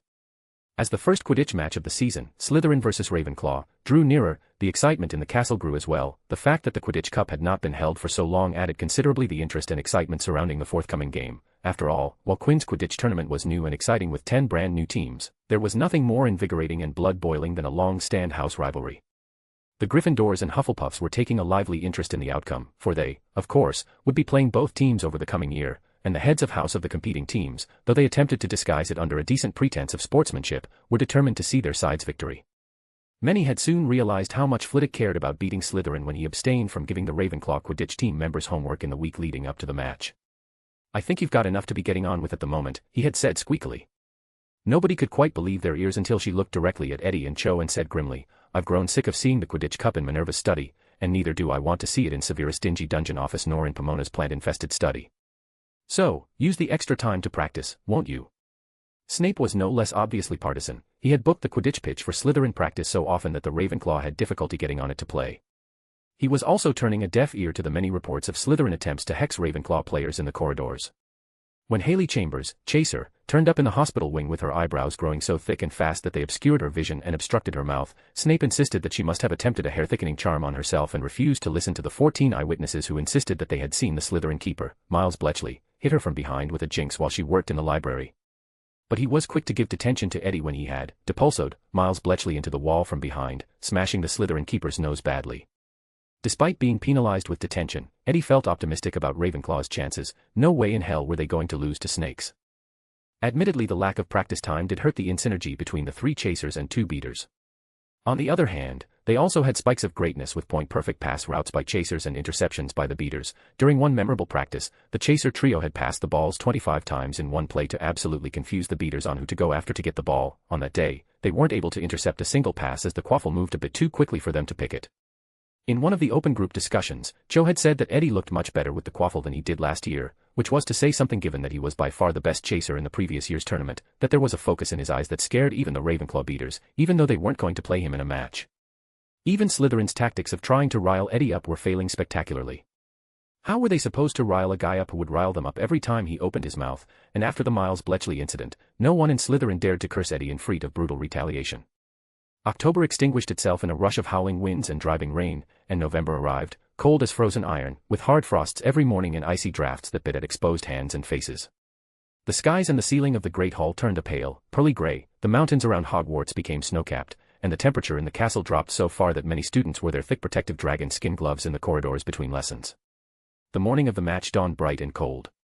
When Quinn woke up, he looked around at Eddie's bed and saw him sitting bolt upright, his legs crossed with his hands resting on his knees as he stared fixedly into space. "You all right?" asked Quinn. Eddie nodded but did not speak. The two didn't exchange a single word that day during their morning workout session. Eddie knew what to do on a game day morning, and Quinn didn't want to disturb whatever was going on. The Great Hall was filling up fast when they arrived, the talk louder and the mood more exuberant than usual.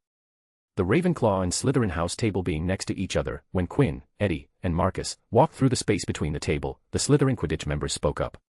"Hey, Eddie boy, I heard Warrington's sworn to knock you off your broom." Eddie turned to the laughing Slytherin lads and shrugged. "Warrington's aim so pathetic I'd be more worried if he was aiming for the person next to me," he retorted calmly, which made Quinn and Marcus guffaw and wipe the smirks of the Slytherin's face. "Get yourself a bed booked in Hospital Wing, Carmichael," said Warrington, beater. "Who knows, you might just crash into the pitch like last year." "Well, then I'll go out like a tough son of a wand, and not like a whiny little bitch like you who cries out for mum every time someone does as much as touch you," scoffed Eddie. Warrington's face darkened, and he stood up from his chair. He was taller than so Eddie had to look up at him when he walked closer. "You want to fight, big boy," said Eddie. "Don't push your luck, Carmichael," said Warrington, threatening. Eddie lightly chuckled and stepped very close to Warrington. "How about you pinch yourself? You might be dreaming about beating me up. It'd do you good to wake up and apologize to me, big bitch." Behind Eddie, Quinn leaned towards Marcus and whispered, "He seems unusually calm today." Marcus nodded. "He indeed seems quieter today."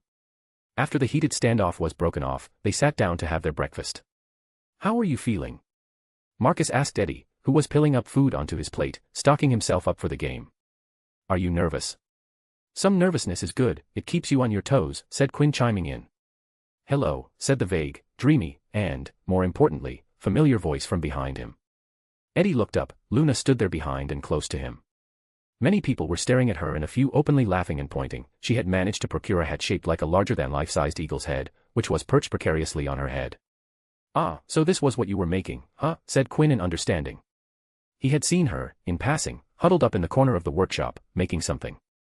"I'm supporting Ravenclaw," said Luna, pointing unnecessarily at her hat. "Look what it does." She reached up and tapped the hat with her wand. It opened its mouth wide and gave an incredibly realistic eagle's peel that made everyone in the vicinity jump. "It's good, isn't it?" said Luna happily. "I wanted to have it chewing up a serpent to represent Slytherin, you know, but there wasn't time. Anyway, good luck, Eddie." Then she drifted away. "Luna." "What about breakfast?" called Quinn, but the blonde with the eagle hat was already in her own world. They had not quite recovered from Luna's hat before Roger came hurrying toward them, accompanied by Cho and Haley, whose eyebrows had mercifully been returned to normal by Madame Pomfrey. "When you're ready," said Roger, "we're going to go straight down to the pitch, check out conditions, and change." "I'm ready. I woke up ready. I came to Hogwarts ready. I drank my mum's milk ready. I was born ready," said Eddie. As he got up, Quinn got up, luing his arm around Marcus' neck. "I bet that Eddie is going to massacre anyone and everyone in his way," he said. "I thought you weren't allowed to bet," said Marcus, pumping a brow up. "That was last year," said Quinn, silently shooting a list-pinching hex into Warrington's butt, who immediately yelped while jumping. "With Umbridge here, I can't open up a gambling den. She would slam it shut and take away aid for that, but that doesn't mean he shook Marcus a little, can't have a friendly, off-the-books, teeny-tiny bet. But I too want to bet on Eddie kicking everybody's arse today." "Ah, but we can't bet on the same side," Quinn looked around the Great Hall. Maybe we can find the Harry Potter and skim some money out of him. No way he's going to bet in Eddie's favor. The mention of Potter made Marcus remember something in someone. Hey, Quinn, he asked. There's a girl that likes you. Quinn turned his head towards Marcus with a "where did that come from" expression. There was also the point that Quinn did time to time get confessed to. The number would have been higher if the girls could get a hold of Quinn more. So Marcus and Eddie never brought a girl liking him into their conversation, as he had rejected every confession. Well, it came from Hermione. Ever so serious. Granger thought that I should bring it up, said Marcus. Hermione's friend. Did she say who specifically it was? Nah, she didn't. I think she's the one who likes you.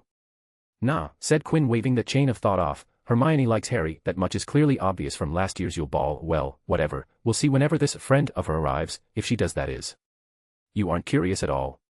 No. Marcus stared at Quinn as his best friend stayed silent, refusing to comment.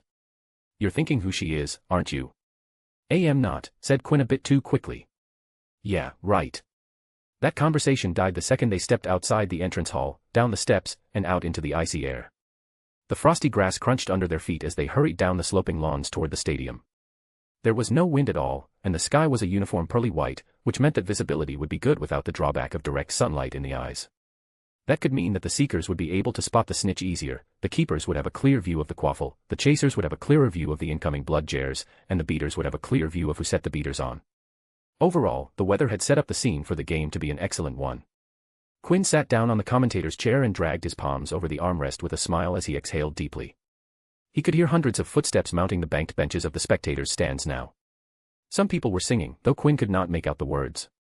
It's good to be back, said Quinn before turning back to the professors. Good afternoon, all of you, looking sharp for the opening day game.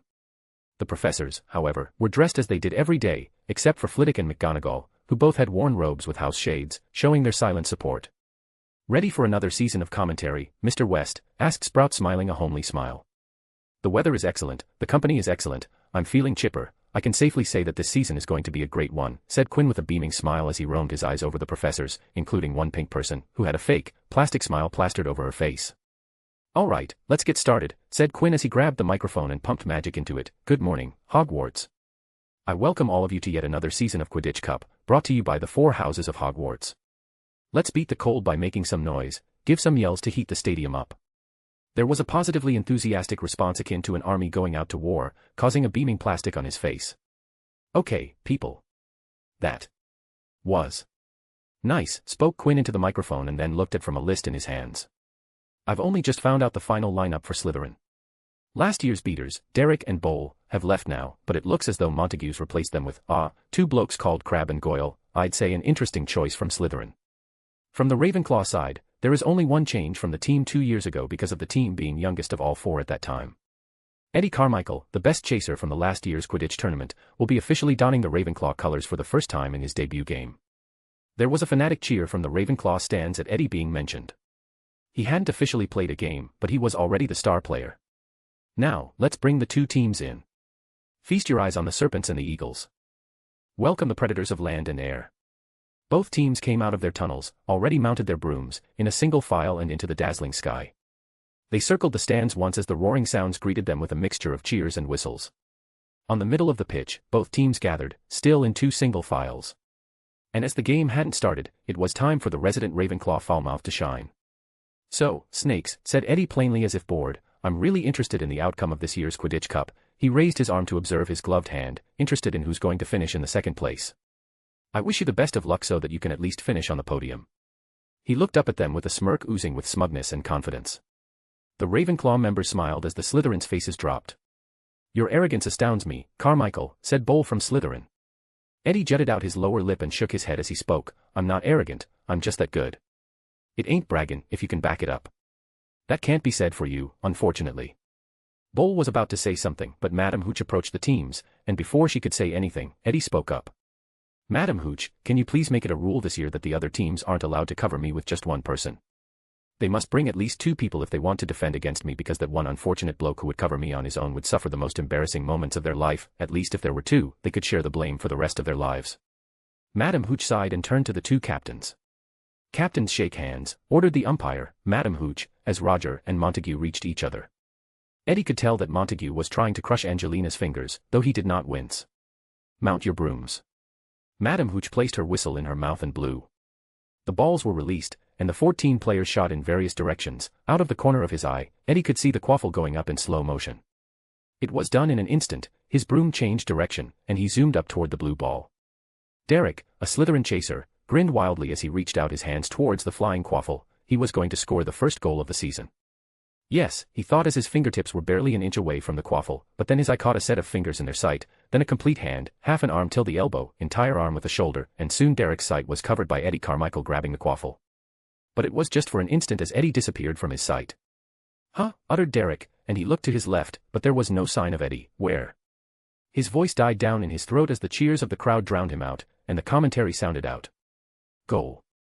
The first goal of the season is scored, and it's by none other than Eddie Carmichael. H-A-A-A, yelled Derek and turned towards the Slytherin's goal, and his eyes widened as a flash passed by him. It was Eddie Carmichael.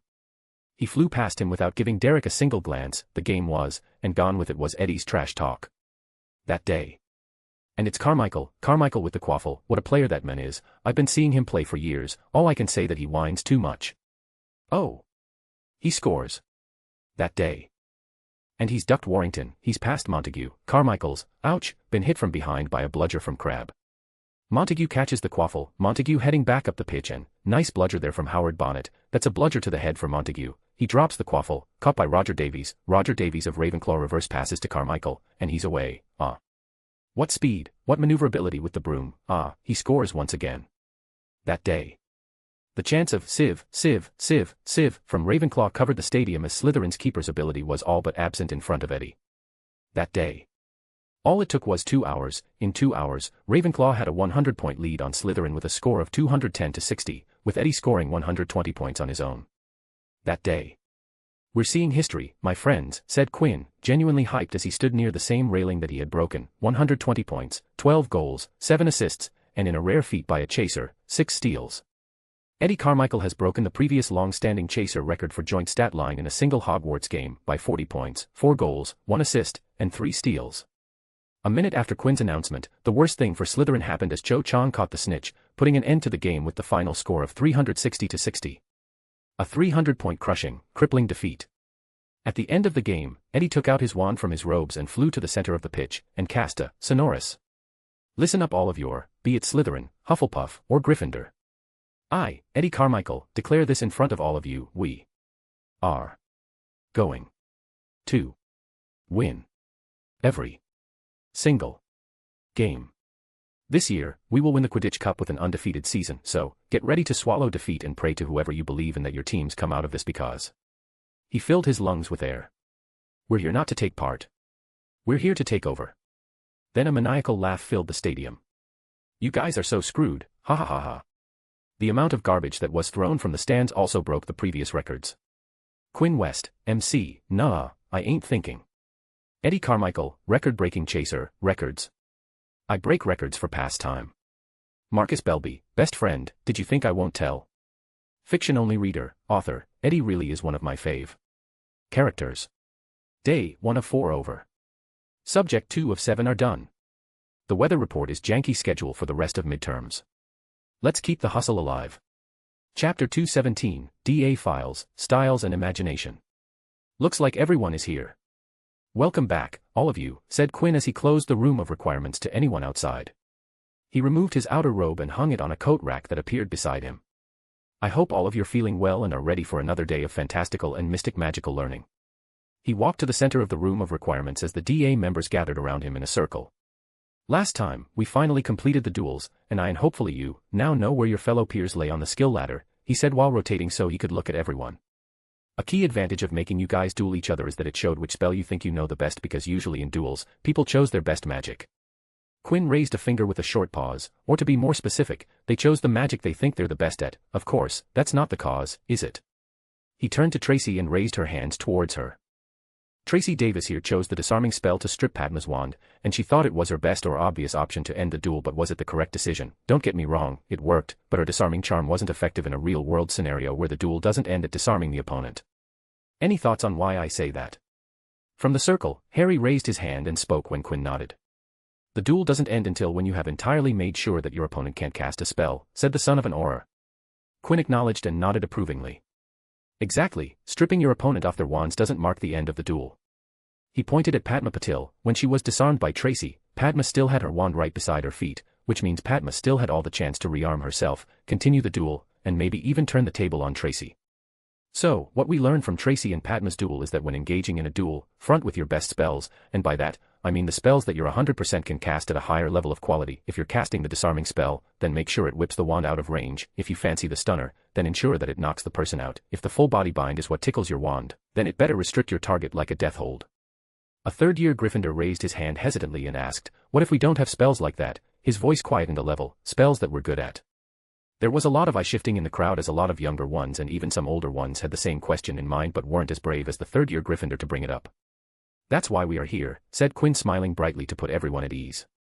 "The objective of us gathering here is to learn how to cast spells practically. You will learn defense and attack spells, and even study various charms. I sincerely hope that by the end of our time together, all of you have a set of spells you're comfortable with." Daphne raised her hand in question. "What are your preferred magics?" "Crippling ice, drowning water, raging wind, perception-bending illusions, mind magic, flesh-severing spells, a spell that disabled body parts." "I like the stunner," said Quinn, smiling. "It knocks the target out, no muss, no fuss." Another question was raised. This time it was Hermione. "What about Harry and Carmichael's duel? Both used various spells." "From what I have heard, the number of spells they used was extensive even for experienced duelers." Quinn glanced at the boys in question and recalled the duel they had. There were indeed a lot of unique spells exchanged between the two. He raised his arm and pointed at Harry. "Harry Potter is the son of a senior Auror, and from what I know, he has to learn a thing or two from his father. It's not unusual for someone in Harry's position to learn a variety of spells, which he showcased in his duel." Then he pointed at Eddie and continued, "Eddie is my best friend, and from that, I know how he learned magic. The way he duels is to cast a series of non-repeating spells, with every single cast packing a punch on its own. This way, the target can't get comfortable, and Eddie will exploit that discomfort to land in a hit." Quinn and Eddie's difference in casting ability and strength of spells was akin to a great chasm. Eddie couldn't compare in that aspect. As such, he, a long time ago, shifted to the tactic of variety and speed. He would never repeat a spell 2 times in a row and cast in the hopes of sneaking one in, and from time to time he had indeed surprised Quinn and had come very close to get a hit, solidifying Eddie's belief, leading him to a path on which he learned and practiced a variety of spells, something that, Eddie as a Ravenclaw, had no qualms in doing. "But," said Quinn, stressing, "you're not to copy both of these guys. The style they use is suitable for them because he turned to Harry and stared at them for a moment, "not they. Harry hasn't got the hang of the high-variety dueling style. If he reduced his choice of spells, he would have beaten Eddie." "Hey," said Eddie, throwing his hands up. "If you yapped less and cast more, you'd have won," said Quinn, shrugging. "As I was saying, high-variety casting only comes after you're comfortable with a great number of spells and cast them under pressure. If you're not skillful with various spells, you will mess up when it really matters." "What do you use?" came a question. "I keep my spell choice limited and only use a selected amount of spells according to the situation," answered Quinn. Quinn met the requirement for high-variety dueling, but a lot of his spell arsenal was tied up in various situations. Ice was extensively used by Invisible Vigilante. Water was tied up by his stint at the Great Lake. A lot of the spells that he was comfortable using in duels were dark in nature. Illusion magic was free, but he hadn't developed a way that would fit in with his current dueling style. Mind magic was one of his foremost fortes, but the fact that he was Legilimens was a tightly kept secret. Body magic was definitely on the table. Wind magic was still in development, but it was definitely at a stage where Quinn West could use it. But it was his decision to keep it as a last resort. Any of the above magics could be used by Quinn West, but he refrained from using them because they might attract attention and connect back to him. Quinn snapped out his thoughts when another question was raised to him. "Then is limited variety, can we say that, worse than high variety?" said Blaise Zabini. "Not at all," said Quinn after a pause to collect himself. "If you choose your spells wisely and master them, understand their use case, and delve into variations, you'll have the confidence that they will work for you no matter what the situation. High variety style can be challenging to use with practical effectiveness, that's why it's only seen used by Aurors and hit wizards who are trained in various spells to combat every situation they come across." He once again pointed at Eddie.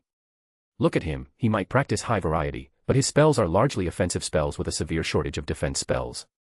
If he wasn't so overbearing and quick with his offensive spells, he would have miserably failed at dueling." Eddie puffed his chest in pride, but Quinn cut him down the following sentence. "But if someone more skilled, not powerful, than him got the initiative, Eddie would be screwed sooner than he could get a cuss out of that mouth of his." "Hey," said Eddie once again, throwing his hands up.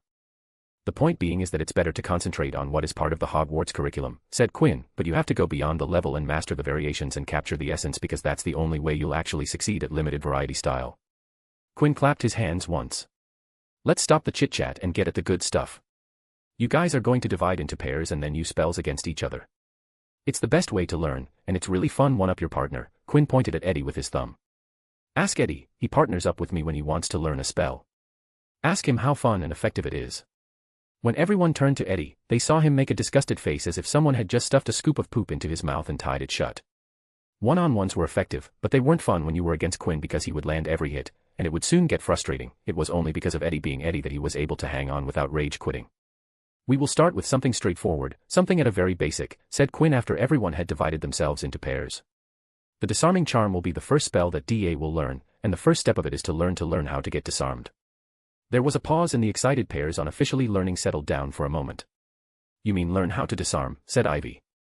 Quinn shook his head. No, it's to learn how to get disarmed. The murmurs rose.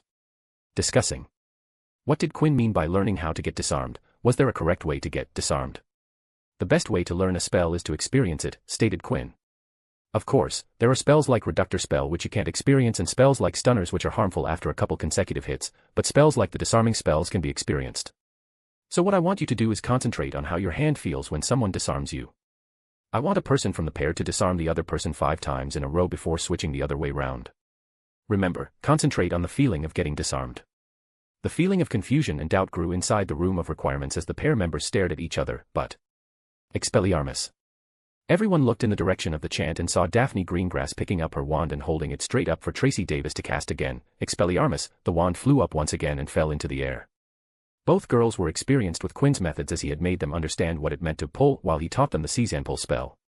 Then another disarming chant came from another direction, and everyone saw Eddie Carmichael and Marcus Belby staring up towards the ceiling. Marcus raised his hands up and caught his wand that dropped into his hand from very high up. Can't you go easy, said Marcus, I fear that the wand might poke my eye out.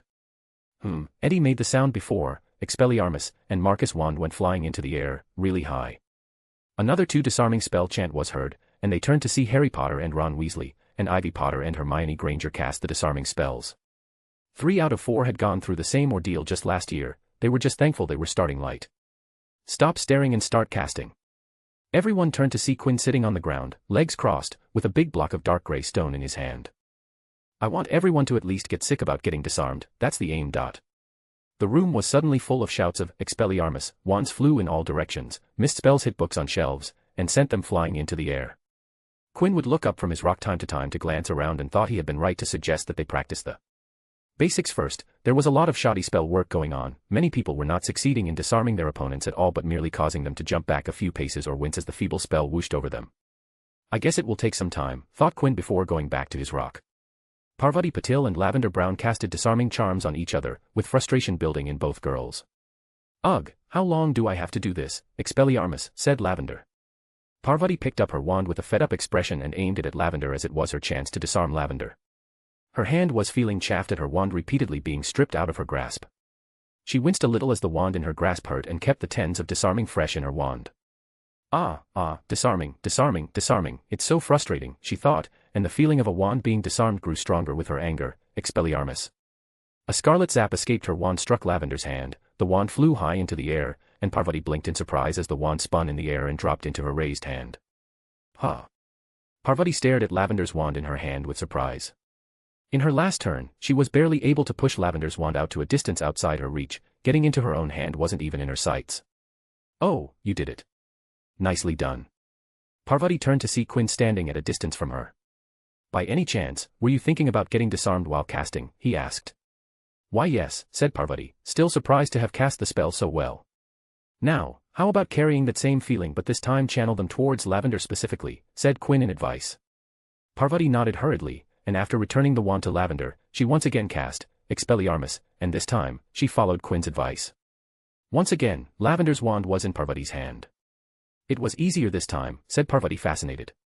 That's to be expected, said Quinn with a smile, that's how magic is cast, magic within, focused through your wand, shaped by our intents and imagination, made possible with the knowledge and the chant. Now, can you explain what you felt and did to Lavender? Asked Quinn. Parvati nodded and immediately got to sharing her newly gained ability with Lavender as if she had just heard a new hot piece of gossip that was just too good not to be shared. That day, from Parvati and Lavender, a chain of explanations and demonstrations spread into the entire room of requirements as, one by one, people started to understand how intent, imagination, and knowledge work together to form and shape magic. Till the next time, I want you guys to practice the spell on anything you can disarm. It can be clothes from hangers, lids from bottles, rings from fingers, anything you can find, but, he raised his voice, it shouldn't be outside the four walls of your dorm room. If Umbridge gets a whiff of you trying spells out in the hallways, she will take advantage of the no magic in hallway rule and push you into harsher detentions than needed. And with that, the DA meeting was dismissed. After ensuring everyone was out of the room of requirements, the prefects in DA, with knowledge of patrol routes, led their respective houses back to their common rooms. Hufflepuff and Slytherin took a common route to the dungeons, while Ravenclaw and Gryffindor took another route to descend a couple of floors to go to their common rooms. When they were on the 5th floor, Ivy watched as the Ravenclaw group turned towards their common house, but she noticed that Quinn was missing. But I just saw him with them on the 7th floor. She turned to Hermione and asked, does Quinn have patrol duty today? No, he isn't on duty for 2 more days, said Hermione. Then where did he go, wondered Ivy as they descended down to the 4th floor, and she looked up the grand staircase. He could have gotten down only 1 floor between the 7th and 5th floor, and that was the 6th floor. But what's he doing on the 6th floor, she wondered. Quinn West, MC, get sick of it to get good at it. Eddie Carmichael, Ravenclaw, hey. Parvati Patil, Gryffindor, it was so, like. Ivy Potter, leader of DA, noticed the vanishing act. Chapter 218, The Vault is a Vault. *************. Magic was a supernatural force that changed aspects of the world at fundamental levels while allowing the possessors to perform feats outside the norm, feats like sensing what lay inside the deep, dense stones. Quinn sat on the pedestal as an exceptional amount of magic flowed out of his body into the stone all around him, every nook and cranny of the vault room washed in his magic, filled to the brim, not a single grain of stone was left untouched by Quinn's magic. Aha, thought Quinn as he channeled earth magic, I'm close. I'm really close, it just needs a little bit adjustment. Icy Vault required his ice magic to be excellent in both pure strength and fine laser control and skill. The Aquatic Vault had the same arrangement with the solution to each trial being a mix of strength and skill, albeit each trial gave more weight to one than the other. But now, as Quinn sat in the Architect's Vault, he realized that this room only required pure skill for earth magic without a requirement for power. Anyone with a decent amount of magic could fine-train their earth magic to succeed in this room, and currently, Quinn was close to making a breakthrough in his earth magic skill. What he was trying to accomplish was to spread his magic into the stone and turn it into a sixth sense that would provide him a view of the entire room. The fuzziness is because I lack control over my earth magic. Quinn's magic in the stone shifted at his command, the density of his magic thickened in some places while in some areas, the magic thinned. Remember, it's not about the quantity of magic. The vault doesn't require floods of magic. Stigweird Grag was an architect. He was the architect, a profession that requires precision, calculation, and sureness to bring their creations to life. The design and nature of his magic changed. The days of him studying the type of this particular stone were ingrained in his mind, one of the most immersed memory books that he possessed in his mindscape. Imagine being present in every particle of stone. Put yourself in the architect's shoes, remember how to cast magic, focus your intent, apply the knowledge you have learned, and turn imagination into reality, and bring about the blueprint, an architect's blueprint.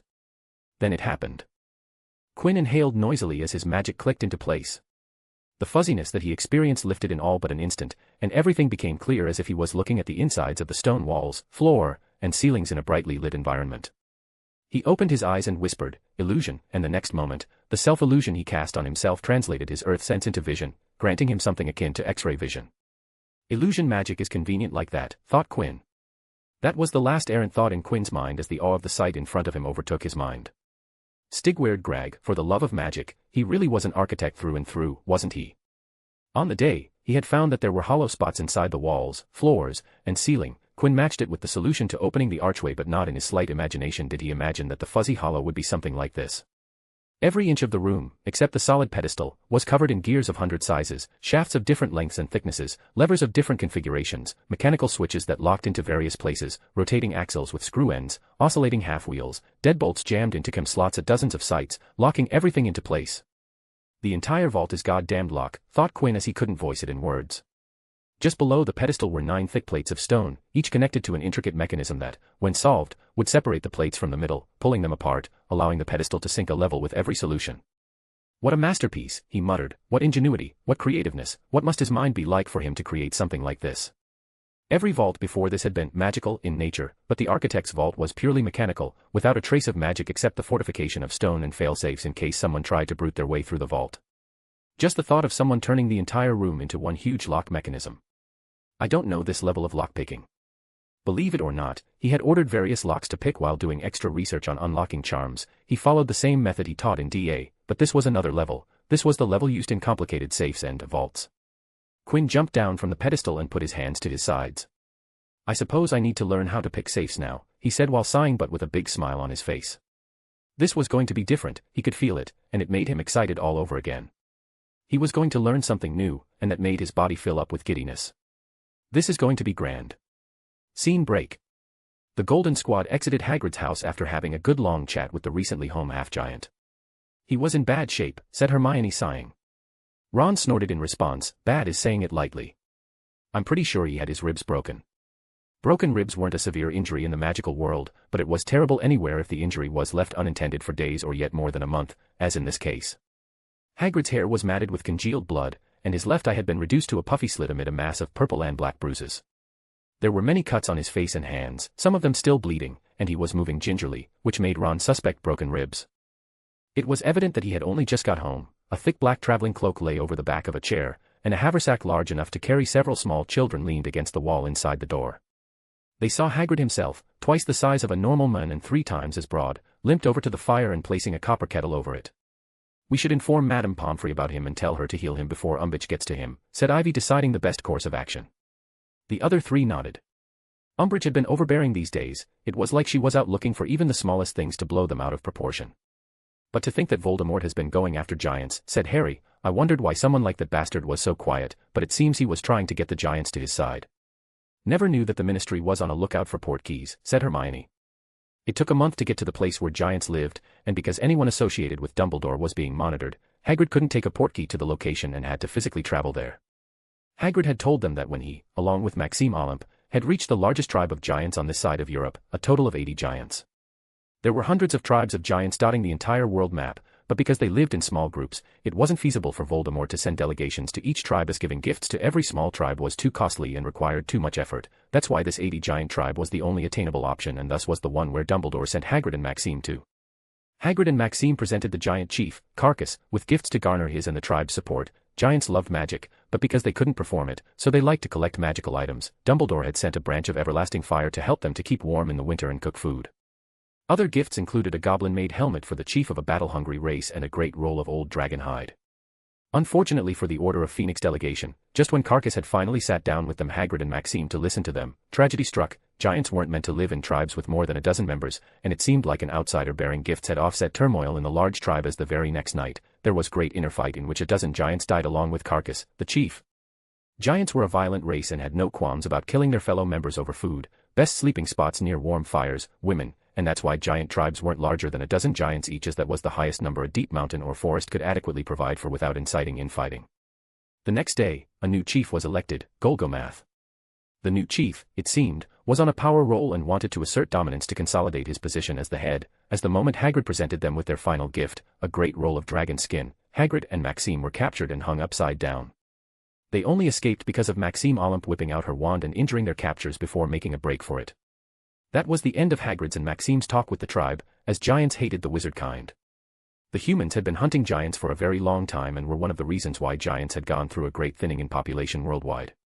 The moment Maxime had used wand magic, any chances of communication were closed. And as Hagrid and Maxime hid in caves to heal themselves before heading out, they chanced upon the newly arrived Death Eater delegation. And they had sent a familiar face, McNair, which was why Golgomath didn't hang them up on sight. The rest was handled by a series of gifts to appease and impress the new chief. In the end, Voldemort got the giant's support, said Hermione worriedly. The 4 fell into silence as their minds turned in each's imagination of the repercussions of giants falling into Voldemort's hands. Giants were hard to kill or even subdue. Hey, isn't that West there? Said Ron, breaking the silence as he pointed a short distance away from Hagrid's house. Harry, Ivy, and Hermione turned to where Ron was pointing, and they saw Quinn leisurely walk out of the forbidden forest trees while stretching his hands over his head. Isn't he cold? Said Harry, commenting on Quinn's attire. He only had a shirt and pair of pants on him, and they were already in peak snowing season. Ivy raised her hand high and reached out to Quinn loudly, who stopped in his tracks and turned towards them. They say him raise his hand and wave back. "How are you four doing today?" said Quinn as both parties met halfway. His eyes went to where they previously stood and saw the smoke churning out of the hut's chimney. "Looks like Hagrid's back at Hogwarts. I suppose now that I'm here, I'll say hello to him." "He has just returned," said Harry, hiding a jump in his voice, "and is tired from his travels. We should probably leave him alone to settle back and rest. Hagrid did say that he wanted to get in a good nap in his own." Hagrid's giant adventure was a secret mission given to him by Dumbledore. It was wise if the news didn't spread, given Umbridge's close proximity to Dumbledore and Hagrid. Harry feared that if Quinn saw an injured Hagrid, the word would spread because they couldn't keep him quiet without telling him the reason behind the injuries. "Is that so? Then I'll just greet him when I see him in the Great Hall," said Quinn, shrugging. "Why aren't you wearing more clothes?" "It's freezing out here," said Harry, changing the topic. Quinn looked at his attire, and it was indeed not weather appropriate, but on the other hand, he wasn't feeling cold right now, so he once again shrugged. "I'm feeling fine now, but you're right, my clothes do seem out of place." He took out a wand and conjured a robe around his body. "Do you guys feel comfortable now?" The Golden Squad were confused, but they nodded. "What were you doing on in the Forbidden Forest?" asked Ivy curiously. Quinn tapped his pant pockets and smiled. "I was collecting a herb or two for making potions. Forbidden Forest is a great place to pick out some great herbs, and you know what the best part is, it's 100% free." The Golden Squad stared at the West Heir, who was making a proud impression at saving money on potion ingredients. They seemed to be buying it, thought Quinn, observing the Golden Squad. He couldn't tell them that he was stalking the magical wolf tribe that lived in the Forbidden Forest, watching them, their civilization, and their culture. The clothes on his body were actually his transformed noir suit, and he had, without any reason, turned them from a dark forest camo to casual shirt and pants. Last year, he had made plans to observe the tribe, and this year, he was executing them. His motive was to study the wolves and see if they held a clue to cure lycanthropy in werewolves. They were the descendants of two lycanthropy mating under the full moon in their werewolf forms. It was a good possibility that their unique birth could help solve lycanthropy. These wolves essentially had their human forms eliminated by birth. Sure, their intelligence came from the human side of their parents, but there were plenty of non-humanoid species with human-level intelligence. If these beings could have their human physical traits removed, why couldn't lycanthrope be cured of their wolf aspects? "So, did you guys inform Hagrid about Umbridge?" Quinn asked as they walked towards the castle, as Quinn lazily waved his fake wand back and forth, shoveling snow out of their way. "We did," said Harry. "Hagrid said that he has some interesting stuff planned for the year. I just hope Umbridge would find it interesting as well." "I doubt it," said Ron, scoffing with raging disdain. "She seemed chummy with that grubbly plank lady. She'll try to make Hagrid's life difficult." It was no secret that Ronald Weasley disliked the new care for magical creatures professor. That dislike increased when Grubbly Plank's inspection went surprisingly smoothly, with Umbridge being the least amount annoying she could be. Credit to Grubbly Plank for being a good professor and staying entirely out of politics. Speaking of, Hermione jutted her chin forward, and the group looked up to see Umbridge standing in the entrance hall with a clipboard in her hand, scribbling things while looking around the entrance hall. "What's she doing?" muttered Harry suspiciously. "Some sort of inspections to find out, probably to undermine Dumbledore's upkeep ability of the school." Ivy garnered a guess as the group consciously turned into a different direction. "But isn't she chummy with Filch?" asked Ron. "This is Umbridge we are talking about. She won't hesitate a single second in betraying Filch. That woman is lower than a flea bag," said Harry with a nasty humph. Filch, as few knew, was a squib and thus couldn't use magic. Even though house elves were excellent in upkeep, if Umbridge could find something directly related to Fudge, she could connect it back to Dumbledore and get him a demerit, a severe problem in these dire times. While Filch was in charge of cleaning, Dumbledore was in charge of Filch, and with Dumbledore's inability to retain a Dada professor, it would seem like Dumbledore wasn't adequate in his role as the headmaster. "Ah, children, what might you be doing here, dears?" The five stopped in their tracks, and four of them released groans and whines. They turned towards the High Inquisitor walking towards them with her stumpy legs, looking funny to Quinn, but he held back the smile, chuckle, laugh, and guffaw. "What can we do for you, ma'am?" asked Quinn pleasantly, refusing to say the word professor but still getting by just below the line. Umbridge looked at Quinn up and down, and a sweet smile stretched over her human-like face. A shine of vigor shone in her eyes like a child finding her favorite candy. "May I ask why aren't you in your school robes, Mr. West?" said Umbridge. "You may not," said Quinn shortly. "You don't have your uniform on nor your outer robe. And there's nothing wrong with that. You're a student of Hogwarts, Mr. West," said Umbridge, stressing her point. "That I am," said Quinn smiling. "I'm even a sixth-year prefect." "That will be a detention, Mr. West," said Umbridge, smiling widely, giddy. "As I said, I'm a prefect. I know the rules," said Quinn, smiling in return. "After classes for the day ends, students are no longer required to wear their uniforms. For reference, it's Policy Sector 1, Clause 1.5, page 8. He had memorized the rules years ago in case he was caught in some trouble and needed to weasel his way out. Umbridge reeled back in dissatisfaction. She, of course, hadn't bothered to read Hogwarts student rules and regulations. I'm the High Inquisitor. And as I said before, you don't have the authority over the things you're trying to enforce. I expected more from the High Inquisitor, said Quinn nonchalantly before clasping his hands in front. Now, we'd leave you to the important work you're doing and leave us to not waste your time. Quinn immediately walked away without waiting for a reply. The Golden Squad followed after a beat. They had heard that Quinn had shut down Umbridge, but this was the first time seeing him in action. That was a little weak, said Quinn in retrospection. I could have gotten in a jab or two more. I will make sure to remember that for the next time. The Golden Squad had no words for him except a strange sense of admiration and reverence. Back in the entrance hall, Umbridge fumed in silence. She was getting angrier by the second. Her interactions weren't going well, and she was always on the losing front. Just because he's from a powerful family doesn't mean he can get away with this, said Umbridge, gritting her teeth. He's just a kid, a naive, disciplinable rude brat. A glint appeared in her eyes. He wants authority, then I will give him authority. Quinn West, MC, bringing past projects to fruition. Fiction-only reader, author, midterms over. Chapter 219, Petty Ban, Temper, Locked. Educational Decree-No. 25. By order of the High Inquisitor of Hogwarts. Broomsticks may not be flown on unless during authorized Quidditch practice. The above is in accordance with Educational Decree No. 25. Signed. Dolores Jane Umbridge. High Inquisitor. Ministry of Magic. What does this woman, toady bitch, think she's doing? Exclaimed Eddie along with the rest of the Ravenclaw Quidditch team, standing in the Ravenclaw common room with their housemates also reading the notice posted on the Ravenclaw house bulletin board. The one line on the decree notice spoke many things. First was obvious in the face interpretation that brooms were banned outside of Quidditch practices, which meant that anyone outside of Quidditch players wasn't allowed to fly a broom. Not being on the Quidditch team didn't mean that people didn't enjoy flying brooms. In fact, a large majority of Hogwarts had their personal brooms and flew them regularly with their friends playing casual versions of Quidditch or even flew solo to spend some time alone in the sky.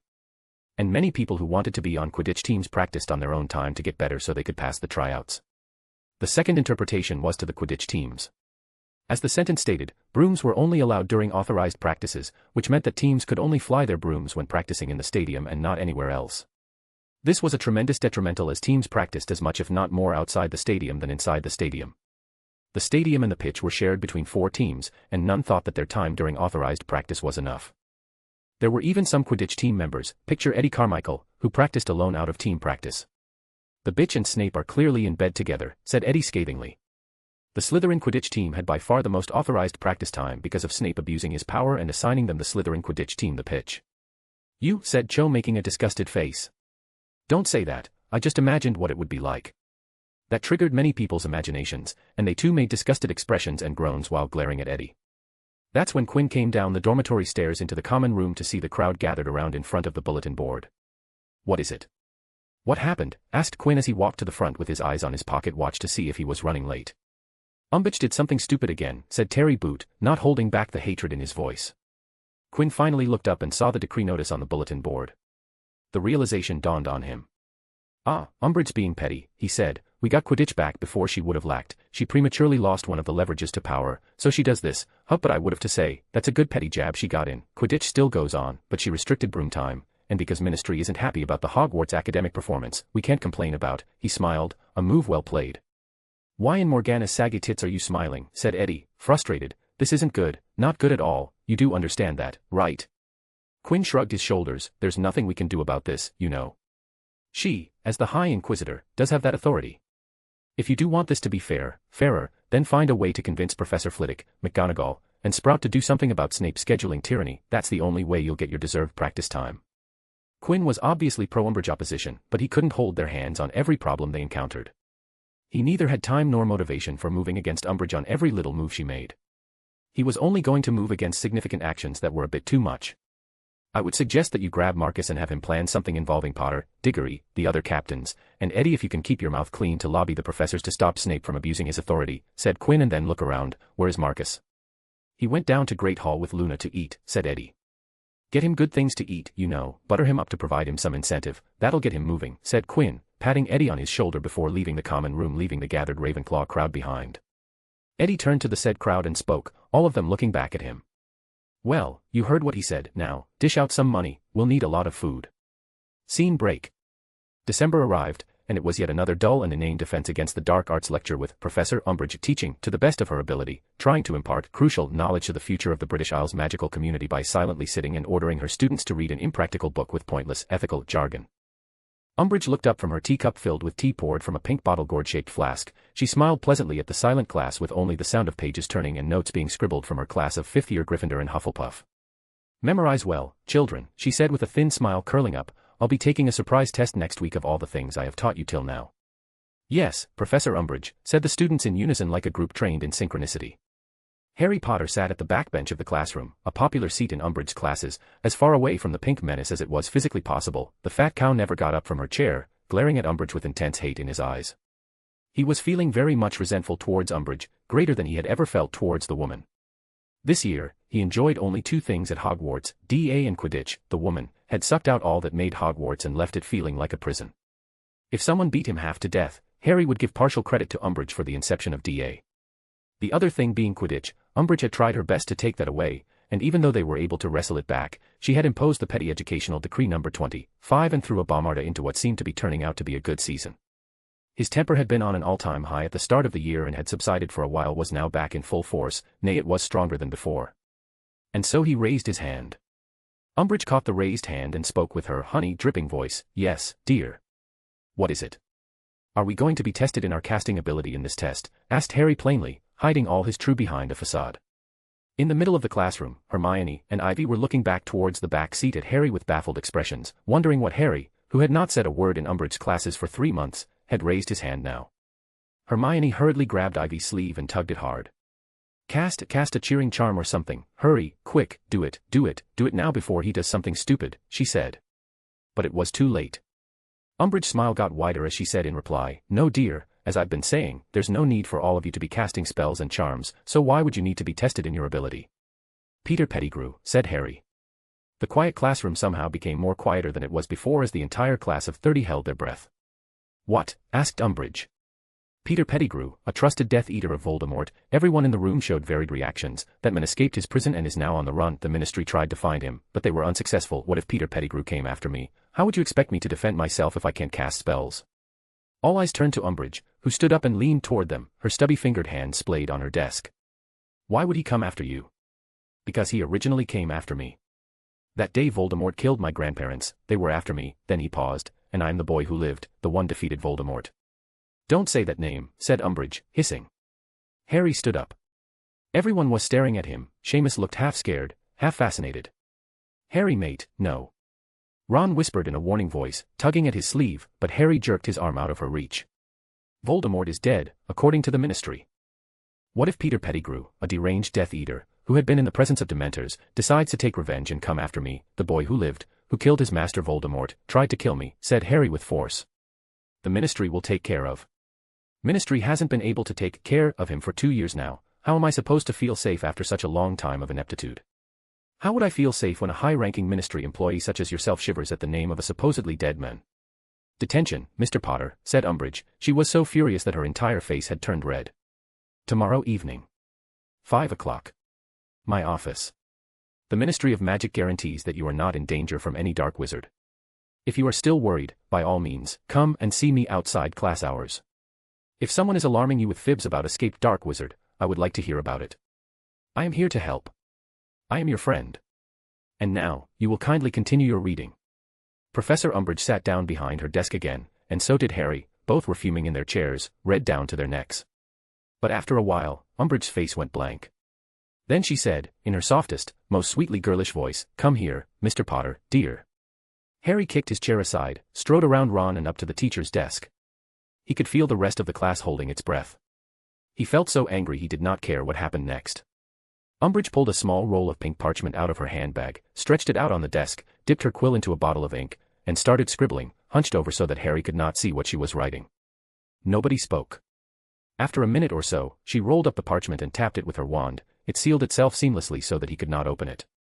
"Take this to Professor McGonagall, dear," said Professor Umbridge, holding out the note to him. He took it from her without saying a word and left the room, not even looking back at Ron and Hermione, and slamming the classroom door shut behind him. He walked very fast along the corridor, the note to McGonagall clutched tight in his hand. When he reached her office, he rapped the door more aggressively than politely. The door flew open, and McGonagall emerged from her office, looking grim and slightly harassed. "What on earth was that rapping, Potter?" she snapped. "Why aren't you in class? I've been sent to see you."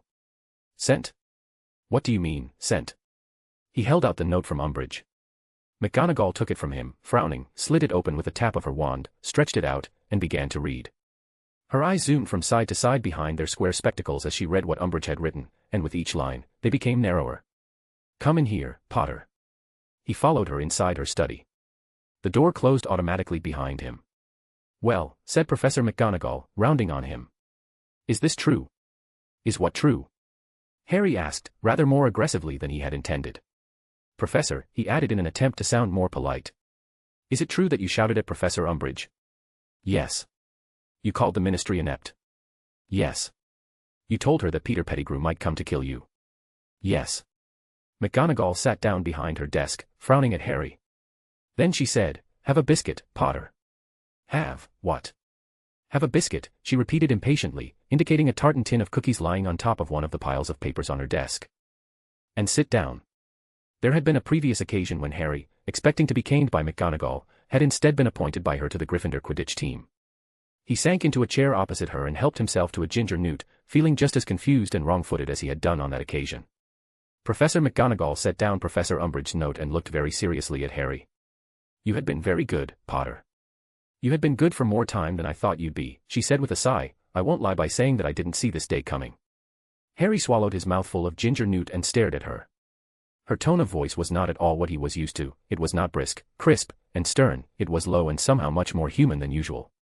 "What do you—" "Potter, use your common sense," snapped McGonagall, with an abrupt return to her usual manner. "You know where she comes from, you must know to whom she is reporting." The bell rang for the end of the lesson. Overhead and all around came the elephantine sounds of hundreds of students on the move. "It says here she's given you detention every evening this week, starting tomorrow," Professor McGonagall said, looking down at Umbridge's note. "Again. Every evening this week?" Harry repeated, horrified. "But, Professor, couldn't you—" "No, I couldn't," said Professor McGonagall flatly. "But she is your teacher and has every right to give you detention. This happened inside her classroom, so I can't even cancel it. You will go to her room at 5 o'clock tomorrow for the first one. Just remember, tread carefully around Dolores Umbridge." "But I was telling the truth," said Harry, outraged. "Wormtail could come after me. He was there that night, you know it. Professor Dumbledore knows it." "For heaven's sake, Potter," said Professor McGonagall, straightening her glasses angrily. She had winced horribly when he had used Voldemort's name. "Do you really think this is about truth or lies? It's about keeping your head down and your temper under control." She stood up, nostrils wide and mouth very thin, and he stood too. "Have another biscuit," she said irritably, thrusting the tin at him. "No, thanks," said Harry coldly. "Don't be ridiculous," she snapped. He took one. "Thanks," he said grudgingly. "Didn't you listen to Dolores Umbridge's speech at the start of term feast?" "Potter." "Yeah," said Harry. "Yeah," she said, "progress will be prohibited or, well, it meant that the Ministry of Magic is trying to interfere at Hogwarts." Professor McGonagall eyed him for a moment, then sniffed, walked around her desk, and held open the door for him. "Well, I'm glad you at least listened," she said, pointing him out of her office. Harry got up with the biscuit in hand and headed towards the door. "Oh, and Potter." He turned back to McGonagall. "Yes. She also you banned from Quidditch." "What?" Scene break. Quinn sat in the architect's vault, near a part of the wall. Above his hands floated a small replication of a portion of lock mechanism inside the vault's walls. It turned out that when one could see the lock mechanism from the inside with every single piece visible, it got so much easier to figure out how things worked and moving which parts would get the mechanism to open up. In this case, Quinn could see everything as such. He had no problem replicating a miniature version of the lock mechanism inside into one of the models in his hands. He then practiced on miniature hundreds of times to find the correct combination of moves he needed to make the first stone disc below the pedestal split and move to allow the pedestal to fall one level. "Rinse and repeat for the remaining discs, and this will be over in a zilch," said Quinn with a smirk on his face and laugh in his voice. "Architect must not have thought that someone would go this deep into Earth sensation. He. I'm indeed one good challenger. Now, let's do this." Quinn looked down at the miniature, and immediately, multiple parts started to move at once. Shafts moved, gears spun, links locked together, others snapped open, deadbolts snapped out of places. Every piece served a purpose, and Quinn knew every single one of them. Click, clack, and another tick, tack, Quinn smiled as he did some fancy jazz hands, and with every small solve, 2 pulleys with stone-linked chains pulled on the 2 sides of the miniature disc and pulled them apart. Voila! That's how it's done. He twirled on the spot to celebrate and did the running man before transmuting the miniature back into a block of stone. He had the layout and dimensions memorized by heart, and threw the stone block into his pockets. Now, let me show you how it's done. He placed his hands on the wall, exhaled deeply. His breath touched the wall as he closed his eyes and extended his magic into the stone. There was the usual fuzziness, but as Quinn adjusted his magic, his senses became clearer and clearer until he had the look of precisely the same thing as the miniature. Time for some magic. With the phrase, the magic began its charm. The grand pieces started to shift. The map in his mind shifted at the same time the actual gears inside the walls. The room vibrated, shook, trembled as the heavy stone pieces moved under the effects of Quinn's magic. After a long series of shifts, turns, twists, pulls, pushes, and a wide range of motions, Quinn opened his eyes and moved away from the wall. He looked down the floor as a tremor moved from the wall inwards to the pedestal until everything stopped, and with a huge boom, the pedestal sunk in one level. Quinn immediately looked to another part of the wall and saw an archway portion retreat inside a few inches, setting of dust as more tremors settled inside the room. That's too many tremors, damn it, said Quinn after everything was over. He smiled as he ran towards the newly revealed archway, but before he could even take a few steps, the teal ring on his hand abruptly glowed, making him stop in his track. What? Before he could form another thought, a stronger teal glowed from his back. Quinn's breath skipped a beat as he realized where the light was coming from. He immediately turned to see the murky teal entrance to the vault shrinking on itself, and within mere seconds, the teal had vanished, leaving behind the same simple wall just like those everywhere in the vault. Oh, you've got to be kidding me. Quinn West, MC, not cool. Locked rooms are not cool. Harry Potter, boy who lived, the inheritor of the Potter temper. Dolores Umbridge, hem, educational decree, detention, ban. Eddie Carmichael, potty mouth, that day, he whispered tales of toads and snakes in many ears. Marcus Belby, food lover, what is this? Why re you giving me all of this food? Chapter 220, Race Against Time. Oh, you've got to be kidding me. Quinn walked towards the entry/exit wall to the vault. The teal portal, which was ever present no matter what he did inside the vault, had shrunk down on itself like someone had pulled the water plug in a sink, and all the glowing teal-colored water got sucked until there was no more, leaving behind the gray-colored rough wall. No, this isn't good. Quinn's palm went over to his forehead. This isn't good at all. What's the time? He fetched his pocket watch out of his pocket and glanced at the watch face and hands that showed the time midnight. 3 o'clock. How much is that? 14 and a half. I've got 14 and a half hours, said Quinn after calculation as he started paced around the vault. Today was a Tuesday, day changed to Wednesday at midnight, and because 6th-year Ravenclaws didn't have astronomy lessons at midnight today, Quinn was able to start his nightly vault escapades well before midnight. There was a reason why Quinn preferred to do his vault work in the night as no one would come looking if he went occupied for hours. This was also the reason why Quinn had to carefully manage his time during both his expeditions of both the aquatic vault and underground vault, as he preferred to go in the Great Lake and Forbidden Forest in the evenings while there was still light. Umbridge's class is at 3, he muttered quietly. I have to get out of here and go back before that. Quinn's class timetable tomorrow had him attending arithmancy, charms, ancient runes, history of magic, and defense against the dark arts, in that order. Fortunately for him, there was no potions class and defense against the dark arts was his last lesson at 3 o'clock. He was a prefect and an outstanding student, as such, he could skip one class in every subject, and no professor would mind except potions with Snape and defense against the dark arts with Umbridge, as neither of the two gave rats as who Quinn was and what his track record was. He would get detentions from both if he missed class without valid justification, which he didn't have in this case. Quinn was 100% fine with scrubbing potion cauldrons in detentions with Snape, but no way in hell was he going to offer himself up to Umbridge, so she could waste his time for hours on end every day for months. The vindictive woman would definitely go that far. So he needed to get out of the vault in time to get to Umbridge's class to retain his freedom. Even if he ate one of the Weasley twins' purposely sickness-inducing products as an excuse, everything would be for naught if he couldn't get to Madame Pomfrey, who was needed to sign off on sick notes for which he needed to get out of this vault. Luna, I've to contact Luna. Quinn reached into his pocket and took out a leather bracelet with a silver plate, the same kind that Luna wore on her wrist all the time and was connected to this one through the Protean charm. I'm BZY. Not attend class. Tell ENM to say not well, sleep in dorm. He wrote on the silver and then made it so that it stayed till Luna replied back in the morning. Hopefully, that will do the job, Quinn said, putting back the bracelet into his pocket. Trust the bro code. Trust the bro code. He turned back towards the inside the vault and took in the room. The now shorter pedestal column and the visible archway inside the wall. His magic surged out from his core, flowed out from his legs, and rippled into every corner of the vault. Illusion magic laid its charm over his own eyes, and now he could see the entire layout of the hidden lock mechanism in yellow. "Let's get started," he said somberly. Time was of the essence. Quinn glanced towards the right, and a part of the lock mechanism lost its yellow color and dulled into a muddy and barely visible brown. It was the part of the mechanism responsible for the first disc. 8 more to go. Quinn took out the block of rock used for miniature, and with a wave of magic, it turned into yet another series of intricately connected pieces of the mechanism. He sat down on the ground with his feet crossed and stared at the miniature floating in his hands. Disc 2, combination number 194, simulation start. The moment the sentence left his mouth, the miniature stone gears started to move rapidly for the first 10 seconds, but after that, with each passing second, the movement got slower, more deliberate, more careful, and seemed to demand more Quinn's mind real estate than before. Clack, the sound of stone colliding with stone stopped all the movements in the miniature.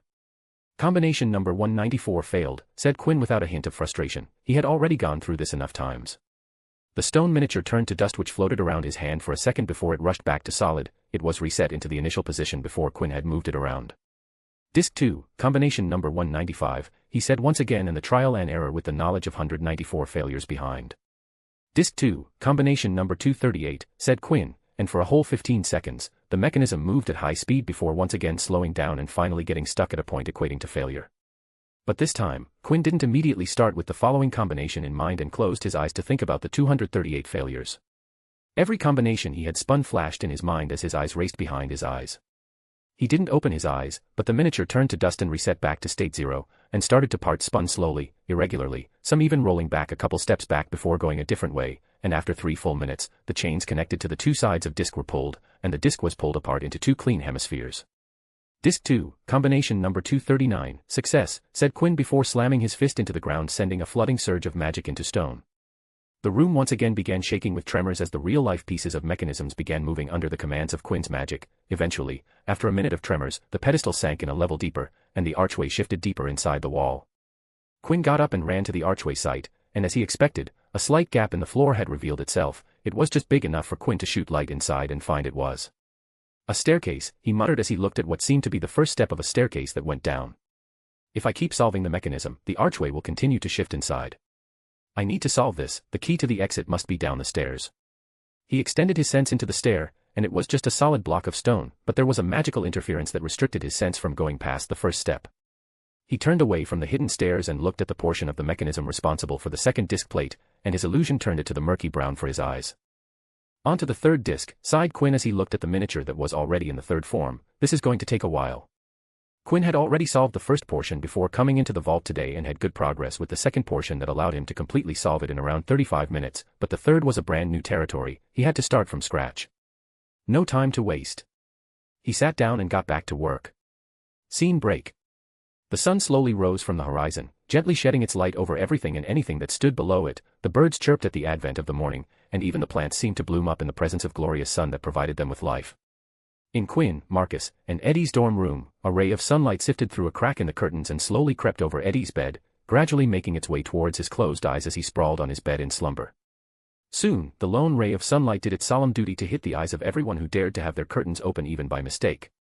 Eddie's brow furrowed as the light disturbed his lidded eyes, so he shifted in bed just to face directly towards the curtain, allowing the light's job to get easier.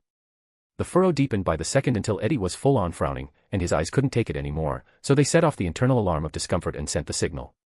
He sat upon his bed with a rushed jerk as the mumble, "Burn the toad," escaped his mouth.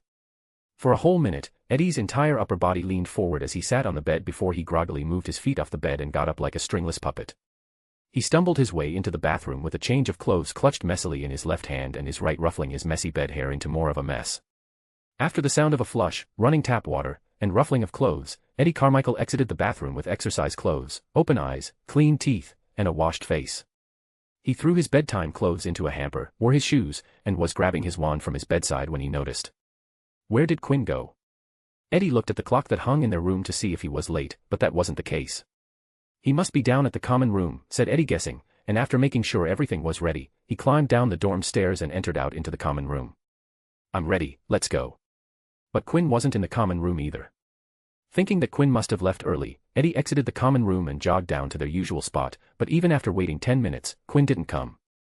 Eddie ran their usual route with a frown on his face to see if he could find Quinn somewhere along the route, but the result was the same. Quinn wasn't to be found. Where did he go? Around the same time, Quinn was sitting in Architect's room holding one of the pillars as the room shook as if it was being hit by a severe magnitude earthquake. When it finally stopped, Quinn got up and walked a couple steps to reach the archway, and the archway had moved almost a foot. He silently stared at the slowly revealing staircase as the illusion he cast on himself once again turned a part of the mechanism to murky brown. Now, I've to find which part of the remaining is for the fourth disc plate and then figure out how to open it, he thought, not choosing to speak at all, and then walked to the middle of the room so that he could get a good look of every part of the room. 6:30 a.m. Scene break. Hey, do you know where Quinn is? Asked Eddie to Marcus as the latter walked out of the bathroom, ready to go to the Great Hall for breakfast. No, I don't. Why? Asked Marcus. He wasn't there when I woke up today, and neither was he down in the grounds, said Eddie as he fixed his hair in the mirror. Did you go to the office? Yeah, but it was locked. Room of requirement? No, I didn't go there. Well, he'll turn up, said Marcus, shrugging. Let's go, breakfast is about to start. Both boys walked down to the common and saw Luna sitting in an armchair with a pencil and parchment in her hand, scribbling on it. Let's go, Luna, said Marcus. Luna looked up from her parchment and handed her leather and silver bracelet to Marcus. Isn't this? Said Marcus, recognizing the bracelet. He looked at the silver and read, I'm busy. Will not attend classes. Tell Eddie and Marcus to say that I'm not feeling well and sleeping. Where did he got busy this early in the morning? Said Eddie. I don't know, said Maris, but well, he's asking us to tell the professors that he won't be attending. We'll do that. Even to Umbridge? Asked Eddie. Never said we have to say it first if she forgets that Quinn is absent. Yeah, not going to happen, that. No way Umbridge forgets Quinn. He must have something in mind, said Marcus, figuring that Quinn must have some rule in the code of conduct that allowed him to get away from Umbridge without punishment. Let's hope that's true. We can't have him doing detentions. If they only knew the truth. Ha ha ha ha, I solved it, laughed Quinn as he watched the pedestal sink deeper as the room shook harder than ever. It took some time to isolate what part belonged to the fourth disc, but he figured that it would be easier to solve when he found the portion, as Quinn had 3 portions under his belt, and he had begun to see patterns that the architect liked to use. Stigweird Grag might have planned this intricate lock, but he was still human, and human loved patterns. Quinn even went as far as to isolate the 5th and 6th portion so that he could leave the solving instead of identification for later. But it turned out that the mechanism portion for the 4th was twice as large as the previous 3, marking the complexity of the 4th portion higher than the first 3. In the end, Quinn was still able to charge ahead and really apply himself to solve the 4th. Now, onto the 5th. He was about to change the color of the 4th portion, but Quinn noticed something strange in the placement of the mechanism portions. The 4th and 5th are connected together, said Quinn, his voice trailer longer and slower as thoughts clicked in his mind together. The 4th and 5th had now fused together to become the part of the new, bigger, more complex mechanism portion. It was 4 times as big as any of the first 3 ones. 8 a.m. Scene break. Quinn West, said Septima Vector, calling out for her arithmancy class's roll call, and was about to automatically put a tick in front of the attendant's parchment when her hand stopped as she didn't hear a response. Septima Vector looked up from the attendants with bewilderment. It was for the first time in 4 years that she hadn't heard a call back when she had said that name. Quinn West, she said again, looking around the class, but Septima couldn't find the face she was looking for. What she did find was Marcus Belbley's raised hand as he sat beside Eddie Carmichael. While Quinn took every class besides Muggle Studies and Divination, Eddie left behind Muggle Studies, Divination, and Astronomy as part of his Newt-level curriculum. On the other hand, Marcus left out Divination and Astronomy from his. Both had outstanding in their potions OWLs to pass Snape's ridiculous Newt standards. Though they were contemplating if they should drop Care with Hagrid back and Wilhelmina Grubbly Plank out as the substitute professor. Yes, Mr. Belby, asked Septima Vector, expecting an answer about Quinn's whereabout given the common knowledge about the Ravenclaw trio of best friends. Quinn isn't feeling well today, so he's resting in the dorm, Professor, said Marcus. Oh my, is he all right? Asked Septima. Yes, Professor. He just needs a little rest, that's all, said Marcus. I see, then I hope he'll feel well soon, said Septima, and even though Quinn was absent from the class, she ticked him present to not let the perfect attendance get broken. Disc 5, combination number 58 failed, said Quinn, grunting with frustration. Disc 5, combination number 59. Simulation start, he said as he looked at the ticking pocket watch sitting on the ground in front of him. 9:10 a.m. Scene break. What did you say? Squeaked Flitwick as he almost fell off his stack of books. Can you please repeat that? Quinn ain't coming. He's not feeling well, said Eddie, repeating his words. I should go see him, said Flitwick, worried about his star student. It was the first time since Quinn dunked himself in a freezing potion cauldron that Quinn West had even missed a class. "Please don't do that, Professor," said Eddie, keeping his voice plain as Marcus shook his head repeatedly by his side in support. "Quinn is sleeping. Going to our room would wake him up from sleep. He's a very light sleeper, even someone entering the room would wake him up, so let's leave him be." "I see," said Flitwick as he ticked Quinn as present on his attendance sheet. "I'll drop by before curfew to see if he's awake and find how he is feeling." "Take that, you dumb architect, I did it. It only took me 2 hours." "Just 2 hours," yelled Quinn, celebrating what seemed to be a needlessly complex lock mechanism. But then he turned to the walls, and his smile dropped as he watched the newly converted 4th and 5th mechanism potion merge with the 6th to create a humongously annoying mechanism series. He silently screamed as he raised his hand to replicate the new 6th portion into a miniature. 10:10 a.m. Scene break. By lunchtime, everyone knew that Quinn was sick and resting, and somehow it had turned into this big thing that everyone had talked about at least once. And somehow, it had turned a colossal snowball that Quinn West was fighting for his life against some dark curse. "How do you think he's doing?" asked Astoria, worried. "Astoria, the rumors are exaggerated. Given that he's in his dorm room and not with Madame Pomfrey, I'm sure he'll be fine," said Daphne comfortingly, but she was a little bit concerned for Quinn's health. A little part of her mind was thinking if she could get into the Ravenclaw dorms without anyone knowing. "I'm back." The Greengrass sisters turned to see Tracy sit down beside them. "What did Eddie say?" asked Astoria. "It's nothing serious, he says," said Tracy. "He said that Quinn is just tired and needs to rest to get rid of the fatigue, so he isn't cursed by a dark curse," she said, eyeing Astoria teasingly. "It could have happened." "You don't know," said Astoria definitely. "Wait till I tell Quinn," said Tracy, grinning. "I'm sure he'll be very interested in this entire thing." "That is true," said Daphne softly, smiling. She could imagine him talking about the mystery of the Hogwarts rumor mill. Quinn stared at the partially revealed staircase under the archway. He had just solved the 6th portion, and the archway was pushed deeper inside. "This is big enough," he muttered, big enough for a raven." He immediately transformed into his animagus form and walked on his 2 talons into the staircase and then jumped down the stairs just to come across a dead end. "Of course, no shortcut here," said Quinn after getting out. "I guess I would need to use that to solve portions 7 to 9. He sat down and closed his eyes and brought up his occlumency to the limit. The efficiency aspect allowed Quinn to think faster and even do multitasking at an absurd level, but that was only for simple tasks and a certain level of casting. He hadn't tried to efficiency aspect for anything this complicated and didn't know if it would work or he would just ending up getting confused. But, it's now or never. 1:40 p.m. Scene break. Umbridge was feeling very happy today. She had just heard that Quinn West was sick and wasn't attending classes today. According to the rules, if the student was to miss a class, they needed to have a clear reason for being absent. She had asked around and had found that Quinn West hadn't been to the hospital wing today, meaning that even if he was sick, he didn't have the sick note from Poppy Pomfrey, and she could give him detention for missing class without proper reason. "Finally, I can teach him about manners," Umbridge thought as she walked towards her classroom. Her eyes shined, and her smile sweetened when she saw Eddie Carmichael and Marcus Bebley walk into the classroom without Quinn. Today is going to be a good day, she thought as she reached the threshold of the classroom. Umbridge stopped and raised her wrist with her watch to look at the time. She was about to turn her wrist when she heard the voice. "Good afternoon, ma'am. What a lovely day we are having." Her smile froze as she looked up just to see Quinn West walk past into the classroom without giving her a single look. 2:50 p.m. Quinn West, MC, I did it, biatches. Fiction-only reader, author. Chapter 221, respectfully suggesting. "Where were you?" asked Eddie in a rushed whisper as soon as Quinn sat down beside him in the Defense Against the Dark Art classroom. "I spent half an hour in the morning running around in the grounds looking for you. I got busy last night and didn't return to the dorm," said Quinn back in a whisper. Quinn grabbed his shoulder and stretched his neck. "Ugh, my neck hurts. All-nighters are seriously not my scene." He grimaced a bit. "Should have conjured a chair or something." "What were you doing exactly?" asked Marcus. Quinn sighed tiredly, solving a puzzle, a massive troublesome puzzle with a clock on it. Umbridge, who had finally calmed herself down from broken expectations and fantastical dreams, entered the classroom, and the class went mum-silent as she preferred in her classroom.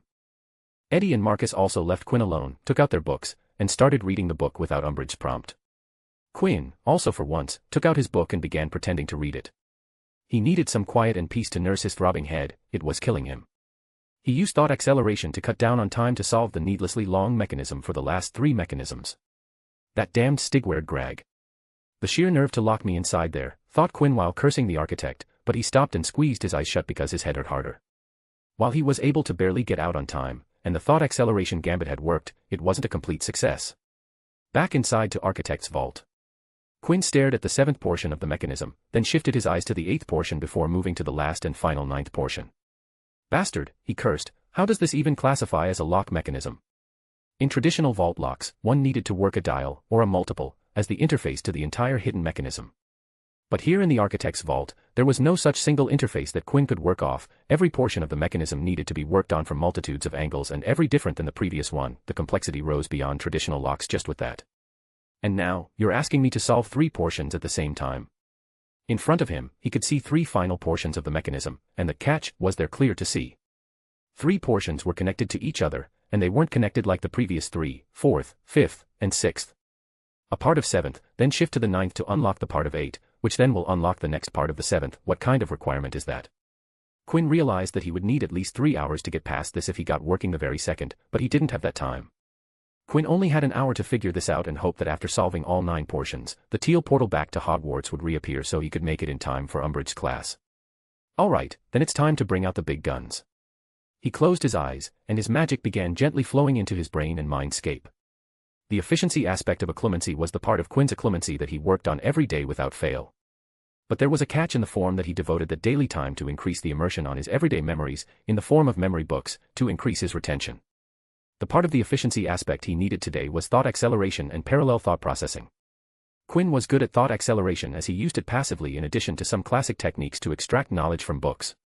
But when it came to parallel thought processing, Quinn didn't train this part as much as he did other things. He could control around control pens in the upper tens and make them write simultaneously, use it in some more complex than normal spell casting, but this was a much more complex task than any of them.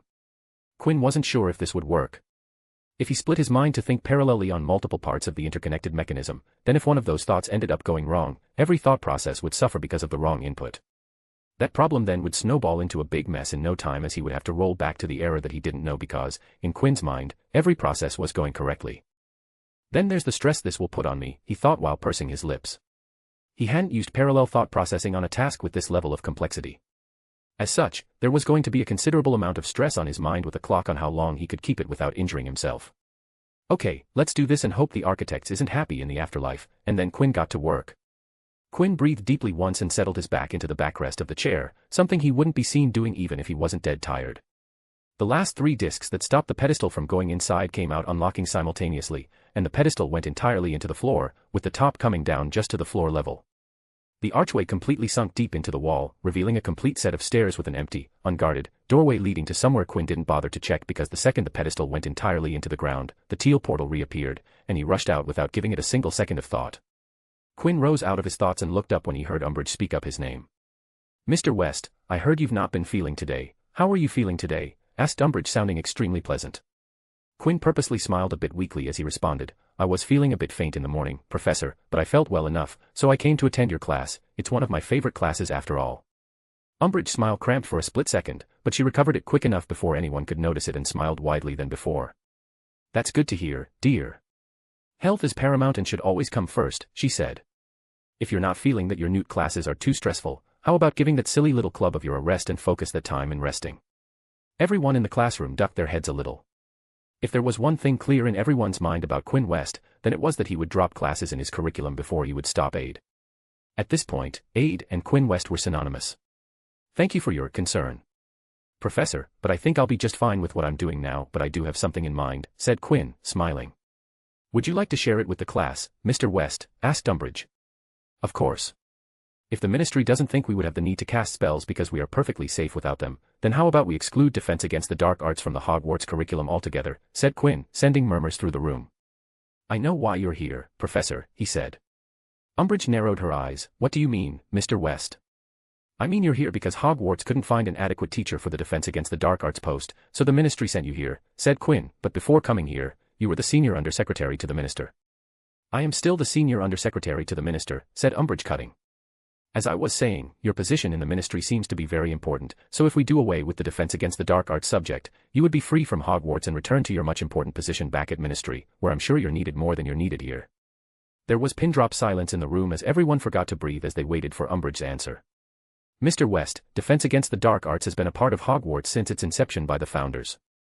She saw Quinn raise his hand up. "Yes, Mr. West. Some old habits will be retained, and rightly so, whereas others, outmoded and outworn, must be abandoned.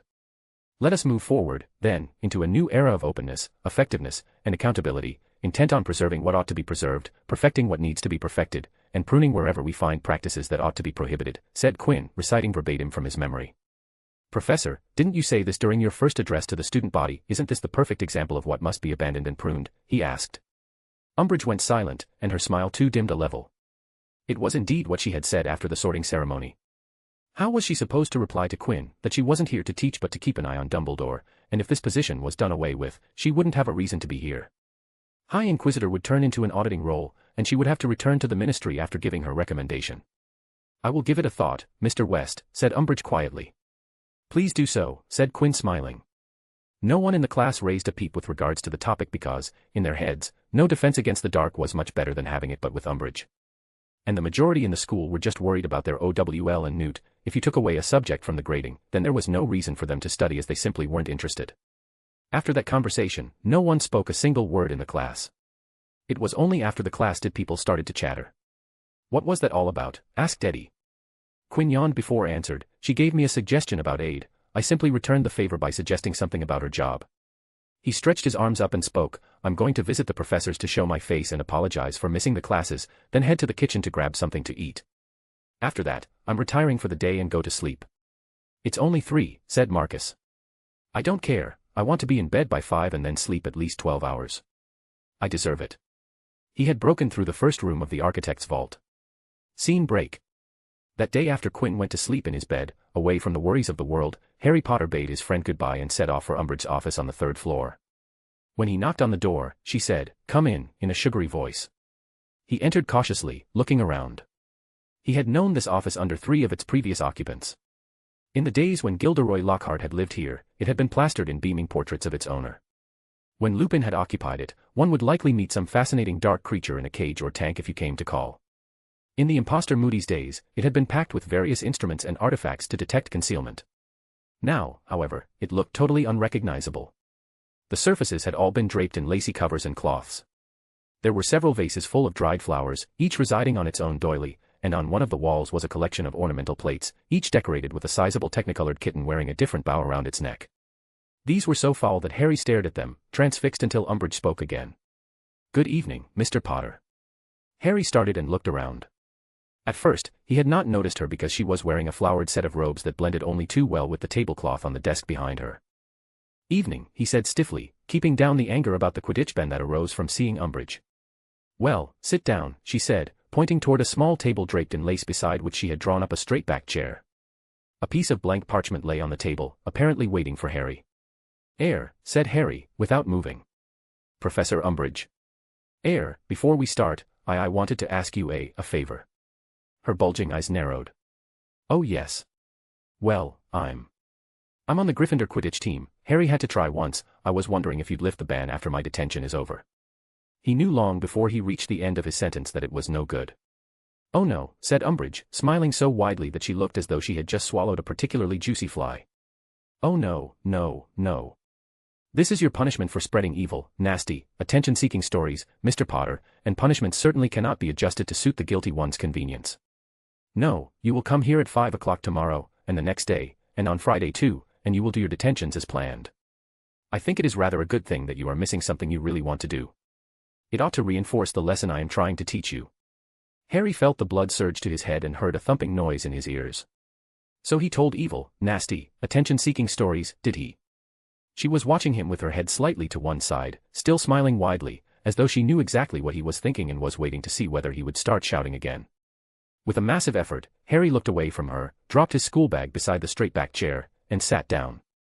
Umbridge watched him with her head slightly to one side, still smiling widely, as though she knew exactly what he was thinking and was waiting to see whether he would start shouting again.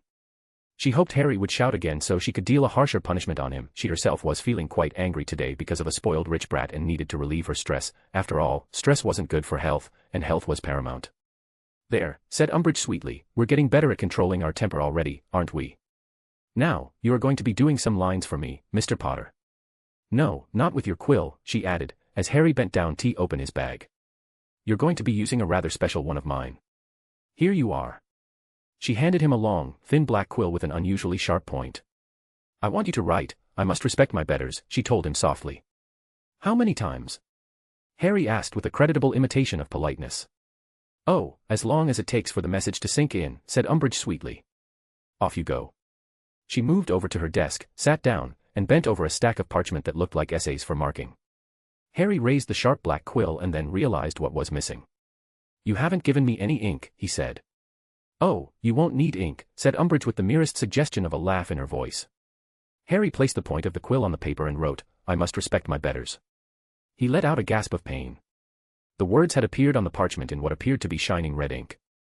At the same time, the words had appeared on the back of Harry's right hand, cut into his skin as though traced there by a scalpel. Yet even as he stared at the shining cut, the skin healed over again, leaving the place where it had been slightly redder than before but relatively smooth. Harry looked around at Umbridge. She was watching him, her wide, toad-like mouth stretched in a smile. Yes. Nothing, said Harry quietly. He looked back at the parchment, placed the quill upon it once more, wrote I must respect my betters, and felt the searing pain on the back of his hand for a second time. Once again the words had been cut into his skin, once again they healed over seconds later. And on it went. Again and again, Harry wrote the words on the parchment in what he soon realized was not ink but his own blood.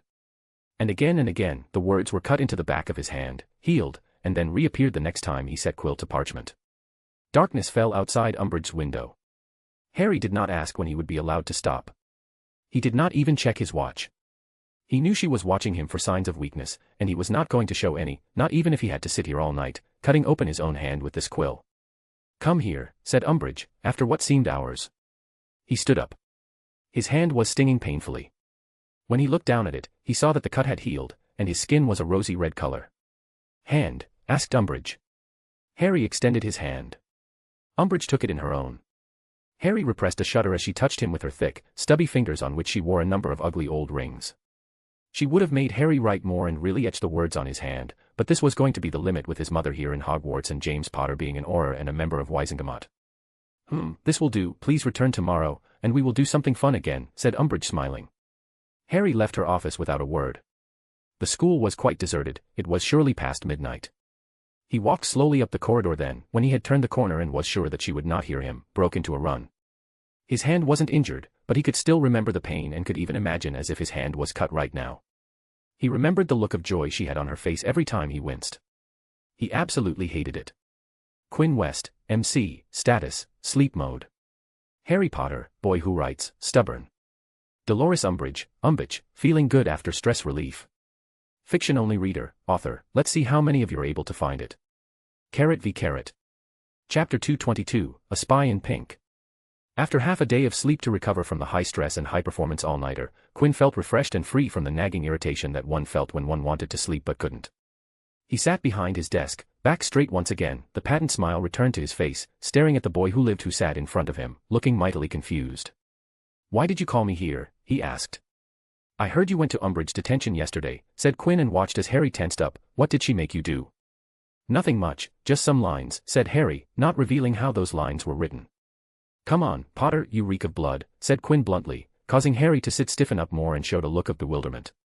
What? Said Harry. Quinn simply sighed. He couldn't see any scarring on Harry's hands, but that didn't mean he couldn't see the usage of blood quill on him. To him, a practitioner of blood magic, there was a strange linger of blood in the air around Harry. She made you do something out of ordinary, didn't she? Quinn couldn't outright tell him he knew about the blood quill because without the knowledge he had, nothing pointed out to the usage of one, even he wasn't that good. Come on, be a lamb and tell me what did she do to you? Harry remained silent but continued to stare at Quinn, observing him and figuring out what Quinn was after. Quinn didn't say anything for a while, staring back, letting Harry take a good look.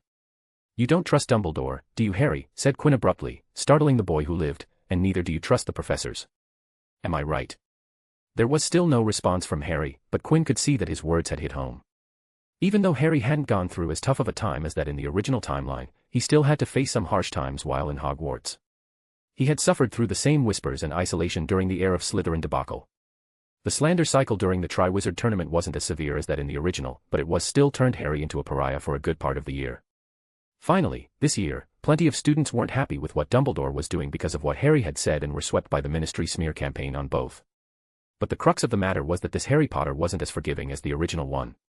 He wasn't brought up in the Dursley household but in one with good parenting. The amount of disrespect Harry had faced in his years at Hogwarts had affected his outlook on various things more than he showed. You don't want to go to your mother because you fear that she might lose her job if she goes against Umbridge, said Quinn, and your father isn't an option because of the stress he might be feeling by working in the heart of ministry in the Aurus office with smear campaign going on in full force. Am I right? He asked. Harry finally relented and nodded in agreement. There was a part of him that was simply being stubborn for the sake of sticking it to Umbridge, but the other part of him felt trapped because he thought that there were no options for him. She made me use some sort of quill that drew blood by making cuts on my hand, said Harry with a sigh and shared his experience of what it felt like write lines with the quill Umbridge provided. He spoke while gently rubbing the phantom cuts on the front of his hand. What you used is known as a blood quill. Quinn was more than happy to provide the knowledge. Well, at least a form of blood quill. What do you mean by a form blood quill? Asked Harry. They're rarely used, so you might not know, but blood quills are used to sign documents with the blood of a signee as the binding agent. Blood after all was the part of the human body, tied closest to magic. People are averse in signing magical documents, much less magical documents that ask for blood as the binding agents, literally. No one wants to sign those, but you see, blood quills don't cause wounds like the one you used. They simply feel like a needle drawing blood, even that wound is instantly healed, and standard blood quill draws blood only once because not much is needed to sign your name. I'm assuming that was a custom-made torture device, and something very dark and very, very illegal. A blood quill wasn't a traditional torture device as it required the target to willingly subject themselves to the pain by continuing to write. She must have made it herself, thought Quinn. All of this doesn't matter, said Harry. I can't go to anyone with this. But you can go to literally anyone with this, said Quinn. Sure, if you go now, it won't do much. There's no conclusive proof that Umbridge used a modified blood quill on you. Your hand isn't injured, and I only noticed because of the lingering magic, which is already pretty much faded. Even if it was strong, nothing is tying it to Umbridge because first, you wrote the line using the quill on your own accord, and second, it's from a magical item and not from Umbridge's wand. In the end, it's useless. Or you can lend me some of your time and effort to build a case against Umbridge that would, without doubt, nail her on the head so bad she wouldn't be able to hold her head high in the ministry, much less stay at Hogwarts, said Quinn. Harry was skeptical at the proposition. He couldn't think of a way in which Umbridge would get punished. Without the presence of any proof, it would be his word against Umbridge's, and currently, the value of his word was at an all-time low. Even if his father and Sirius rallied in the Wizengamot, the strength of the Light faction was flying low because of the defamation that Dumbledore was facing. What do you have in mind? Harry asked nevertheless. Quinn smiled, opened a drawer, and took out a small vial with pale green liquid inside. He placed it on the table right in front of Harry. If you take this before you go to detention, you won't feel pain while the blood quill cuts into your hand. Day after day of bloodletting is also not good for health, so if you take this, it'll also increase your body's rate of blood replenishment, said Quinn. So you want me to keep attending detention? That's your solution, said Harry, not seeing how that would help.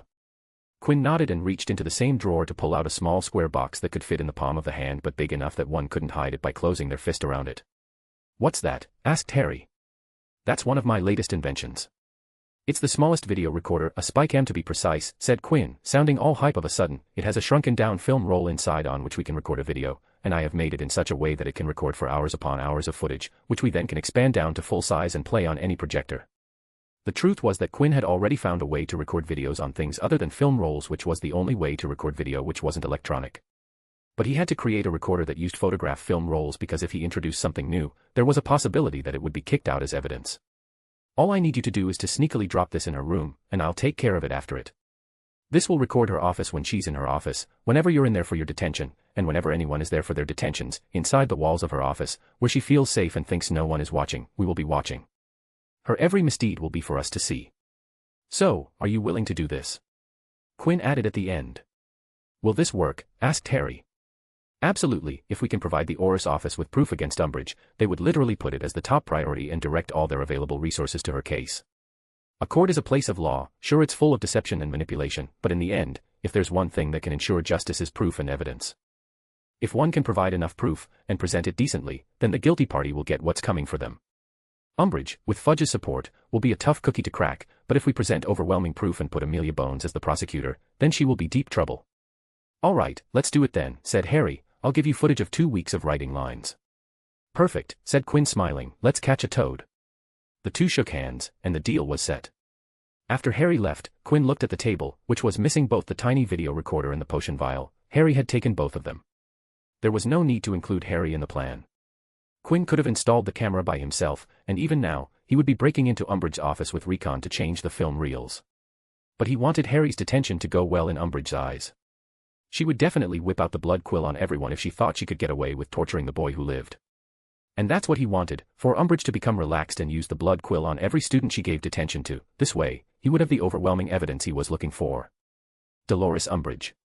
I would take her out of the ministry altogether. It's time for her to retire, he thought with a smile. But to think he didn't think of collecting himself, Quinn said, wondering about Harry's lack of action, but maybe that makes sense, his father is an Auror after all.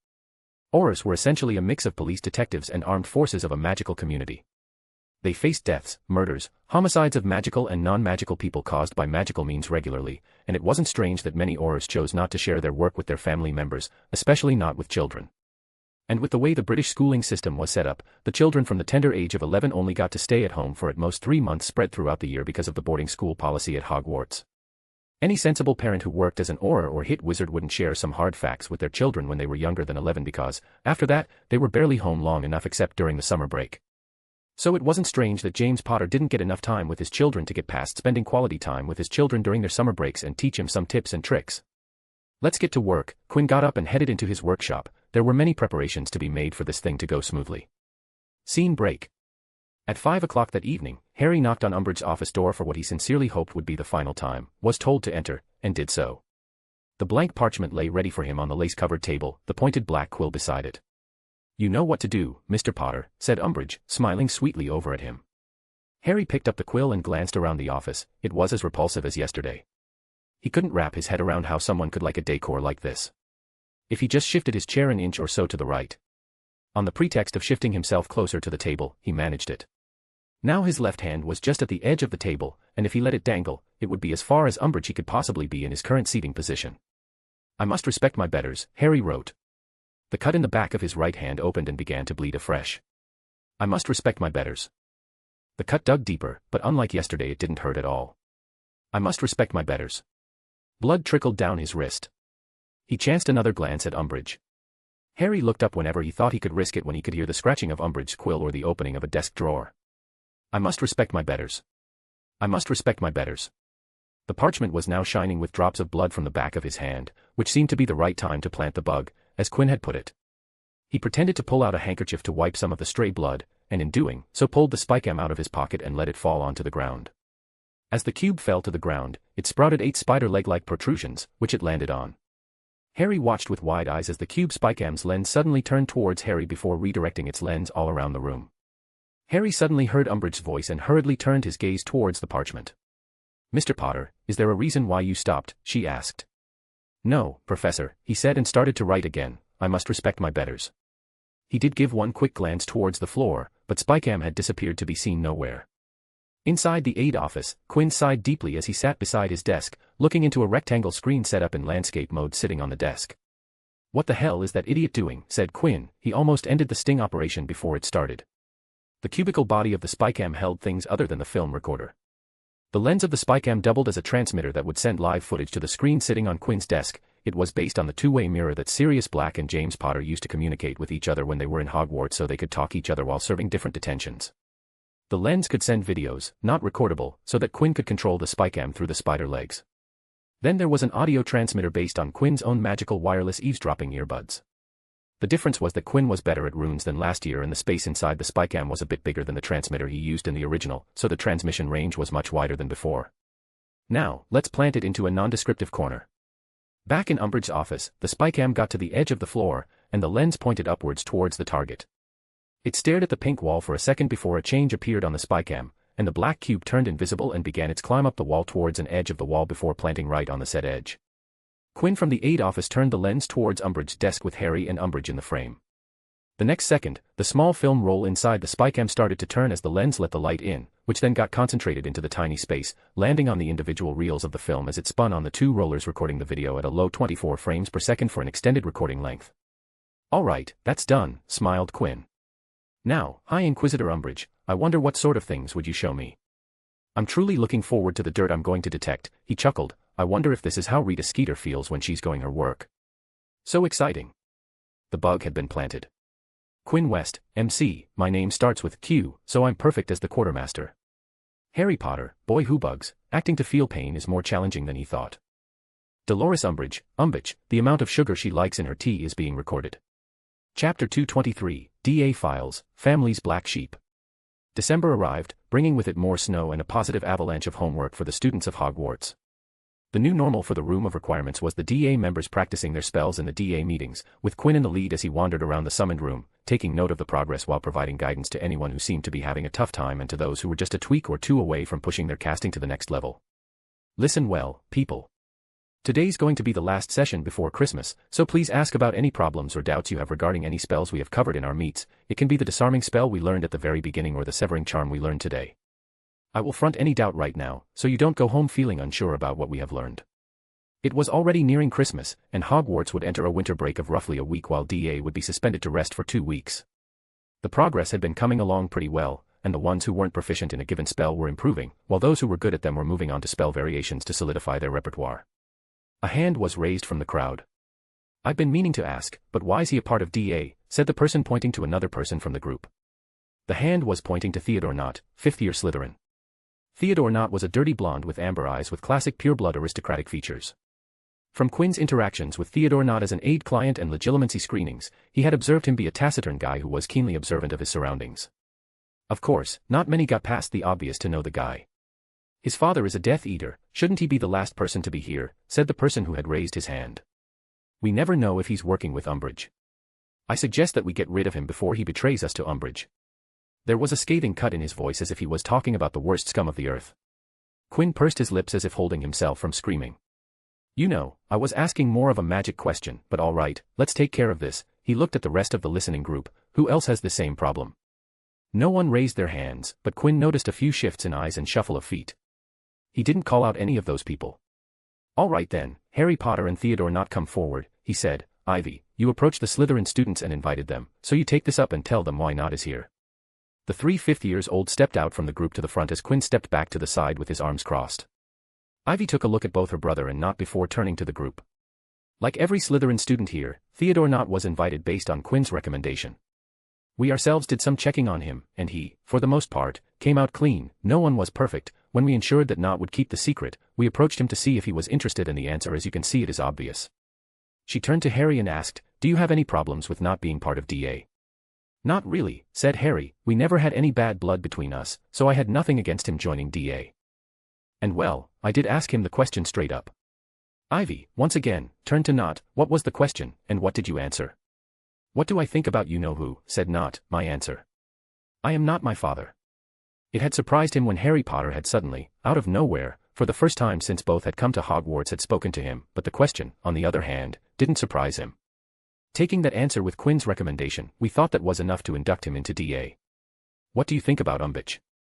Ivy added the question to Nott at the end. "She is annoying, to say the least," said Nott shortly to the point. "Well, there you go, he and I are of the same mind," said Harry. "If I don't have a problem with him, then I don't think anyone should." Ivy turned to the person who had initially raised the question. "If you're still unsatisfied with our selection criteria, then we're sorry, because we don't have anything better than this, and Nott hasn't done anything for us to dismiss him out from the group. Also, I don't want to see house discrimination in here. The sole reason for the creation of this group is to learn magic with no other agenda. There's no Gryffindor, Slytherin, Ravenclaw, Hufflepuff, only Hogwarts when you come into his room. So if I hear any reports of daft petty arguments based on house differences, there'll be recuperations, and I will give out punishments." As this was going on, Quinn silently stepped beside Marcus and whispered, "Why did he suddenly call Nott out after so many classes?" Apparently, Nott and that guy were pitched against each other quite a few numbers of times during mock duels and paired as practice partners. "And well, it's, to say the least, but that guys and Nott aren't on the same level," said Marcus, whispering back. "Ah, so this was out of frustration, huh?" said Quinn. All right, I'll put in more effort for the pairings. That'll take some thinking to do. Well, I'll put Eddie against Harry, that'll be really fun." "They will try to tear each other apart," said Marcus. That's a genuine possibility," but then Quinn, waving it off, "Nah, it'll be fine, they'll be fine. What's the worst they could do? A couple of broken bones, I can fix that in a jiffy." "There's going to be a lot of blood," said Marcus, sighing. "Oh, absolutely. That's without a doubt," said Quinn, smiling. After the DA meeting ended and everyone was leaving for their common room, Quinn was stopped by Theodore Nott. "Quinn, can we talk?" he said. "Sure, what do you want to talk about?" said Quinn, and both the boys stayed in the room of requirements after everyone left. "Thank you for standing up for me," said Nott. I don't know if you were paying attention or not, but I stood by the side and let the 3 of you do the talking." "Yes, I know that." I'm talking about your recommendation that allowed me to be a part of DA, said Not. When I was invited, I was visited by both the Potter twins, and I don't think they liked me for DA, and neither did they try to hide the fact they didn't like me. If it wasn't for your recommendation, I wouldn't have been considered for being a part of DA.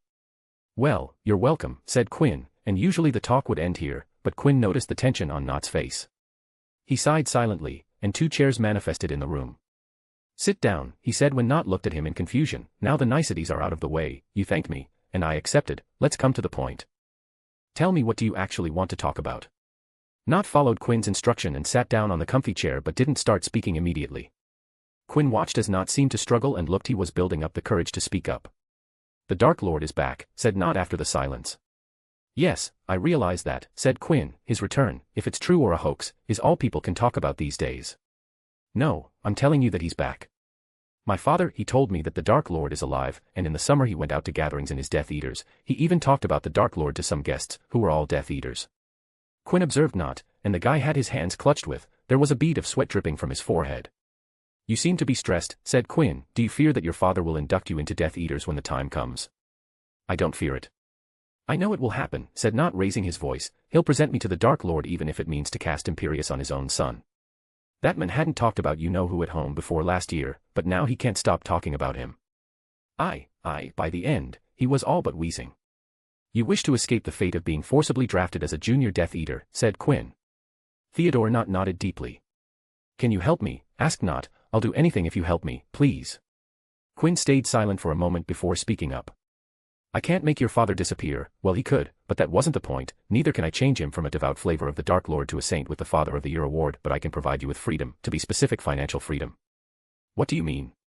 You're a 5th year, and I'm pretty sure your father won't have you marked at least before you're of age, which will be before your 7th year. Hell, I bet, if things go well, you'll not get marked until you have graduated from Hogwarts because your father won't want the risk of his son marked and then sending him to study under Dumbledore. That made sense to Theodore Not, and he had never thought he would be marked with the dark mark before he graduated. So, you're probably safe till you exit Hogwarts, said Quinn. Your grades here at Hogwarts are decent, and you look fairly competent with magic, so what I can offer you is a job. A job? Asked Not, confused. Yes, a simple, honest-to-magic job, said Quinn, a job that'll earn you money and allow you to start a life of your own. I can even reallocate you far away from here so that your father can't just whisk you away back to continue the family legacy.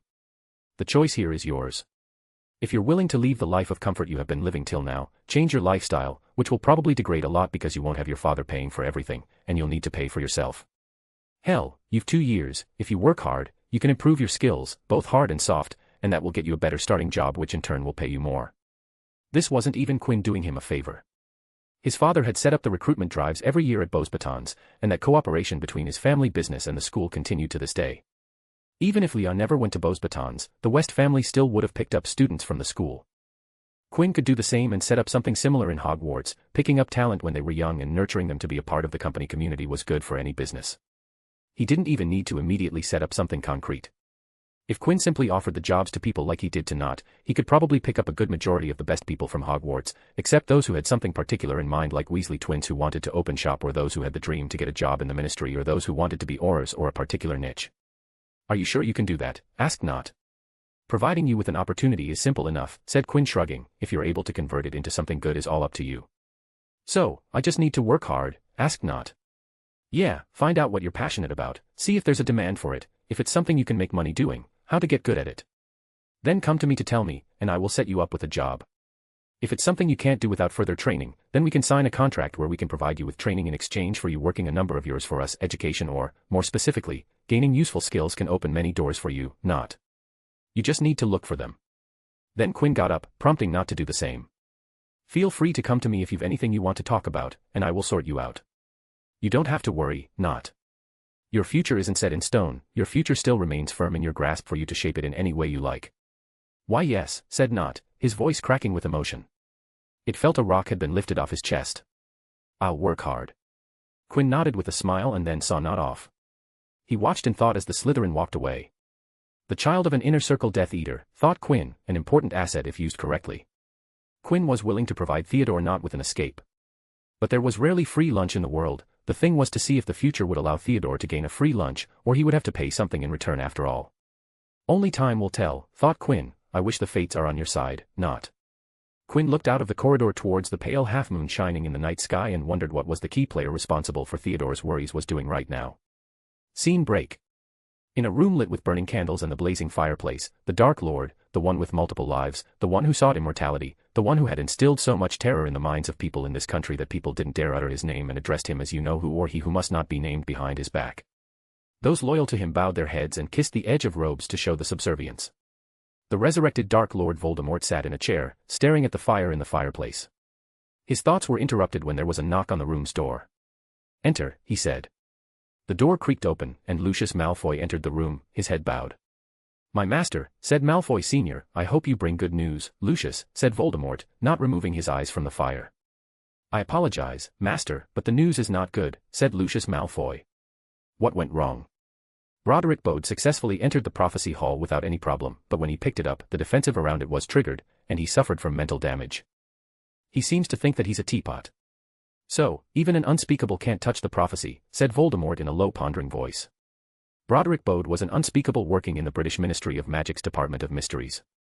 Lucius Malfoy, Voldemort's spies at the ministry, placed Bode under the Imperius Curse to force him to attempt the same theft. "He seemed to be strangely resistant to the Imperius Curse," said Lucius, pointing his observations. "I suppose it could have been because Bode, being an unspeakable, knew what would happen if he tried to remove one of the prophecies and tried to resist." "How's the news of his condition being taken at the ministry?" They believe that Bode had simply been injured in a workplace accident. He was taken to St. Mungo's for treatment, but it seems his injuries seemed too irreparable, and as such, he was moved to the spell damage ward. "From what I have heard, he's comatose most of the time, and those times he was awake, he was mumbling and staring at the ceiling." "Leave him there, but keep an eye on him to see if he gets better," said Voldemort. "He resisted the Imperius Curse. There might be a chance that he might have identified you. If he gets his mental facilities back, it might turn problematic for you." "Lucius, the word of an unspeakable's hold a weight that even you can't shrug off." "Your concerns are wasted on me, master," said Lucius, bowing. "I'll put some people to keep an eye on Bode." Was all Voldemort said in reply, and because he hadn't dismissed Lucius, Malfoy Sr. could only stand in his spot waiting for the next order. Voldemort hadn't removed his eyes from the fireplace once, and he continued to observe the flames as they licked the wood for food. Voldemort knew that only those related to the prophecy could retrieve it, but he had hoped that an unspeakable would be able to get it for him, but that plan had failed. The next option was Harry Potter, the brat who got lucky, but Potter's occlumency shields were good enough that Voldemort couldn't send him anything through their mysterious connections. "If only I could get my hand on Potter, I would rip his shields apart one shred at a time." It displeased Voldemort that he wasn't able to get into Harry's mind. The next person was Dumbledore, but that wasn't an option. The old man avoided the prophecy like the plague. So, the only remaining person was himself, but he had been avoiding that, but now with no choices, things had to change. "Lucius." "Yes, master." "Get things ready, it's time to get our old friends back." Lucius knew what Voldemort was talking about, and he wasn't really thrilled about it. "Master, would that be wise?" he said carefully.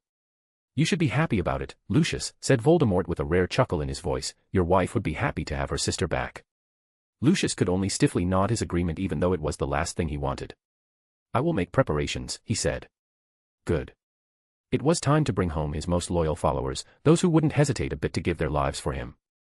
Quinn West, MC, slowly collecting assets. Theodore Nott, Slytherin, now looking towards a new hope. Voldemort, Dark Lord, time to bring his favorites back. Lucius Malfoy, Death Eater, needs to prepare for a jailbreak. Broderick Bode, Unspeakable, I'm a teapot, would you like some tea? Chapter 224, Second Room, Winter Break.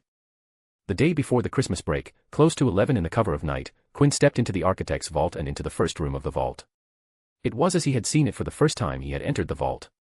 Solving this every time I come in here is annoying, Quinn voiced to himself as he descended the few steps to the pedestal in the middle of the room. Quinn had found out that every time he stepped out of the vault, the pedestal would rise up again and lock the archway staircase back into the wall. He stood by the pedestal as he flooded everything stone in the vault with his magic, and soon after, the entire room began shaking as Quinn began solving the mechanism inside the walls. The 9 portions that made up the mechanism could be divided into 3 parts, 1, 2, 3, 4, 5, 6, 7, 8, 9. The first 3 were individual locks with no dependence on other portions from their group. The second 3 were connected in successions where every solved portion was added to the next portion. The last 3 were interconnected and were mutually exclusive to each other and needed to be solved simultaneously. And as Quinn stood by the pedestal, he solved all 3 sets simultaneously to be quicker, and now that he knew the correct combinations, he was able to use parallel thought processing at a manageable level without a migraine in his future. The pedestal started to fall one by one in quick successions, and as he walked towards the revealing archway, the last three portions clicked together, the pedestal went into the ground. He stared down the dark staircase with the end nowhere in sight. Two orbs of light manifested around him as he stepped down the first step, and they flew steps ahead of him and stopped to hover at the sides of the staircase. Another two orbs of light shimmered into existence and flew farther than the previous two orbs and placed them beside the walls. Just like that, two new orbs of light would appear, fly deeper into the staircase, and line the walls to light up the entire staircase. Soon he arrived at the end of the staircase and stepped out of the tunnel into an expansive room. Quinn stared around the strange room as he stepped forward deeper into the room. It was an empty chamber, just like the first room with the pedestal. This room didn't have any decoration and seemed purely functional in nature. He stopped 1/5 of the way into the room and stopped just at the edge of where the floor ended and stared down the deep and dark chasm right in the middle of the room. The first time he had entered the room, the chasm had reminded Quinn of an abyss. He looked up from the ravine and stared at the other side to see the continuation of the floor and the opposite of the room. 3/5 of the room was the chasm, with 1/5 of the floor of the room's length on each side. Quinn's initial thought had been that the architect wanted him to cross over the chasm and get to the other side, which he easily did with a broom, but the result was disappointing. There was nothing there. The room only had the one door, but that was just code for the existence of a hidden exit. "Where's it hidden this time?" said Quinn, once again looking for clues, which he had already done the last time he was here. The room was definitely created by the architect. There was no surface in the room that wasn't smooth and straight. The ravine in the middle of the room was perfectly rectangular with no irregularities. The walls, the floors, the ceiling were marked with grid lines. There was only one place remaining in the room that he hadn't looked in. He once again looked down into the dark ravine, and dozens upon dozens of orbs of light appeared above the ravine before dropping down into the chasm, lighting it up in the bright white light. "Let's go," said Quinn and stepped forward and down into the chasm. His robes fluttered up as he fell down around 30 feet and landed with a smooth, bright blue arresto momentum. He landed on a flat surface and looked around the lit-up bottom of the chasm with observing eyes, and just like above, the surfaces were covered in grids, but there was one thing that seemed out of place, a large white cube laid in the middle of the floor. It stood out from its gray surroundings. Quinn approached the cube cautiously and walked around it a couple rounds to observe it thoroughly. From just taking a look, there wasn't anything of exception other than that the cube was sitting perfectly on a square in the grid on the floor. "Alright, let's see what's the deal with this," he said and stepped near the cube, but when the tips of his fingers touched the cube, it suddenly trembled. "Whoa," Quinn immediately stepped back from the cube. "I just touched it." The tremble lasted only for a few seconds before the cube stilled. It was only after that the changes started to appear. First, a line appeared that separated the cube into two halves, upper and lower. Then another line further divided the upper half into two other halves, left and right. Next, two large circles appeared on both the right and left halves, and then two perfect cylinders with smaller radiuses rose from the circles. They rose for a foot before stopping. The second the cylinders settled at their peak height, another circle appeared in the middle of the upper half of the cube such that the line which divided the cube into left and right passed right through the center of the circle. The portion of the line inside the circle disappeared, and another cylinder rose. This time, the entire circle rose instead of a smaller part. Quinn watched as the cylinder rose for half a foot before he saw the end of the cylinder as it rose up into the air and then flew to the straight right above one of the raised cylinder platforms. The floating cylinder stilled for a moment before it started to vibrate and wiggle. The cylinder turned into a pile of grainy dust before reforming into a perfect solid cube, which then gently set down on the cylinder platform. "That's," thought Quinn, but before he could even finish it, a sound broke his line of thought. Quinn looked to his side to see a cube in the wall grid slide out with the sound of stone grinding against stone and suddenly changing to white from its original gray. "That's transmutation," said Quinn looking back and forth between the wall cube and the apparatus that rose from the center cube. "So, what do I need to do here?" Quinn said to himself. There were generally no written instructions for him, and he needed to figure out the next from the circumstantial clues present in front of him. He touched the small cube on the cylinder and flooded it with his magic. It was made from a dense stone with an incredibly smooth surface. Then he moved to the bigger wall cube and did the same things. This one was made from the same material. "Okay, let's try this," said Quinn with a scrunched-up expression on his face. Quinn pushed out more magic into the stone, and this time, instead of scanning, he used transmutation and pulled his hand back for a block of white stone to come out detached from the bigger block. Quinn heavily sighed in relief. Oh, thank magic, this wasn't covered with defensive spells. He had tried transmutations in the first room, and it was safe to say that Quinn wasn't a fan of explosions going off in front of his face. Same material, transmutation from the vault side. My own transmutation also worked perfectly. Quinn contemplated for a good few minutes before he went back to apparatus cube. He put down the block he had taken out from the wall cube aside and focused his attention on the cube sitting on the cylinder platform. He reached into his pockets, took out a tape measure, and began measuring the sides of the cube, and after a couple of measurements, he picked up the block from the wall cube and cast transmutation on it. The block vibrated and turned into an unstable state before solidifying into a cube shape. As the block was heavier than the cube on the platform, the resulting cube was larger than it. So, Quinn began shaving it down with transmutation until he had a replica of the platform cube in his hand. Now, let's see if my guess is correct. Quinn gently placed the replica on the second cylindrical platform, and it was instant that the apparatus cube began vibrating. The vibrations persisted for a couple of seconds before the replica cube rose and along with it the material that Quinn had shaved off. Everything went back into the wall cube and transmuted back to its initial stage. The wall cube then slid back into the wall, and when it was again part of the grid, it turned back from white to gray. But it wasn't over yet because the cube next to it in the grid slid out and turned white. Quinn looked back at the apparatus cube and saw that the cube on the platform had also changed into a cuboid. "Ah, so that's how it's going to be, huh?" said Quinn. He understood what he needed to do. Every time a cube came out of the wall, he needed to take some out of it and use transmutation to make a replica of the object on the first cylinder platform and place said replica on the second cylinder platform. If it matched the material he took out would go back in, and the next wall cube would come out, the shape to replicate would change, and the process would repeat. Well, that's good and all, but Quinn looked around the chasm and then at the roof above. He imagined the entire room. Isn't this too much? Of a rough calculation off his head, there were at least around a couple hundred cubes in the grids around the room. "This is going to be another freaking long thing," said Quinn, his voice showing his displeasure. He didn't like grunt work at all. He didn't know that the architect had something else in his mind when he created this room. Scene break. "I'm home," said Quinn up as he entered the West Manor through the front gate after operating from the King's Crossing. It was the third week of December, and Hogwarts students were allowed to go back for a 10-day winter, Christmas/New Year's break, and as he did every year, Quinn always went home to spend time with his family during the holiday season.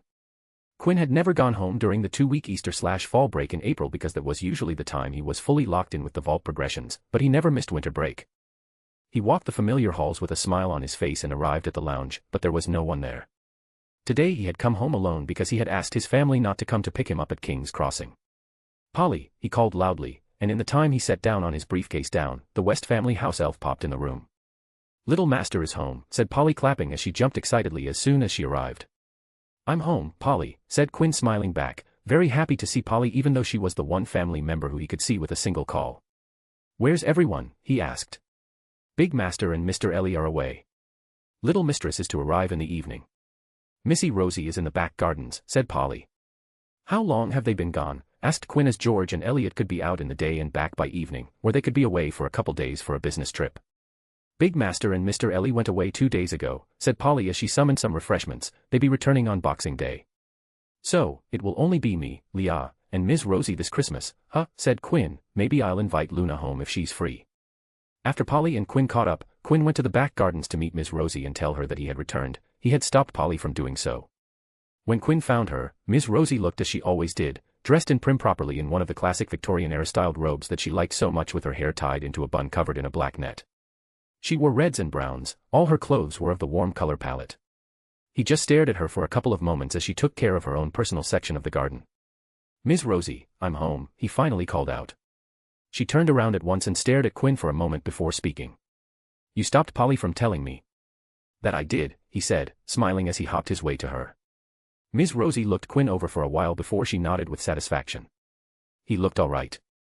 "Welcome back home," she said. "How was your first term?" "It was horrible," said Quinn pulling a pitiful face. "Dolores Umbridge is a horrible woman sucking all the fun out of Hogwarts. She tried to shut down Aid, but I showed who's the bigger bully in Hogwarts." "Bigger bully, why would you use that term to describe yourself?" said Ms. Rosie sighing. "Bad guys, when done right, are way cooler than the good guy." Ms. Rosie shook her head. Sometimes, she couldn't understand Quinn. Maybe it was because of the generation gap, she thought to herself. "What else did you do?" she asked, wondering if Quinn took on something new for this year like he did last year. I've been tutoring some people." "Your friends? What were their names again?" Ms. Rosie asked and then answered on her own. "Luna Lovegood, Eddie Carmichael, Marcus Bebley." "Yeah, them," said Quinn, "and a couple more people. Around 40 more." "You should bring them home," said Ms. Rosie. "I would like to meet them, and I'm sure so would your grandfather. If I'm right, only Leah has met them. How about I invite them over for Christmas? Nothing big, just a small party." "How about that?" "Not for Christmas," Ms. Rosie refused outright. "Your grandfather and Elliot won't be home. I'm not even sure if Leah will be home for Christmas, and you have work to do on Christmas." "What do you mean?" "You will be attending the Ministry Yuletide ball in your grandfather's place." Quinn's reaction was immediate. Can I not do that, he said, pleading, make Leah do it, please. You know I don't like attending those events. They're bothersome, annoying, and boring. As I said, Leah might be busy, and your grandfather asked this because you have been skipping events like these for a couple of years. It is essential to show your face in public once in a while to build some connections. But I've connections, said Quinn in rebuttal. I've more than enough. No, I have an absurd number of connections in Hogwarts and all in the right places. There's no need for me to go to the ball to make more. Be that as it may, you will go to the ball. You will be going as your grandfather's representative. Your sister has done it plenty of times, it's time you do your share. But not liking it is not an excuse I will be accepting. End of discussion, said Ms. Rosie. Now what would you like to eat? I will have Polly prepare for you. I can ask her to make sausage rolls if you would like, I know they are your favorites. That change of subject isn't fair, said Quinn, all but pouting, but yes, I'd like some sausage rolls, please, and I would like a Shirley Ginger to go with it. Furthermore, I demand steak for dinner with 4 scoops of ice creams in the dessert. We can do that, said Ms. Rosie, but you'll only get 3 scoops, and that's only for today. This is oppression. Quinn West, MC, I don't like this. I demand more. Ms. Rosie, caretaker, no. Fiction-only reader, author, I haven't eaten ice cream in such a long time. Chapter 225, Christmas Ball once again. Leah West sat on a sofa in West Manor's lounge, legs crossed, with a smile on her face. She stared ahead with amusement evident on her face. Why do you dislike functions and balls so much? She asked, chuckling. In front of her sat her baby brother, all dressed up in a suit, ready to go to the ball, but his mood wasn't what one would expect from a person ready to a party. Crossed arms, grumpy face, and an overall displeased body language weren't the telltale signs of looking forward to an evening enjoyment. Why would I enjoy working on Christmas, said Quinn huffing, and it's not even the work that I enjoy. A ball with me trying to avoid those bootlicking people trying to get handsy like we are close, isn't how I ever imagine how my Christmas would go. It's not that bad, you know, said Leah smiling. Weren't you the one who complained about getting hit on by old fatties? That I did, and that's exactly why you should go. Why should I have all the fun? Again, this isn't my definition of fun, said Quinn. Ugh, it's too late to pick up Eddie, he has a very good don't you dare come near me face. I would just stand beside him, and he will do the scarecrow work for me. I'll just spread a spray of a mild confutus around myself, confuse people into leaving me alone, said Quinn. That actually isn't that bad of an idea, maybe I'll just do that. Don't do that, said Leah, sighing, properly show you face to the people that matter, and if you want to leave after that, you're free to do so, but no magic shenanigans at the ball. All right, I'll try but no guarantees, said Quinn. If anyone gets extra annoying, I'm coming home. I might even go for a movie. In a suit? Asked Leah. A little illusion magic won't hurt anyone. You know what, I'll go see a movie like this, fully decked out in this classy thread. Don't talk like you're definitely going to see a movie today, said Leah. The clock struck 6:30, and Quinn got up to leave. He and Leah walked to the fireplace room. I could apparate there, said Quinn. I know a place 3 minutes away from there. I could walk the rest way. How would you deal when someone tries to escort you after the party, and you don't have anything prepared for you? It would be better if you take the flow, or you could have listened to Ms. Rosie when she tried to book you a carriage, said Leah. Quinn sighed. He hadn't been the most cooperative when it came to the Christmas ball. He wanted to keep things as simple as possible without fanfare, which meant no winged horse-pulled carriages. It's Winford Hall, said Leah. Yes, said Quinn, all right, I'll see you around 10. Have fun, said Leah in a sing-a-song voice. Yeah, said Quinn casting a spell on himself to keep the flu dust off him. Winford Hall, Quinn threw the flu powder in and disappeared in the gulf of green. Leah waited for the fire to disappear before turning back. It was time to get drunk with Miss Rosie and Polly. A girls' night was the theme of Christmas. Scene break. Quinn came out of the green fire onto a polished marble floor on which he could see his reflections between the patterns. He looked around and saw that the wall behind him had 5 fireplaces, all burning in weak green fires only to flare up when someone traveled out from the flu network. Quinn looked to the right side of the hall. He spotted the entrance to the building and could see carriages pulling outside with guests. On the left of the hall, he could see a smaller entry, and based on the people coming in and out, Quinn assumed it was a hallway that probably led to the restroom area. To his front of him was the grand entrance to the shiny, all-sparkly ballroom, the place he needed to spend around 4 hours mingling with people. People can sometimes be dull, he thought. A wave of magic swept over him, and his clothes and appearance were fixed to look the best. He proceeded inside and saw a small line starting from the top of a staircase that led down to the main hall area. Mr. and Mrs. Ogden of Ogden's Old Fire Whiskey. Quinn realized what was happening. The man in front of the line was the master of ceremonies, and he was announcing the arrival to the ball. To Quinn, this was an open invitation for people to come and talk to him, so he reached into his coat, his extended pockets, and took out a big handful of galleons, and conjured a royal velvet pouch/purse around them, and tied the top with a similarly conjured string. When he reached the front of the line, the master of ceremonies extended his hands and asked, "The invitation, please." Quinn placed the invitation letter in the hand of the man who opened it to check the authenticity. He nodded as it was the genuine article and was about to announce the name, Quinn's name as it was written on the invite, but Quinn cleared his throat to catch the master of ceremonies' attention. "Yes?" asked the announcer. Quinn placed the pouch/purse in the hands of the men and smiled, "An appreciative gesture for your hard work and something for your silence." The master of ceremonies felt the weight of the pouch in his palm and saw the glint of gold peeking from inside. He bowed his head with a small smile. "I wish you'd have a merry Yuletide, Master West," said the man in a low voice as he gestured for Quinn to proceed down the stairs. "And you as well," said Quinn before he stepped down with a smile on his face. At least one thing well, and he felt it was a good start to the evening. At the end of the stairs, Quinn picked up a goblet with a random drink from the waiter's tray and gently started to sway as he looked around the ballroom to take in the vibe, luxurious, grandiose, extravagant. Quinn headed straight to a corner of the room and looked down into his glass. The red liquid under Quinn's sway and a bit of magic had turned into a tornado inside the goblet. "I picked wine, huh?" said Quinn in a mutter. "They should be careful what they serve to who, well, whatever." He snapped his fingers, and the red wine vanished into a fizzle of bubbles, leaving behind a wine-free goblet in his hands. He reached into his pockets with his hand and took out a silver-hip flask with a grin on his face. He had been to plenty of these parties, and while there was always a great selection of alcoholic drinks, they only served butterbeer in the name of non-alcoholic beverages, which Quinn didn't like to drink, too sweet, so this time around, he had brought from home. "All right, let's get the good stuff out." He opened the flask and started to pour into the goblet. "What are you doing?" Quinn immediately turned the flask and goblet still in hand to see Daphne Greengrass standing behind him dressed in a stunning red dress that did delay his words a bit as his eyes roamed a bit. "You look stunning," said Quinn bluntly. "Thank you," said Daphne in reply, "you look good in that." Quinn looked at his midnight blue checkered suit and nodded. "Suits suit me, it seems," he said. "I didn't hear your name called out," she said, "or your surname, in fact." "Oh, I came alone today. Rest are bloody busy on Christmas, no work-life balance if you ask me," said Quinn getting a look from Daphne, which he ignored. As for the absence of announcement, the master of ceremonies didn't seem to like me very much, so he refused to announce my name. Daphne refused to believe that even for a second. The master of ceremonies didn't make announcements on the basis of his likes or dislikes. Her best guess was that Quinn asked his name not to be announced. "You didn't ask my question," she said and looked at his hands. "What are you doing?" "Ah, this said Quinn smiling and extended the goblet to Daphne. "Would you like some pineapple cobbler? It's fresh and cold, which means it's very, very good."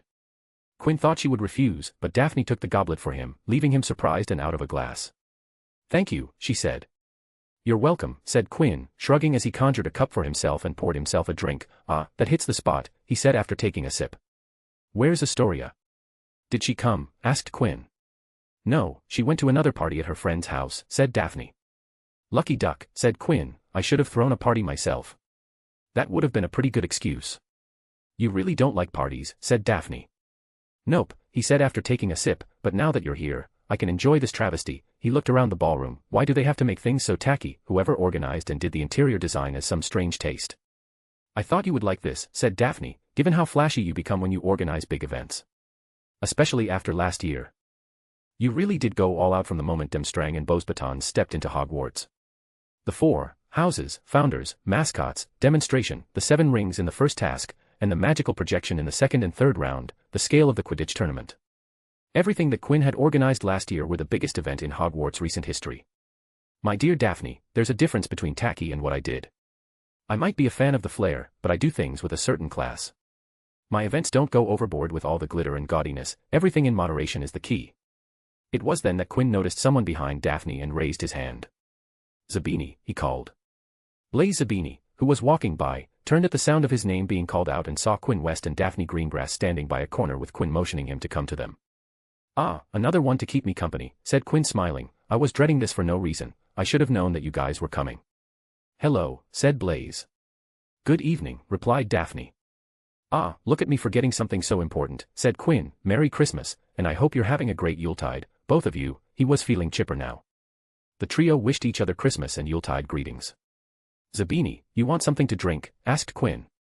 "I have pineapple cobbler, citrus fuzz, Shirley ginger, lavender lemonade, rose fizz, lemongrass jasmine iced tea, virgin paloma," he said, taking out a handful of shrunken down hip flasks. damn, I brought too many, all of them hold more volume than the regular flask. So, you guys would have to help me finish these.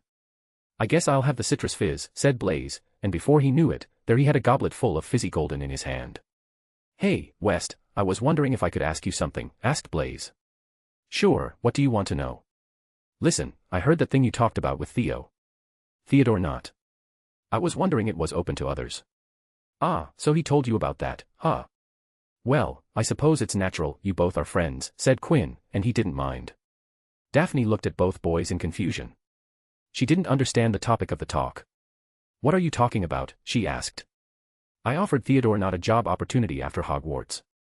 The job he gets depends on his interests, how well he does in Hogwarts, and the skill he builds in the next 2 years, said Quinn before turning back to Blaze. Sure, it's open to you as well. You get the same deal as I gave to Not, do well in the next 2 years, and you'll have a better starting point. Want to learn more? We can provide you with further training, it's all up to you want to do, of course, there will be some caveats, but they will come with rewards as well. In the amount of time Quinn had spent with George, Elliot, and Leah, he had learned a few things about company culture. If an organization could provide the best job environment, the people working in that environment would like to stick because it was good for them and then that would benefit the organization. And Quinn was all for getting the cream of the crop from Hogwarts and making them part of the West business. It could be said that Hogwarts was in possession of a golden goose in the form of Quinn West. Every student that had some connection to Quinn could get a golden opportunity from just asking, and if they did well, their immediate future would be secure with further possibilities in the later future. Really, you're not joking, are you? Asked Blaze. I have no reason to joke, Zabini. If you do good, it would be better for me, said Quinn, but I do have a question that I'd like to ask. Sure, whatever you would like to ask. Is the reason you're asking me about this because of your mother? Irene Zabini was a witch and the mother of Blaze Zabini. She was famously beautiful and married 7 wizards who each died in mysterious circumstances, leaving her with a large amount of gold from each. It was unknown if she was the reason behind her deaths or if they truly were a string of unfortunate deaths, but it was a mystery talked much in many circles. To some level, even Quinn was curious if the woman was a killer or just really unfortunate, and he was also curious if Blaze was her son or stepson and who was the father. He, of course, couldn't ask either the mother or son about the birth status of Blaze. Quinn was even skeptical that if Blaze himself knew of his origins. Yes. I would like to get some distance between mother and me till I can figure things out, said Blaze. If others were curious about the 7 deaths, then there was none who wanted to know more about the truth than Blaze. He was at an age that he had got curious about the question, and currently, Blaze's mind was in turmoil about if the answer he would get be the one he was fearing. Moreover, Blaze never knew when his mother would get herself a brand new husband. He wanted to get out his mother's roof as soon as possible, and getting a well-paying job that could support his independence was essential to him. I see. I can't say I know to be in your position, I can only imagine, said Quinn. Well, you can come to me when you're ready, and you know where to find me if you have any other problems. Thank you, that means a lot, West, said Blaze sighing in relief. Even though he still had more than 2 years before he could actually take the next step, this promise represented a great deal to Blaze. Work hard, Blaze. Only you can direct how your life goes, said Quinn, raising his goblet, which Blaze followed. You two should change the topic immediately, said Daphne suddenly. Blaze, your mother is walking towards us. Blaze straightened up and immediately looked back to see that his mother was indeed walking towards them with a glass of champagne in her hand. Oh my, well, I can definitely see why she's so popular, said Quinn. Blaze turned to give a Quinn incredulous look. Sorry, really, said Quinn, zipping his lips. Irene Zabini was a blonde bombshell, a seductress-type beauty that gathered a lot of eyes around her. Even now, as she was walking here in her black velvet floor-length gown, many men were enamored by her, following her with their eyes. Blaze, so this is there you were, dear. I have been looking for you everywhere, said Irene Zabini. Oh my god, even her voice is, thought Quinn. It was so smooth, velvety, sexy was the word that popped into the mind when hearing Irene Zabini's voice. Yes, Mum, said Blaze. Why don't you introduce your friends to me? Ah, Blaze turned and did the introductions. This is Daphne Greengrass and Quinn West, and this my mother, he added at the end. Greengrass, so, you're Sophie and Jacob's daughter, said Irene looking at Daphne before turning to Quinn, her every move as erotically charged. Quinn West, you say, aren't a handsome one. Thank you, ma'am. You two are gorgeous, said Quinn. He was feeling conflicted about whether he should use a clemency or not. It was very confusing. Oh please, dear, don't call me ma'am. It makes it sound like I'm old, you can call me Irene. Oh my god. Quinn screamed in his head as he nodded with a smile on the outside. Good, did your grandfather come today? Asked Irene, brushing a hand through her hair. I should go say hello. Unfortunately, my grandfather was busy today, so I came alone, said Quinn with a polite smile, but he was screaming inside. What a pity. I would have loved to talk to him. Daphne looked between Quinn and Irene, and she didn't like what was happening, so she did what seemed logical. She grabbed Quinn's arms, pulled him.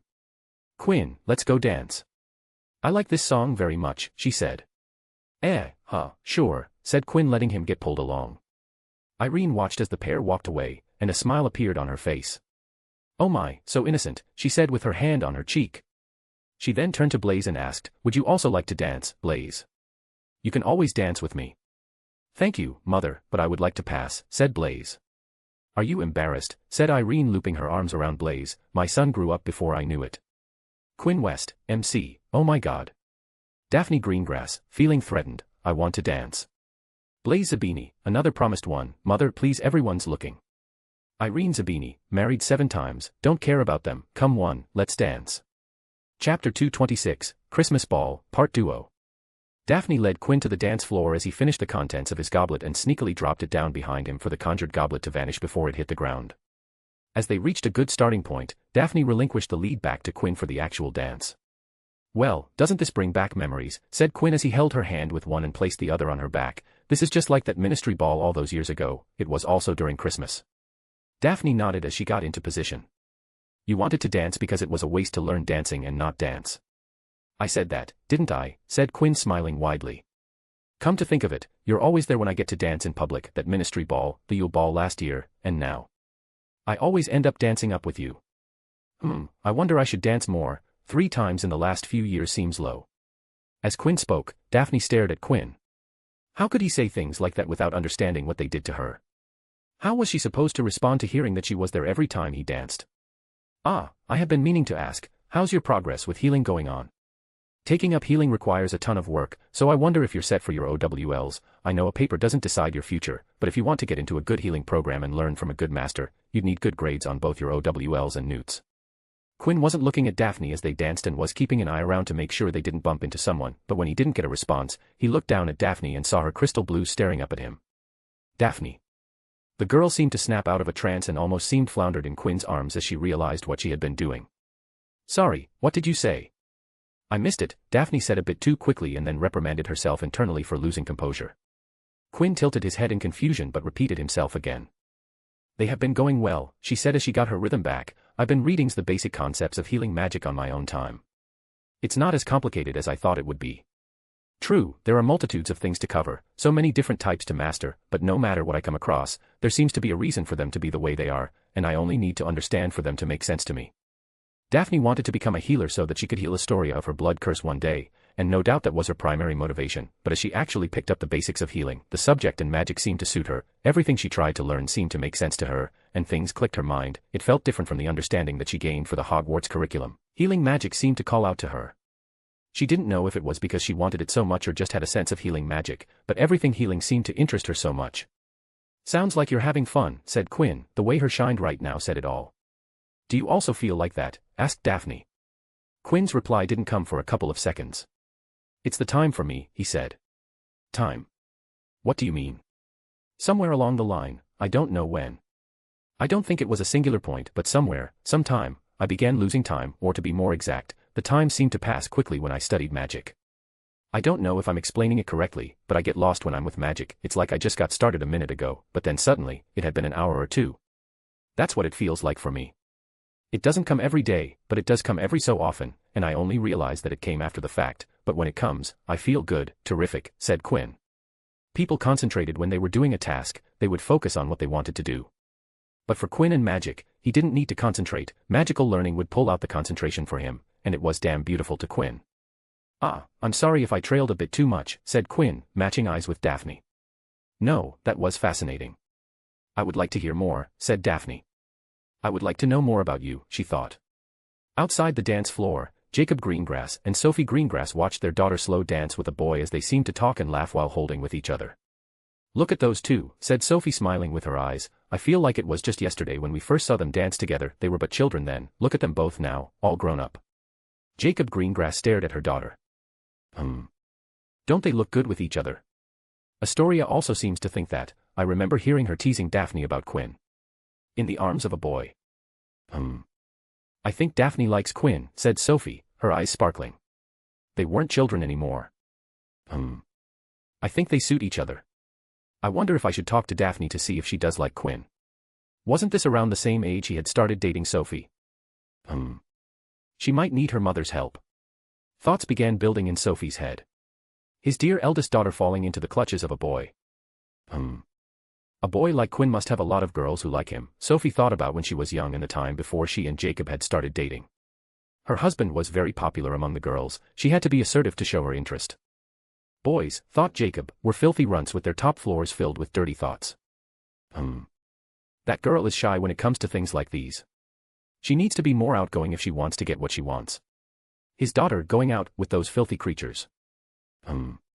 We would have to support Daphne, don't we, dear? Yes, we would need to support. Wait, what have you been saying? Daphne is too young to be things like that, it's time for her to focus on her future, said Jacob, his mind catching up with his wife's words. Now's not the time to support but to help Daphne understand that she has her entire life in front for things like silly crushes. Right now, it's time for personal development. Yes, that's it, Jacob finished feeling satisfied with his line of thought. Oh dear, you're being silly, said Sophie, looping her arm around Jacob's. She has her entire life to worry about studies and stuff, but this time won't come back. She leaned near her husband. It's time for her to experience this time and leave those worries for a later date. Jacob grumbled. He wanted to argue, but there was no use doing it. He could oppose this, but Sophie would support it, and he wasn't a fool. He could see his daughter held some interest in Quinn West, and in this situation, Daphne would follow after Sophie's advice, sidelining him. That was fun, said Quinn, handing Daphne another goblet after the dance. It indeed was, said Daphne, a small smile gracing her lips. Zabini, did you enjoy your dance with your mother? Said Quinn with a teasing smile. Blaise sighed. His mother had dragged him to dance despite his opposition and resistance. Blaise. The Slytherin turned to see his best friend Theodore not walking towards them. Theo, said Blaise in greeting, you're late. My father is always late to these, said Theodore pointing around the ballroom. He then turned to Quinn and Daphne. Daphne, West, good to see you both here as well. Quinn raised his goblet while Daphne nodded. Zabini here just asked me the same deal I offered you, said Quinn. Theodore turned to Blaise, who nodded. He accepted, said Blaise. I did, but don't go spouting out this to everyone, said Quinn. If you think someone will definitely need what I offered you, then come to me first, and I'll decide if I want to bring them into the loop. I don't want to be swarmed by requests like today from Zabini. We'll keep that in mind, said Theodore. This was too important for him to mess it up. Good, now chill. It's Christmas, have some fun, said Quinn before looking around the ballroom with a sigh. Now, if you three Slytherin will excuse me, he sighed more, I'll have to show my face to some people and engage in small talk. I swear I'll have to do something that'll give me a lifetime pass from this. When Quinn left, Theodore turned to Daphne and Blaise and asked. What did he mean by that? He doesn't like parties, said Daphne. And, he came alone, so I guess he needs to chat with some people, Blaise guessed. Scene break. Cornelius Fudge walked around the ballroom, smiling and nodding to people as he passed them by. He was looking around to see who was talking to who, trying to get the lay of the land and if some new connections were forming that he needed to know about. Everything's looking good, thought Fudge. But then he saw a group of people gathered around in a group with great chatter happening in there. It made him curious, what was happening and what were they talking about? Fudge walked towards the group and heard someone speaking to the group. It's all about adding value to your business. Matching what your competitor is doing isn't good enough. Giving the public what they have seen before isn't good enough. It's redundant to show them the same thing they can get another place. You have to give them something extra, something that would catch their eye enough to sway them away from your competitor.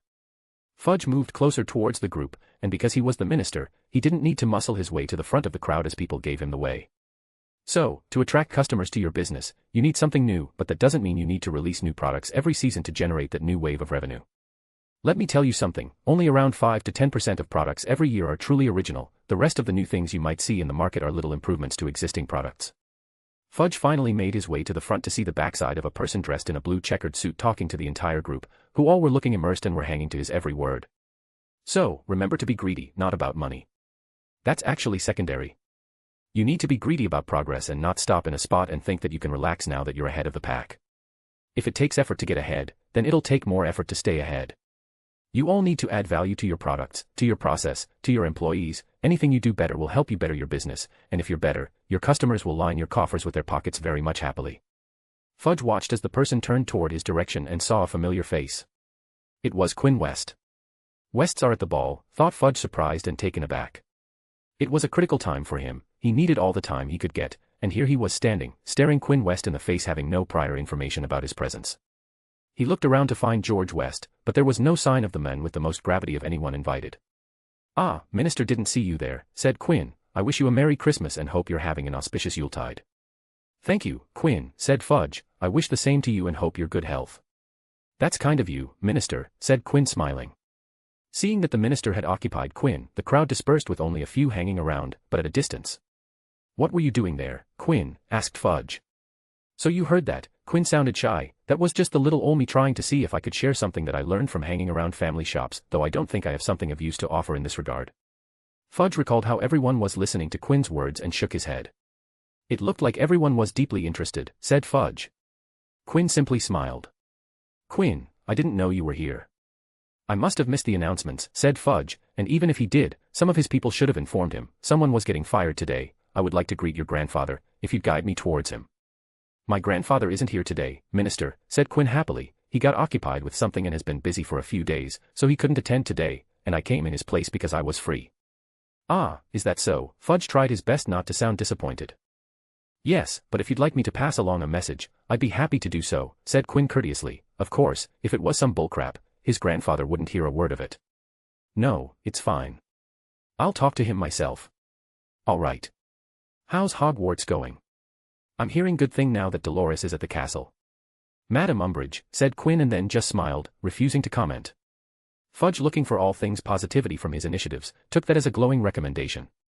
"Minister, if you see Madam Umbridge, tell her that I wish her a Merry Christmas and that the remaining of her Yuletide goes well," said Quinn before taking his leave. After a while, Umbridge, who was also present at the ball, came strutting towards Fudge. "Cornelius, so this is where you were. Lucius Malfoy wants to talk to you," she said. "Oh, Dolores, I'll be there in a minute," said Fudge. "Also, I just met Quinn West." "What?" "Yes, he said to wish you a Merry Christmas. What a sweet and intelligent boy he is. Please make sure that you take care of him at Hogwarts. I'm sure Quinn personally will do great things in the future. You should have listened to his words, they were insightful." Fudge then went on to pile praises for Quinn onto Umbridge as she stood there turning to stone with every word that came out of Fudge. After Fudge left to talk to Lucius Malfoy, Umbridge remained rooted in her spot. She wasn't expecting to hear praises of Quinn from Fudge's mouth. She wasn't expecting to hear anything about Quinn. The winter break was supposed to be the time free from the mention of the boy's name. But now this happened. Umbridge could read between the lines. Fudge wanted to maintain a positive relationship with Quinn. But that was the last thing she wanted. "I must reveal his true face to Cornelius," she thought. Umbridge felt someone looking at her and turned to look up towards the second floor to see a figure leaning towards the railings. It was Quinn West. When their eyes met, Quinn raised the goblet in his hand towards her with a smile on her face before pushing himself away from the railings and walking away while still looking at Umbridge, to whom that smile looked one of mocking. Her breathing heaved as anger started to build inside her. Her eyes remained affixed at the place where Quinn stood as her eyes turned red with fury. Quinn West, MC, creating jobs, dancing, dishing advice, raising glasses, overall mad lad. Daphne Greengrass, daughter, is now gathering courage.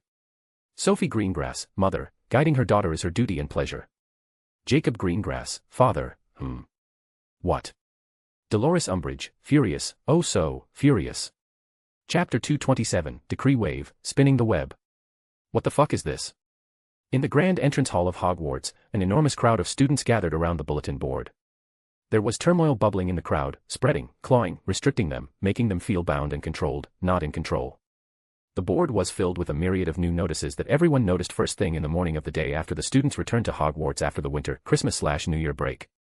Every single of the new notices followed the same template, and it was damn clear who was behind them. Educational Decree-No.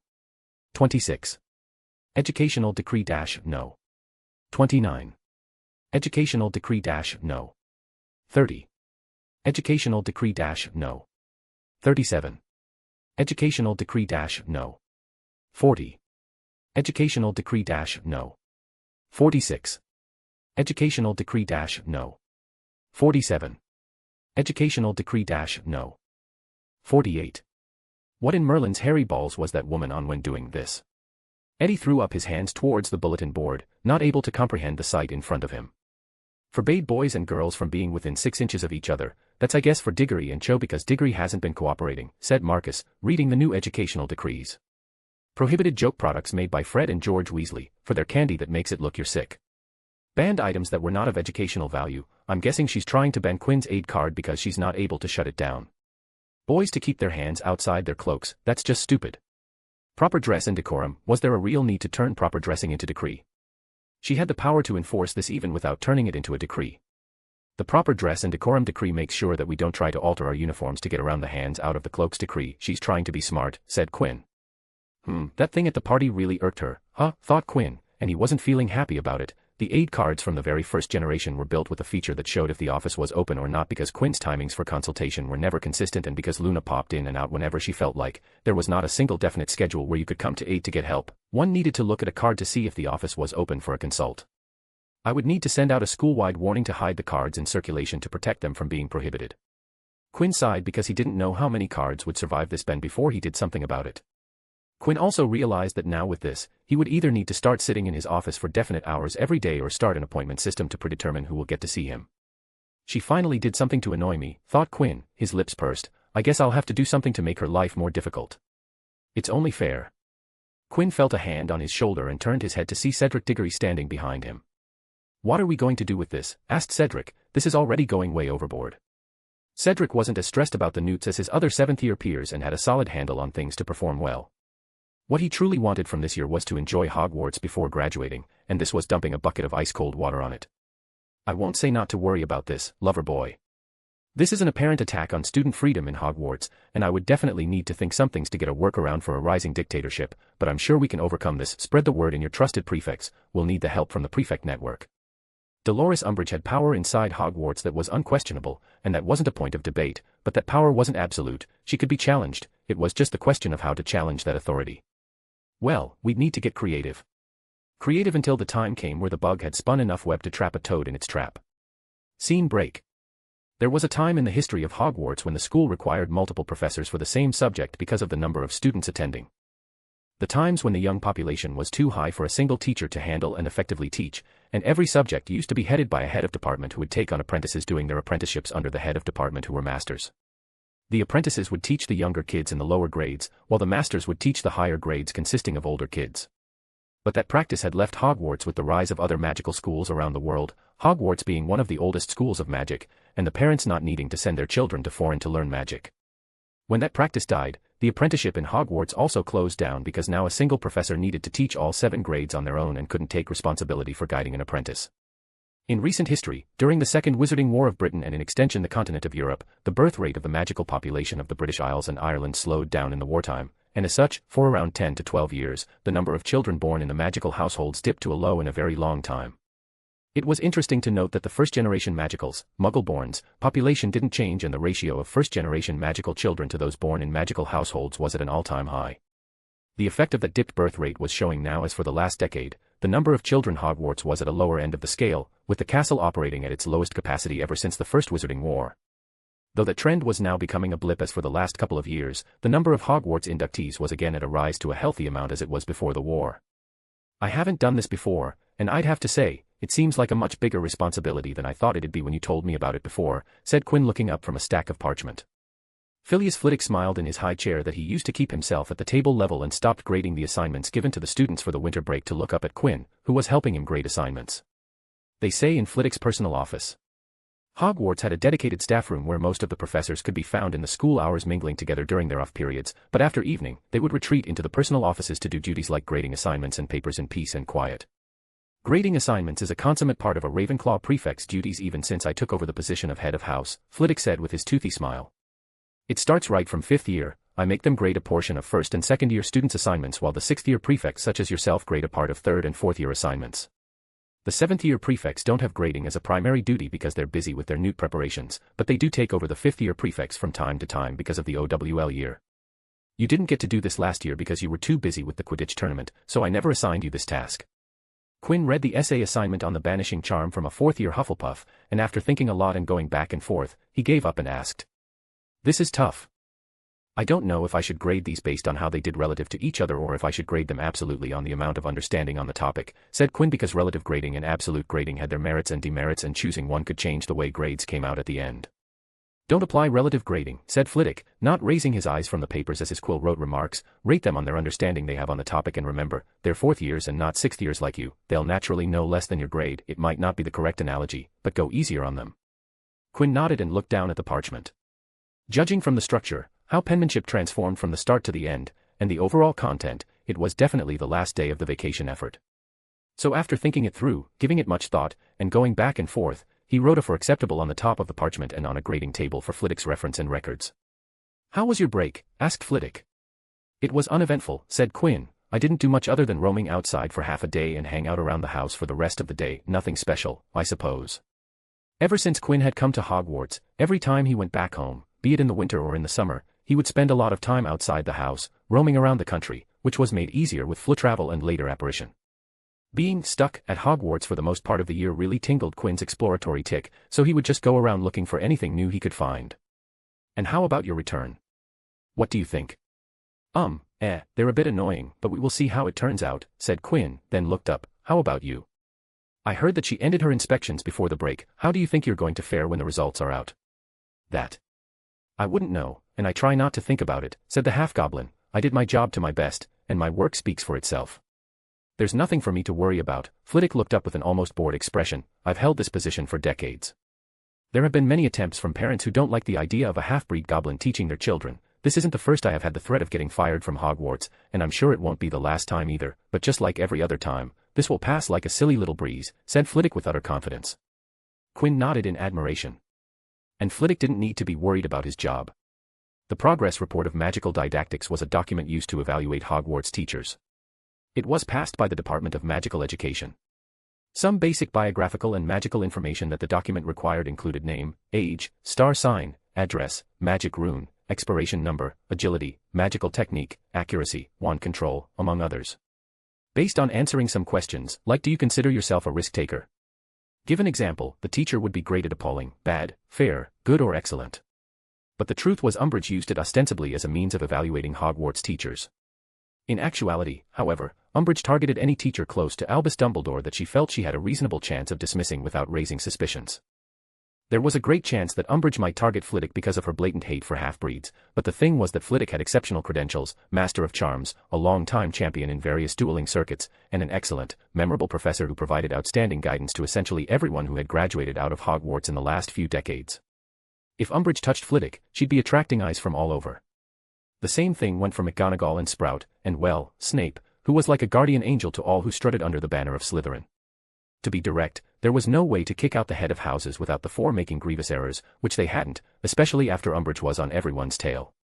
"Well, if she annoys you, tell me," said Quinn. "I'll add it to the list of things that need to be retaliated upon. Maybe it'll turn into a great spectacle." "I will keep that in my mind," said Flitwick before sighing. "I just hope that everyone will come out this safe and sound." But both knew that the chances of that happening were meager. Umbridge was on the warpath from the moment she stepped into Hogwarts. She was going to get someone, and there were a few good candidates for her to whack. The question was how many of them would go. Scene break. Eldon Pembroke, fourth-year Hufflepuff, dawdled his way, feeling the lowest of low. This afternoon, he was given detention in the defense against the dark arts because he got frustrated and raised a question and maybe got into a heated debate with Umbridge, which landed him into the mess. "Ugh, what I'm going to do," he groaned. How was he going to spend hours on end alone with Umbridge for an entire week continuously? He arrived at the Hufflepuff common room entrance and sighed for the umpteenth time today. He couldn't even open his mouth to utter the password and enter the common room. "Hey, Pembroke." Eldon turned left where the voice came from and saw Quinn West standing at the end of the hallway, which surprised him because he thought the voice came from somewhere nearby. Eldon walked towards him when Quinn beckoned him. "Hello," said Eldon, his confusion, which mixed in with his misery, sounded downright pathetic. "So, I heard you have a detention with Umbridge." "Yes." "You're not feeling great about it, are you?" "No." Quinn stared at Eldon for a good moment before patting his shoulders heavily. "Wait here for a bit, I'll be back in a bit. Don't go anywhere." Eldon watched as Quinn walked away. He didn't have anything to do, so he stayed still, and even if he did, Eldon had no energy to do anything. After a couple of minutes, Quinn returned, but in his hand were 2 piping hot bacon sandwiches. He handed one to Eldon and took a bite from another one. "Eat it. You'll feel better," said Quinn. Eldon looked at his sandwich for a while before looking up and saying, "What do you want?" "The detention with Umbridge," said Quinn. "It's not going to be pretty." "I know that." "Who doesn't know that?" Detention with Umbridge made it automatically fated to be awful. "Well, I can make it much more bearable. I can make the next week, which is supposed to be hellish, to feel like normal detention," said Quinn. Eldon perked up hearing that. It was the greatest proposition he had heard in his entire life, and that was when he was offered the Albus Dumbledore's chocolate frog card in return for some exploding snaps, which was a ridiculously good deal. "What is it?" asked Eldon. Quinn took out 2 potion vials from his robes and handed them to Eldon. "Take these 2 before you go in Umbridge's office, and you'll be set for the day.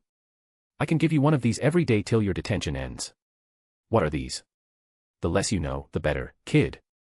One was the same potion he had given to Harry before he went for his detentions, but with some modification. Harry knew the pain of using the blood quill, but Eldon didn't, and even if Quinn gave him one day to experience the pain, there was no telling how good was Eldon's acting were, so he made it so Eldon would feel extreme irritation when using the blood quill, that would make his discomfort believable.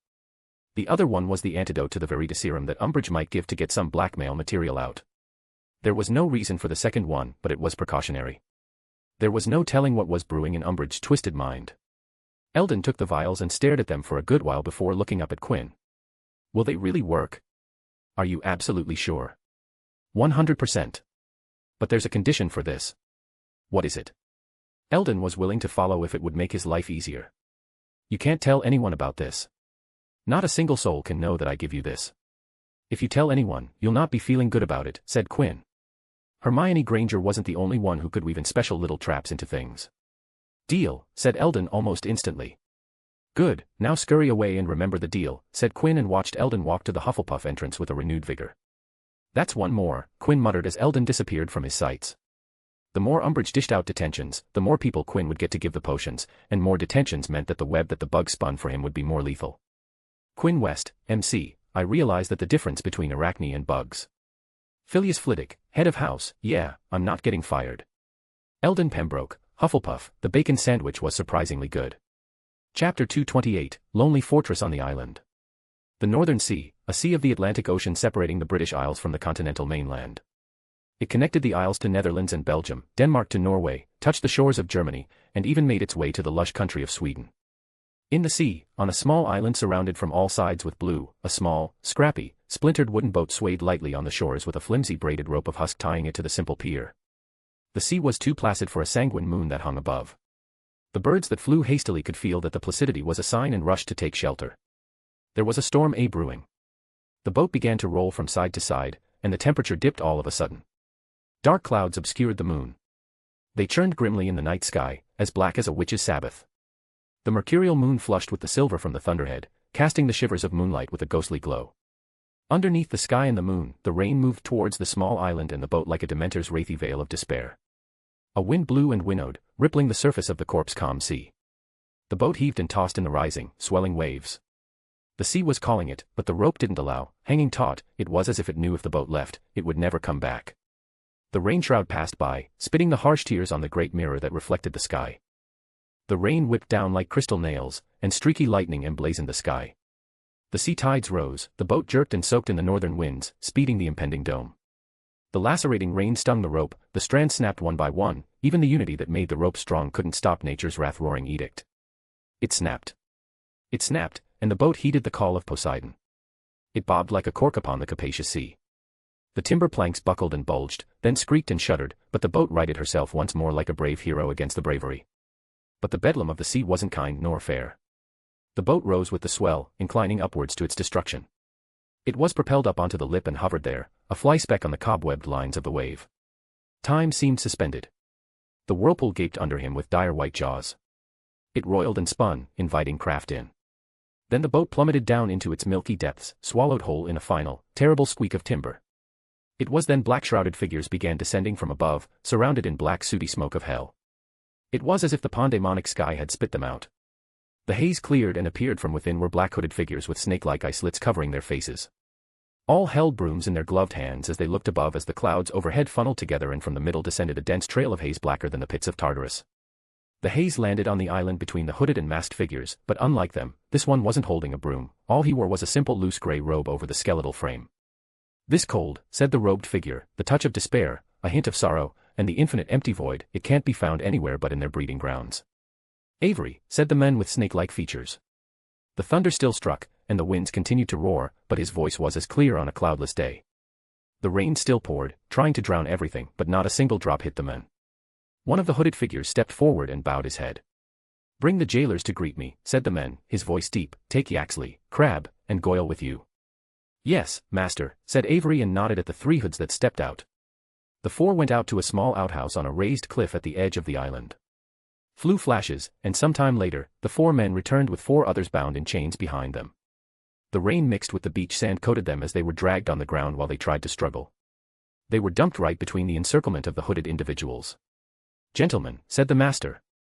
The four bound men, hit wizards in charge of keeping an eye on the fortress built on the island, looked up from the ground as the rain hit their faces. For a moment, they were confused about what they were looking at, a man with increasingly waxy, reptilian, and bone-white skin. One of the jailers remembered something that he had read in the papers. It was an interview with Albus Dumbledore, and in it, the interviewer had asked Dumbledore to describe the Dark Lord, more than a decade and no pictures of the Dark Lord, so who better to ask but the men who led the opposition to the tyranny. In that interview, Dumbledore went on to describe the Dark Lord's appearance, the one he had seen in Harry's memories.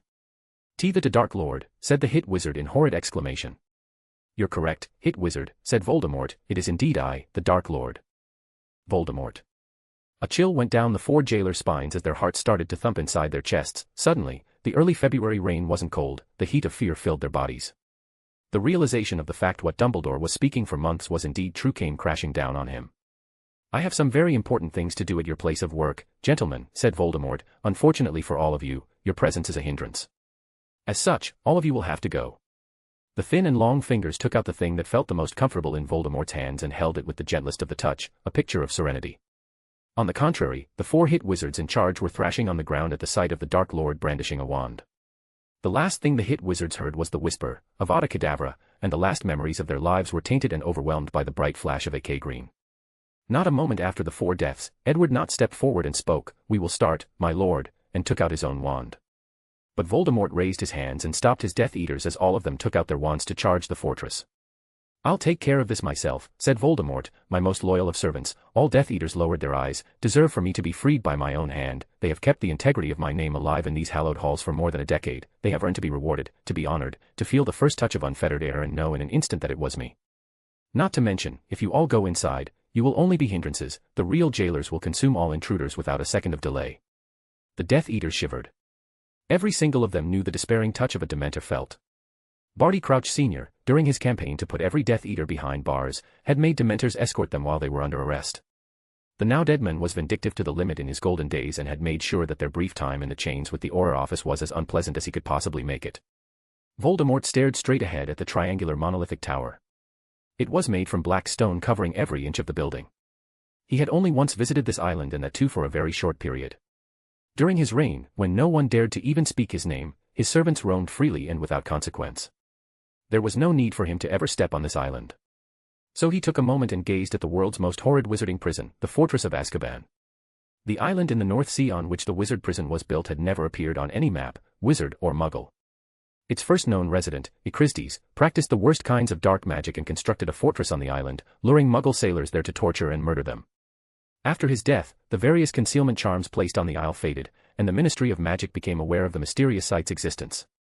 Those who entered the deserted fortress to investigate discovered, among other horrors, an infestation of Dementors. The wizarding authorities of the time considered destroying the fortress, but, fearing reprisal by the dark entities or the island itself, decided against such action, and the ministry allowed the sizable colony to remain. The island was thus left unmolested and unchecked for many years, decades until the International Statute of Secrecy was established. Due to the impracticality of using small, local prisons, which could result in bangs, smells, and light shows if inmates escaped, plans for a single, purpose-built wizarding prison on some remote Hebridean island were made at the passing of the International Statute of Secrecy. However, when Damocles Rowell was elected Minister for Magic in 1718, he insisted on using Azkaban instead, seeing the Dementors as a potential asset, putting them to work as guards would save expense, time, and lives. This plan was eventually put into motion and, despite protests, Azkaban was made the magical prison of Britain, and Rowell's decision was a major success as Azkaban showed a zero breakout rate for centuries. During his term, Minister Eldridge Diggory visited Azkaban and was horrified at the inhumane levels of despair and insanity that the Dementors induced in the prisoners. He formed a committee to find alternative solutions or mitigating measures, the least of which was to remove the Dementors. Even this, however, met opposition from those who feared a mainland invasion if the Dementors were deprived of their food source. Diggory died of dragonpox while in office, and thus the campaign to find an alternative to Azkaban's Dementors stalled. Reversing his predecessor's position, when Minister Hephaestus Gore took office, the prison was renovated and reinforced, shedding its fortress-like appearance and turning it into the triangular monolith and had remained the same way, till today. Voldemort raised his wand towards the tower. 3 energy orbs of blood red muddled with black manifested and flew out to place themselves in a triangular position 1 meter apart from each other. The red light from the orbs cast a glow on Voldemort's indifferent face. The orbs began violently vibrating, and the Death Eaters all took a step back. 3 beams of crushing power, 1 from each, came crashing into each other at the midpoint of the triangle, and the shaking reached a peak before the spell went still. Like the calm before the storm, the very next second, a concentrated beam discharged out from the midpoint towards the fortress. For a second, nothing happened. Then came a zapping sound. Voldemort's spell had crossed the sound barrier. After a streak of red electric bolts covered the surface of the tower. There was another couple of seconds pause before the exterior of the monolithic building started to crack. With every passing second, the cracks grew, and rubble began falling, big and small, but it kept falling.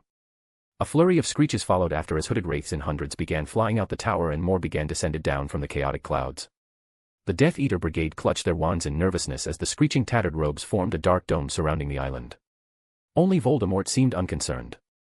He lazily flicked his wand, and fans of yellowish-brown flames began flying out in waves over waves, crashing out into the dome of Dementors. Louder screeches filled the sky, but now they were of pain and fear. Patronus spell was the mainstream spell of choice to handle Dementors, and if used correctly, it did amazingly well. But a Patronus was a gentle option. There were spells on the dark spectrum that could be used against the Dementors. The wraiths were immortal and couldn't be killed, but that didn't mean that they couldn't be made to feel pain and fear. After half a minute, Voldemort stopped and lowered his wand hand. A small smile appeared on his face as he saw a single Dementor fly out from the tower and float in front of him. It screeched harshly. "Submit to me, and I will let you feed," said Voldemort. "You will be able to feed more than you and your kind have ever done on this island. This is a prison, and if you submit, I will free you from it. Refuse and I will plunge you into the pits of agony beyond imagination." The Dementor hovered in his place for a good while before bowing its hooded head. As it did that, the Dementor's dome crumbled and the wraiths flew away. "Now, come to out, it's time to return home," said Voldemort gazing at the tower in shambles. Another smile appeared on his face as he saw a familiar figure step out into the open. Scene break. One day she was at the top of the world, serving her beloved master from the bottom of her heart, seeding chaos and destruction, spreading the fire of her master's terror. Those were the best days of her life. She had found the purpose of her and was living the dream every single second of her life. But then, one day, everything came crashing down as her beloved lord, the one who she would do anything, disappeared. He had gone to take care of something on his own, but he never returned. The whispers that he was dead reached her ears, but she knew that it wasn't true. She knew that he was out there, needing her help. However, before she could go out to help her master, she was captured by the filthy Aurors, and before she knew it, she was in Azkaban, the worst day of her life, not because of the Dementors. They weren't a problem, it was the day she was barred away from helping her master. The next decade she spent in her prison wasn't bad. The Dementors were a bit pesky, but they were cute trying to push her into gloom. It seemed that they didn't know who she was despair, their attempts meant nothing to her. They tried to suck out her happiness, but all it did was bring out her memories with her beloved master, but they weren't able to suck them out. She didn't allow it, it wasn't allowed. Then one day, the only mark on her body that had faded away over time began darkening and returned to how she remembered it was during happy times. Her master, her lord, her everything had returned. From that day forward, she waited in eagerness for the day her master would come to get her. And then one cold day, like every day, the Dementors were bothering her, like every day, but then they suddenly went as the tower began shaking. It had never shaken like it did today. In the blink of an eye, the roof and wall of her home, her cell, crumbled away, leaving her to see the sight of the sky for the first time ever in 13 years. Even when they had changed her cell, they had blinded her for the time she was outside. She finally had an image in her eyes to match the sound of waves she heard every day from her cell. She slowly stepped out towards the edge and just took in everything. Then she heard the voice she had been waiting to hear. It was just a whisper, but it was everything. "Time to return home, Bellatrix." Scene break. "My lord." Voldemort turned away from talking to Bellatrix Lestrange and turned to Peter Pettigrew, who called out to him. "Speak, Wormtail." "The thing I talked about to you before," said Peter, "about talking someone else with us." They were here to take the imprisoned Death Eaters, but Peter wanted to take someone else with them. "So, where is this boy you want to take with us?" Voldemort asked. He didn't care what happened to the other prisoners. They could die for all he could care or make it to the mainland and do anything they wanted, which happening was low with the island being surrounded by the Northern Sea, and the Dementor-treated prisoners couldn't bring out magic even if they did try to attempt apparition without wands. "Bring him here," said Peter. 2 Death Eaters dragged a sickly-looking man, holding him up with his arms around their shoulders as the man couldn't stand on his own. Voldemort wasn't impressed. All his imprisoned Death Eaters were able to stand and walk, albeit weakly, after more than a decade in Azkaban. This one didn't look he had been in prison for even half of that. What is your name, boy? Speak, said Voldemort impatiently. The man feebly raised his head to look at Voldemort and gazed at the Dark Lord with his dead eyes. He opened his mouth, and a raspy voice escaped his chipped lips. River's Lock. Voldemort, Dark Lord, looking into my eyes, River's Lock. Bellatrix Lestrange, free at last, Dementors are cute. Peter Pettigrew, recommender, always thinking, always planning. River's Lock, Novellus Oxyonites, defunct, ex-leader. Fiction-only reader, author, oh yeah, I like this chapter a lot.